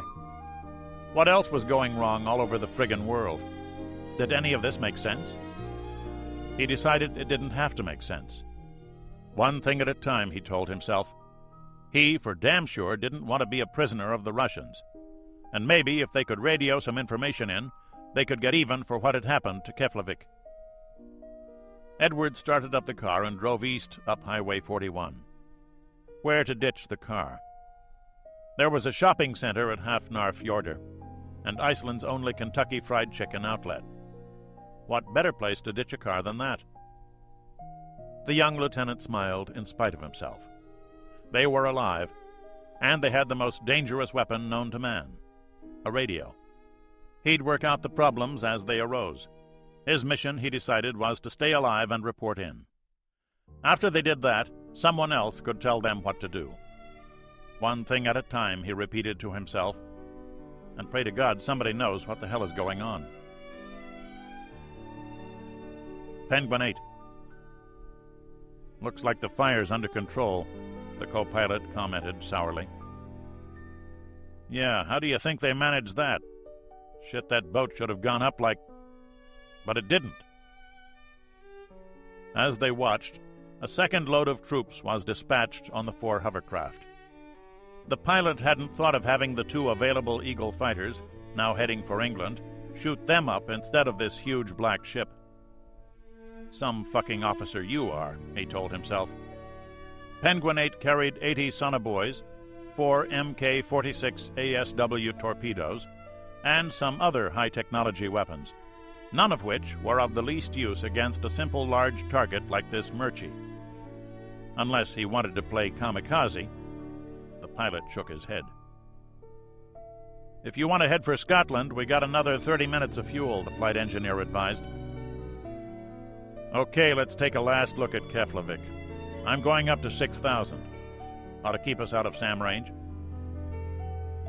They were over the coast in 2 minutes. A Lebed was approaching the Sosis and Sigint station opposite Hafner. They could just make out some movement on the ground and a wisp of smoke coming from the building. The pilot didn't know much about the Sigint activities, but Sosis, the oceanic sonar surveillance system, was the principal means of detecting targets for the P-3C Orion crews to pounce on. This station covered the gaps from Greenland to Iceland, and from Iceland to the Faroe Islands. The main picket line needed to keep Russian subs out of the trade routes was about to go permanently off the air. Great. They were over Keflavik a minute after that. 7 or 8 aircraft had not gotten off the ground. All were burning. The pilot examined the runways through binoculars and was horrified to see that it was uncratered. Taco, you got a sentry on the line? You can talk to one right now, Flight. Go right ahead, you got Sentry 2. Sentry 2, this is Penguin 8. Do you read? Over. Roger, Penguin 8, this is the senior controller. We show you over Keflavik. What's it look like? I count 8 birds on the ground, all broke and burning. The missiles did not, repeat, not, crater the airfield. You sure about that, 8? Affirmative. A whole lot of blast damage, but I don't see any holes in the ground. The enclosed fuel tanks appear undamaged, and nothing at all seems to have hit the tank farm at Hakotstanger. We left our friends a whole shitload of jet fuel and an airfield. The base. Let's see. Tower is still standing. Lots of smoke and fire around air ops. Base looks pretty badly beaten up, but those runways are sure as hell usable. Over. How about the ship you shot at? 1 solid hit. I eyeballed the missile in, and 2 of your 15 strafed his ass, but it ain't enough. She'll probably make port. I'd guess she'll try to come into Reykjavik, maybe Hafnarfjordur to unload. She's got to be carrying a lot of stuff. It's a 40,000-ton ship. She can make port in 2 or 3 hours unless we can whistle up something to take her out. Don't count on it. What's your fuel state? We gotta head for Stornoway right now. My camera guys have shot pictures of the area and that ship. About all we can do. Okay, Penguin 8, go find yourself a place to land. We're leaving in a few minutes, too. Luck. Out. Hafnarfjordur, Iceland. Edwards parked the car in the shopping center. There had been some people outside along the drive-in, mainly looking west toward Keflavik. Awakened by the noise a few miles away, and wondering what was happening. Just like us, Edwards thought. Fortunately, there seemed to be no one about right here yet. He locked the car and pocketed the keys without thinking about it. "Where to, Lieutenant?" Sergeant Smith asked. "Sergeant, let's straighten a few things out. You're the ground pounder. You got any ideas? I want to know about 'em, okay?" "Well, sir, I'd say we ought to head straight east for a while, to get away from the roads, and find you a place to play with that radio. And do it quick." Edwards looked around. There was no one on the streets here yet, but they'd want to get into the back country before being noticed by anybody who might tell someone about it afterward. He nodded, and the sergeant directed a private to lead off. They took off their helmets and slung their rifles to appear as harmless as possible, each sure that 100 pairs of eyes were locked on them from behind the curtained windows. What a way to start a war, he thought. MV Julius Fusik. "The fires are out, by God," General Andreev proclaimed. "There is much damage to our equipment, mainly from water, but the fires are out." His expression changed when he saw Kirov. The captain was ghostly pale. An army medic had bandaged his wound, but there had to be internal bleeding. He struggled to hold himself erect over the chart table. "Come right to 003. A junior officer was on the wheel. "Right to 003, Comrade Captain." "You must lie down, my captain," Andreev said softly. "I must get my ship to safe harbor first." The Fusik ran almost due north, the westerly wind and sea on her beam, and water was lapping at the missile wound. His earlier optimism was fading. Some seams in the lower hull had sprung from the missile impact, and water was entering the lower cargo deck, though so far the pumps were keeping up with it. There was 20,000 tons of cargo to deliver.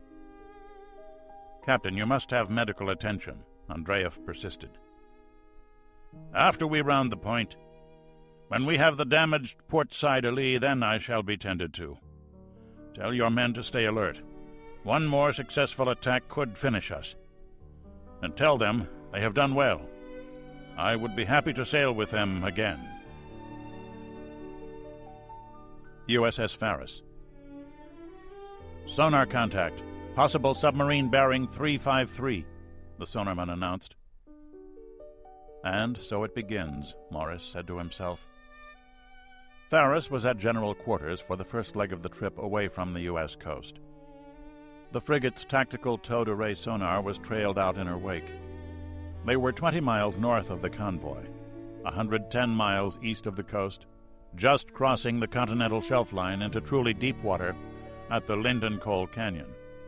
A perfect place for a submarine to hide. "Show me what you have," the ASW officer ordered. Morris kept his peace and just watched his men at work. The sonarman pointed to the waterfall display.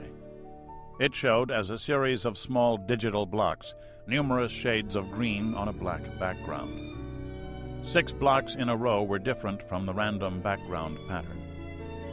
Then a 7th. The fact that they were in a vertical row meant that the noise was being generated at a constant bearing from the ship, just west of north. Up to now, all they had was a direction to a possible noise source. They had no way of knowing the distance, nor any of determining if it were really a submarine, a fishing boat with an overly loud motor, or simply a disturbance in the water. The signal source did not repeat for a minute, then came back. Then it disappeared again. Morris and his ASW officer looked at the bathythermograph reading. Every 2 hours they dropped an instrument that measured water temperature as it fell through the water, reporting back by wire until it was cut loose to fall free to the bottom. The trace showed an uneven line. The water temperature decreased with depth, but not in a uniform way.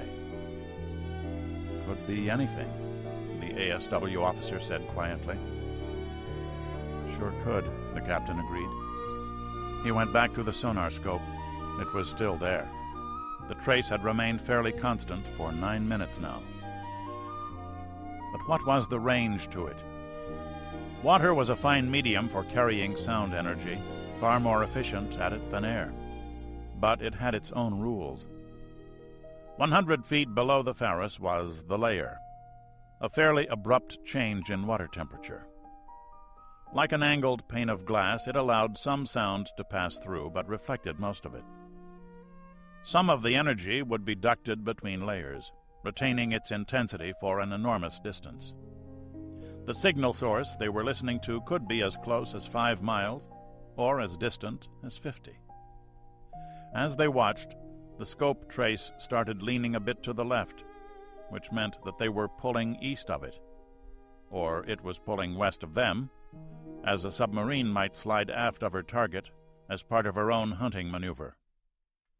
Morris went forward to the plotting table.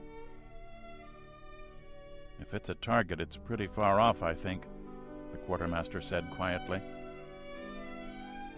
It was surprising how quiet people were during anti-submarine warfare exercises, Morris thought, as though a submarine might hear their voices. "Sir," the ASW officer said after a moment, "with no perceptible change in bearing, the contact has to be a good 15 miles off. That means it has to be a fairly noisy source, probably too far to be an immediate threat. If it's a nuclear sub, we can get a cross-bearing after a short sprint." Morris looked to the CIC's after bulkhead. His frigate was steaming at 4 knots. He lifted a growler phone. "Bridge, combat." "Bridge, aye. XO speaking." "Joe, let's bend on 20 knots for 5 minutes. See if we can get a cross-bearing on the target we're working."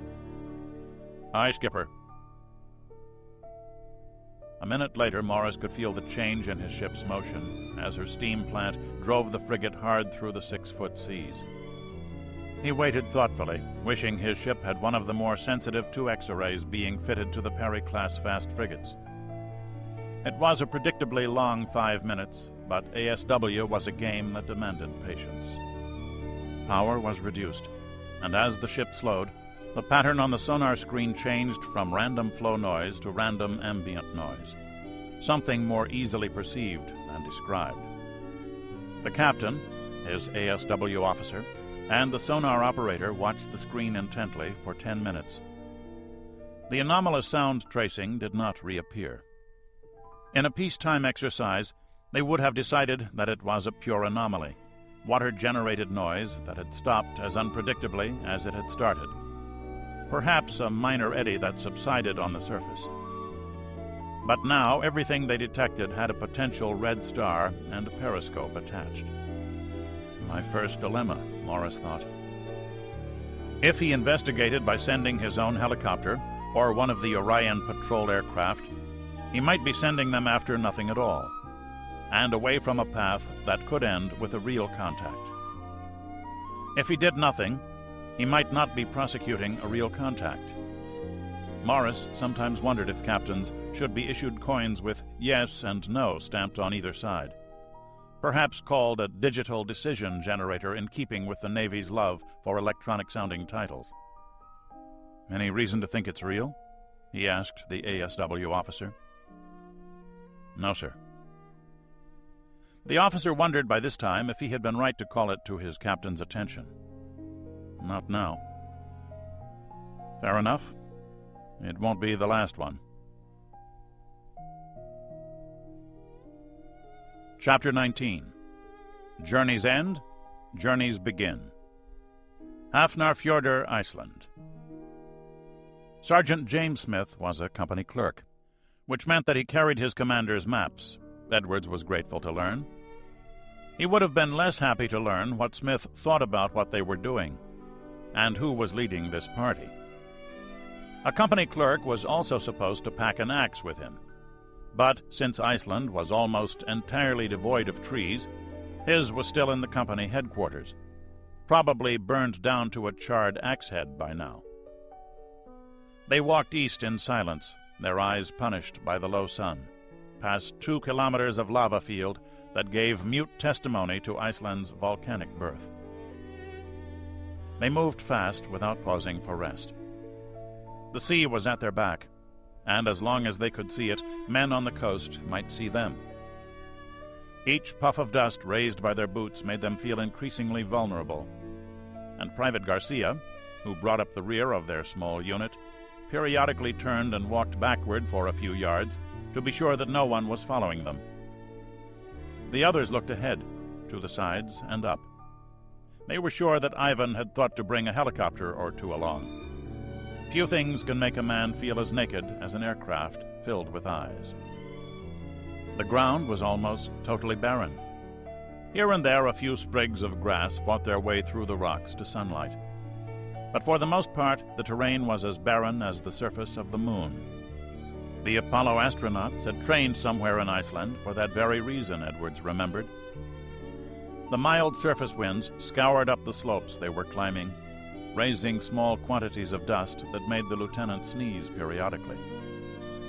He was already wondering what they would do when their rations ran out.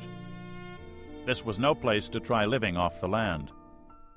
He'd been in Iceland only for a few months and hadn't had a single chance to tour the countryside. Cross one bridge at a time, Edwards told himself. People grow their own food everywhere. There have to be farms around, and you'll be able to find them on the maps. "Chopper!"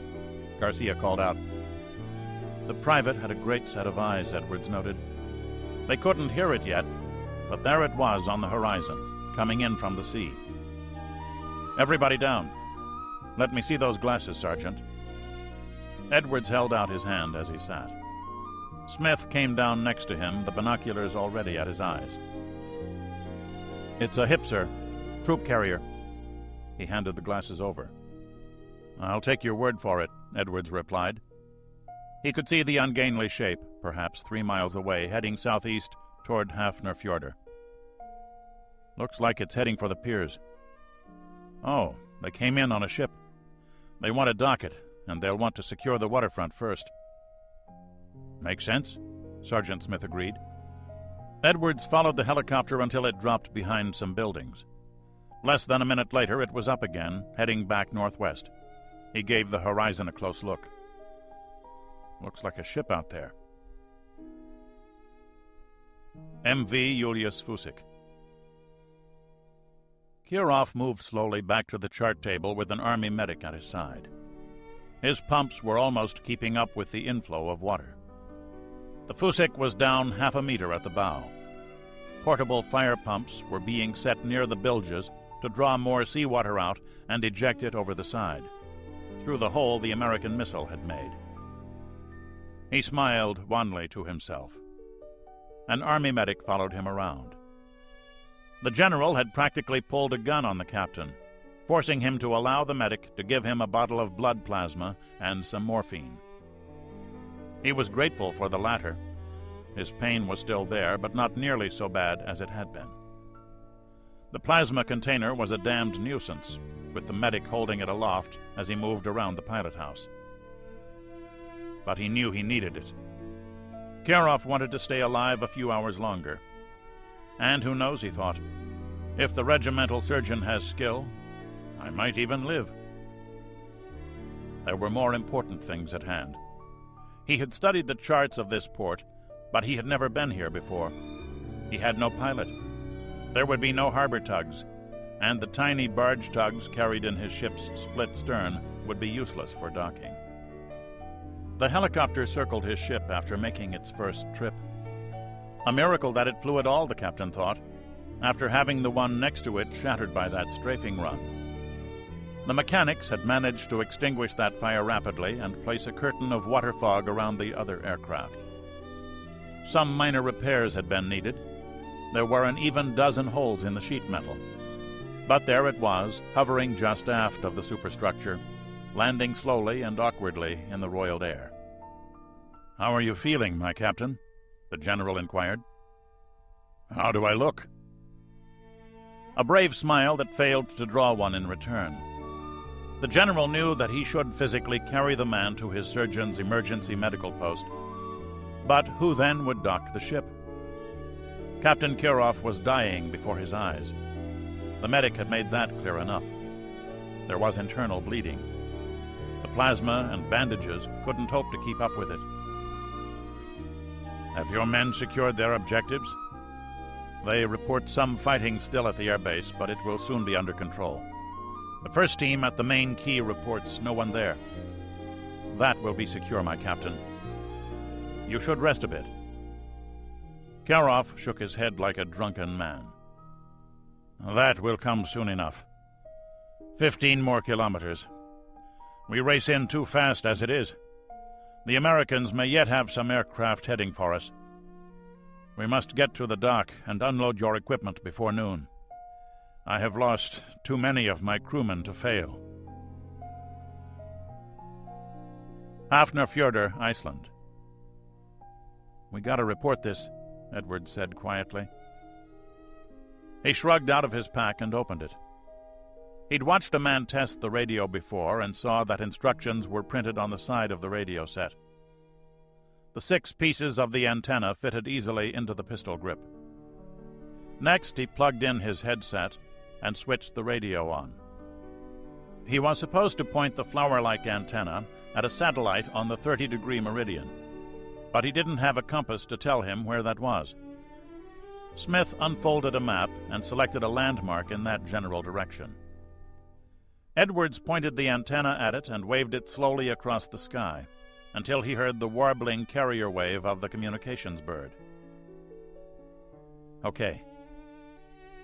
Edwards turned the frequency knob to a pre-selected channel and toggled the transmit switch.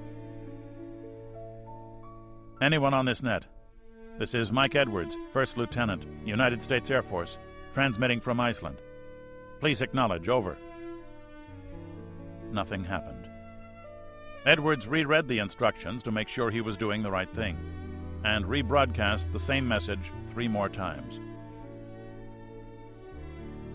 "Sender on this net, please identify, over," a voice finally answered. "Edwards, Michael D., First Lieutenant, U.S. Air Force, serial number 328-61-4030. I'm the meteorological officer attached to the 57th Fighter Interceptor Squadron at Keflavik. Who is this, over?" "If you don't know that, pal, you don't belong on this net. Clear off, we need this for official traffic," the voice answered coldly. Edwards stared at the radio in mute rage for several seconds before exploding.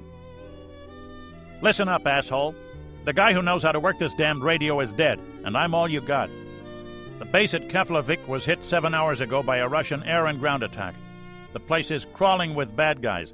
There's a Russian ship coming into Hafnarfjordur harbor right now, and you're playing fucking word games. Let's get it together, mister, over." "Copy that. Stand by. We have to verify who you are." Not a trace of remorse. "Damn it, this thing works on batteries. You want me to run them down while you open a file cabinet?" A new voice came on the circuit. "Edwards, this is the Senior Communications Watch Officer. Get off the air. They might be able to monitor you. We'll check you out and be back in 30 minutes from now. You got that? Over." That was more like it. The lieutenant checked his watch. "Roger, understand. We'll be back in 30 minutes. Out." Edwards flipped the power switch off. "Let's get moving. I didn't know they could track in on this." The good news was that the radio broke down in under 2 minutes, and they were moving again. "Sarge, let's head for this Hill 152. We should be able to see pretty good from up there, and there's water on the way." "It's hot water, sir. Full of sulfur. Just as soon not drink that shit, if you know what I mean." "Suit yourself." Edwards moved off at a slow trot. Once, as a boy, he'd had to call in to report a fire. They'd believed him then. Why not now? M.V. Julius Fusik. Karoff knew that he was finishing the work that the Americans had begun. Driving his ship into the harbor at 18 knots was worse than reckless. The sea bottom here was rock, not mud, and a grounding could easily rip his bottom out. But he feared another air attack even more, and he was sure that a flight of American fighters was heading this way, laden with missiles and bombs that would rob him of success in the most important mission of his life. "Midships!" he called. "Rudder amidships," the helmsman acknowledged. He'd learned minutes before that his first officer was dead, from wounds sustained in the first strafing attack. His best helmsman had died screaming before his eyes, along with many of his skilled deck crewmen. He had only one man qualified to take the shore sightings necessary for a positive position fix. But the key was in sight, and he'd depend on a seaman's eye. "Slow to half speed," he ordered.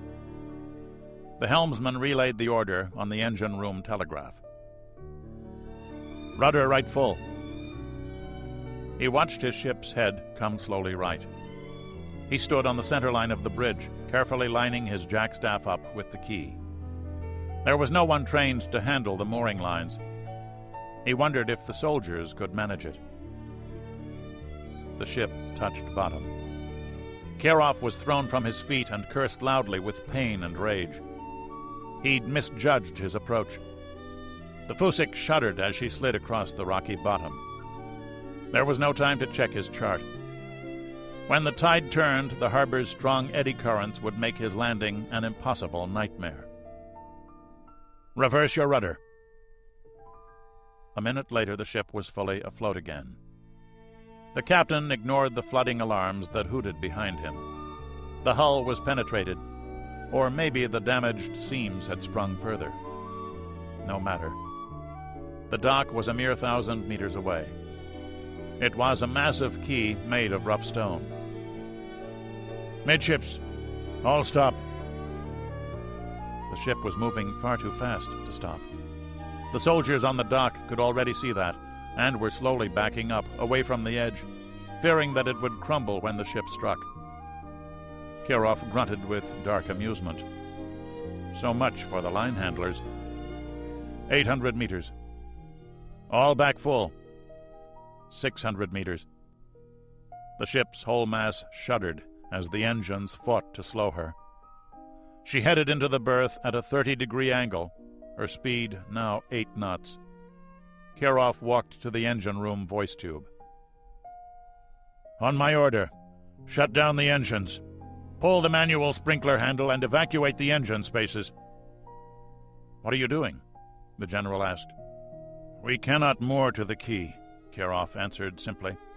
"Your soldiers don't know how to handle the lines, and many of my seamen are dead." The berth Karoff had selected was precisely half a meter shallower than his ship's draft. He went back to the voice tube. "Now, comrades." Below, the chief engineer gave the orders. His chief machinist cut off the diesel engines and ran to the escape ladder.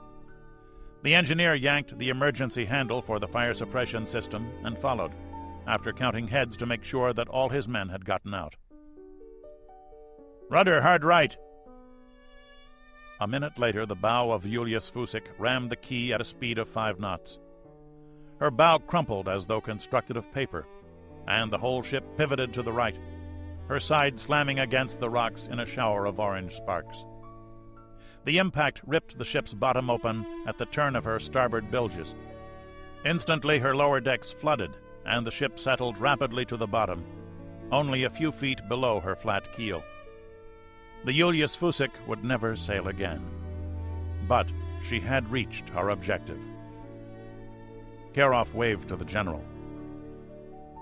"My men will deploy the 2 baby tugboats we have in the stern. Tell them to remove 2 barges and set them between the stern and the end of the quay. My men will show you how to secure the barges properly so they don't drift off. Then use your bridging equipment to take your vehicles off the elevator onto the barges, then from the barges to the quay. We can do this easily. Now, Comrade Captain, you will see my surgeon. I will brook no further argument. The general waved to his orderly, and both men assisted the captain below. There might still be time. Hill 152, Iceland. You decide who I am yet? Edwards asked testily. Another really annoying thing was the quarter-second delay caused by the signal's travel time to and from the satellite. That's affirmative. The problem is, how do we know it's really you? The officer had a telex in his hand confirming that one First Lieutenant Michael D. Edwards, USAF, had indeed been the Met officer for the 57th FIS, information that could easily have been in Russian hands before the attack. Look, Turkey, I'm sitting here on Hill 152 east of Hafnarfjordur, okay? There was a Russian helicopter flying around and some god-awful big ship just docked in the harbor. It's too far to see a flag, but I don't figure the son of a bitch came from New York, you know? The Russians have invaded this rock. They pounded hell out of Keflavik, and they got troops all over the place. Tell me about the ship. Edwards locked the binoculars to his eyes. Black hull, white superstructure, big block letters on the side. Can't quite make it out. Something lines. The first word begins with an L. Some kind of barge-carrying ship. There's a tugboat moving a barge around right now. Have you seen any Russian troops? Edwards paused before answering. No. I've just heard radio reports of the Marines at Keflavik. They were being overrun. They've been off the air ever since. I can see some people on the dock, but I can't tell what they are. Okay, we'll be checking that out. For the moment, I'd suggest that you find a good, safe place to belly up and stay off the air. If we have to contact you, we'll broadcast on the hour every even hour. If you want to talk to us, we'll be here. Understood? Roger. Copy. Out. Edwards switched off. I don't believe this. Nobody knows what the hell's going on, Lieutenant, Smith observed. Why should they? We sure as hell don't. Ain't that the truth? Edwards repacked his radio. If those idiots would listen to me, we could have some fighter-bombers here to blast that ship inside 2 hours. God, but she's a big one. How much equipment can you Marines load in something that big? A lot, Smith said quietly. You think they'll be trying to land more troops? It figures, sir. They couldn't have hit Keflavik with all that many. Figure a battalion tops. This here's a pretty big rock. I'd sure as hell want more troops to hold it than that. Of course, I'm just a buck sergeant. Hafnarfjordur, Iceland. The general could finally get to work. The first order of business was to board the single working helicopter, now operating off the dock, its pilots delighted to see the ship sunk alongside the quay. He left a rifle company to secure the harbor area, sent another to Reykjavik Airport to reinforce that, and detailed his last to get the division's equipment moving off the ship. Then he flew to Keflavik to survey the situation. Most of the fires were still burning, he saw. The aircraft fuel dump nearest the base was ablaze, but the main storage tanks 5 kilometers away seemed intact, and he could see were already guarded by a BMD assault vehicle and some men.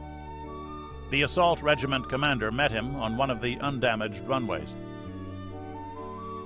Keflavik Air Base is secure, Comrade General, he proclaimed.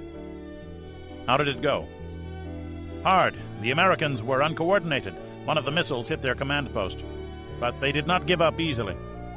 We have 19 dead and 43 wounded. We have accounted for most of the Marines and other security troops, and we are still counting the other prisoners. How many armed troops escaped? None that we know of. Too early to tell, of course, but some undoubtedly died in the fires. The colonel waved at the smashed base area to the east. How is the ship? I heard he took a missile hit. And we were strafed by American fighters. He's tied to the dock, and the equipment is being unloaded now. Can we use this airfield? Getting that report now. The colonel's radio operator handed his radiophone over. The colonel spoke for a minute or so. A 5-man party of Air Force personnel had accompanied the second wave and was evaluating the base facilities. Comrade General, the base radar and radio systems are destroyed.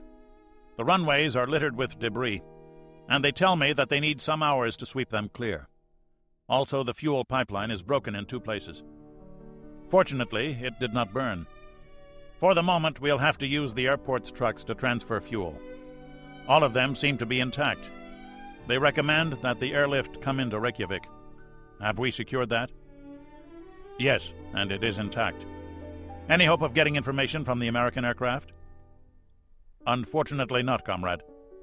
The aircraft were badly damaged from incoming missiles. Those that did not burn of their own accord were burned by their crews. As I said, they fought hard. Very well. I'll send the remainder of your 2 battalions with your equipment as soon as we can get things organized. I'll need the 3rd at the dock for the moment. Set up your perimeter. Start the cleanup. We need this airfield operational as soon as possible. Get the prisoners together and ready to move. We'll be flying them out tonight. They are to be treated correctly. His orders on that score were very precise. Prisoners are assets. As you say, Comrade General. And please get me some engineers so we can repair that fuel pipe. Well done, Nikolai Gennadyevich. The general ran back to his helicopter. Only 19 dead. He'd expected a higher number than that. Taking out the Marine Command Center had been a real stroke of luck. By the time his hip returned to the dock, the equipment was already rolling off. The ship's barges had been fitted with loading doors in their hulls, like miniature landing craft, which allowed vehicles to roll straight out.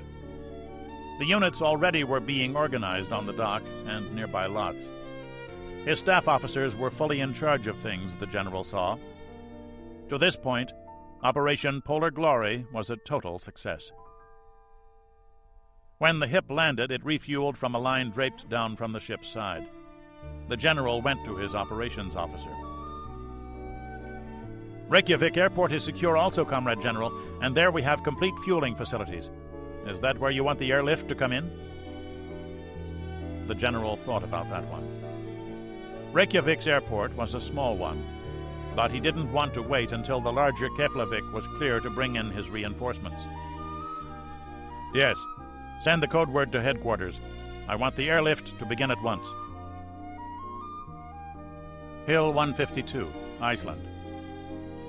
Tanks. Garcia had the binoculars. A bunch of them, and they all got red stars. Heading west on Route 41. This ought to convince them, sir. Edwards took the field glasses. He could see the tanks, but not the stars. What kind are they? They don't look like real tanks. It was now Smith's turn. That's BMPs. Maybe BMDs. It's an infantry assault vehicle, like an Amtrak. Holds a squad of men and a 73mm gun. They're Russian, that's for sure, Lieutenant. I count 11 of the bastards and maybe 20 trucks with men in them. Edwards broke out his radio again. Garcia was right. This did get their attention. Okay, Edwards. Who do you have with you? Edwards rattled off the names of his Marines. We bugged out before the Russians got into the base. Where are you now? Hill 152, 4 kilometers due east of Hafnarfjordur. We can see all the way into the harbor. There are Russian vehicles heading west towards Keflavik, and some trucks, we can't tell what kind, heading northeast towards Reykjavik on Highway 41. Look, guys, if you can whistle up a couple of aardvarks, maybe we can kill that ship before she unloads, the lieutenant said urgently. I'm afraid the Varks are a little busy right now, fella. In case nobody told you, there's a shooting war in Germany. World War III kicked off 10 hours ago. We're trying to get a recon bird up your way, but it might take a while. Nobody's decided what to do about you either. For right now, you're on your own. No shit, Edwards replied, looking at his men. Okay, Edwards, use your head. Avoid contact with the enemy. If I read this right, you're the only friendly we have there right now. It figures they'll want you to keep the reports coming in. Observe and report. Conserve the battery power you have. Play it nice and cool, guy. Help will be coming, but it might take a while. Just hang in there. You can listen for us on the hour, on even hours. You got a good watch?" In the meantime, the communications officer thought, "We'll try to figure a way to find out if you're really who you say, and that you haven't got a Russian pistol at your head." "Roger. It's set to Zulu time. We'll be listening. Out." "More tanks," Smith said. "Geez, that ship sure is a busy place." Hafnarfjordur, Iceland. The general would not have believed how well things were going. When he had seen the harpoon coming, he was sure that his mission would be a failure. Already a third of his vehicles had rolled off the ship and were en route to their destinations. Next, he wanted the rest of his division flown in. After that came more helicopters. For the present, all around him were 100,000 Icelanders whose friendship he did not expect. A few hardy souls were watching him from the opposite side of the harbor, and he'd already sent a squad of men to get rid of them. How many people were making telephone calls? Was the telephone satellite relay base still intact? Might they be calling the United States to tell what was happening in Iceland? So many things to worry about. "General, the airlift is underway. The first aircraft took off 10 minutes ago with a fighter escort. They should begin to arrive in 4 hours, his communications officer reported. 4 hours. The general looked up from the ship's bridge into a clear blue sky. How long before the Americans reacted and threw a squadron of fighter bombers at him? He pointed to his operations officer. "We have too many vehicles sitting on the quay. As soon as a platoon-sized grouping is together, move them off to their objectives. There is no time to wait for company groups. What about Reykjavik Airport?" "We have one company of infantrymen in place, with another 20 minutes away. No opposition. The civilian air controllers and the airport maintenance people are all under guard. A patrol going through Reykjavik reports little activity on the streets. Our embassy personnel report that a government radio broadcast told people to remain in their homes, and for the most part they seem to be doing this. Tell the patrol to seize the main telephone exchange. Leave the radio and television stations alone, but get the telephone exchange." He turned as a squad of paratroopers arrived at the crowd on the far side of the harbor. He estimated perhaps 30 people there. The 8 soldiers approached quickly after dismounting from their truck, rifles at the ready. One man walked up to the soldiers, waving his arms wildly. He was shot down. The rest of the crowd ran. The general shouted a curse. "Find out who did that!" USS Chicago. McCafferty returned to the attack center after a brief visit to his private head. Coffee would always keep you awake, he thought, either through the caffeine or the discomfort of an always full bladder. Things were already not going well. Whatever genius had decided to order the American submarines out of the Barents Sea in the hope of avoiding an incident had neatly gotten them out of the way. "Just in time for the war to start," the captain grumbled, forgetting that the idea hadn't seemed all that bad at the time. Had they stuck to the plan, he might already have put a dent in the Soviet Navy. Instead, someone had panicked over the new Soviet missile sub dispositions, and so far as he could tell, the result was that no one had accomplished much of anything. The Soviet subs that had come storming out of the Kola Fjord had not come south into the Norwegian Sea as expected. His long-range sonar reported possible submarine noises far to his north, heading west before fading out. So, he thought, Ivan sending his boats down the Denmark Strait? The Sosis line between Iceland and Greenland could make that idea a costly one.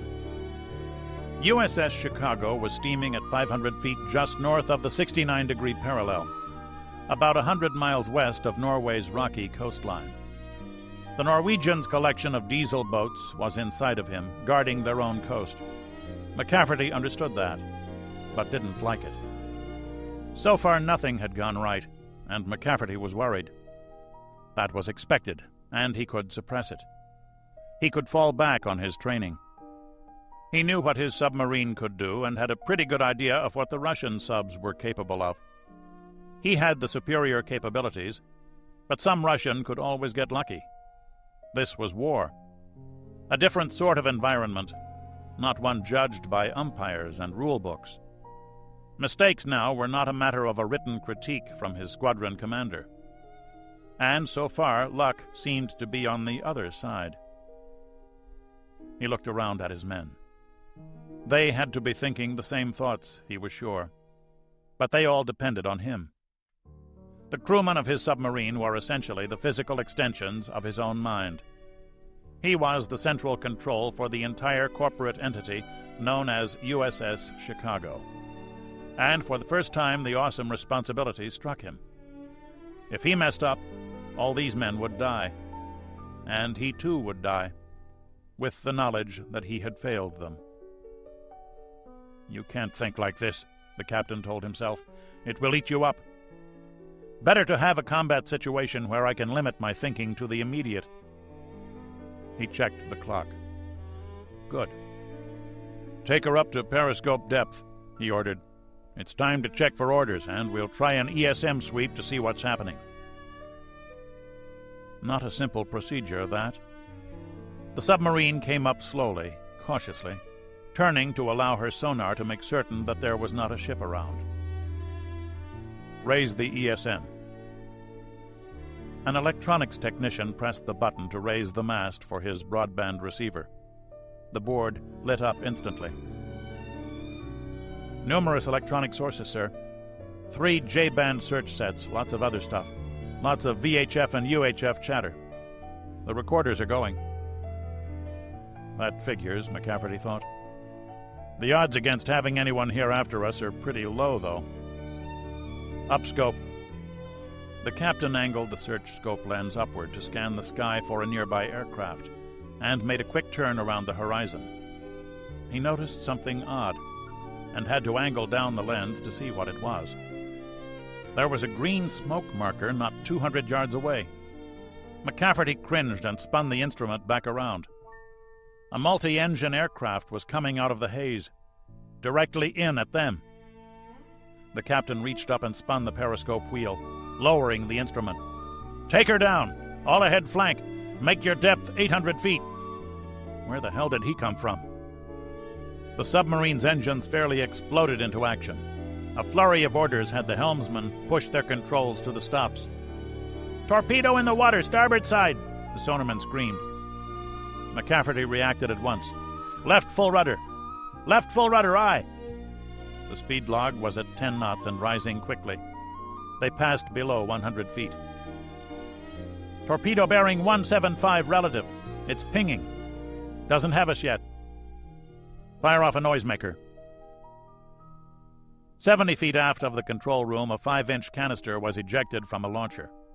It immediately started making all kinds of noise for the torpedo to home in on. "Noisemaker away." "Right 15 degrees rudder." McCafferty was calmer now. He'd played this game before. "Come to new course 110. Sonar. I want true bearings on that torpedo." "Aye. Torpedo bearing 206. Coming port to starboard." Chicago passed through 200 feet. The boat had a 20-degree down angle. The plainsmen and most of the technicians had seat belts to hold them in place. The officers and a few others, who had to circulate around, grasped at rails and stanchions to keep from falling.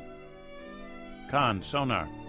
The torpedo seems to be following a circular path, now traveling starboard to port, bearing 175.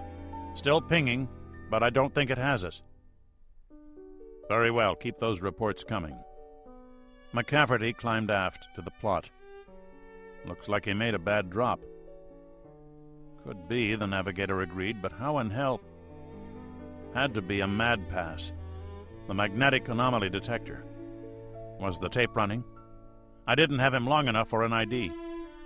He checked the plot. They were now 1.5 miles from where they'd been when the torpedo was dropped. "Sonar, tell me about the fish." "Bearing 190, dead aft. Still circling. Seems to be going down a little. I think maybe the noisemaker drew him in and he's trying to hit it." "All ahead 2/3. Time to slow down, McCafferty thought.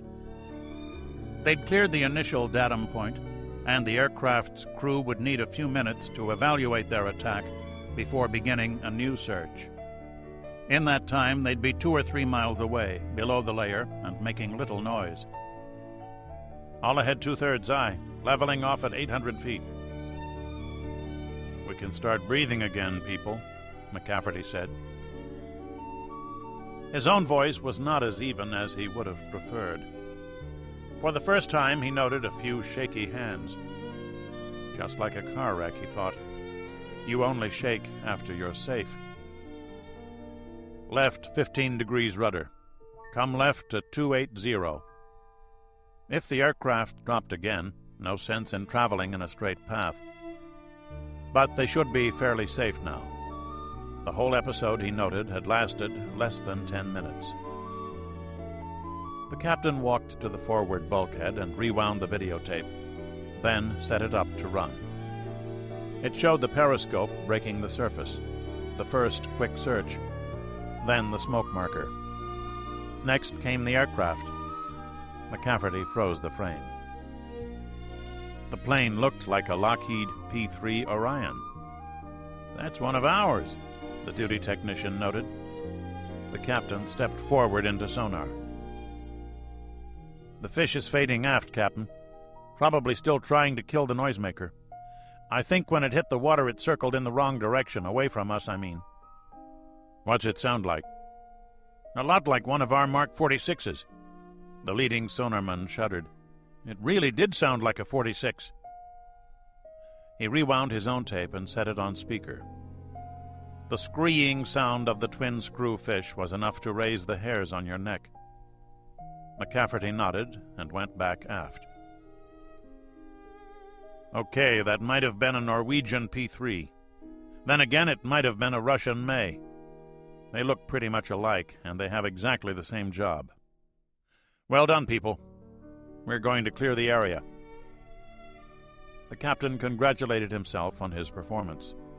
He'd just evaded his first war shot, dropped by a friendly aircraft.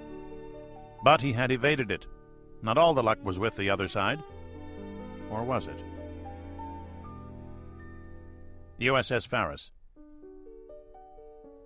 Morris was catnapping in his bridge chair, wondering what was missing from his life. It took a few seconds to realize that he wasn't doing any paperwork, his normal afternoon pastime. He had to transmit position reports every 4 hours, contact reports when he had any. He hadn't yet, but the routine paper shuffling that ate up so much of his time was a thing of the past. A pity, he thought, that it took a war to relieve one of that. He could almost imagine himself starting to enjoy it. The convoy was still 20 miles to his southeast. Faris was the outlying sonar picket. Her mission was to detect, localize, and engage any submarine trying to close the convoy. To do that, the frigate was alternately dashing, sprinting, forward at maximum speed, then drifting briefly at slower speed to allow her sonar to work with maximum efficiency.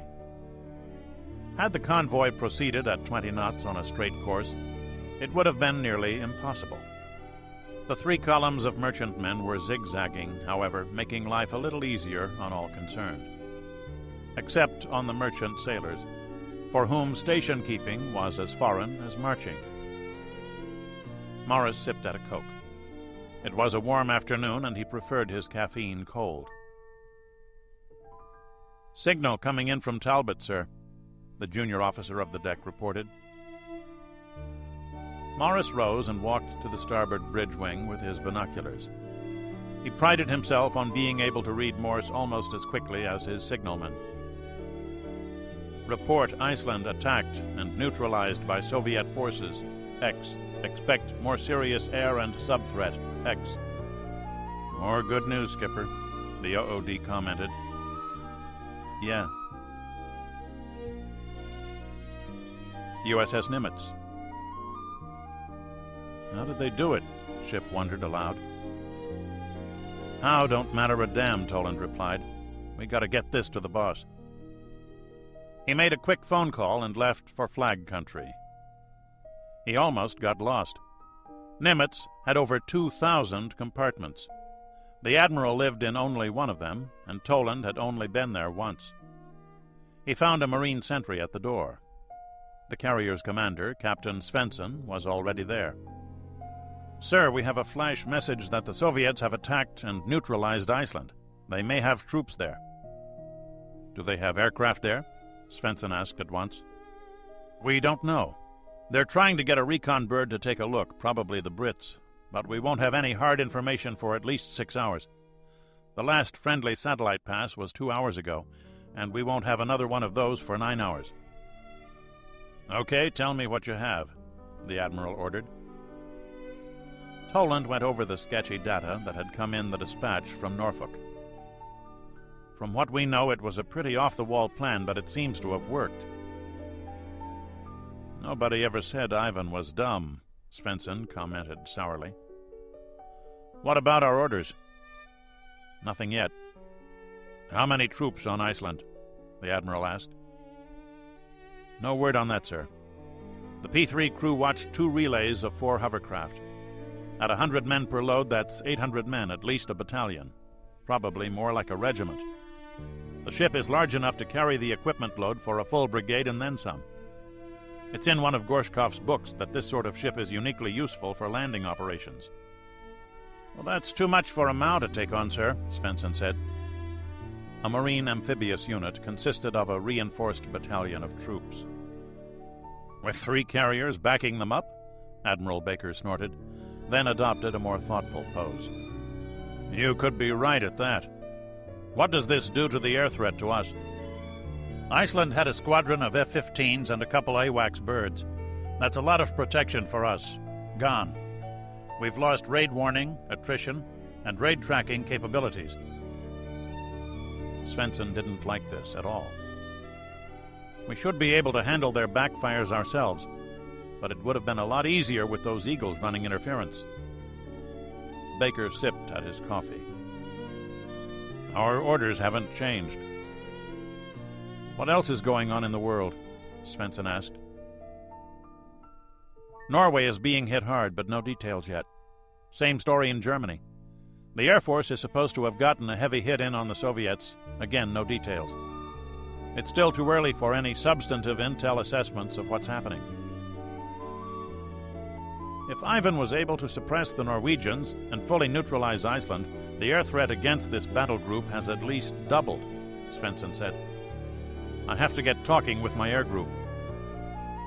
The captain left.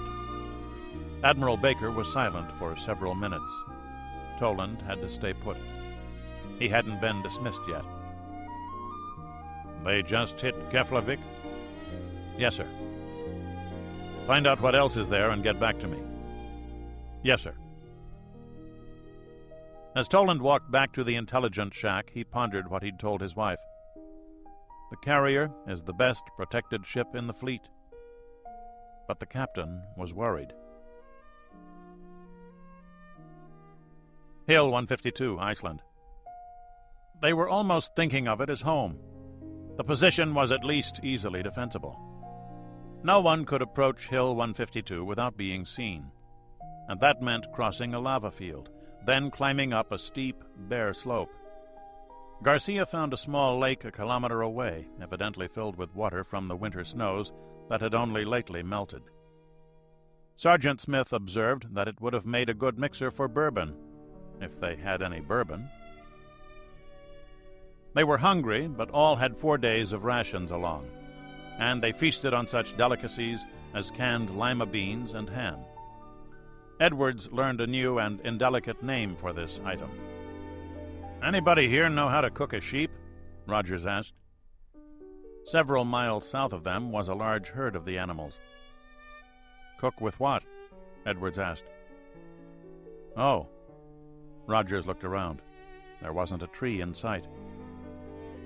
"How come there ain't no trees?" "Roger's only been here a month," Smith explained. "Prive, you ain't never seen a windy day till you been here in the winter. The only way a tree can grow here is if you set her in concrete. I seen wind strong enough to blow a deuce and a half right off the road." "Airplanes." Garcia had the binoculars. He pointed northeast. Lots. Edwards took the field glasses. They were just dots, but they grew rapidly into shapes. I count 6, big ones. Look like C-141s. That makes them IL-76s, I think. Maybe some fighters, too. Sergeant, get a pad and a pencil. We have to do a count. It lasted for hours. The fighters landed first, rolling off to the refueling area at once, then taxiing to one of the shorter runways. One aircraft came in every 3 minutes, and Edwards couldn't help be impressed. The IL-76, codenamed the Candid by the NATO countries, was an awkward, ungainly design, like its American counterpart. The pilots landed, stopped, and rolled their aircraft onto the taxiway off the main north-south runway as though they had practiced for months. As Edwards rather suspected, they had. They unloaded at the airport terminal building, then rolled to the refueling area and took off, coordinating neatly with the landing aircraft. Those lifting off came very close to their hill, close enough that Edwards was able to copy down a few tail numbers. When the count reached 50, he set up his radio. This is Edwards, transmitting from Hill 152. Do you copy? Over. Roger. Copy. The voice came back at once. From now on, your code name is Beagle. We are Doghouse. Continue your report. Roger, Doghouse. We have a Soviet airlift in progress. We have counted 50 Soviet transport aircraft. India Lima 7-6 type. They are coming into Reykjavik, unloading and rolling back out to the northeast. Beagle, are you sure? Repeat, are you sure of your count? That is affirmative, Doghouse. The takeoff run brings them right over our heads, and we got a paper record. No shit, mister. 50 aircraft. Smith held up his pad. Make that 53 aircraft, and the operation is continuing. We also have 6 single-seat aircraft sitting at the end of runway 4. I can't make out the type, but they sure as hell look like fighters. You copy that, Doghouse?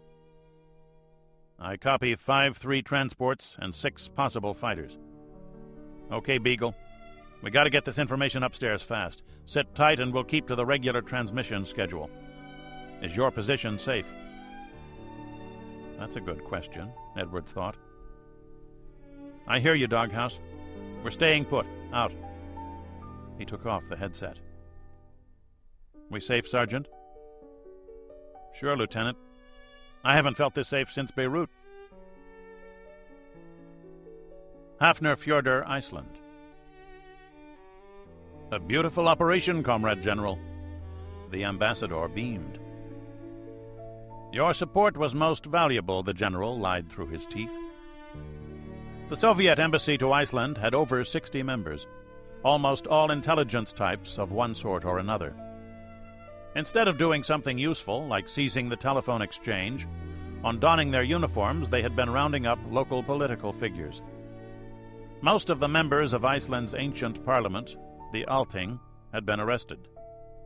Necessary, the general agreed, but too roughly done, with one of them killed in the process and 2 more shot. Better to be gentle with them, he thought. This was not Afghanistan. The Icelanders had no warrior tradition, and a gentler approach might have shown better returns. But that aspect of the operation was under KGB control, its control team already in place with the embassy personnel. With your permission, there is much yet to be done. The general went back up the Jacob's ladder onto the Fusik. Problems had developed in offloading the division's missile battalion. The barges that contained that equipment had been damaged by the missile strike. The newly installed landing doors had jammed solid and had to be torched free. He shrugged. Up to now, Polar Glory had been a near textbook operation. Not bad for a scratch crew. Most of his rolling equipment, 200 armored vehicles and many trucks, had already been mated with their troops and dispersed. The SA-11 battalion was all that remained. Bad news, Comrade General, the SAM commander reported. Must I wait for it? The general asked testily. It had been a very long day. We have 3 usable rockets. 3? Both these barges were ruptured when the American missile hit us. The shock damage accounted for several. The main damage came from the water used to fight the fire. Those are mobile missiles, the general objected. Surely the designers anticipated that they might get wet? Not with salt water, comrade. This is the Army version, not the naval, and it is not protected against saltwater corrosion. The men who fought the fire did so with great gusto, and most of the rockets were soaked. The exposed control wiring and the radar seeker heads on the missile noses were badly damaged. My men have run electronic tests of all the rockets. 3 are fully functional. 4 more we can probably clean off and repair. The rest are ruined. We have to fly more in. The general controlled his temper. So, a small thing that no one had thought of. Aboard ship, fires are fought with salt water. I should have asked for the naval variant of this rocket. It was always the small things. Divide your launchers as planned. Place all the usable missiles at the Reykjavik airport and the ones you think you can fix at Keflavik. I'll order the replacement rockets to be flown in. Is there other damage? Apparently not. The radar antennae were covered with plastic, and the instruments inside the vehicles were safe because the vehicles themselves were sealed.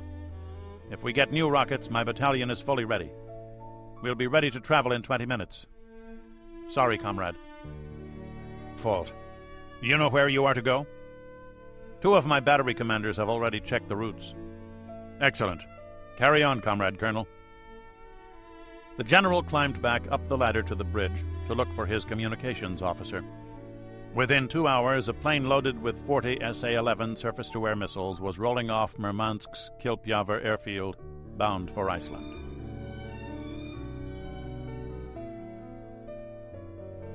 Chapter 20. The Dance of the Vampires. USS Nimitz. Toland had been a busy fellow for the past 12 hours.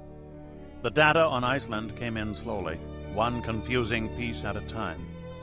And even now he didn't have enough to call a clear picture. The group's orders had been changed, though only after too many hours of indecision. The mission to reinforce Iceland was a washout. For the past 10 hours, the battle group had been heading due east toward friendly air cover from England and France. Someone had decided that if the Marines could not go to Iceland, then they might find useful employment in Germany. Bob had expected them to be diverted to Norway, where a Marine amphibious brigade was already in place. But getting them there could prove difficult. A furious air battle had been raging over northern Norway for almost 20 hours, with losses heavy on both sides. The Norwegians had started the war with scarcely 100 modern fighters. They were screaming for help, but there was no help for anyone as yet. They're not just chewing the Norwegians up, Toland observed. They're driving them south. Most of the attacks are on the northern bases, and they're not giving them any breather at all. Chip nodded. That figures. Gives their backfires a straighter shot at us. Briefing time. Yeah. Toland packed up his notes and walked again toward flag country. It was easier this time. Okay, Commander, Admiral Baker said. Start with the peripheries. Nothing much seems to be happening in the Pacific as yet. The Soviets are evidently putting a lot of diplomatic pressure on Japan. The same story they've given the rest of the world. It's all a German plot. Horseshit, Baker observed. True enough, Admiral, but it's a plausible enough story that Greece is refusing to honor its treaty commitments, and a lot of neutral and third-world countries are buying it. Anyway, the Russians are making noises about giving the Sakhalin Islands back if they play ball, or pounding hell out of them if they don't. Bottom line, Japan is not allowing any bases on its soil to be used for offensive strikes against the Soviet Union.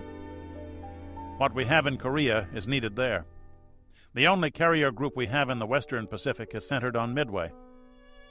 They're well out to sea at present, and they don't have the moxie to go after Kamchatka alone.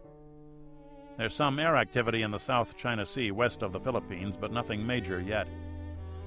Cam Bay appears to be empty of Soviet shipping. So the Pacific is quiet, but that won't last long. In the Indian Ocean, somebody launched a missile attack against Diego Garcia, probably a submarine. Not much damage. Just about everything there was sent out to sea 5 days ago. But it got their attention. At last report, their IO squadron was at 15 north, 90 east, a long way from our guys and heading south. No activity at all on NATO's southern flank. The Turks aren't about to attack Russia on their own hook, and Greece is staying out of what they call this German-Russian dispute. So Ivan has a secure southern flank too, and so far it looks like he's happy enough to keep it that way. So far the Russians are only fighting in Western Europe and against selected American installations elsewhere. They are telling anyone who will listen that they don't even want to fight us. They've even guaranteed the safety of American tourists and businessmen in the Soviet Union. Supposedly they're flying them all out through India. We've underestimated the political dimension here, sir. So far, it's working for them. Okay, in Europe, their operations began with from 20 to 30 Spetsnaz commando attacks throughout Germany. For the most part, they were defeated. But they scored big in 2 places. The port of Hamburg has been blocked. A pair of merchantmen was scuttled in the main channel, and the team that pulled it off got away clean. The same thing was attempted in Bremen. They blocked one channel partially and burned 3 ships at one of the container terminals. This team didn't get away. The other attacks were against nuclear weapons storage sites, communications posts, and one big one against a tank site. Our guys were ready for it. We took losses, but those Spetsnaz troops got chewed up in most cases. The Soviet army attacked west just before dawn yesterday. The good news here is that the Air Force pulled something really wild. That new stealth fighter we've been hearing rumblings about is in squadron service, and it was used to raise a lot of hell behind Russian lines. The Air Force says they've got air superiority, or something close to it, so Ivan must have taken a big hit. Whatever they did, the initial Russian attack was not as powerful as expected. They're moving forward, but as of midnight, nothing more than 15 kilometers, and in 2 places they got stopped cold. So far, no word on nukes or chemical weapons. Losses are reported heavy on both sides, especially up in northern Germany, where they moved the farthest. Hamburg is threatened. The Kiel Canal may have been hit with an airborne or airmobile attack, we're not sure, but part is under Russian control. That situation is a little confused. A lot of activity on the Baltic, too. The fast attack boats of the German and Danish navies claim to have beaten up hard on a combined Soviet and East German attack, but again things are pretty confused. Toland went on to describe the situation in Norway. The direct threats against us are from submarines and aircraft. Ivan's subs have been pretty busy. We have reports of 22 merchant ships sunk. The worst was Ocean Star, a Panamanian-flagged passenger liner coming back from a Med cruise. 800 miles northwest of Gibraltar, she took a missile hit, type unknown, but probably from a Juliet. She burned, lots of casualties. 2 Spanish frigates are moving in for the search and rescue. We have 3 submarines reported close to our course track, an Echo, a Tango, and a Foxtrot. There could be more, but intelligence reports have most of them south and west of us. When Iceland got neutralized, we lost the GI-UK SOSUS line, and that will allow Ivan's subs an easier access to the North Atlantic. SAC-LANT is dispatching subs to block the gaps. They'll have to hustle. We have reports of numerous Soviet submarines heading for the Denmark Strait. How many subs have we taken out? Svensson asked. Lagis and Brunswick claim 4 kills. The P-3s got off to a good start. The bad news here is that 1 Orion is missing and another reported being shot at by a sub-launched missile. This is being evaluated now, and we expect something firm by noon. In any case, the main threat to us now appears to be from aircraft, not subs. That could change by tomorrow, though. One day at a time. Get to Iceland, Baker ordered. The reports we had yesterday were correct. Evidently, a regimental-sized unit came in by sea, and the rest of its division was airlifted in, starting around 1400 hours. We have to assume they're all in by now. Fighters? Svensson asked. None reported, but it's possible. Iceland has 4 usable airfields. Wrong, Toland. It's 3. Baker said harshly. Beg pardon, sir, 4. The big base is Keflavik. 5 runways, 2 of them over 10,000 feet long. We built the place to stage B-52s out of, and it's quite a facility. Ivan got it virtually intact. His attack was planned deliberately not to crater the runways. Second, they have the civilian airfield at Reykjavik. The longest runway there is about 2,000 meters, plenty big enough for fighters, and it's got a city wrapped around it. Hitting that place means running the risk of civilian casualties. On the north side of the island is Akureyri, one hard surface strip. The fourth one, Admiral, is Old Keflavik, about 2 miles southeast of the current NATO airbase. It shows on the maps as unusable, but I ran into a guy who put in 2 years on Iceland. That strip is usable, certainly for rough surface-capable aircraft like our C-130. The base personnel use it for racing their go-karts and sports cars. He thinks you could use fighters out of there, too. Finally, every city on that island has a gravel strip for their domestic airline. The MiG-23 and several other Russian fighters have a rough field capability and could use any one of those. "You're full of good news," observed Nimitz's commander, Air Group, known as the CAG. "What about the other base facilities, like fuel?" The fuel depot right on the base was destroyed in the attack, but the base tank farm was not, and neither was the new terminal at Hakatstanger. Unless somebody takes it out, we've left the Russians enough jet fuel to operate for months. "How solid is all this?" Baker wanted to know. We have an eyeball report from a Navy P-3 crew who surveyed the damage immediately after the attack. The RAF sent 2 recce birds for a look-see. The first one got good shots of Keflavik and the surrounding area. The second didn't make it back. Reason unknown. Sam's. The CAG really looked unhappy now. Toland nodded. A good bet. The photos show vehicles consistent with the presence of a reinforced Soviet air rifle division. Icelandic radio and TV are off the air. The Brits report contact with ham radio operators on the Icelandic coast, but nothing at all is coming out of the southwest corner of the island. That's where most of the people are, and it looks to be completely under Soviet control. We're getting some intel information, but it can't last. What you're telling us is that we can't expect raid warning from the Norwegians, and we've lost our picket fence at Iceland. What other assets do we have? Svensson asked. Evidently something. I've been told to expect possible raid warning from an asset codenamed Real Time. If a large force of Soviet aircraft leaves Kola, we ought to know about it. What's Real Time? The CAG asked. They didn't tell me that. Submarine. Baker smiled thinly. Jesus protect him when he transmits. Well, Ivan sent his bombers against Iceland yesterday. Anybody wonder where they'll be coming today? In case anyone wants it, my official intelligence estimate is right here, Toland said. Always nice to have a professional opinion, the CAG observed acidly. We ought to head north and pound on those Russians.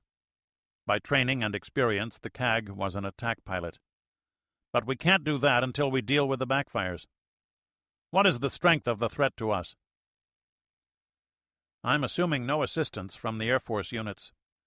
With Soviet naval aviation alone, we have 6 regiments of strike aircraft, 3 each of backfires and Badgers, 1 regiment of Badger jammers, 1 regiment of Bear reconnaissance birds. Add some tanker assets to that. 27 aircraft to the regiment. That's about 160 strike aircraft, each of which can carry 2 or 3 air-to-surface missiles. Those Badgers will have to stretch to get here. The round trip must be a good 4,000 miles, even if they cut across Norway. Those are tired old birds, CAG said. What about their satellites? Toland checked his watch. There will be a Roarsat pass over us in 52 minutes.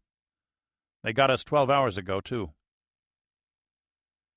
I hope the Air Force gets its act together with their ASAT pretty soon, Svensson said quietly. If Ivan can real-time that satellite intelligence, they don't need those damn bears. They can figure our course easily enough, and it's only a 4-hour cruise down here for them. Try a course change as it passes overhead? Cag wondered. Not much point in it, Baker replied. We've been heading east for 10 hours. They can't miss that, and we can only do 20 knots. We can give them a plus-minus of 80 miles. How long does it take to fly that? Toland noted that Svensson and the Cag didn't like that decision, but neither disputed the point. He'd been told that Baker wasn't a man to argue with, and wondered if that was a good trait in a combat commander. Hill 152, Iceland. Edwards took some solace in having predicted the cold front's arrival properly. The rain had come exactly on time, just after midnight. If there was anything to make the worst situation worse still, it was a steady, cold rain. The showers were intermittent now, a ceiling of gray clouds 2,000 feet over their heads, blown along by 30-knot winds toward Iceland's mountainous center. "Where are the fighters?" Edwards asked. He swept Reykjavik airport with his binoculars, but couldn't find the 6 fighters he'd reported on the previous evening. All the transports were gone also. He saw 1 Soviet helicopter and some tanks. There was very little traffic on the streets and roads he could see. Certainly not much for a Monday morning. Surely the commercial fishermen would be driving to their boats. Anybody see them lift out? No, sir. Weather we had last night, the whole Russian Air Force could have come in and left. Sergeant Smith was annoyed, too, mainly with the weather. Could be in those hangars, maybe. About 2300 the previous night, they'd observed a streak of light like that of a rocket taking off. But whatever it had been aimed at had been lost in a rain shower. Edwards had not reported that, halfway wondering if it might have been lightning. What's that? That's no tank. Garcia, check it out. 500 yards west of the terminal. The lieutenant handed the glasses over. Okay. That's some kind of tracked vehicle. Looks like it has some sort of... Not a gun, there's 3 of them. Rocket launcher, maybe. Sam's, the sergeant commented. How much you want to bet that's what we saw shot off last night? E.T., phone home. Edwards started putting his radio together. How many launchers and what type? Doghouse asked. We see 1 launcher, possibly 3 missiles on it. We can't tell the type. I wouldn't know the difference anyway.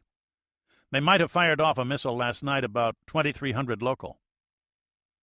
Why the hell didn't you tell us? Doghouse demanded. 'Cause I didn't know what it was, Edwards nearly yelled. God damn it, we're reporting on everything we see, and you don't even believe half of what we tell you. Settle down, Beagle. We believe you. I know it's hard. Anything else happening? He knows it's hard, Edwards told his men. Can't see much activity at all, Doghouse. Still early, but we'd expect civilian traffic on the streets. Copy that. Okay now, Edwards, real fast. What's your father's middle name? Doesn't have one, Edwards said. What? The name of his boat. The Annie J. What the hell is this? What happened to your girlfriend, Sandy? It was like a knife in the guts. The tone of his voice answered for him. You go and fuck yourself. Copy that, the voice replied. Sorry, Lieutenant, but you had to pass that test. We have no further orders for you yet. Tell you the truth, nobody's decided what to do about you. Stay cool and avoid contact. Same transmission schedule. If you get tagged and they try to make you play radio games, start off every transmission with our call sign and say that everything is going great. Got that? Going great. Roger. If you hear me say that, you know something's wrong. Out.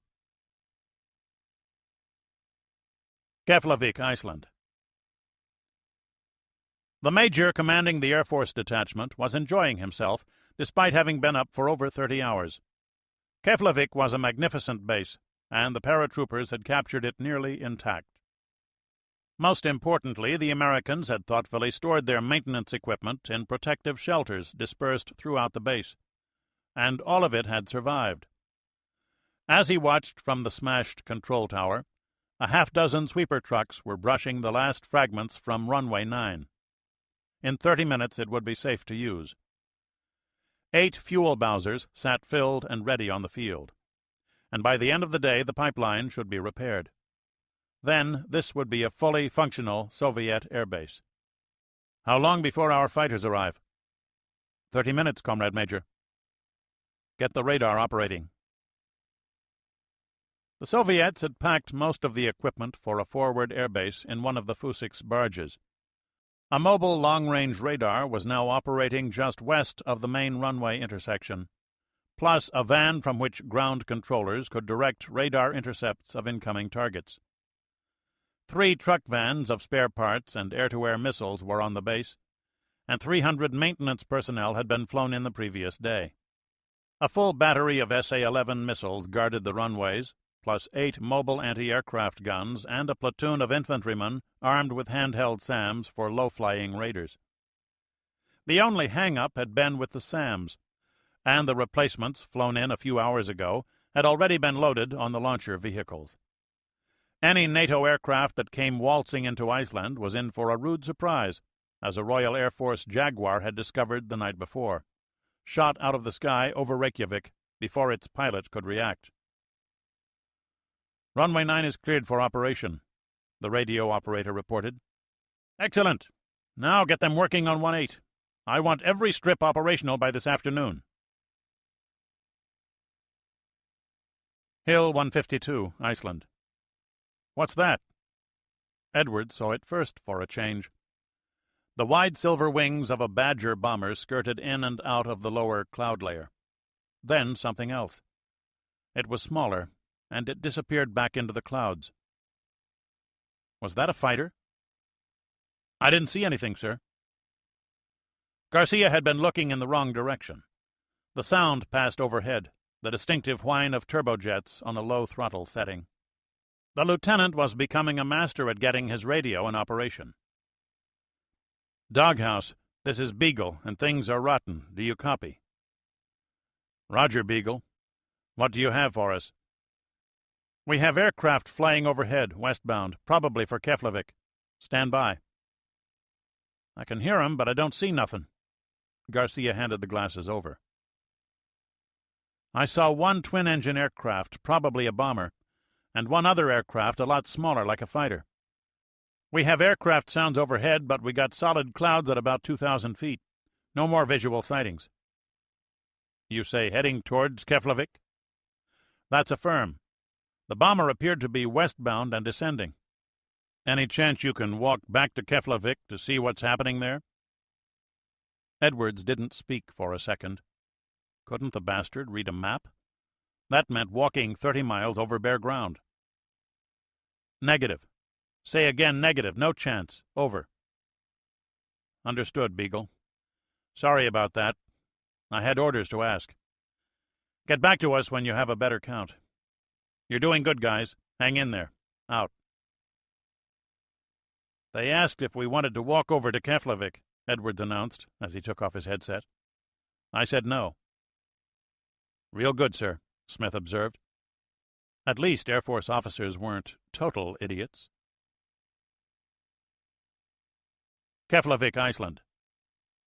The first MiG-29 Fulcrum landed at Keflavik a minute later. It taxied behind a base jeep and stopped close to the tower. The major in command of the base was there to meet it. Welcome to Keflavik. Excellent. Find me a lavatory, the colonel replied. The major motioned him to his own jeep.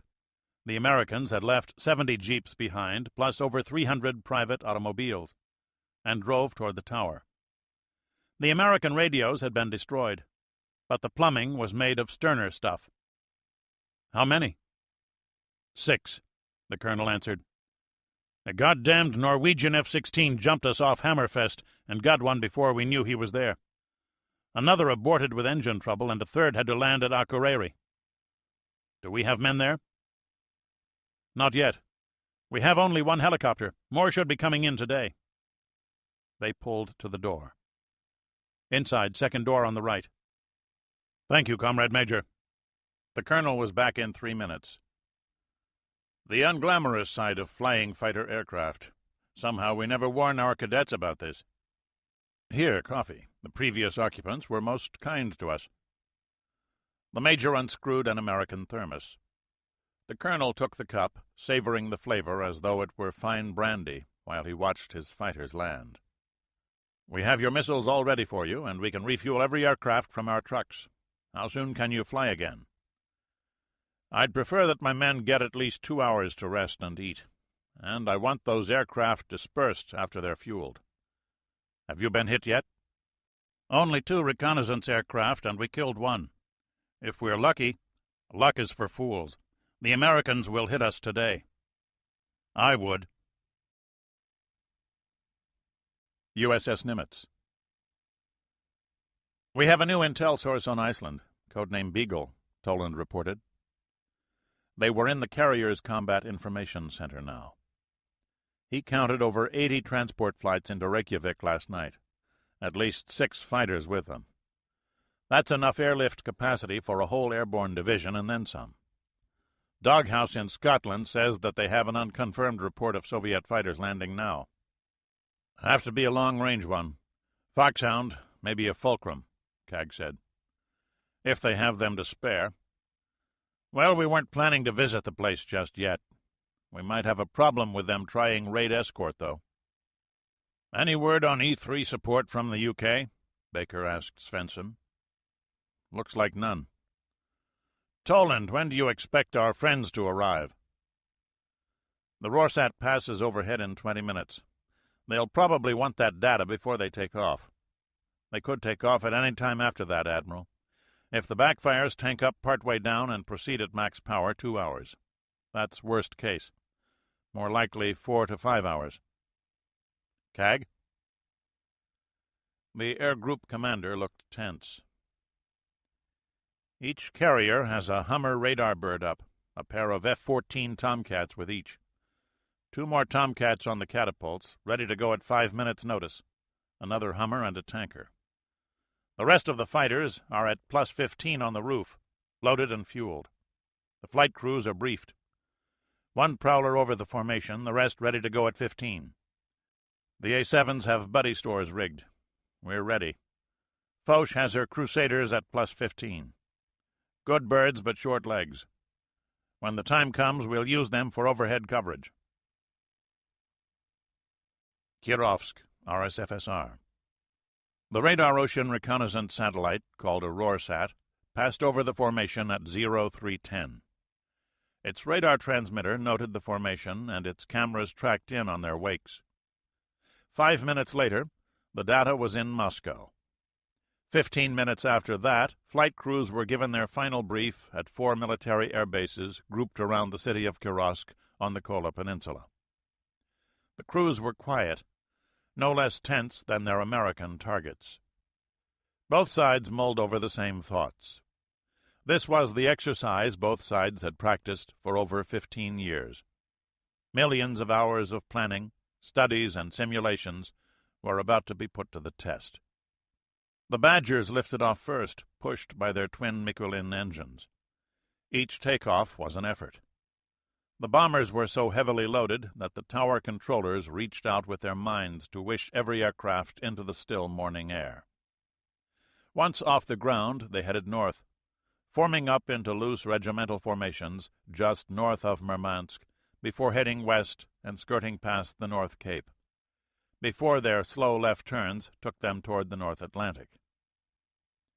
20 miles off the North Russian coast, USS Narwhal hovered beneath the surface of a slate-gray sea. The quietest submarine in the U.S. fleet, she was a specialized intelligence-gathering platform that spent more time on the Soviet coast than did some ships in the Russian Navy. Her 3 thin ESM antennae were raised, as was a $1 million search periscope. Technicians aboard listened in on low-power radio conversations between aircraft as they formed up. 3 uniformed intelligence specialists and a civilian from the National Security Agency evaluated the strength of the raid and decided that it was large enough to risk a warning broadcast. An additional mast was raised and aimed at a communication satellite 24,000 miles away. The burst transmission lasted less than a 15th of a second. USS Nimitz.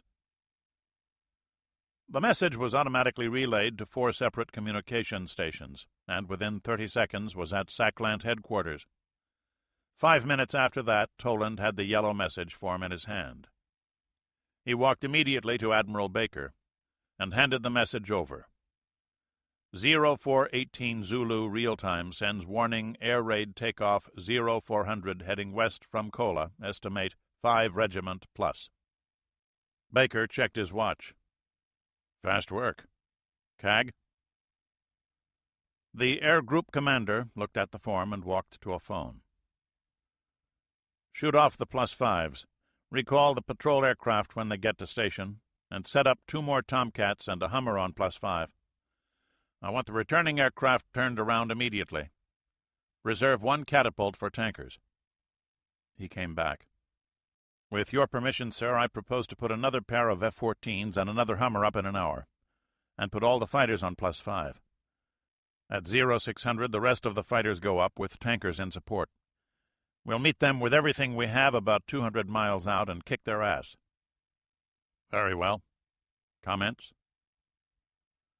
Svensson looked pensively at the master plot. Circles were already being drawn for the farthest possible advance of the Soviet bombers. The Brits get the same warning? Yes, sir, Toland answered. Norwegians, too. With luck, one or the other might make contact with the raid and nibble at it some, maybe put a trailer with them. Nice idea, but don't count on it. If I was running the attack, I'd come way west and turn south right over Iceland. Svensson looked back at the plot. You think real-time would have broadcast a warning for Bear D's? My information, sir, is that they are allowed to broadcast only for 3 regiments or more. 10 or 20 bears wouldn't be enough. They might not even notice. So, right now we probably have a herd of bears out there not emitting anything, just flying around listening for our radar signals. Toland nodded agreement. The battle group was a circle of ships with a radius of 30 miles. The carriers and troop ships in the center, surrounded by 9 missile-armed escorts and 6 more specialized anti-submarine ships. None of the ships had a radar transmitter working. Instead, they got all their electronic information from the 2 circling E-2C air surveillance aircraft, known colloquially as Hummers, whose radars swept a circle over 400 miles across. The drama being played out was more complex than the most intricate game. More than a dozen variable factors could interact, with their permutations running into the thousands. Radar detection range depended on altitude and consequent distance to the horizon that neither eyes nor radar can see past. An aircraft could avoid, or at least delay detection by skimming the waves. But this carried severe penalties in fuel consumption and range. They had to locate the battle group without being detected by it first. The Russians knew where the carrier group was, but it would move in the 4 hours required for the bombers to get there. Their missiles needed precise information if they were to home in on the raid's primary target, the 2 American and 1 French carrier, or the mission was a wasted effort. Putting the group's fighters on station to intercept the incoming raid depended on expert prognostication of its direction and speed. Their job, to locate and engage the bombers before they could find the carriers. For both sides, the fundamental choice was whether or not to radiate, to use their radar transmitters. Either choice carried benefits and dangers, and there was no best solution to the problem. Nearly every American ship carried powerful air search radars that could locate the raid 200 or more miles away. But those radar signals could be detected at an even greater range, generating a return signal that would potentially allow the Soviets to circle the formation, pinpoint it, then converge in from all points of the compass. The game was hide-and-seek, played over 1 million square miles of ocean. The losers died. North Atlantic. The Soviet Bear D reconnaissance bombers were passing south of Iceland. There were 10 of them, covering a front of 1,000 miles. The monstrous propeller-driven aircraft were packed full of electronics gear and crewed by men with years of training and experience in locating the American carrier groups. At the nose, tail, and wingtips, sensitive antennae were already reaching out, searching for the signals from American radar transmitters. They would close on those signals, chart them with great care, but remain forever outside the estimated detection radius. Their greatest fear was that the Americans would use no radar at all, or that they would switch their sets on and off at random intervals and locations, which posed the danger of the Bears blundering directly into armed ships and aircraft. The Bear had 20 hours of endurance, but the penalty for it was virtually no combat capability. It was too slow to run from an interceptor, and had no ability to fight one. "We have located the enemy battle force," the crew's bitter joke ran. "Do svidaniya, Rodina." But they were a proud group of professionals. The attack bombers depended on them, as did their country. 800 miles north of Iceland, the Badgers altered their course to 180, due south at 500 knots. They had avoided the still dangerous Norwegians, and it was not thought that the British would reach this far out. These air crews kept a nervous watch out their windows nevertheless, their own electronic sensors fully operative and under constant scrutiny. An attack by tactical fighters against Iceland was expected at any time, and the bomber crews knew that any NATO fighter pilot worthy of his name would instantly jettison his bomb load for a chance at air-to-air combat with so helpless a target as a 20-year-old Badger. They had reached the end of their useful lives. Cracks were developing in the wings,